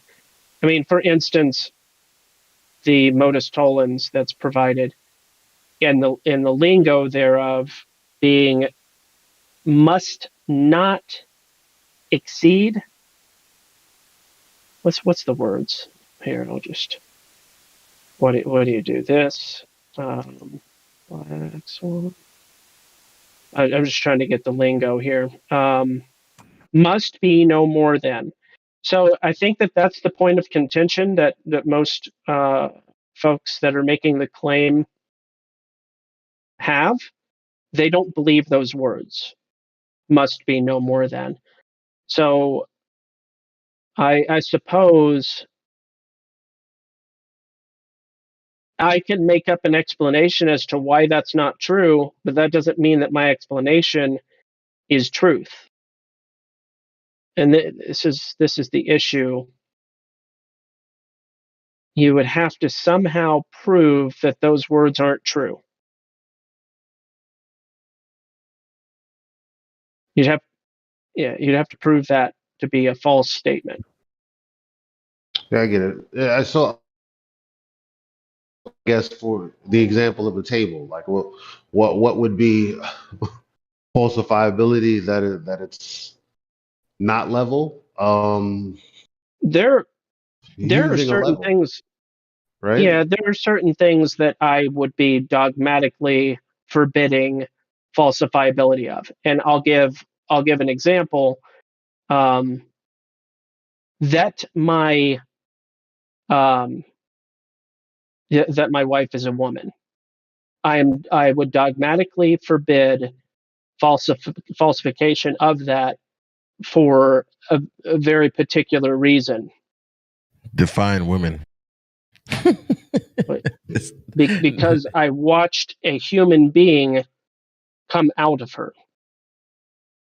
3. So, I am dogmatically forbidding falsification of that because on that basis. Can you define women? Yeah, I did it yesterday. I don't know if it's the best definition ever, but my definition was a woman is one who cannot or does not produce semen. Or sperm, yeah. And the contra of that being a man is one who does not produce eggs. If you're going to get as, there's a lot of sentences you could probably, yes, testosterone is present in low levels in females. Yes.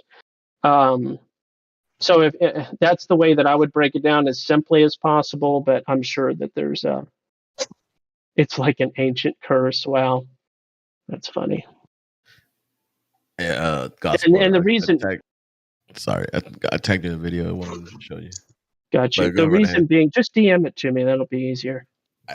That way I'll have it later on. The reason being is if you look up the definition of those words and specifically the etymology, specifically woman is defined by... There's a labyrinth downstairs. Oh, you're hot micing, Elijah. Sorry. It's okay.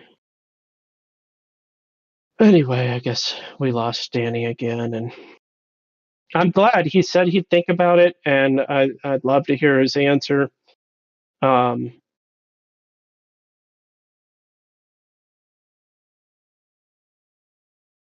it's I'm sorry, we had Johannes Midgard. Yeah, we've talked to him before. Oh, okay. He's wanted to make sure yes, I saw him with VC verified. I find it interesting that there's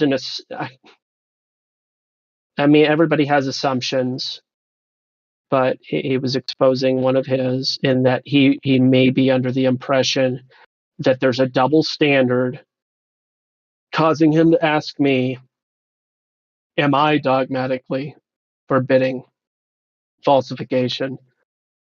It's a silly question if you think about it, because it starts with the claim. It starts with the claim of curvature.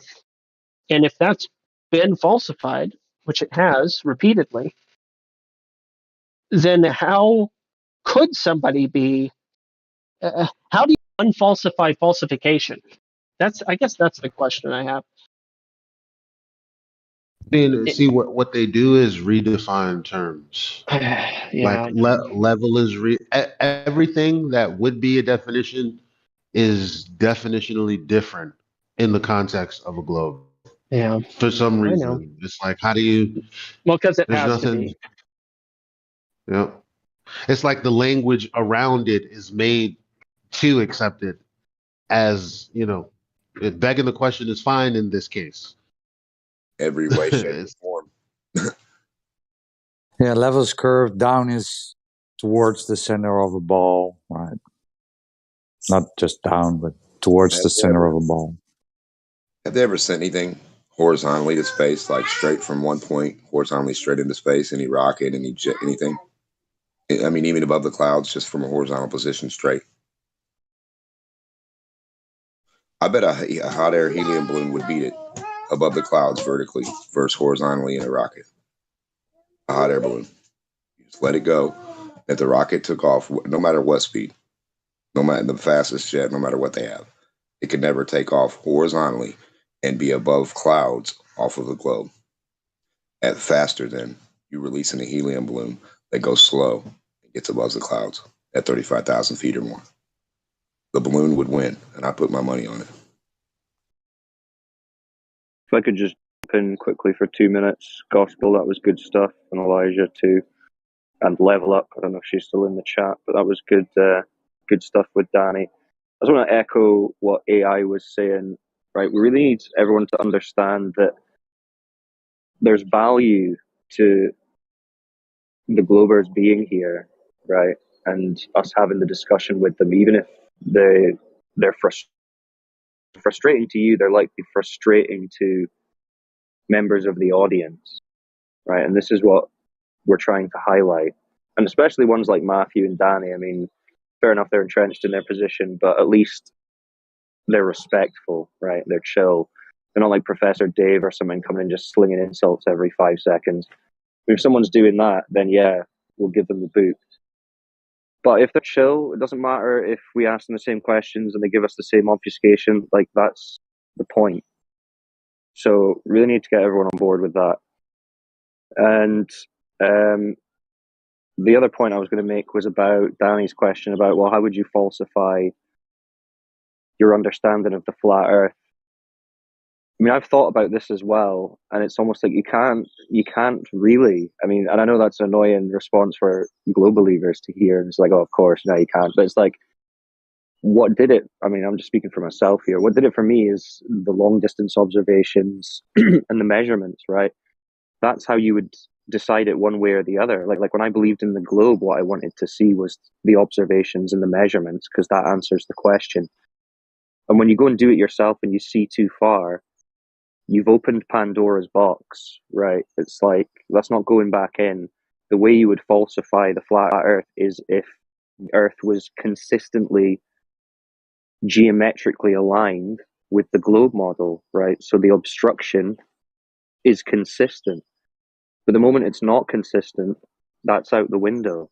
So it's like, how do you go back on seeing too far, seeing beyond where this physical obstruction is supposed to be? You can't. The way that you would prove the globe is consistent observation and measurement, showing the geometry that they claim is there, but that's been done and it's not. So if it's not there, it can't be that. So I understand that would be unsatisfactory to a globe believer because they feel like it's fair to ask you the same question, but when you see too far over the surface and the surface isn't conforming to it, Isn't that a true dichotomy? Is it a true dichotomy to say it's either can you say level and straight? And the other part of the dichotomy Level that it's requires straight though. Level's going to require straight. okay, so yeah, level versus curve. It's actually a true dichotomy, and the only thing they've done is try to make us or make other people believe that it's actually not. Because if it's not curving, then by necessity that means that within the dichotomy, then it's the other thing. That it's straight, that it's level, which is why we would have the observations of having straight lines of sight to things that would otherwise be obstructed by a curving surface. Like it should be over right there. I really, the psychology behind what's going on now is actually quite scary to me. That's how they Yep. established doublethink and double speak. Yeah, but Elijah, when I'm standing in Florida and I look at a star and I stand in another place and I look at the same star, Earth is a globe. I mean, come on. You know how they prove it, guys? They just put a piece of paper in front of you with words and say, "There it is." Yep.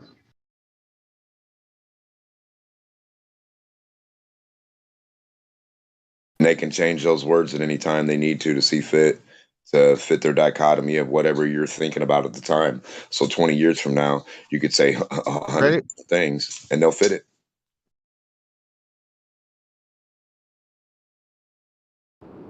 No, you're absolutely right. How do you falsify the globe, the flat Earth idea?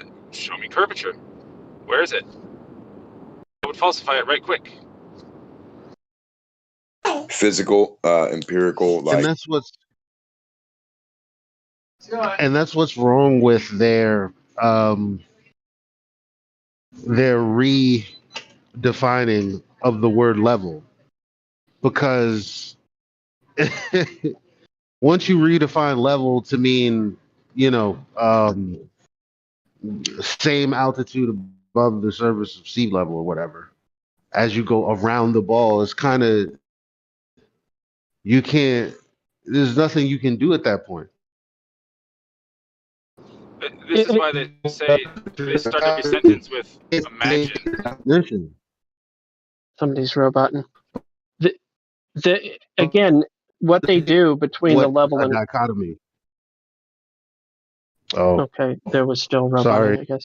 No, it's okay. The level and curve thing, they say it's level enough for our purposes. Everything is just relative. This concept of relativity creeps in over and over again. It's flat enough. It's level enough. It's for the purposes of what we're doing, and it is an intentional cognitive dissonance. It's not actually a cognitive dissonance. It's a logical dissonance. It's an accepted logical dissonance. Right, because they say that's how they say imagine you're doing this, or think of. They're painting the picture in your mind, and that's the only place the globe exists is in your mind, or on a television or something. They have to plant that information at the very beginning of the sentence, in order to perpetuate this doublethink. I mean, it's still cognitive because you have to imagine it Well, yeah. because there's no physical example of it, you know.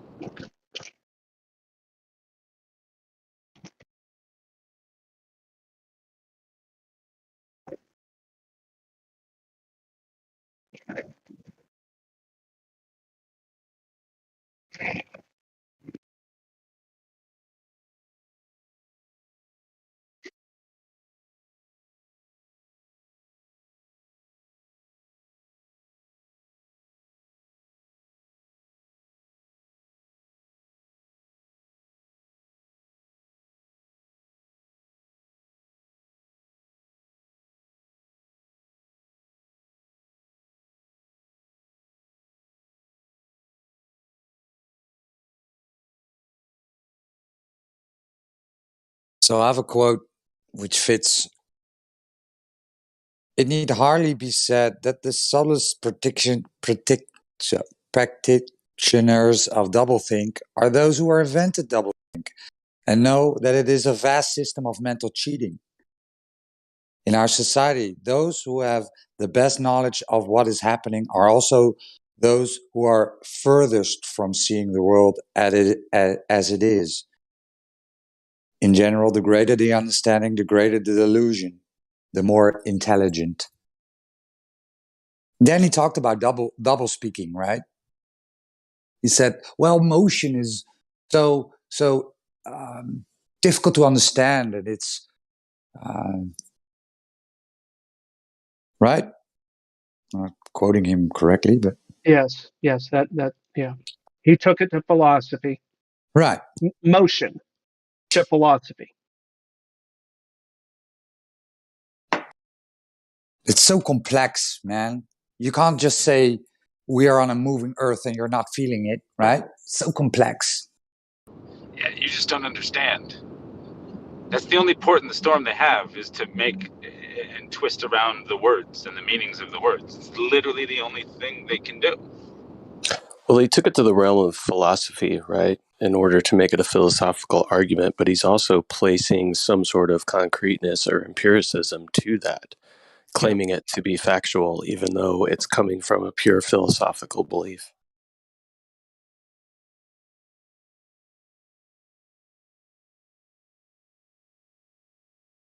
Oh, well.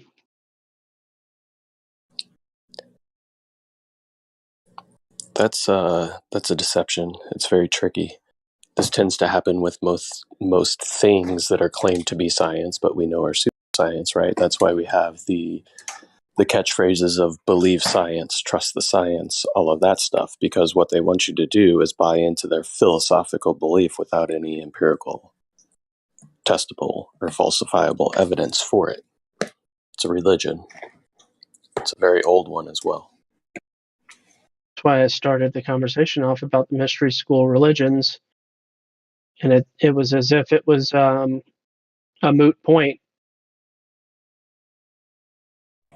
No, that's kind of why I made the statement I made, because you're very spot on in saying that.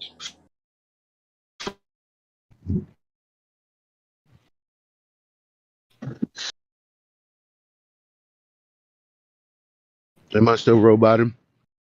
No, you're coming through fine. That's good, because I totally forgot. Dang, I was saying. Did you ever find out what the genius thing I said? No, I didn't. Yeah, I can't remember either. I'd still love to see a straight horizontal thing. Any object goes straight to space, horizontally, straight. Oh, yeah. The thing about accepting a rocket, put it on wheels. I don't care. The thing about accepting the globe in your mind before, I wonder, like, how come they can't see what we see? Well, that's the thing. Some of us have accepted lies. You know, as a matter of fact, when I was younger, it was super easy to spot and understand that my best friend in the whole world was a pathological liar. I mean, yes, he could dance. But come on, it had to be a lie that he was participating in these I don't know, these Dance what yeah, what dance movie, whatever dance movie you can think about. Like these Footloose. extravagant dance clubs at like late at night getting picked up in these extravagant cars and having this dance battle and winning overnight during like a school night. And it's like, yeah, I snuck out, I blah blah blah blah blah, you know. You took a break All of dance to this, Magic Boogaloo. Sorry, Elijah. you know, I mean things like that. You know, just he just straight up lied. He was also a great fighter. But come on. I mean, also you're a prize fighter somewhere that nobody you never invite anybody to, bro. But I believe but you know what? I knew he was lying but would not accept it. That's the purest form of cognitive dissonance. I don't know. It's like he's lying, but at the same time, he can't be lying. He's got to be telling the truth because that's my best friend and he's talented. Right. You can see enough. But that's Be convinced. That's why they have to hide a little truth into everything. Yeah, he's got to be at least somewhat of a good dancer to toe the line. He can't just be a completely terrible dancer and still expect people to. Yeah. Well, the Globe is a terrible dancer, man. Sorry. Yeah. I don't get it. No physical dance moves. It's even worse. You're right. It's worse. So, I think I kind of remember what it was, Elijah. Yesterday, Pazza was doing this thing where he was saying it would need to be the same way every day. You remember that? The observation would need to be, you muted yourself. Oof. Yeah, I remember that. So I think what happened was maybe this is related, I don't know, but I was just pointing out how he was creating an impossible, and I think you said it, an impossible standard, okay. right? So the fact of the matter is, that's why I went there with maybe it was Danny, maybe it was Matthew, and I said above the circle of the earth that, only God sees above the circle of the earth, but it's as if you are making the requirement of falsifiability impossible. Your standard for falsification is an impossible standard, especially with Pazzi yesterday when he was saying it would need to be the same every day. It's not the same every day. So your qualification for believing or coming to the conclusion, right? It's that dogmatic forbidding. That's exactly what it was. Yeah. So that's why I like what you did today so well, because it was actually a continuation of yesterday. Yeah. Because on one hand,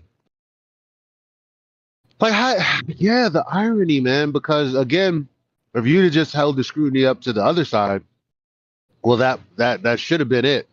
But he's trying to say that it's not consistent, and that's why we can't make any definitive claims about it. But the claim is that it's consistently an obstruction.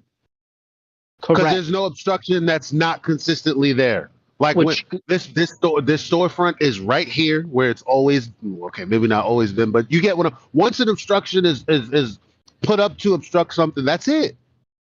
Yeah, then which goes back to the fact that they don't understand their own argument. They don't understand their own axioms, their own argument, the point that they're trying to make. They don't even get that in the first place. So we're basically arguing with people that don't even understand the axioms. And if that's the case, which it repeatedly is, there's a lot of beating at the wind. However, just like was earlier mentioned, for the people that do understand the axioms, they come to understand the truth. They go, oh yeah, that makes Modus tollens, okay, makes sense. Claim, okay, understand that. Oh, claim falsified, okay, understand that. Wow. Alrighty then. I get it. Yeah, we've You know, had and that. We've had real obviously, casual comer goers where they come in and they're like, I just want to know what the hubbub is. And then you have a actual, well, not actual because all conversations are actual, but you have a decent conversation, and then it's like, so what seems to be the problem? What's going on? Well, have you heard of the black swan? No. Okay, well, the horizon is supposed to be geometric because it's a shape, and if you lived on a triangle, then you'd be obstructed from the other sides if you were on one side, and it's like it's the same thing as the curve of the earth, blah blah blah blah. And then they go, okay, you see the modus tollens, yeah, logical syllogism, yes, yes, yes. Oh, makes sense, huh? Wow, that's quite interesting. It's crazy that everyone's not talking about this. All right, thanks, guys. See you later. yeah, That's I mean, happened a number of times. It's actually refreshing when it over does. 1,000 in this server. Got to be, yeah, at No, least over the last. literally, just by literally looking at the roles alone. Yeah. So 1 out of 25 is what that amounts to. Or actually, I apologize. Maybe I could go as high as 1 out of 50, which checks out, and it's sad that few number of people, that small ratio of people are willing to be patient and intellectually honest.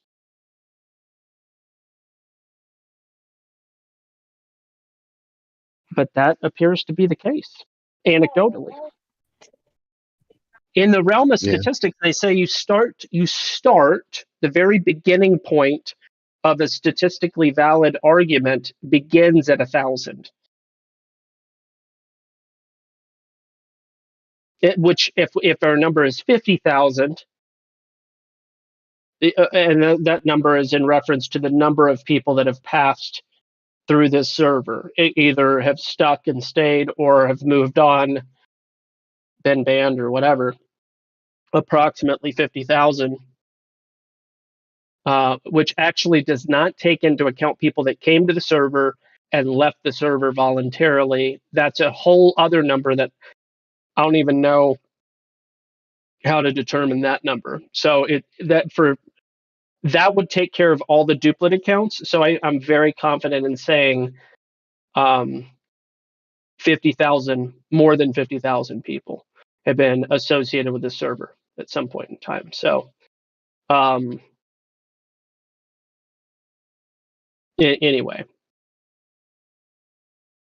So what I've noticed, anybody noticed how Danny talked about geometry and creating triangles?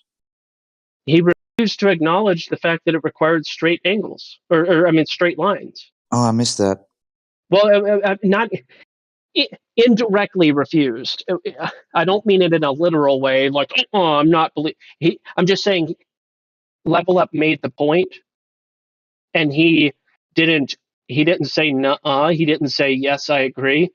He just let it be. But he should have, again, this goes back to the issue of relativity, where they're like, well, it's flat enough, so we can make triangles. Yeah, but you're the one talking about GP. If you take into account the GP of these stars, you can't triangulate. But you're pretending to. They're all moving also. Yeah, it got sidestepped. She back that up. Yeah, but movement is complex, Demark. I mean, there's so much things going on with movement that you just can't say that you're moving on a spinning Earth, right? You just can't say that. No, not that you just say it. I'm saying they have to back that, and that's their thing, that they think they're moving all these different directions. And if you have things running across the field, how are you pinpointing the angle? How are you pinpointing anything to it if it's taking off all the time and never stopping? How could you do that? That's my thing. If you got all these things moving, you got 10 things moving, 9, 8 things. Say you got 8 things spinning around in circles around each other, all different crazy ways. How you pinpointing anything? On this pool table, all these balls are bouncing around, ricocheting everywhere. They're never stopping. How are you getting a GP to anything on any of these balls?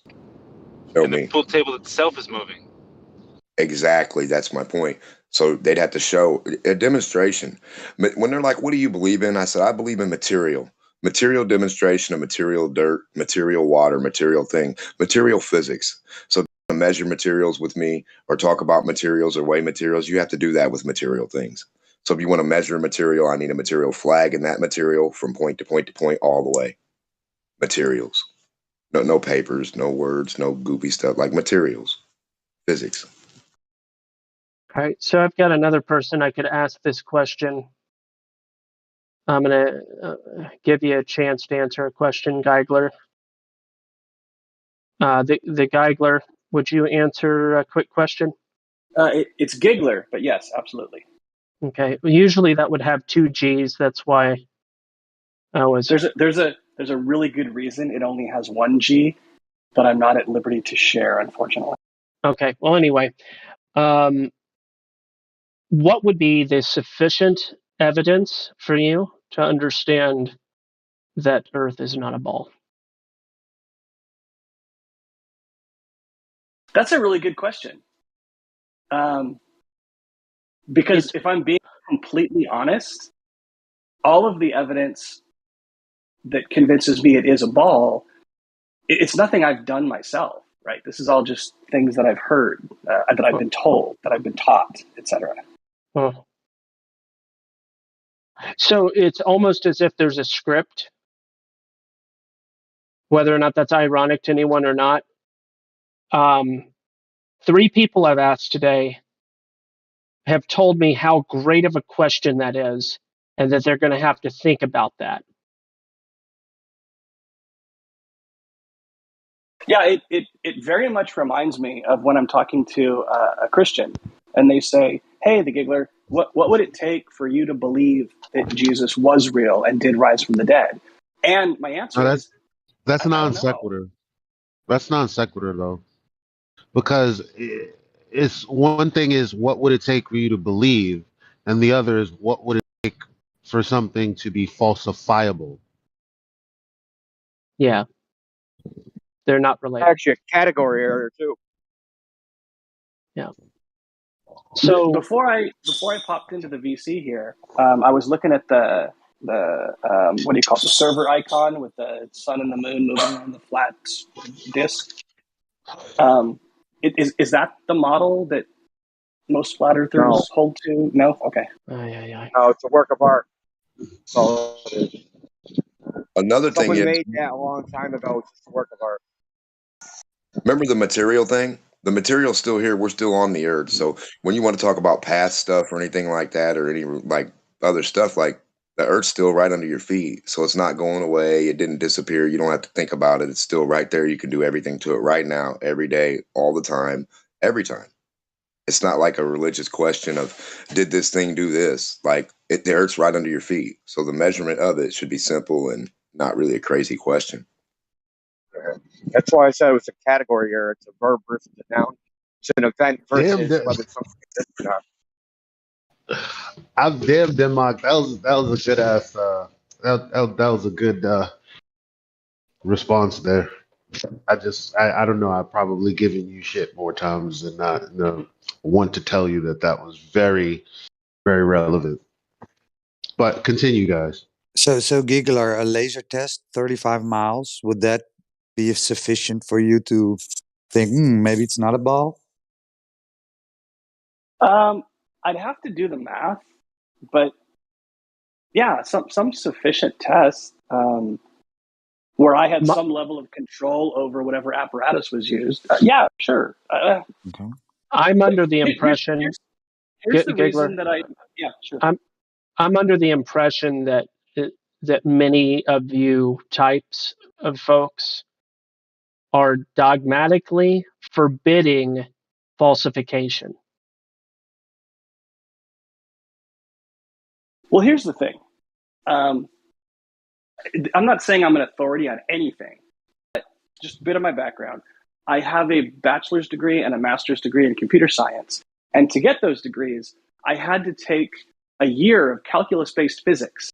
And so the globe model, the Earth goes around the sun, I not only was told that that's the way it works, I did the math to verify that the math works. So I guess I'm just saying it's kind of a high bar to convince me otherwise. So if we, calculus math, hold on, is it calculus math? oh my bad, sorry, Scrat, go ahead. Is calculus math? I think I would call the calculus math, yeah. Okay, so how is math physics? Physics deals with the physical. Math is not physical. Okay. So if we can calculate how Superman flies and how he punches through walls and stops a train, that must be then the proof that Superman is real, right? No, I don't think so. Okay, so why would you then say that? Why would you then say that calculating an, I don't know, let's say an orbit would make that real? Would make that thing you see with your eye going across the sky, right, real?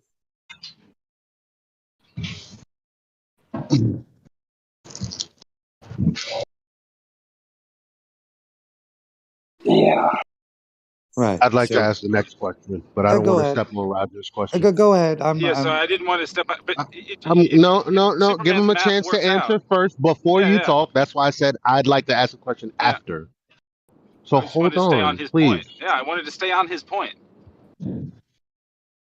You're gonna do it anyway.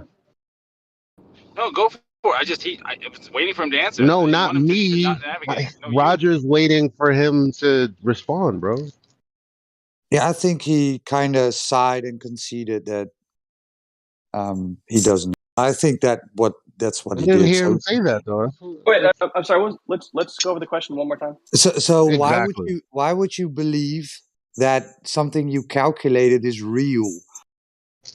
Right? You saw something go through the sky, you calculated it because you done some calculus physics, probably calculated an orbit of something, right? You presumed it was an orbit, you calculated it, and then, oh, it checks out, so it must be real. But when we calculate how Superman flies and punches through walls and stops trains, that couldn't be real then.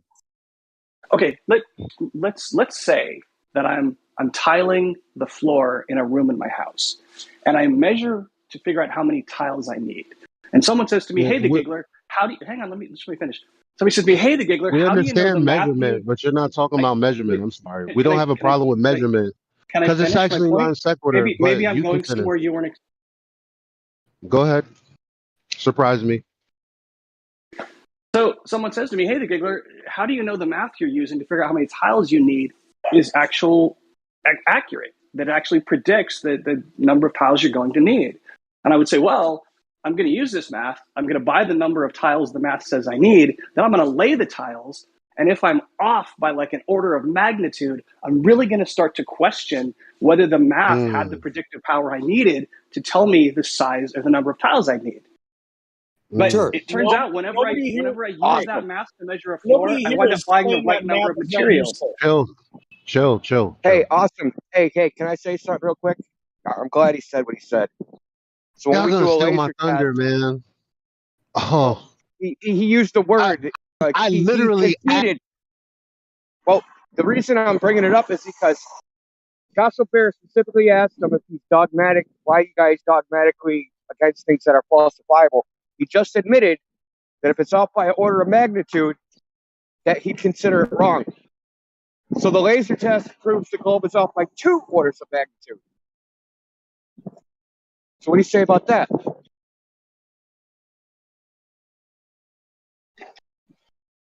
I'm not familiar with that test. Okay, so the globe, the geometry of the globe, the radius, 3,959 miles, makes certain predictions. a certain amount of drop or curvature over any set distance. So you can use math to make a prediction, right? And I know what Elijah's saying about non sequitur. You have no access to orbits. You have no access to any of that stuff. Tangible things that you can actually touch. Tiles, things like that. You can actually manipulate the tiles. You have access to them. You don't have access to things in the sky. That's a side note. The thing is, the laser tests that have been done are off-the-go prediction by 2 orders of magnitude. So over a 25-mile span, a laser should be 440 feet above the surface, but the actual test shows that it's 4 feet above the surface. Would you do me a favor and DM those numbers to me, and I'll do a little back-of-the-envelope math, number crunching when I get a chance to?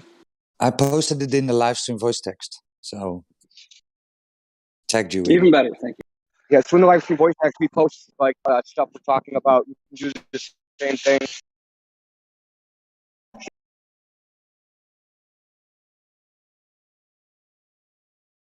So Elijah, you had a question? Not even. I just wanted to point out that math is it's like a language, so you can use it to describe things or say things, right?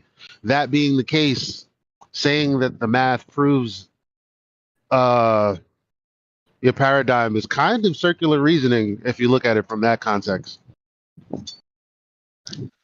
So I say the And I Earth would is a also, globe. How do you prove that it's a globe? Because the math, something that is a language that is said to say it's a globe, prove it's a globe. That's circular reasoning 101. yeah, then you have the problem of what happens when there's multiple mathematical models to make the same prediction. Which one do you pick as real? Yeah. There's the rub, so right? As far as Keplerian orbits, they also work with epicycles. So which one do we pick as real? And if you go to any planetarium, how they display the motions of planets, they use epicycles. They don't use Keplerian orbits.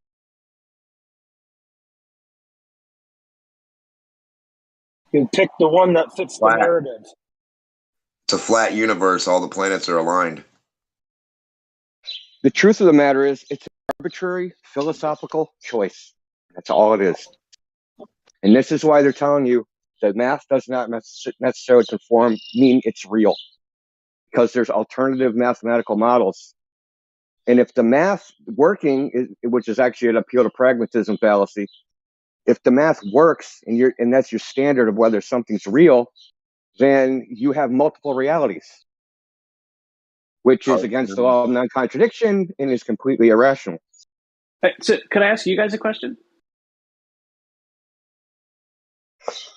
Another one? You can ask as many questions as you like. But what do you think about? Is it related to what we've discussed? I mean, because we've gone down this road pretty much because of you. So, is your next question a follow up? And is it related to what we've already been discussing, or is there something apart from that? Probably a distraction where I'm trying to get a good understanding of what you guys believe and why. Okay, so I just characterized it as a true dichotomy, the difference between level and curved. And so when we point out that there's no curvature, somehow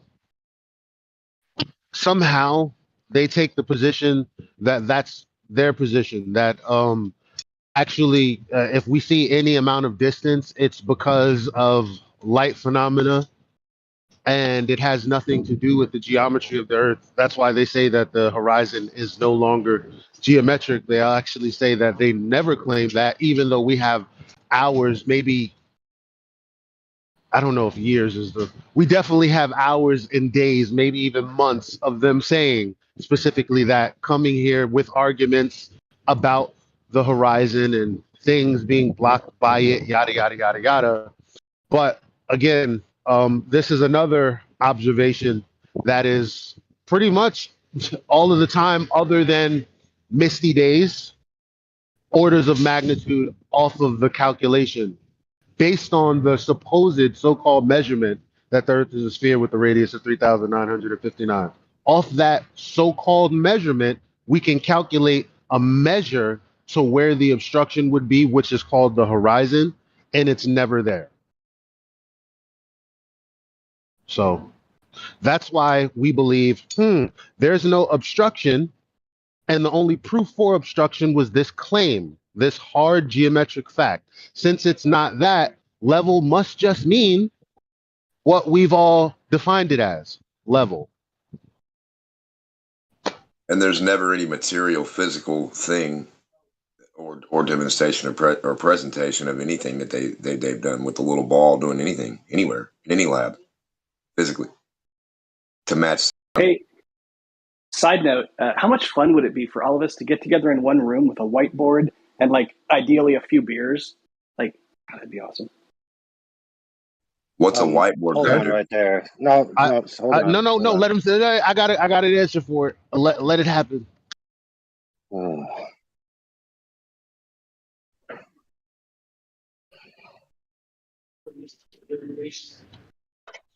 He might have got a call. Anyway, I just like picture DJ Come Too Quick in front of his whiteboard. You guys remember that? DJ Come Too Quick used to live stream in here with his whiteboard. It's funny. Yep.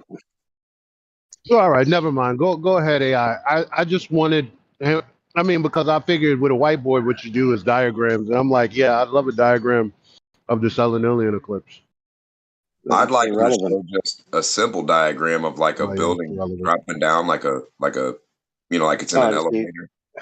This is not pertaining to the topic. Did you say DJ Come Too Fast? Oh my goodness, dude. DJ Come Too Quick was his username. Yes. DJ Come Too Quick. Oh, that's a person who's got a really great self-deprecating sense of humor. I love it. Yeah, well, it kind of fit his appearance. So anyway, not gonna get into that. AI, why don't you speak? Yeah, so if we all hung out on a whiteboard, what would we possibly accomplish? A bunch of thoughts, theories, and propositions. Okay, cool story. Now we have to go test them against reality before we say whether this is how reality is or not. So you want to know why people, quote unquote, are flat earthers. I'm not going to use the word believe. It's because we all commonly experience the world is flat and stationary and down is down. And the globe claim is the extraordinary claim that requires extraordinary evidence because it's what we never experience, ever, not once. In fact, the majority of arguments is to the contrary. It's to dither away that we never experience anything of the nature of the globe Earth in question. So the real question is, why are you believing something that's beyond your phenomenal experience? Because it's a story that you've been told. That's why. I have a quick answer for that one. So I can look up when the next predicted full solar eclipse will be. And I can go to the place it's going to be at the time it's predicted to be, and I can watch that eclipse happen. Now, here's the thing. I think the people who made that prediction on when specifically that eclipse will happen, I think those people are globe heads, but maybe not. I don't know. And you'd be incorrect. That's a cool story. And you'd be incorrect. So the heliocentric model cannot be used to predict eclipses. Did you know that? But I've already done that. I've already gone to a place that was going to be an eclipse and watched the eclipse happen. Cool. But they didn't, like NASA does not use the heliocentric model to predict eclipse times. No. Did you know that? I don't know how they predict eclipse. That was the first eclipse that was ever accurately predicted was by a guy named Thales. Maybe you've heard of Thales' theorem. He's the first person that ever recordedly accurately predicted eclipse.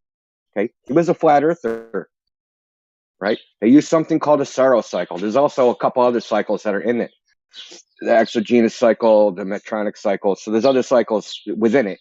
And they predict eclipses based upon a recurring pattern, right? There's something called an eclipse year. And from that eclipse year, you can determine where, when, how eclipses are happening. They don't use the heliocentric model, and this is admitted by them. So this is a common myth that people have is that, we couldn't predict eclipses until they come up with the heliocentric model. Eclipses were predicted as far back as 2000 BC.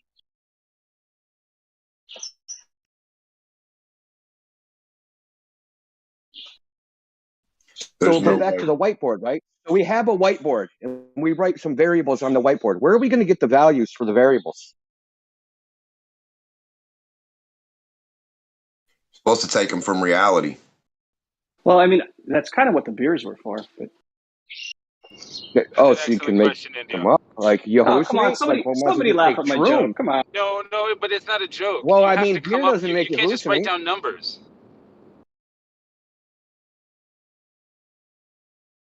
Right. Is there a demonstration with 3 balls that make that eclipse happen that you could do that follow said little scale distances and stuff? That's absurd. You ever thought Oh about yeah, I could 93 absolutely million do that. miles or 238,000 miles with 2 balls?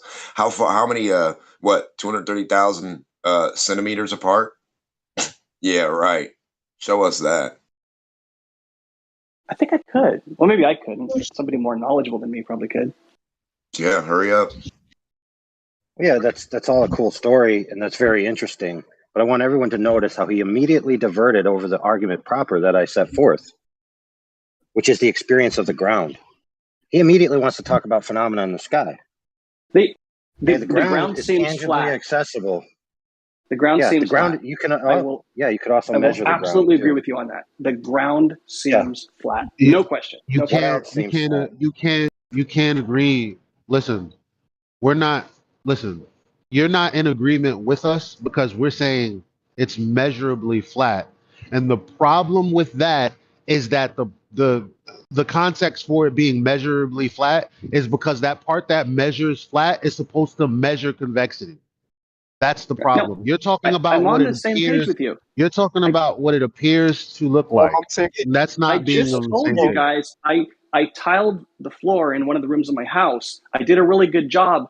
That floor is flat. I challenge anyone to come to my house, measure that floor and find curvature. You will not. It is flat. I agree. Okay. Yeah, but you qualified your statement about the Earth as seems flat. Does your floor seem flat, or is it flat? It is flat. It is flat. And I challenge you to disprove that. It is flat. Well, hold on. That's what we're saying. Hold on. That's what we're saying. We're saying that the Earth is flat. Remember when you said you belief, and then AI said, "Well, I'm not." No, you didn't say it. But AI said, "I'm not going to say belief." He said, "We know it's flat, or it is flat." The reason we're saying that is because it measures to be that way. It is practically used that way for basically pretty much anything, even the modeling of the globe. But that's a little more advanced.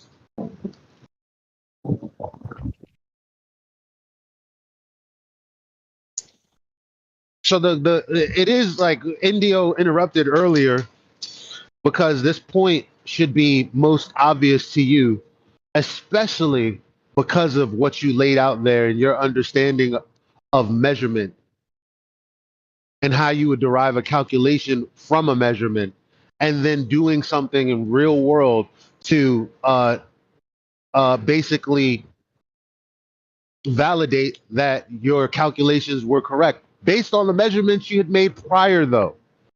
So now, okay, someone is claimed to have measured the Earth. Now, that actually didn't happen.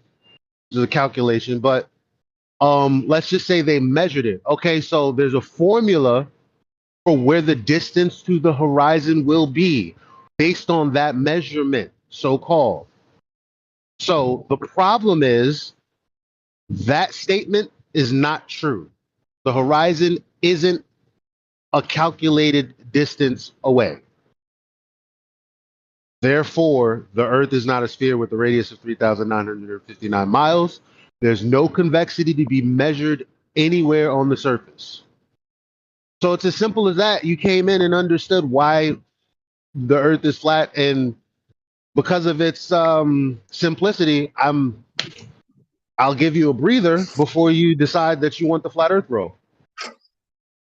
Okay, but let's accept really this quick, challenge. really I'm quick, gonna guys. hold on. Oh, not really quick. I got to accept your Well, yeah, challenge. There's a challenge on the I want to table. give a quick which I'm shout going out to to the no, people who. nope, nope, nope, Okay, nope, nope. Okay, we all got things to do. We ain't got time to waste on dithering. Now check it out. I'm going to accept your challenge, but I want you to agree to accept measurements that are 2 orders of magnitude off. Well, do you accept my terms? No. No duh.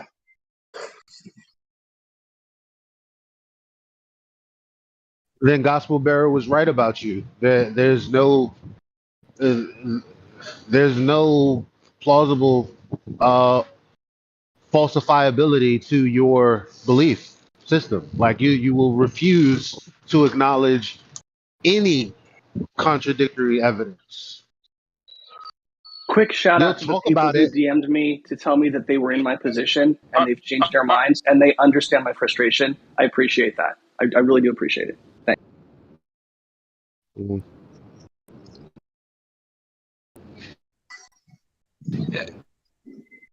What position is that? Your math on the back of the envelope doing? Fuzzy, you're robot and hard, bro. Yeah, I would say all he has to do is imagine a million more of those kitchens tiled right next to his kitchen. And what's that equal up to? All that flatness. So, back of Look, the you envelope literally math. said that if we can physically measure with a tape measure that something exists, you propose that as some sort of proof. Now we're giving you that same type of evidence, and you're like, "No, that ain't good enough." You're trying to pretend that somehow we're saying, "Oh, look at the tiles," right? And then imagine how many tiles are there, and then go by the tiles based upon that. We're not talking about that. We're talking about using a fucking tape measure. A tape measure. Assuming you can measure the laser height above the ground, right? So if I take a laser and I shine it 25 miles, and it starts at 10 feet above the ground and ends at 4 feet above the ground, and it's supposed to end at 440 feet above the ground, right? So if I had a 440-foot tape measure, I'd have to measure that, but they didn't have to use that. They didn't have to get on top of a 44-story building. The height of the laser is measured above the ground with a tape measure. Not ground, actually water. Maybe it would help if I explained what thoroughly convinced me when I did my own exploration that you guys are probably wrong. Is it going to Because then you have guys anything to do with? Is it going to have anything to do with direct measurement? No. Probably celestial. Yo, just let him. Okay, answer. let me say one thing. Do you understand that the claim the Earth is a ball is a geometry claim? It's a geometric claim. Among other things, right? yes, absolutely. Material. Not among other things. That's it. It's a sphere of 3,959 miles radius. That's a geometric claim. Well, if you would agree that all of cosmology it just basically reduces down to a geometry problem, then yes, I agree with you. Sure. No, it doesn't.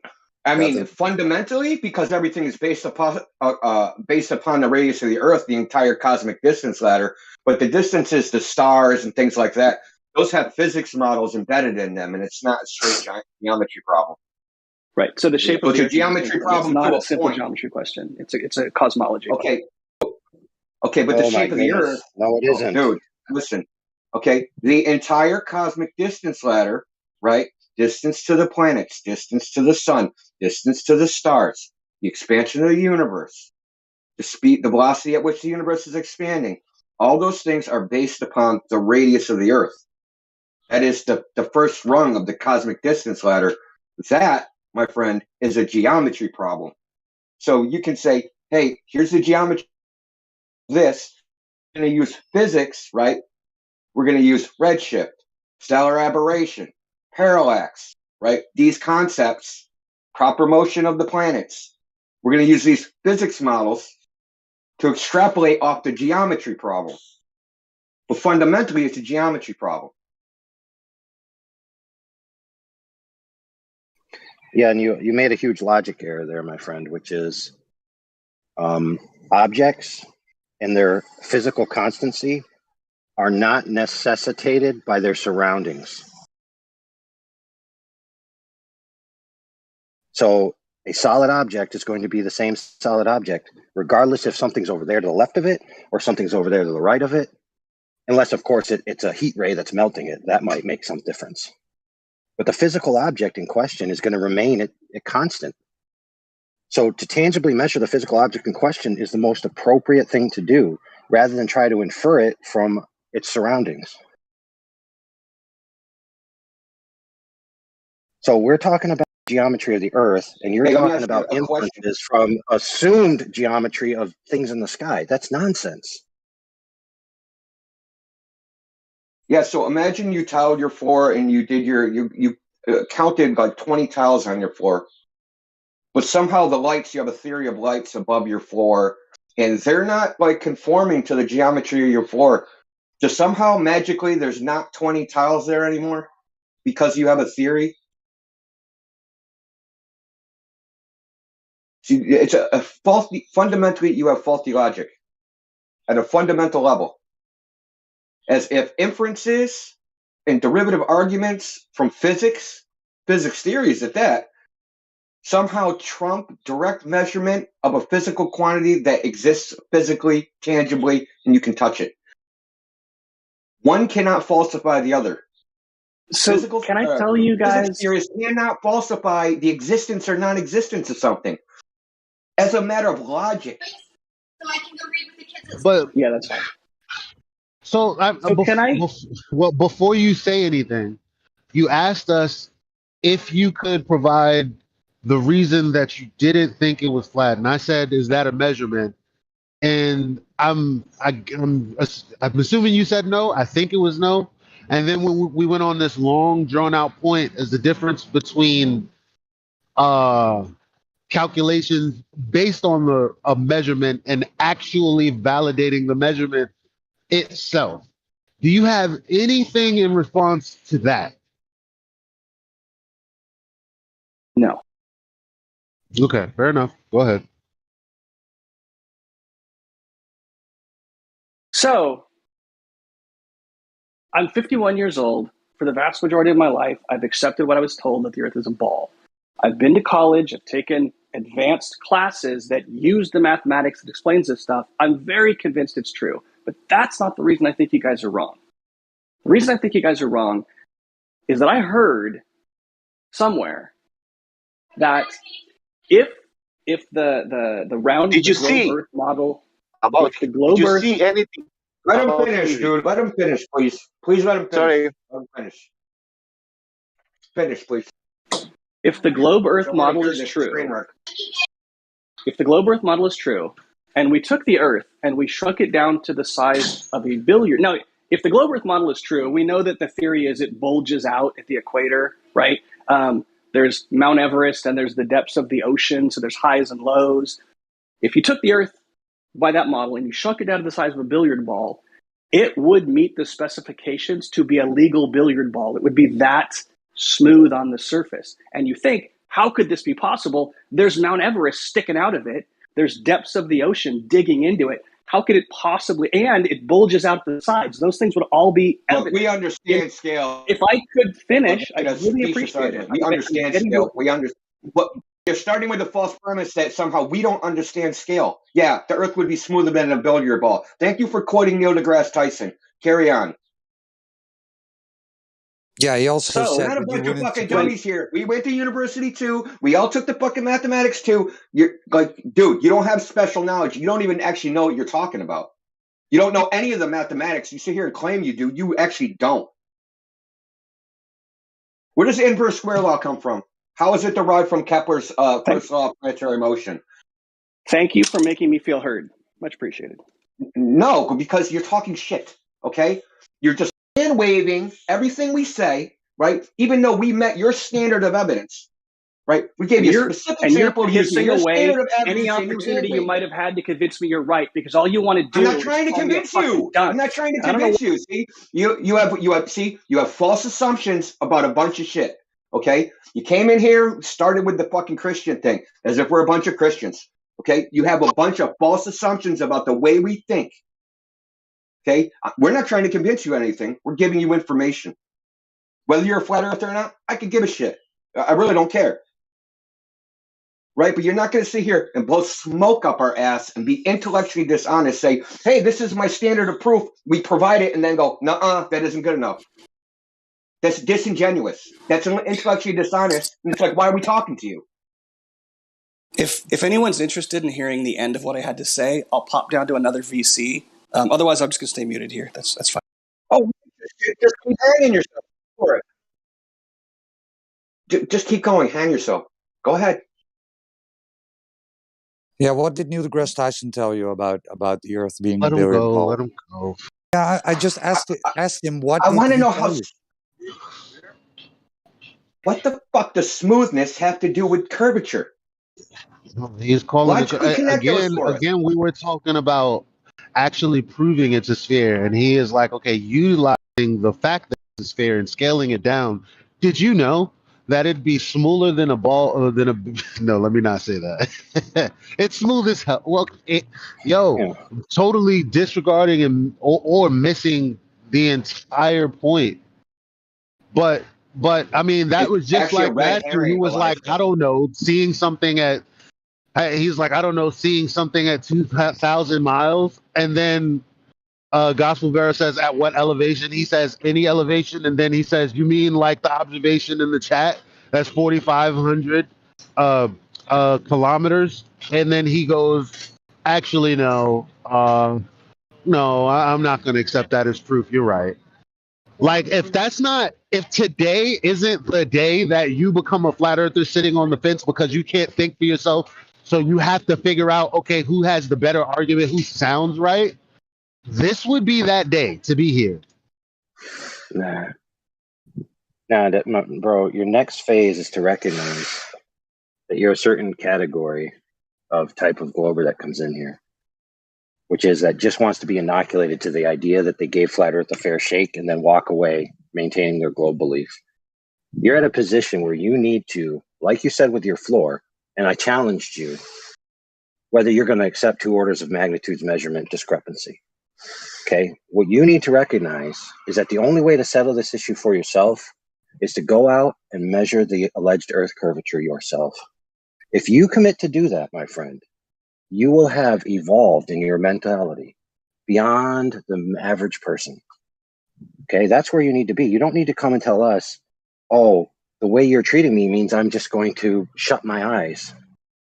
No, you've already been presented with the logic and you know what you need to do next.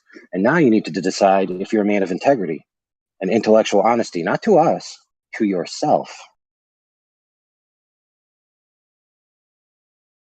So you want to leave the server? Fine. But if you want to find out the answer to this question, it's out there in the real world, waiting for you. It ain't in here, that's for sure. Yeah, he dipped. That kind of thing echoes for eternity. Good job. Well, the thing is Globers get frustrated when they come in here because they try sophistry.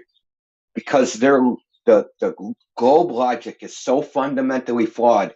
There is no amount of mental contortions that they can do to fix it.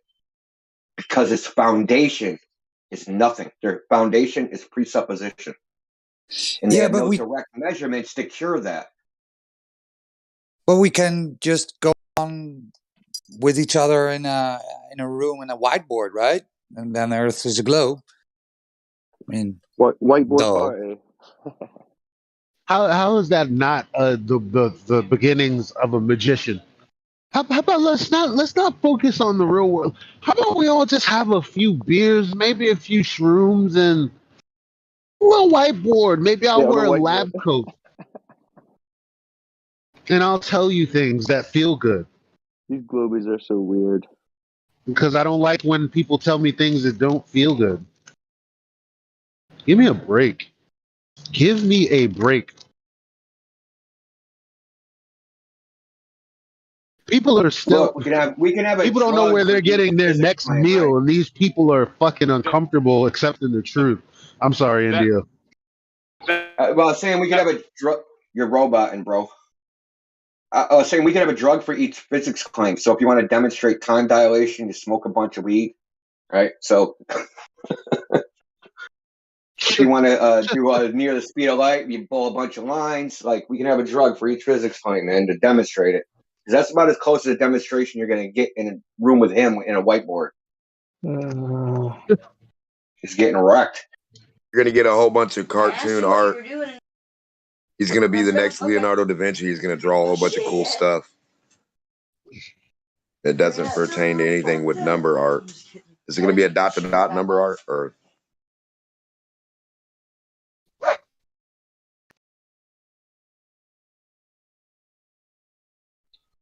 It's just irritating, man, that he set the table, man, and then we provided the food, and then he was like, nah, just flip the table over.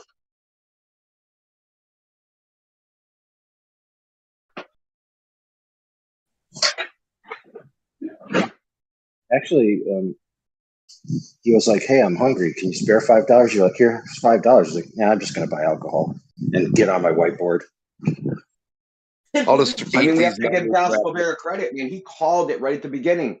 He said, "You seem like one of the Glovers that are dogmatically want to make the globe unfalsifiable," and that is, you can't get a more accurate statement about his attitude than that.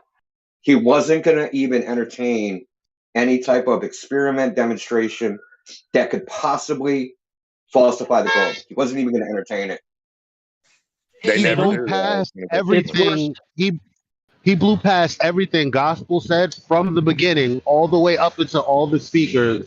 Never addressed not one point at all, other than hypothetically, because he thinks it. I don't know. Like, that's the thing. How ignorant was he? Was he a new person in this debate? How would you? Because I don't think anyone else would have walked into, if I measure something and then I calculate how many tiles I need, then that's valid. I don't think he knew that he was walking into what he was walking into. How could he? Why would you be that dumb? They refuse the opportunity for falsification. Yep. I can explain why he was that keep in dumb. mind- Because he thinks the globe is a physics claim, which it kind of is, and that it's not a geometry claim, and that somehow you can prove it with physics and not geometry. That somehow the physics ideas supersede the geometry. That is just logically, as a matter of logic, it's completely false, and we demonstrated it a couple times with the math isn't reality, because physics is just models that make mathematical predictions. Yeah, I've never seen That's any all it globe is. physics. Right. There's never been any globe physics class or lab or science or Department of Defense, no military globe, geophysics. There's never been any of that. No scientific anything for a globe. Not how anything acts on a globe or works, like, with demonstration in a classroom that we can all do. There are no physics of a globe. Nothing. I mean, Well, yeah, but he also did tacitly, whether he realized it or not, admit that the laser test is conclusive. Yeah. By his own admission in the challenge parameters that he laid out and I accepted. Okay, so I want to submit to him, if he's still listening, that you need to go look in the mirror and tell yourself, why is it that I will accept this nonsense from the globe, but if somebody came to prove my floor, whether it was a curved or flat, I wouldn't accept it? There's something wrong with my reasoning. I need to rethink my standard of evidence. we should just bet him money about a rocket, because a rocket supposedly has to go horizontal, right? No matter what it does, whether it goes up, supposedly, right? Whether going vertically to get to space, it still has to end up going horizontally, right? This is the funny thing I thought of. Where is there a rocket that can ever go there directly from horizontal position into space live? We should bet money that they can't do that with any man-made object ever. They can never horizontally live with any stuff set up, hot air balloons and stuff along the way to watch, see it go, so like 10 foot off the ground and stay that 10 foot until it leaves into space live with video cameras on it, hot air balloons ready, helicopters, people, everybody zoomed in. We should bet Vegas. Even bet him a helium balloon's faster, literally. We should bet Vegas.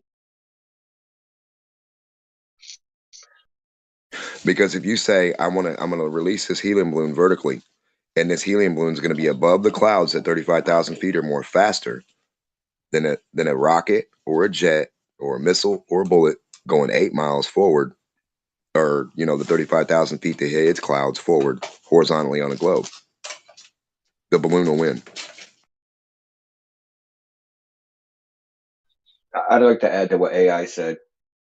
His standard of proof was one exponential difference. We gave an exponential of that. So our proof was exponentially larger than the one he required. And he still pulled the ostrich idea. Stick your head in the sand, pretend that doesn't exist, and say, yeah, I can't hear you.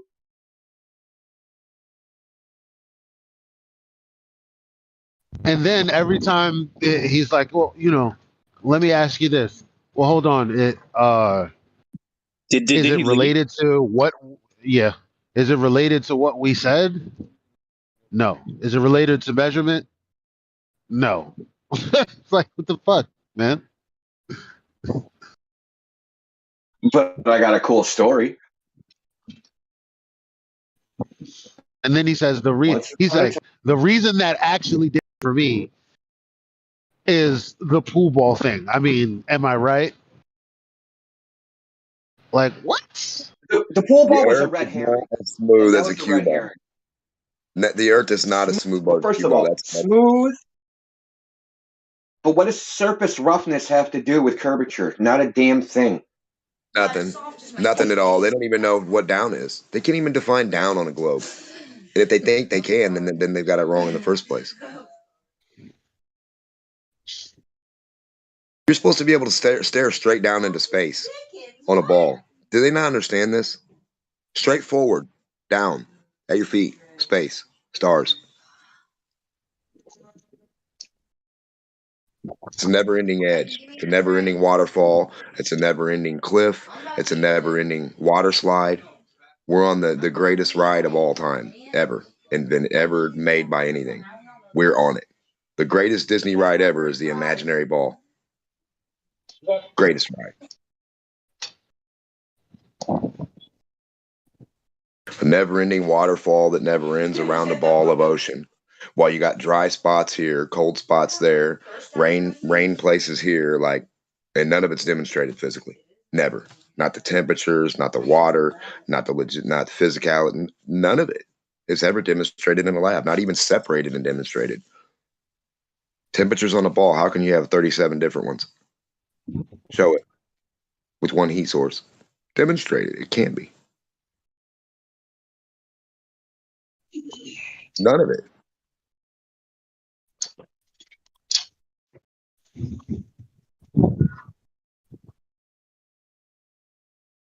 "37 different forms of water move in different ways, acting different physically, from a mud puddle to a stream to a river to a waterfall to some little spots of water where under compression or under temperature they go up.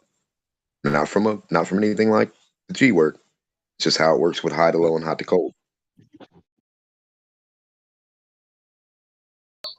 I think it's funny. They always come in here with this biased viewpoint of so they come in and they formulate their argumentation based upon what they think we think.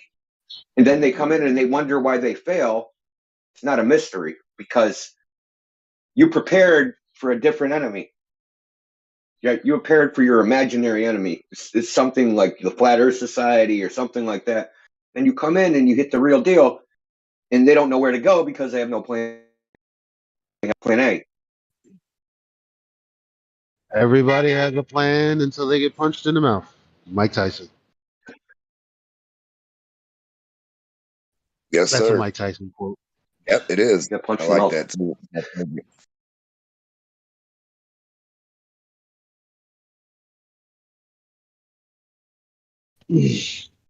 No. I'm seeing is that I'm never gonna get honesty from these people. I'm thankful for Gospel Bear giving me a new way to play with my toys. Yeah. Because now I just want you to tell me that there's no way to actually if it wasn't what I believe, there's actually no way to prove it unless you're on like God level. Wow. Wow. Yeah, I just think he's like, I can't prove my argument. Oh, I'll throw a fit. Never convince me the Earth is flat because you're rude. It's so funny, man. No one was trying to do that. Convince yourself. I don't think it's possible to convince anybody the Earth is flat. You have to convince yourself. No one can convince anybody. We can't outdo gold propaganda. We can't outdo like the things they say. We can't outdo 500 years of brainwashing. We can't outdo that just by Have you speaking. heard this one? How about this? Well, try to make little people, make a little model of this. It's like, dude, I can see a person walking around. That's not in contention. I see a person walking around. I'm not saying do people exist. I can see them. You know, when we ask him to demonstrate something, it's because we don't have this other thing. We don't have the ladder. We don't have the big Earth that we're looking at working. We don't have this Earth. We don't have any of the logistics or physics of it like working in front of us that we're seeing for us to say, well, that's not real. Show us something different. We don't have. That's what we want to see is the material stuff. We want to measure the material, and they want to go to like the past, religion, celestial stuff, looking at imaginary lines that they could never pinpoint. If you say put a flag in that GP. Huh? Put a flag where the GP's touching the line, where your imaginary lines are supposedly meeting everywhere. Put flags in them. Let's follow them materially. Huh? Never work. They don't like material. It's like they're scared of reality. Like they just want to live in their head. Like go do a measurement in the real world. They think, gross. I'll have to live in the basement. Ugh. but they think that the sky belongs to them or something. It's like, no, man. Because even with just observation alone, you have inconsistencies with the globe. For example, yeah, the lunar eclipse. Some would say the solar eclipse, but I'm not really. I don't really. I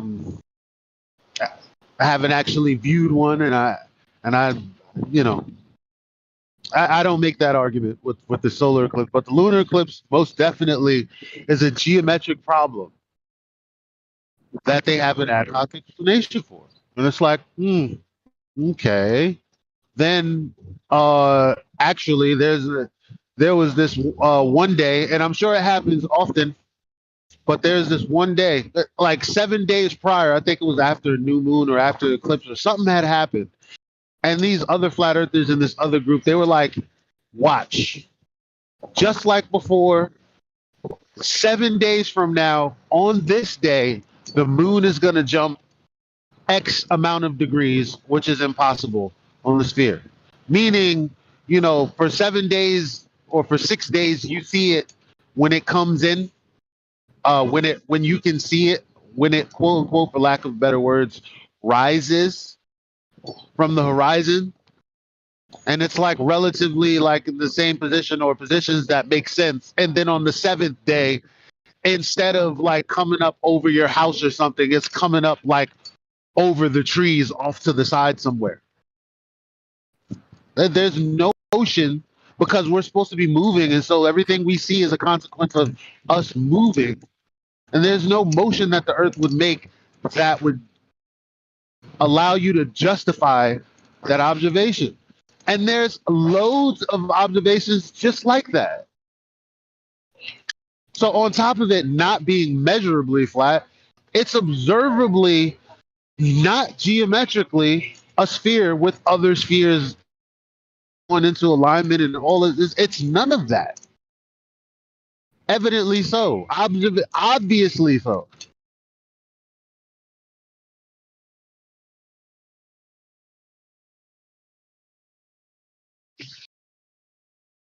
All that. So what's your evidence of the flat earth? The funniest thing was NASA saying that the Earth actually started spinning the opposite direction to explain eclipses, which was really funny. I laughed at that. When did they say that? Yep, there's records of NASA actually saying the Earth spun the opposite direction that it normally spins to prove that they couldn't verify why the eclipse went from one place to another. And the only way they could explain it was to actually say the Earth was spinning in the opposite direction to what it normally spins.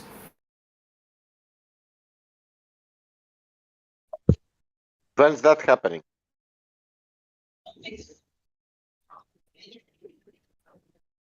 That was hilarious.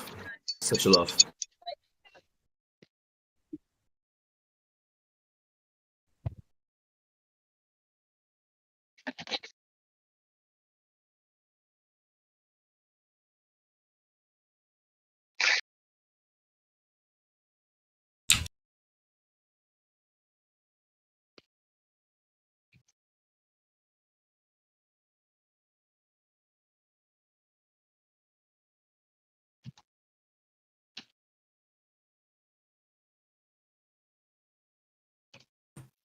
We got a couple new people in the VC. If they might want to introduce themselves.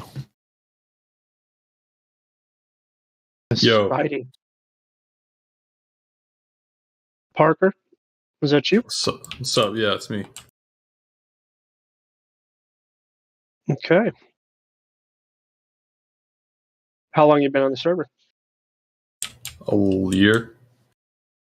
Okay, so you already know that Earth isn't a ball. I don't know anything for sure. You know what I mean? You don't know anything for sure. Should I take that literally?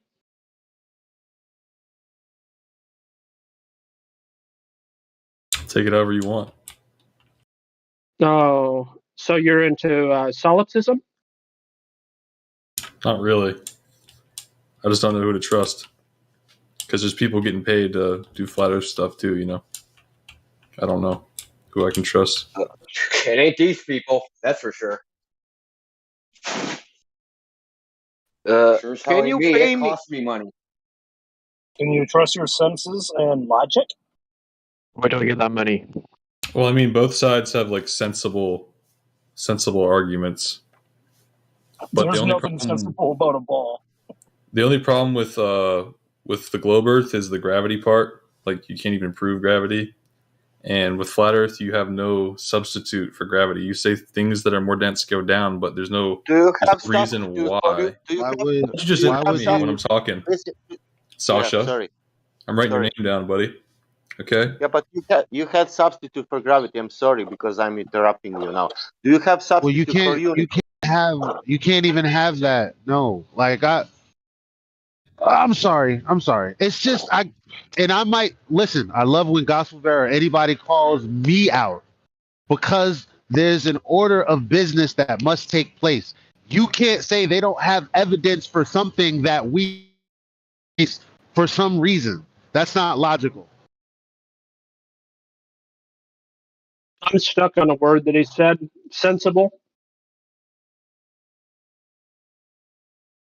What there's that. mean? Any actual explanation for why things that are more dense that go down? It happens, but hold on. Does that happen? Hold on. You know what I mean? Capable of sensation or feeling. Help me understand how the ball is sensible. Well, at least they have an explanation. No. You can't demonstrate it. You did say the word sensible, meaning capable of sensation or feeling.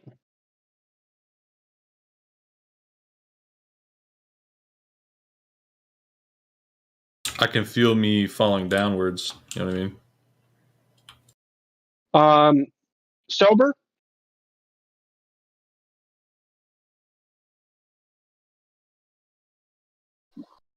Is that when you jump off a bridge, or?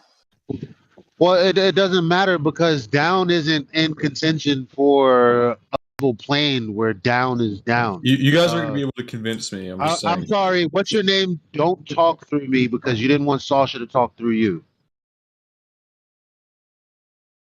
But he did just qualify the entire conversation, Elijah. Let's do what the other guy did.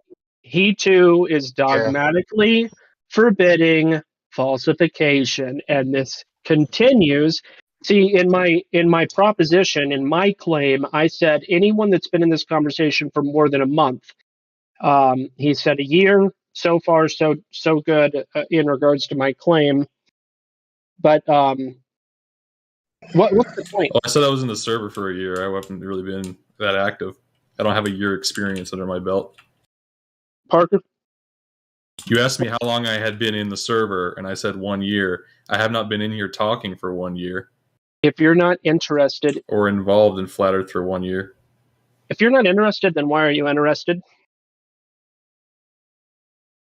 What do you mean? I'm just saying I haven't been in here as long as you maybe think. Can we do this? Can we just off like the words address? that you said. Can we just address his gravity thing? Yeah. I like. Let's just address that. Okay, your gravity thing. Why is the explanation of gravity a prerequisite for the shape of the Earth?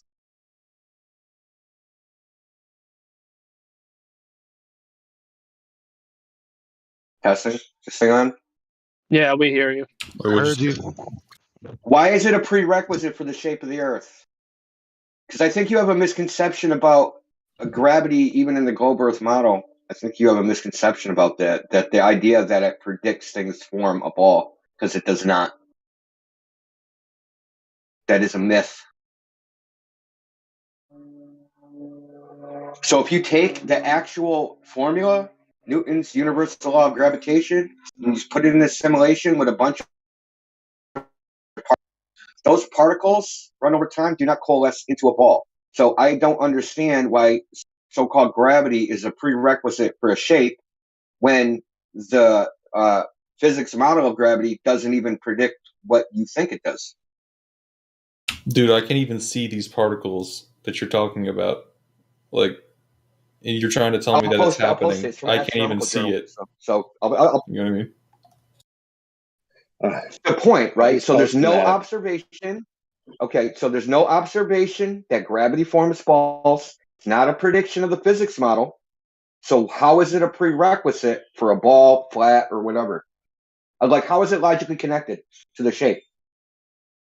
Well, it's just that there's a whole system of how, the solar system works and an explanation for everything that makes There's sense. a bunch of systems. Yeah, but you said they had no evidence. But there's a bunch of them. What I thought I was talking.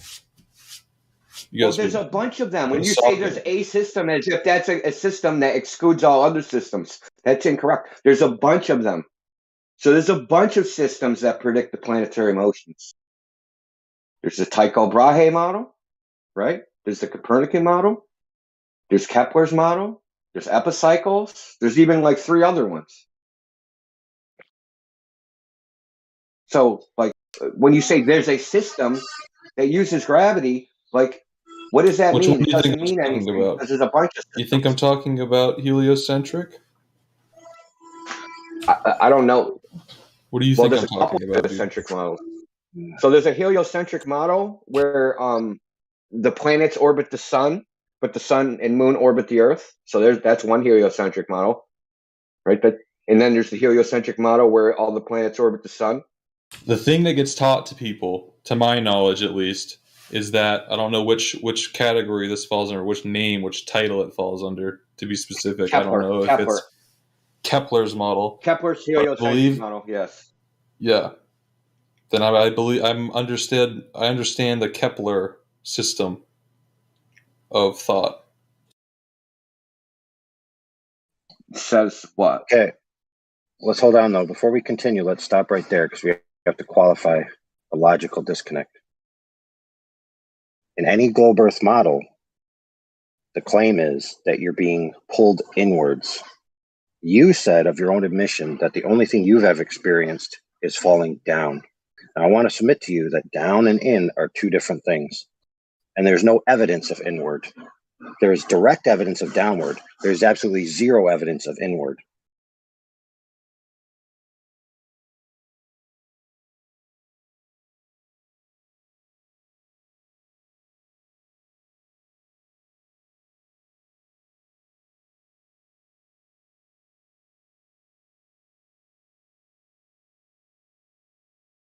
So as a side note, someone was talking about the 2017 eclipse. I'm going to post a video where they made a physical model, and it doesn't work.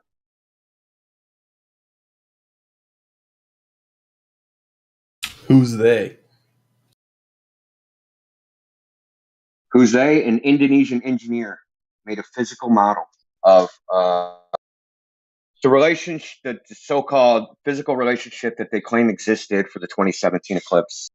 Right. So there's an eclipse path that NASA published based upon the Soros cycle, but then there's the heliocentric model where you can get the ephemeris data from JPL and position like where the Earth is relative to the Moon in their relative rotational orientation.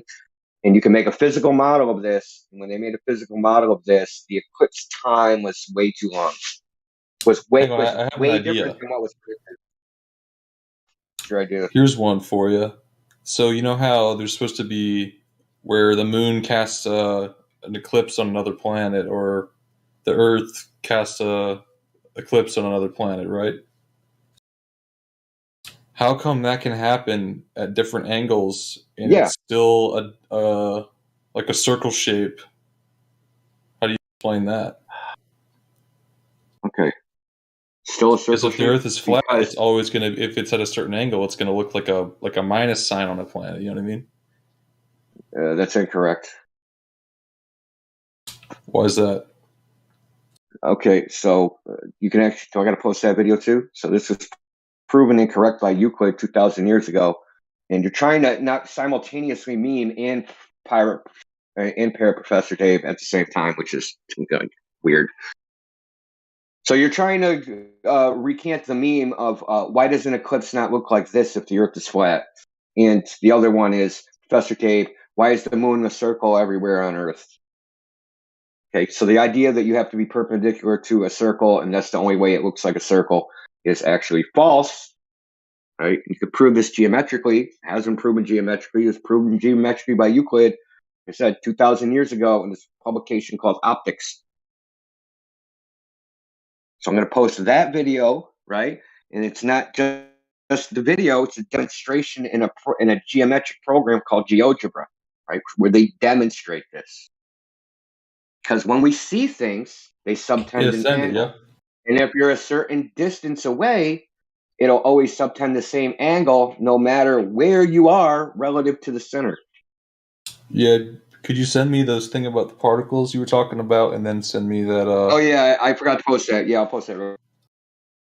Because I don't want to look it up and find the wrong thing.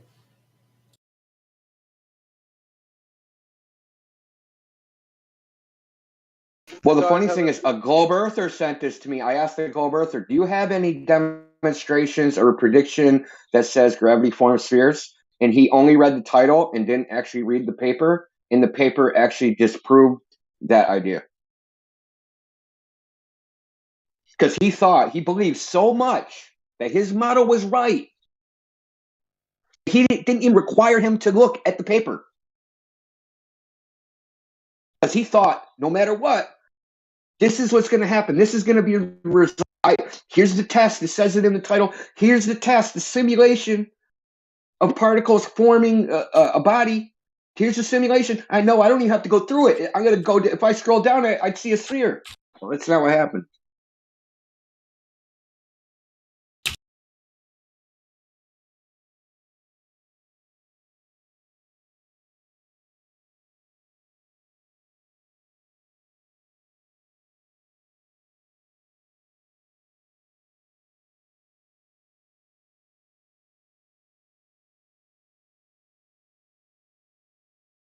Yeah, you find this a lot with this subject, is that you're educating people who believe in the globe on what they should be arguing before you can even have the argument. And we do this all the time. Like, someone will say something that's completely off base for what the globe position should even be. And so we spend like half the time arguing with them on what they should be saying to us before then actually having the argument. But yeah, it's interesting. Yeah. And a lot of times They treat us like with people making the preface, there's nothing you could possibly say to convince me otherwise. And yet everyone's like, okay, well, let me try anyway. nah, that, see, right or wrong. usually, typically, when I come in here and I have a conversation, the first thing I ask is, what do you expect from me? What would you like from me? And the moment they start saying, you can just think of the myriad of things that they could say that could be a straw man. And I'm like, oh, yeah, no, I can't help you with that. No, I don't believe that. No, I don't think that way.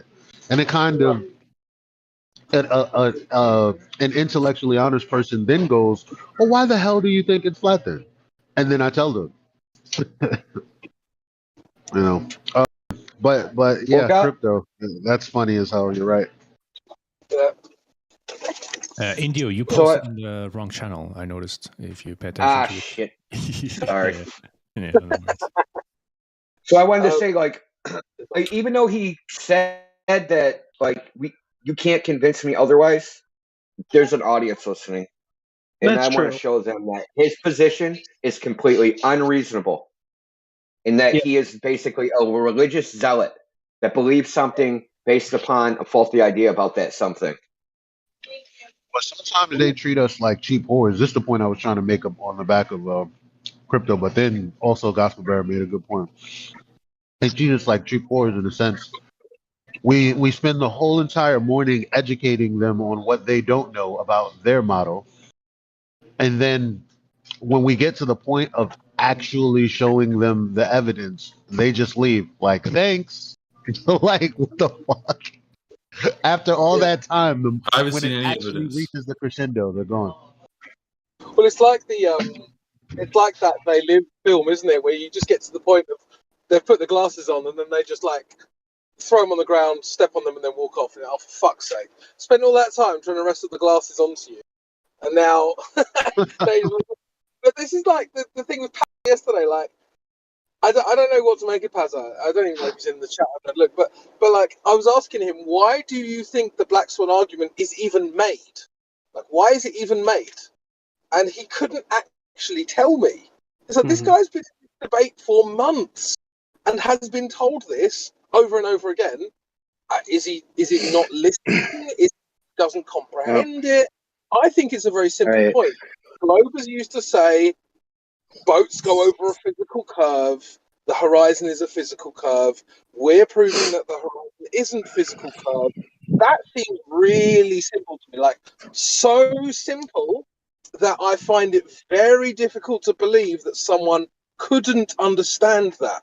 Yet there's a grown-ass man not understanding it. Doesn't make sense. Well, look, if you have a proposition that's paradigm shattering, you owe it to yourself to do due diligence to discover whether it's true or not. So some people actually do that due diligence, and some people pretend to themselves that they're doing that due diligence by showing up here and just attending and essentially just parroting the same thing over and over because they think that they're actually being intellectually honest to the proposition, and then they don't have to accept it. It's like, yeah, I'm giving it a fair shake, so they can sleep at night.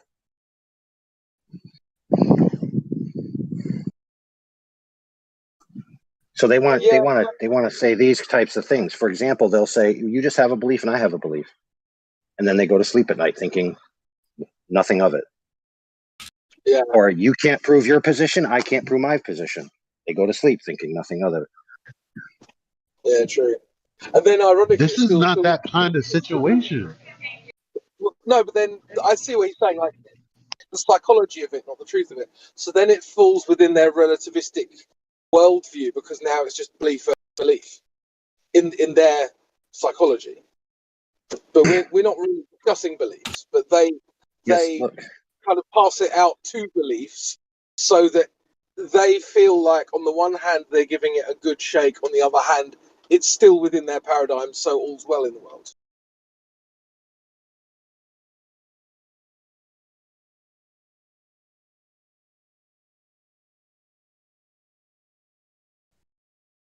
It's like Matthew learns, like he wants to come here to convince himself that he doesn't need to test anything. Right? That's why he's here, whether he realizes it or not. He needs to go to bed at night, having not tested it in the real world, and then say, oh, I'm comfortable with that. Indio, you can't provide me with the URL. which is what we agreed upon. Yeah, I will though. You can't use. Don't hesitate. No, we I've didn't been agree waiting upon for that. like Don't 10 lie. minutes.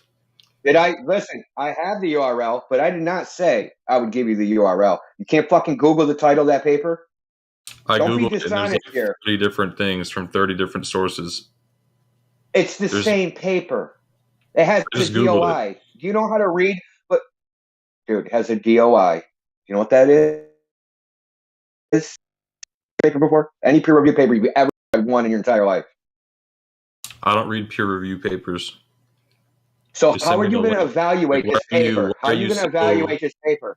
How are you going to evaluate this paper if you're incapable of doing the mathematics to evaluate it? So that's why How are you're you going to sending it to evaluate me? the paper? What if I send you? How are you going to evaluate it if you don't read Chinese? Because this math is probably like Chinese to you. But no, I'm going to send you the link. I was No, that's not a Indonesian. problem. Well, it's been a problem for like 10 minutes. No, it's not a problem. It hasn't been 10 minutes. You're a liar. You're only making a fool of yourself. You realize that, right? You're just making a fool of yourself.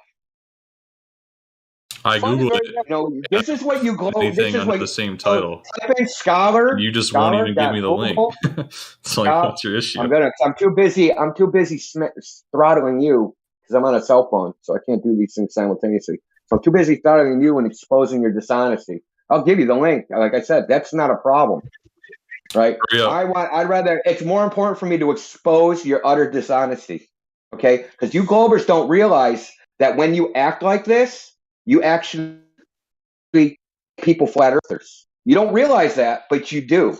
I've had many flat earthers say, I became a flat earther because of the ridiculous statements Globers make. That's me. That's literally me. The reason I became a flat earther is because I realized that the Globers argue so poorly that the position itself is a bad one. That was actually what made me really consider flat earth seriously, was how badly Globers argue. Same for me. I mean, initially when I saw argument, really. I was first. Initially, when I saw that podcast with Joe Rogan and Eddie Bravo, I was like, okay, all right. And then I started finding debates, and when the flat earther would ask the Glober the questions that I want to know, who's measured it, like how do you know this, like they didn't have any answer for it. They do the same thing most of them do here, and that's the. I knew right then the moment I got to Nathan Oakley, and I saw the back and forth like 2 episodes. I was like, oh yeah, it's a wrap. I don't see how it is a globe with all of these people that are proponents of it arguing this badly. There's no way.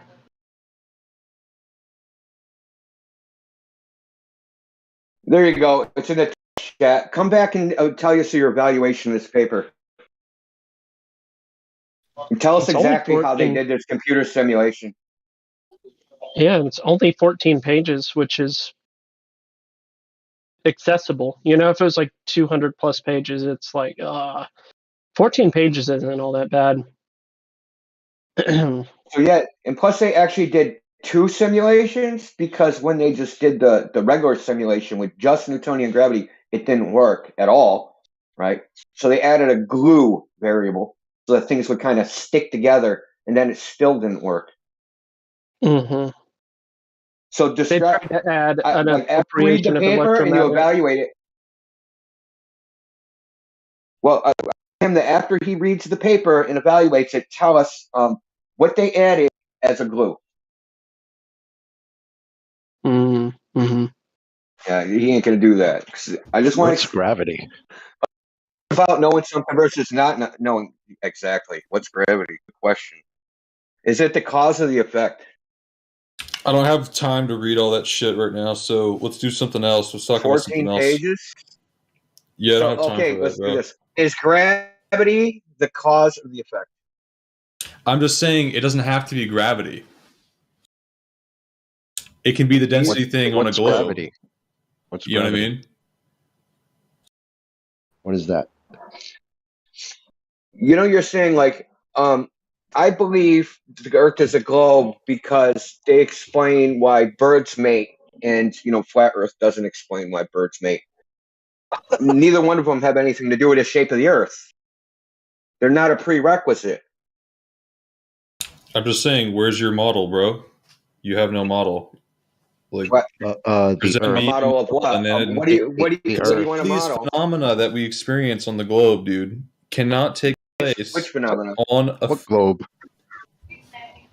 On the You globe, just dude, on the believe Earth. that. That's the ultimate presupposition. Like which phenomenon? Be specific. What is the ultimate presuppositional statement? You said what we experience on a globe, so this is a statement of fact, which you can't possibly know, cannot happen on a flat Earth. Another statement, which you can't possibly know, isn't true. So you've just made two assertions, put them in one sentence, and you think that's going to satisfy anyone here? Okay, we experience our life on. We can measure moonlight as not being cold. Can you explain that to me? What? We're talking What about the hell does that have to do with the surface of the Earth, bro? What you mean? Yeah.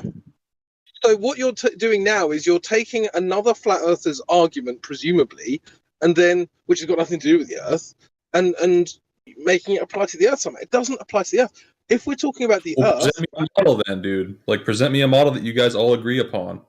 Because I can't. Why don't you try tell you why you're wrong if you don't Hey, present hey, me guy, something that guy. tells me Hey. why you're wrong. A model. You know what I mean? Hey, A model of what?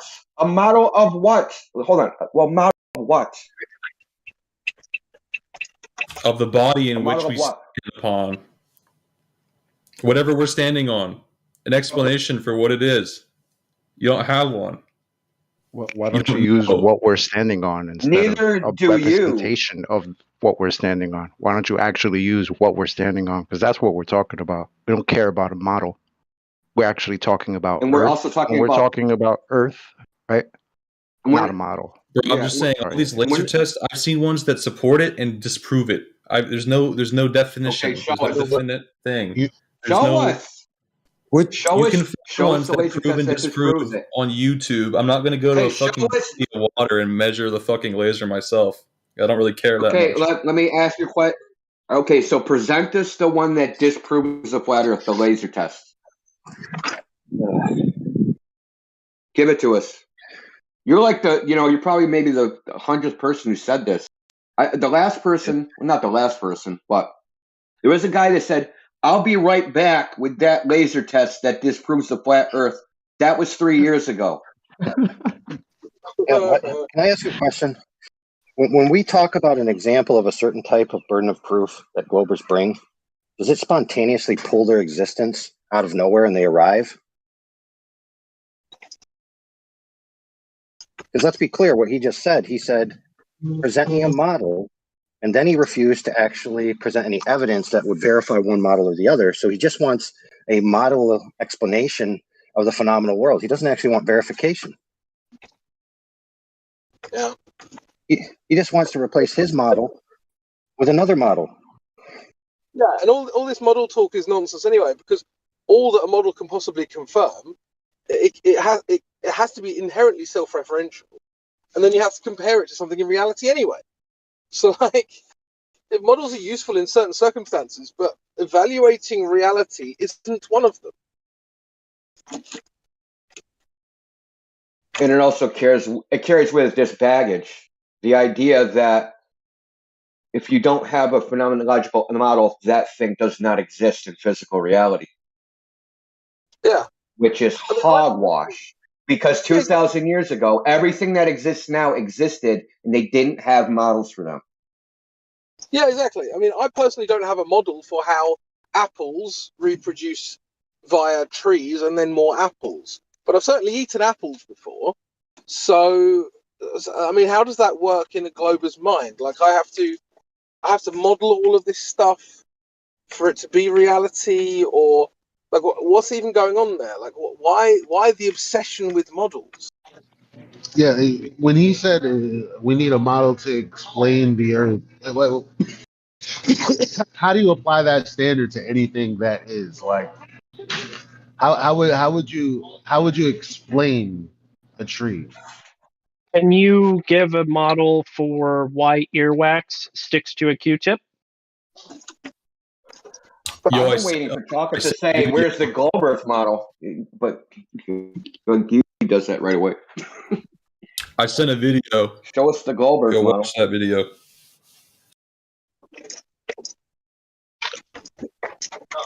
It's nice and simple and edited down, so you can watch it right now, and it's on a 14-page. Yeah. So do you see the DOI. flag? Yeah, you see the flag with the red and the blue stripes, right?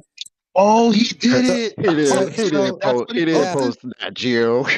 So you see the flag with the stripes, right? Yeah, he did. So can you tell me where is the horizon in this video? So if you look at the flag, where's the horizon in the video? Do you see the horizon? Here. Hold on. I'll post a picture for everybody's viewing pleasure. Yeah, All I right, got it also here. Here we go. Yeah, where is the horizon there? So Parker, was it? I can't post videos, but Parker, if you guys know how a boat works, Parker, it so often changes angle on top of the body of water that it's on. Parker, It can dip up and down. Where's the horizon? Where's the horizon? Parker, do you want to listen to what Roger's asking you? Take a picture too. Parker. Yeah, can we all let Parker. Roger only talk? Parker. Can we all Roger only talk? Where's the please? horizon in this video? I showed you a picture from National Geographic, right? So where's the horizon? You've been unmuted, Parker. Go ahead. You don't mute me again. That's childish, Yeah. bro. That's really Parker, childish. You're That's really, talking really over childish. others. Answer the question. It happens, bro, when we're talking. Where's the horizon in this Don't mute image me. I sent you? Mental midget. Don't The guy is still show trying to your speak to feelings. you. Don't show your Parker. feelings, Be a man. grown up. In that video, they don't even go over the horizon on that experiment. I didn't even timestamp. On my URL, Roger, if you actually look at my URL, stop talking. I'm speaking.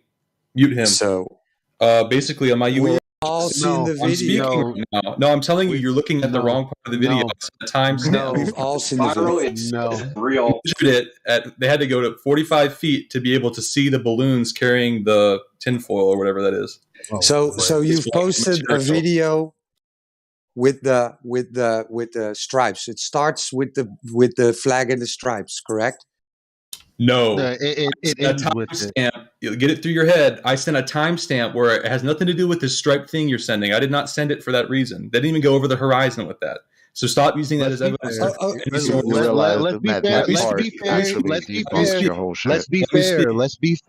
Let's be fair. He cited something. We're not being reasonable. He cited something. Let's address what he cited and not address the reference. Yes. I want to. One second. There's another. The timestamp starts at the guy with the binoculars looking at the boat. Well, listen. Yeah, it was a bad timestamp. It was a bad timestamp. That's all. All right, maybe I could have stamped it better, but if you listen to what he said that's the point that is important. Yeah, we've all seen the video, right? I was talking about the boat and the stripes and the horizon. So why would they claim that the stripes were being obscured by curvature if the horizon is beyond the boat? Can you show me in the video where they did that? And they explicitly said that's to measure the curvature and not any sort of light diffusion or anything. Because I didn't hear that in the video at all. You should have watched it, bro. It's in the National Geographic Flat Earth versus Round Earth. If you just go on, go on YouTube and type in flat Earth, right? Oh, do you want the timestamp? Do you want the whole video? Do you need really your handheld like this? This was actually your evidence. Now we have to sift through your evidence. You've all seen it 1,000 times to your claim. So why is go ahead, Inyo. Well, I want to address the balloons, right? So when I show you a video of the guy saying that he can see the balloons, What are you going to say then? So he was caught on camera saying that they could see the balloons. He said in the video that I sent that he could see the balloons. That video, I'm speaking. But there was a lot of people there. Yeah, and there was, and yes, and I'm aware what he says in the video. But there's other video, right? Because there was flat earthers there, and people were recording each other all over the place. There's other video that he says he can see the balloons. Give it to me. Hold on, I will. Put it in my mouth like I'm a child. And chew it up for me too. Spiraling. Yeah, mute him. Aw, poor baby. Oh, right? Oh, this is someone's religion being. Are you a grown ass man, Sunday. bro? Are you? This is how you He's act in like- your grown ass life. I'm a young boy. I'm a young man. No, you can't have Sunday. Well, you ain't take gonna be a Wednesday or grown ass man acting like this. You ain't gonna make it out of the streets, bro. Shit. So what was the purpose of the boat? So what was the purpose of the boat test then? We're waiting for someone to provide a link for something that they brought up, and he takes. Roger, I'm sorry. You're citing something opposite from what he thought. He clearly doesn't know what's in the video. He only watched it specifically for the thing that he was searching for. So he has no idea what you're talking about. So you have to restart, reposition, and begin. All right. You have to just start over. But right now, we're trying to answer for something else. Right. So Indio is going to get the video for him. Right. So He's going to take his time though, so we actually can't talk about this. In the video, they have a camera where the camera that's filming is a guy standing up, and he's actually elevated higher than the guy who's laying down. You can see for a few seconds. Let me find the exact time, and I can send that in here. Give me 1 second. Time's up. You've taken too long. We can't obviously have this conversation because you're just taking so long. All right, there it is.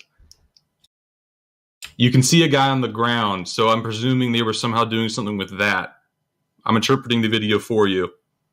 Okay. You can see a guy laying on the ground. And in the video that we're seeing is shot on somebody standing up. It's a camera guy with the camera crew that's there. So it's obviously not the official so now it's not the official evidence that they were using or the scope. I take what the people who were doing the experiment said with their words as the evidence. I don't take the guy standing with a camera who's not actually conducting the experiment at a fixed height above the water. You know what I mean? TV. So you're really in the shit once Roger does get to his point. Then, based on what you just said. So even the cameraman, which you claim isn't part of the documentary, right? It's just the cameraman who's filming it. So even the cameraman sees with his video camera that the bottom stripe is disappearing, but yet the horizon is beyond the boat. Yeah, the horizon that happens at different levels. Like if you're standing up, you can see a bit further over the horizon than you would if you're flat on the ground, above, like a little bit above the water, right? Awesome stuff. So what is the horizon is obstructing stuff, right? So when you look at the ocean, at the beach, you look at the horizon, and then the globe claims boats go over the horizon, and the horizon obscures the bottom part of that boat, right? I don't know if that's the point they're trying to make. I'm arguing with something I'm not very educated on right now because this is something that I wasn't citing, obviously. But So the horizon isn't obscuring or some things, other excuse. Well, so the horizon isn't obscuring things. Then is that your issue now? So what is the horizon then? Well, why can't we see mountains? Why can't we see from? Hold up. Why is the horizon beyond the boat then? If the bottom part is obstructed by quote unquote curvature. Because he's standing. Right. So the cameraman is standing and he sees the bottom stripe disappear, right? And now we see what the cameraman sees, and we see that the horizon is beyond the boat. So it's not curvature then. Well, he's standing up, and obviously there's some like heat effect, or there's some blurriness. There's some reason why it's obstructed. I'm not saying that is that curvature is responsible for that at all. Even if he was standing up, I'm using his argument that it was the cameraman. It's not the scientist with the scope, right? It's just the cameraman. He's zooming in. So the cameraman is standing up, 6 foot tall. He's zooming in, and he sees the bottom disappear, right? Awesome stuff. But yet the horizon, which should obscure in your model the bottom of boats and buildings, right, is beyond the boat.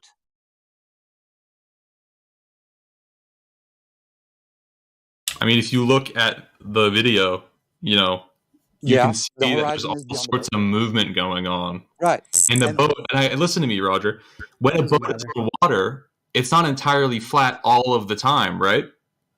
A boat waddles and moves in the water, which can elevate and lower the pitch. You're not listening to which his this point, line is man. displayed. Right.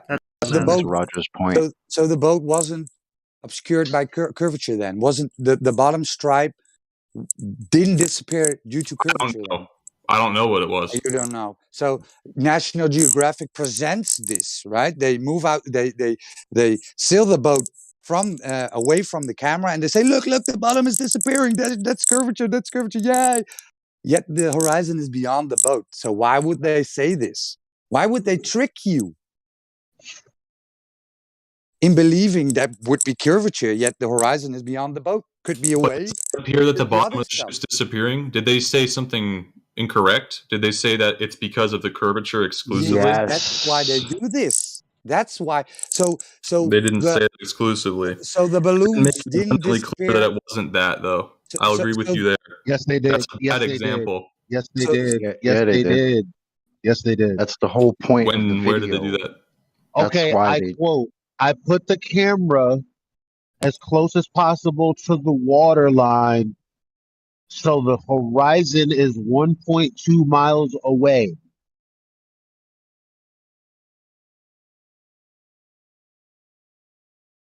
Uh-oh.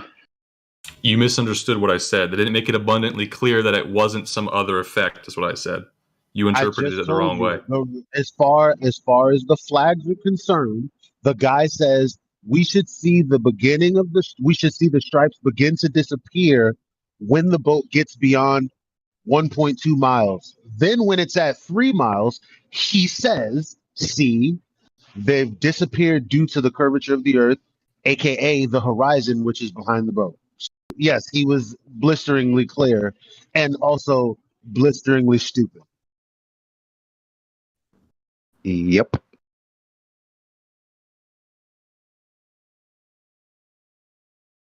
You understand that the horizon can't be the earth curve that's obscuring the stripe in the flag and at the same time behind the flag, right? Do you get that? Sorry, I was looking at this video that Indio sent. I'm not sure. I didn't know you guys were talking to me. What did you guys just say? I said, you realize that the horizon, the earth curve can't be what's obscuring the stripe in the flag and also be behind the flag? You understand that that's a bit of a problem, right? Not really. No. I mean, the first so you one, have no logical functioning of the first thinking. one's my argument. It's not the second one. So you guys are nitpicking with the fucking lines and shit. what the I'm not fuck are you talking about that. Parker, I'm talking can about the fucking behind be balloons, in dude. front? Can behind also be in front? Yes. Please say yes. In what context is that even? I don't even know what that means, dog. Can something that is behind? Oh, another dog. Can something that is behind also be in front? The same thing.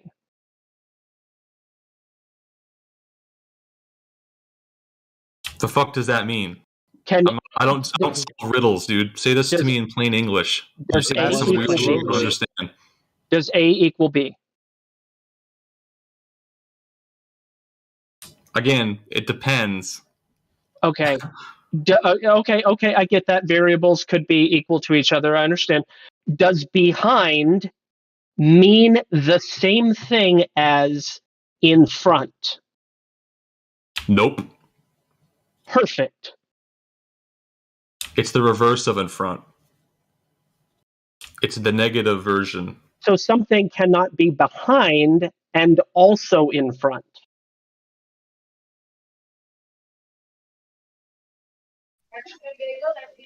Again, like this is not my argument that this stupid line shit. Obviously, it's not because of the curvature of the Earth. I just said that. If the cameraman's standing there, there's all sorts of wobbling going on. The boat's fucking wobbling in the water. What don't you understand? Yeah, but that was their point. I said there's arguments to prove and That was disprove the of point both of the sides. people, Parker. That was the point of the people making the video to convince people like you that this is correct. Nathan Thompson was there, dog.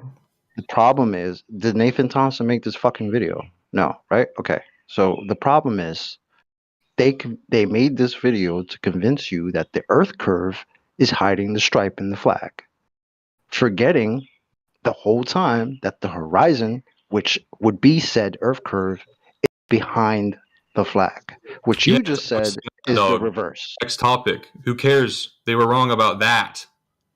Okay. Yeah. Well, if they're wrong about that, they don't have a geometric horizon, and therefore no globe. You don't understand why that's a problem that they were wrong about that. I don't really see the problem at all that they were wrong about one So part. you might need to take a minute and think about it, because your sense of logic is gone. Bye bye. It's the base level that we're. I mean, like, do you guys get paid to think about this shit all day? No, actually, Be this like is not. No, we just like to Like, think. seriously. We don't need to get paid. This is ridiculous. I like to have educated people. Like, you seem like you could be a pretty smart dude. I don't talk to you. understand why you have to have this attitude with people just talking to you. We're just people like you. Because it's such like a horrible atmosphere, and I'm not saying that's the reason why I'm not going to argue on my behalf for the argument. I'm just saying, like, it's Why just the so fuck are you fucking here then? weird. You guys are so like angry. No, we're not angry. I'm not angry. I can curse at you and not be angry. I'm asking you, why the fuck are you here? If this is such a terrible atmosphere for you to be in. Yeah. Go ahead, India. So Chocolate, I posted the videos you demanded, right? But where's that laser test that supports curvature of the Earth? Where's that? You said you have it. Where is it? Come on, hurry up, man. You demanded I go fast. Hurry up. Where's that laser test, man? You've had like 40 minutes. I produced. Why can't you produce? Oh, I didn't realize I was unmuted, uncensored. Hey, what does it matter? Where's it? Just listen. Where's the laser test? You said you have it. You said it exists. What does that matter? Lasers, dude. You can be muted and post the laser test. No, listen to me. Listen to me. Link and be muted. No, I'm not listening to you. Talking. Just post the laser test. I can quote you on that. No, post the laser test. Real quick. Our eyes are lasers, dude. We receive beams of light. We got laser eyes, bro. Lumens, dude. We receive lasers don't receive. That's a laser beam. If we can see something, yes, it is. No, lasers are coherent light. Try again. They're monochromatic, coherent light. The light that comes in from your eye is reflected. What do they call it? Not monochromatic, polychromatic light. So they're not the same at all. We all have laser eyes, and we're weird. That's like the name of a rock song or something. Laser eyes. I don't know. Maybe an album cover. Hey, hold on. Can we be clear for the audience so the audience doesn't get stupider? A laser is an acronym. Vaccine. Follow? So laser stands for light amplification through stimulated electromagnetic radiation. So it's a very particular thing. It's not just ambient light that's entering your eye.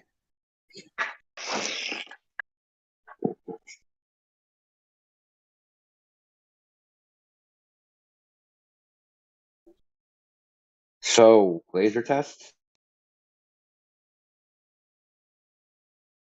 This is the best Pretty please? the Zealots have to offer. They had three different people today. Three different people today. And this is, don't forget.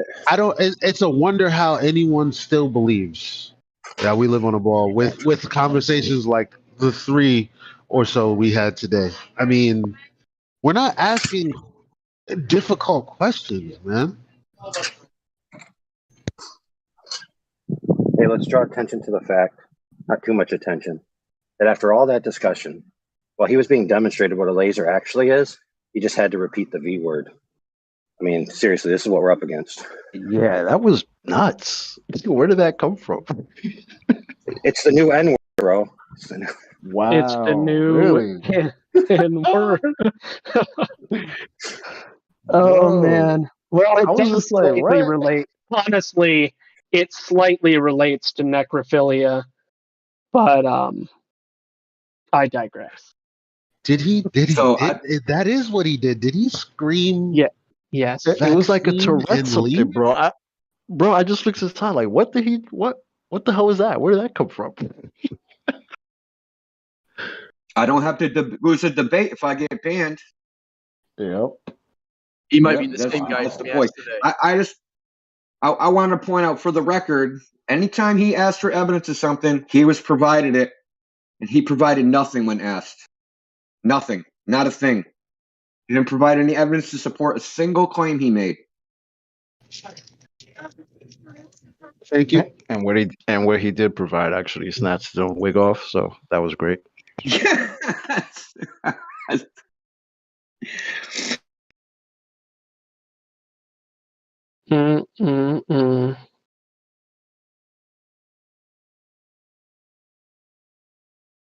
Yo, wait, hold on. They all snatched their wig off. He snatched his wig off with that.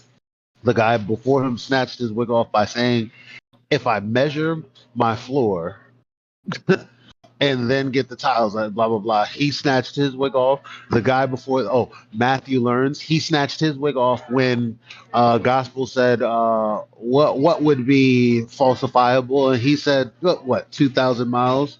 And then he goes, "Oh, like the object." And then he asked him what altitude, and he said, "Doesn't matter."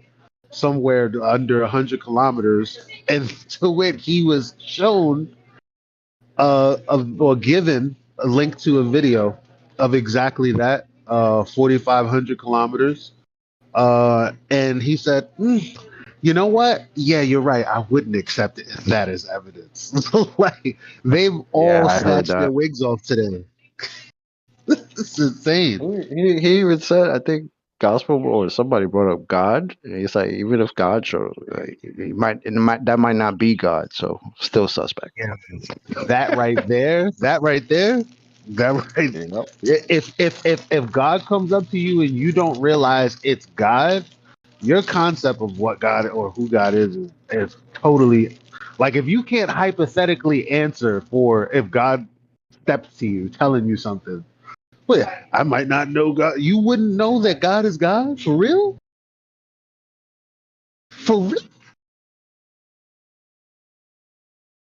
No, basically it comes That's down to insane. God showing you personally the evidence, not good enough. Guy with a lab coat and a textbook, good enough. That's some shit.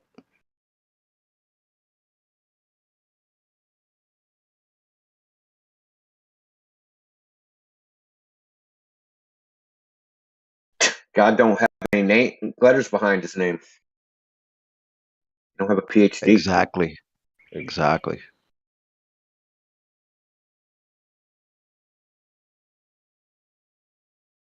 Well, why wouldn't you believe somebody who is wearing a lab coat? Come on. Gotta be smart. Only if he's got a pocket protector. God must not have the equation that's on their blackboard. I would have loved to ask that guy. Could you just use your whiteboard to tile your floors?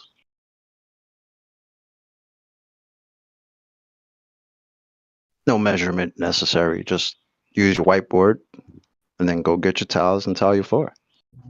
Sure, that'll work That would out have been a great. good one. Yeah, I was listening to the whole time. I was in a meeting, fucking 2-hour meeting. I was like, thank God for my peoples here. This meeting makes me want to kill myself.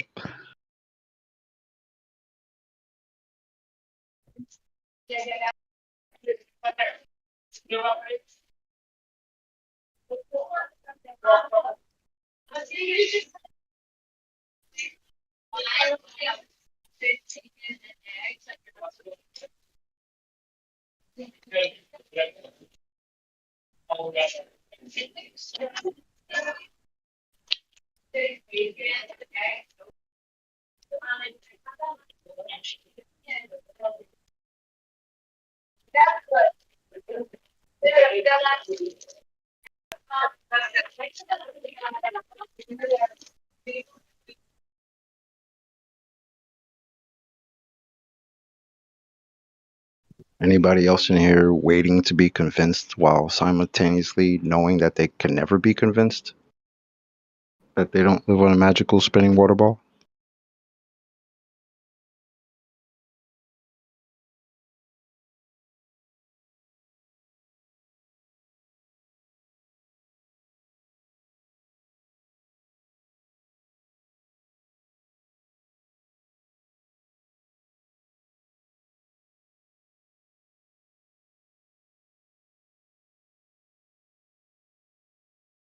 Well, that guy said he was here a year, so I'm thinking about going to Gem Pandas and just tell them I've been there a year and that they can never convince me the Earth's a ball, and then argue with them. Yeah. Then I'm gonna take my medication. I mean, it seems like a great tactic, right? Just sit there. Like, what form of mental illness is that? Globe. That's all you can call it.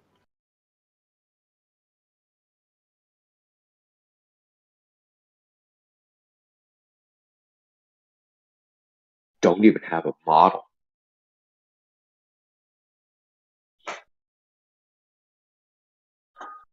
I was waiting for you to say, show us the globe model, Chocolate. That's usually what you do.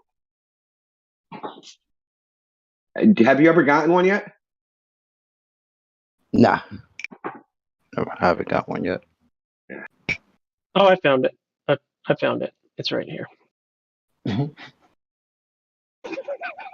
Your gospel had it the whole time? Damn it, man. Yeah, I posted it in the chat. Man, look at Gravity as that look at that kid with the red pants. Oof. Oh, that looks fun as shit. I don't know, man. When that thing rolls over your body. True. That shit might fuck you up.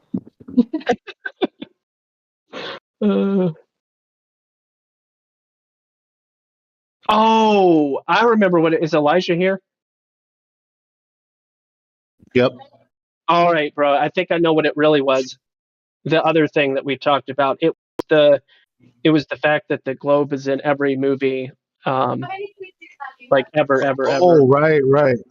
I think that was the topic that we were That like, was it. is there any other thing that we can think of that's a model of an imagined thing that also shows up like all the time or anywhere remotely close to?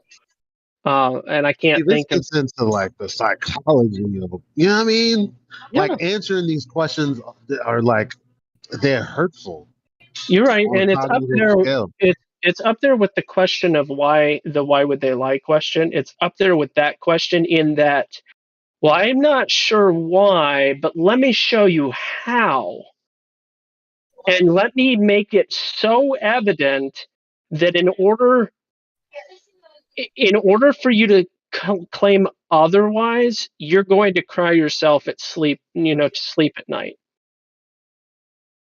If you're like, no, it's not contrived, it's not on purpose, it's a coincidence, your cognitive dissonance will break you because it's too evident.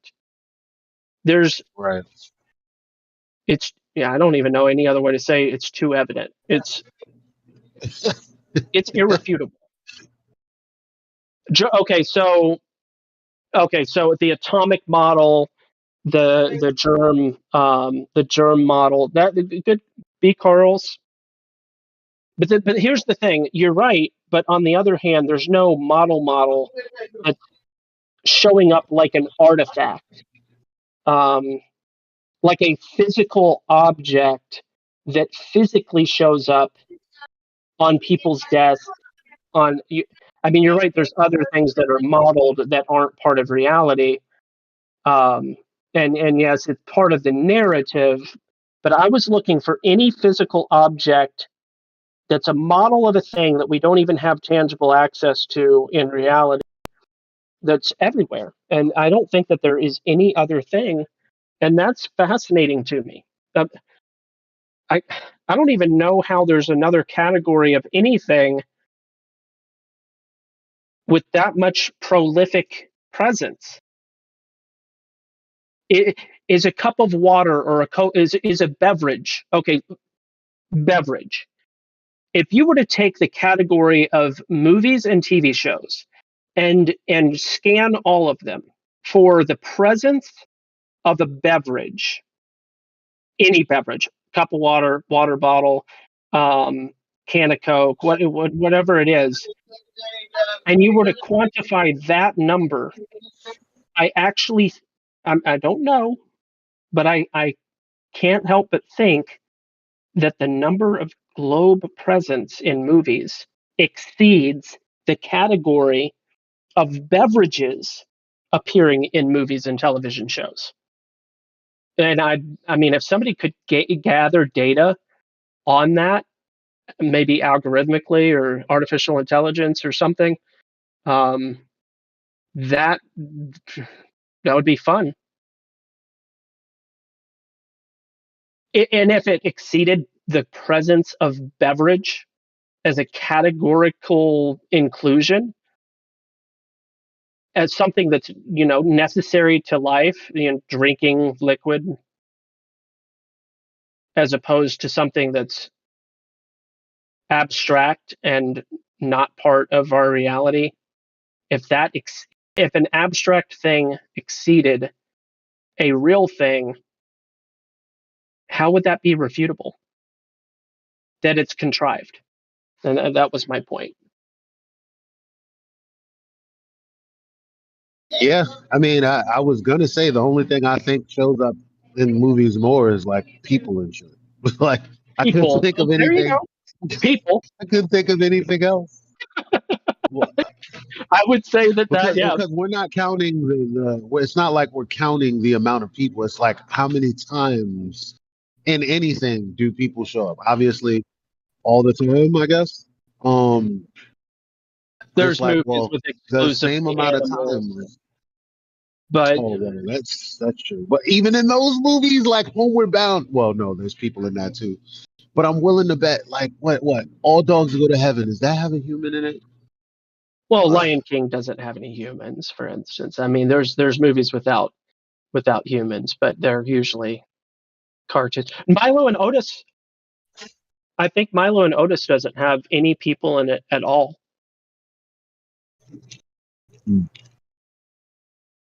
But anyway, it's absurd.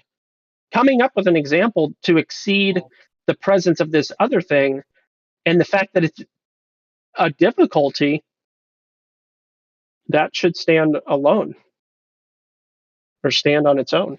And unlike people and other things, this thing that we're talking about that has so much prevalence, the globe, is something that no one has ever experienced, but yet pops up more than anything that actually is in existence and otherwise. They actually experience it number of more in the medium that we're talking about. Right? That's where the globe is experienced the most, in the movies and television. Exactly. And here's the thing. I don't know about everybody's age here, but how many of you watched a martial arts movie or a Teenage Mutant Ninja Turtles movie, and after that movie was over, you tried to do a back roundhouse kick or a flying karate kick? Am I the only one, guys? When I was like 9 years old, I was like, I used to think I was Bruce Lee. I did it too. Right. Yes. I mean, that stuff's cool. And you're like, oh man, if I keep this up, I'm going to hurt myself. I can't do what they show in the movies. Aw, stinker, right? And then you get back to reality and you go, movies are movies. That's all we're asking people do with this ball is try to do a flying karate kick where you're flying across 20 feet without losing any elevation, right? You're levitating through the air. My dad jumped off the moving truck thinking he was Superman. Oh, gee. but yeah, what I'm saying is that movies definitely play with your mind and trick you into you live vicariously through the characters, and that's why romance movies are so popular and all these different things. The vicarious nature of it. So if you're confronted with a specific object that's supposedly part of reality over and over again, it But vicariously becomes in a part of your way, reality.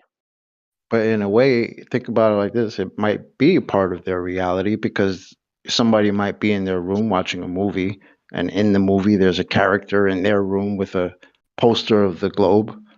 But the person watching the movie also has a poster of a globe in their room. Yeah. Or maybe a model globe in their room. Yeah. Right? So it's already been convinced to you that it's reality. So when you see it in the movie, it's really, it makes no never mind, right? You just, yeah, it's okay. I got one of those too. Yeah, you would, you wouldn't even notice it. Yeah. There's so many times I notice globes in the background of movies now when I watch movies that, it's so subtle, but because of what we do, it's not subtle to me, but I see it. And Well, it's just in Chocolate, the background, just chilling. my challenge is for someone to assemble a list of movies that exclude it. So when I was looking something up when Born Run Brown and Disney, right? Something very interesting popped up where they were trying to, how to make space viable for people, right? Or so one of the things that he said, it was he believed that Americans' devotion to space fiction in the early 1950s could be channeled into interest in space facts. It was a matter of synthesizing the philosophical aspects into neat packages and solid statements which the public would buy.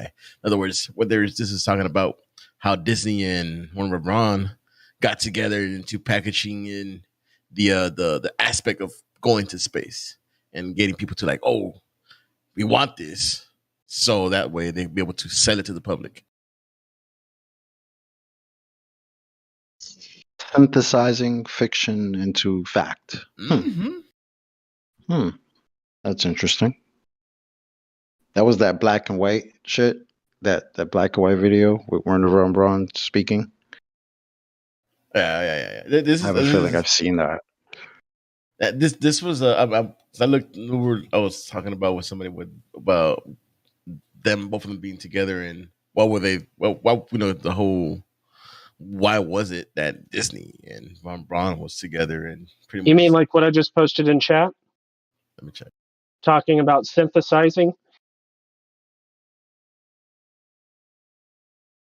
Don't forget that 40-year-old video. That video is 40 years old. Oh, I haven't seen this in a while. This is the way we create the picture of our symbol. Bruh. 40 years ago. With that little box. It's easy. It's easy. It's too easy.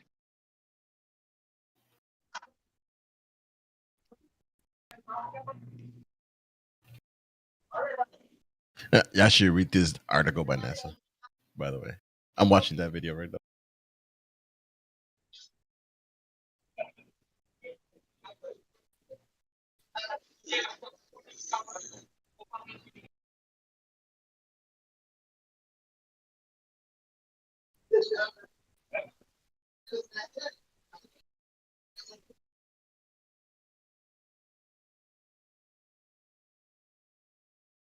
It really,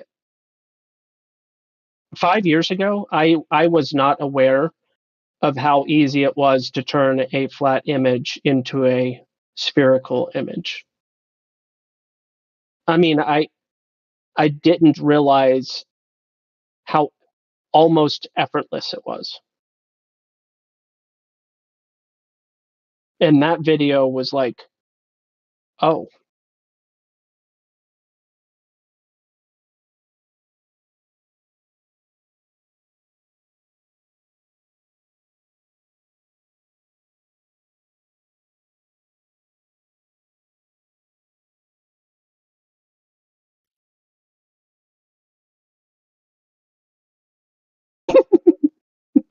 Does away with Christopher Columbus. Yeah, I'm watching it. Ay. When it comes to Star of Australia.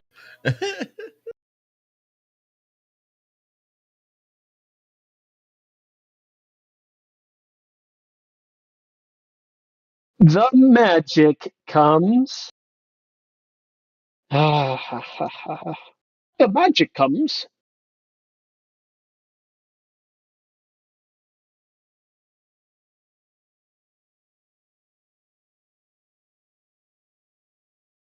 Hey, Gospel Bear. Yep, that's me. What's up? That's you. So, kind of continue our conversation of language development on a flat Earth. I got a question for you. Do you know much about the Vietnamese language?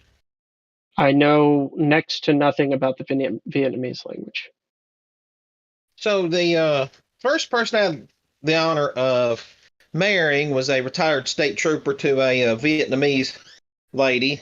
And so they've been teaching me a little here and there. And for the most part, I don't recall much of it practically speaking, but it's got a very, very interesting characteristic that it's got all these different accent marks.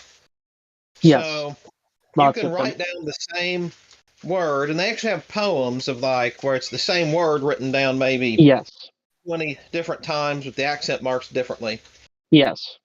And so him and I got to talking about that, and I said, said it's really interesting that they have so many words that are the same but have entirely different meanings, kind of like the English language with our homophones. And it kind of put me in the mind of, say, like once versus wants, and things of that nature. And it's interesting how the English language has so many. They have so many homophones, just like in Vietnamese, but they they haven't, like ONC versus WANTS. They just put the symbol for that kind of sound and put a little different accent mark on it so you know which one it is. So my question for you, why do you think it is that some languages deal with that better than others? And the second is kind of a non sequitur question, but it's kind of question two. My conjecture is that the United States is physically the center of the Earth, and that the United States is the pretty much the progenitor, whatever you want to say. You have, of course, English coming from England, but the modern English really was continued and brought here. Or I'm sorry, it was continued and developed here, truthfully, for the modern English. And so him and I have then been talking about how French and English have influenced the Vietnamese language. And yeah, because they were occupied by France. Sure. Later on. Yeah, well, I would just recommend you to look into Old English and recognize that the stages of the language of English transitioned. Okay, so correlate these things, and then I think you'll have a better understanding. Look at the population, quote unquote, modeling, or the historical data on the populations of Germany and France as they correlate to England, and then also match that up with how language was changing, Old English to Middle English to Late English to Modern English. And you'll start to see why it did what it did in a more clear way. And really and truly, those were the two primary movers in the formation of the modern English language, German and French. There are other impactors, but primarily those two. So yeah, as far as the phoneme thing and the phenomenon of words that sound the same, whether or not they're homographs or homophones, all of that, I think some of it is coincidence. Like, for instance, I think once, O and CE and WA and TS, those are absolutely, in my opinion, completely coincidental. There are other homophones and homographs that seem to have a possible origin, a root in each other, even though their ultimate derivatives have very contrasting meanings. But I think that ONCE and WANTS have such drastically different meaning and spelling too, that to correlate them in any way besides pointing to coincidence would be too much, my opinion. But yeah, man, you're the first person to take it off topic of flat Earth all day.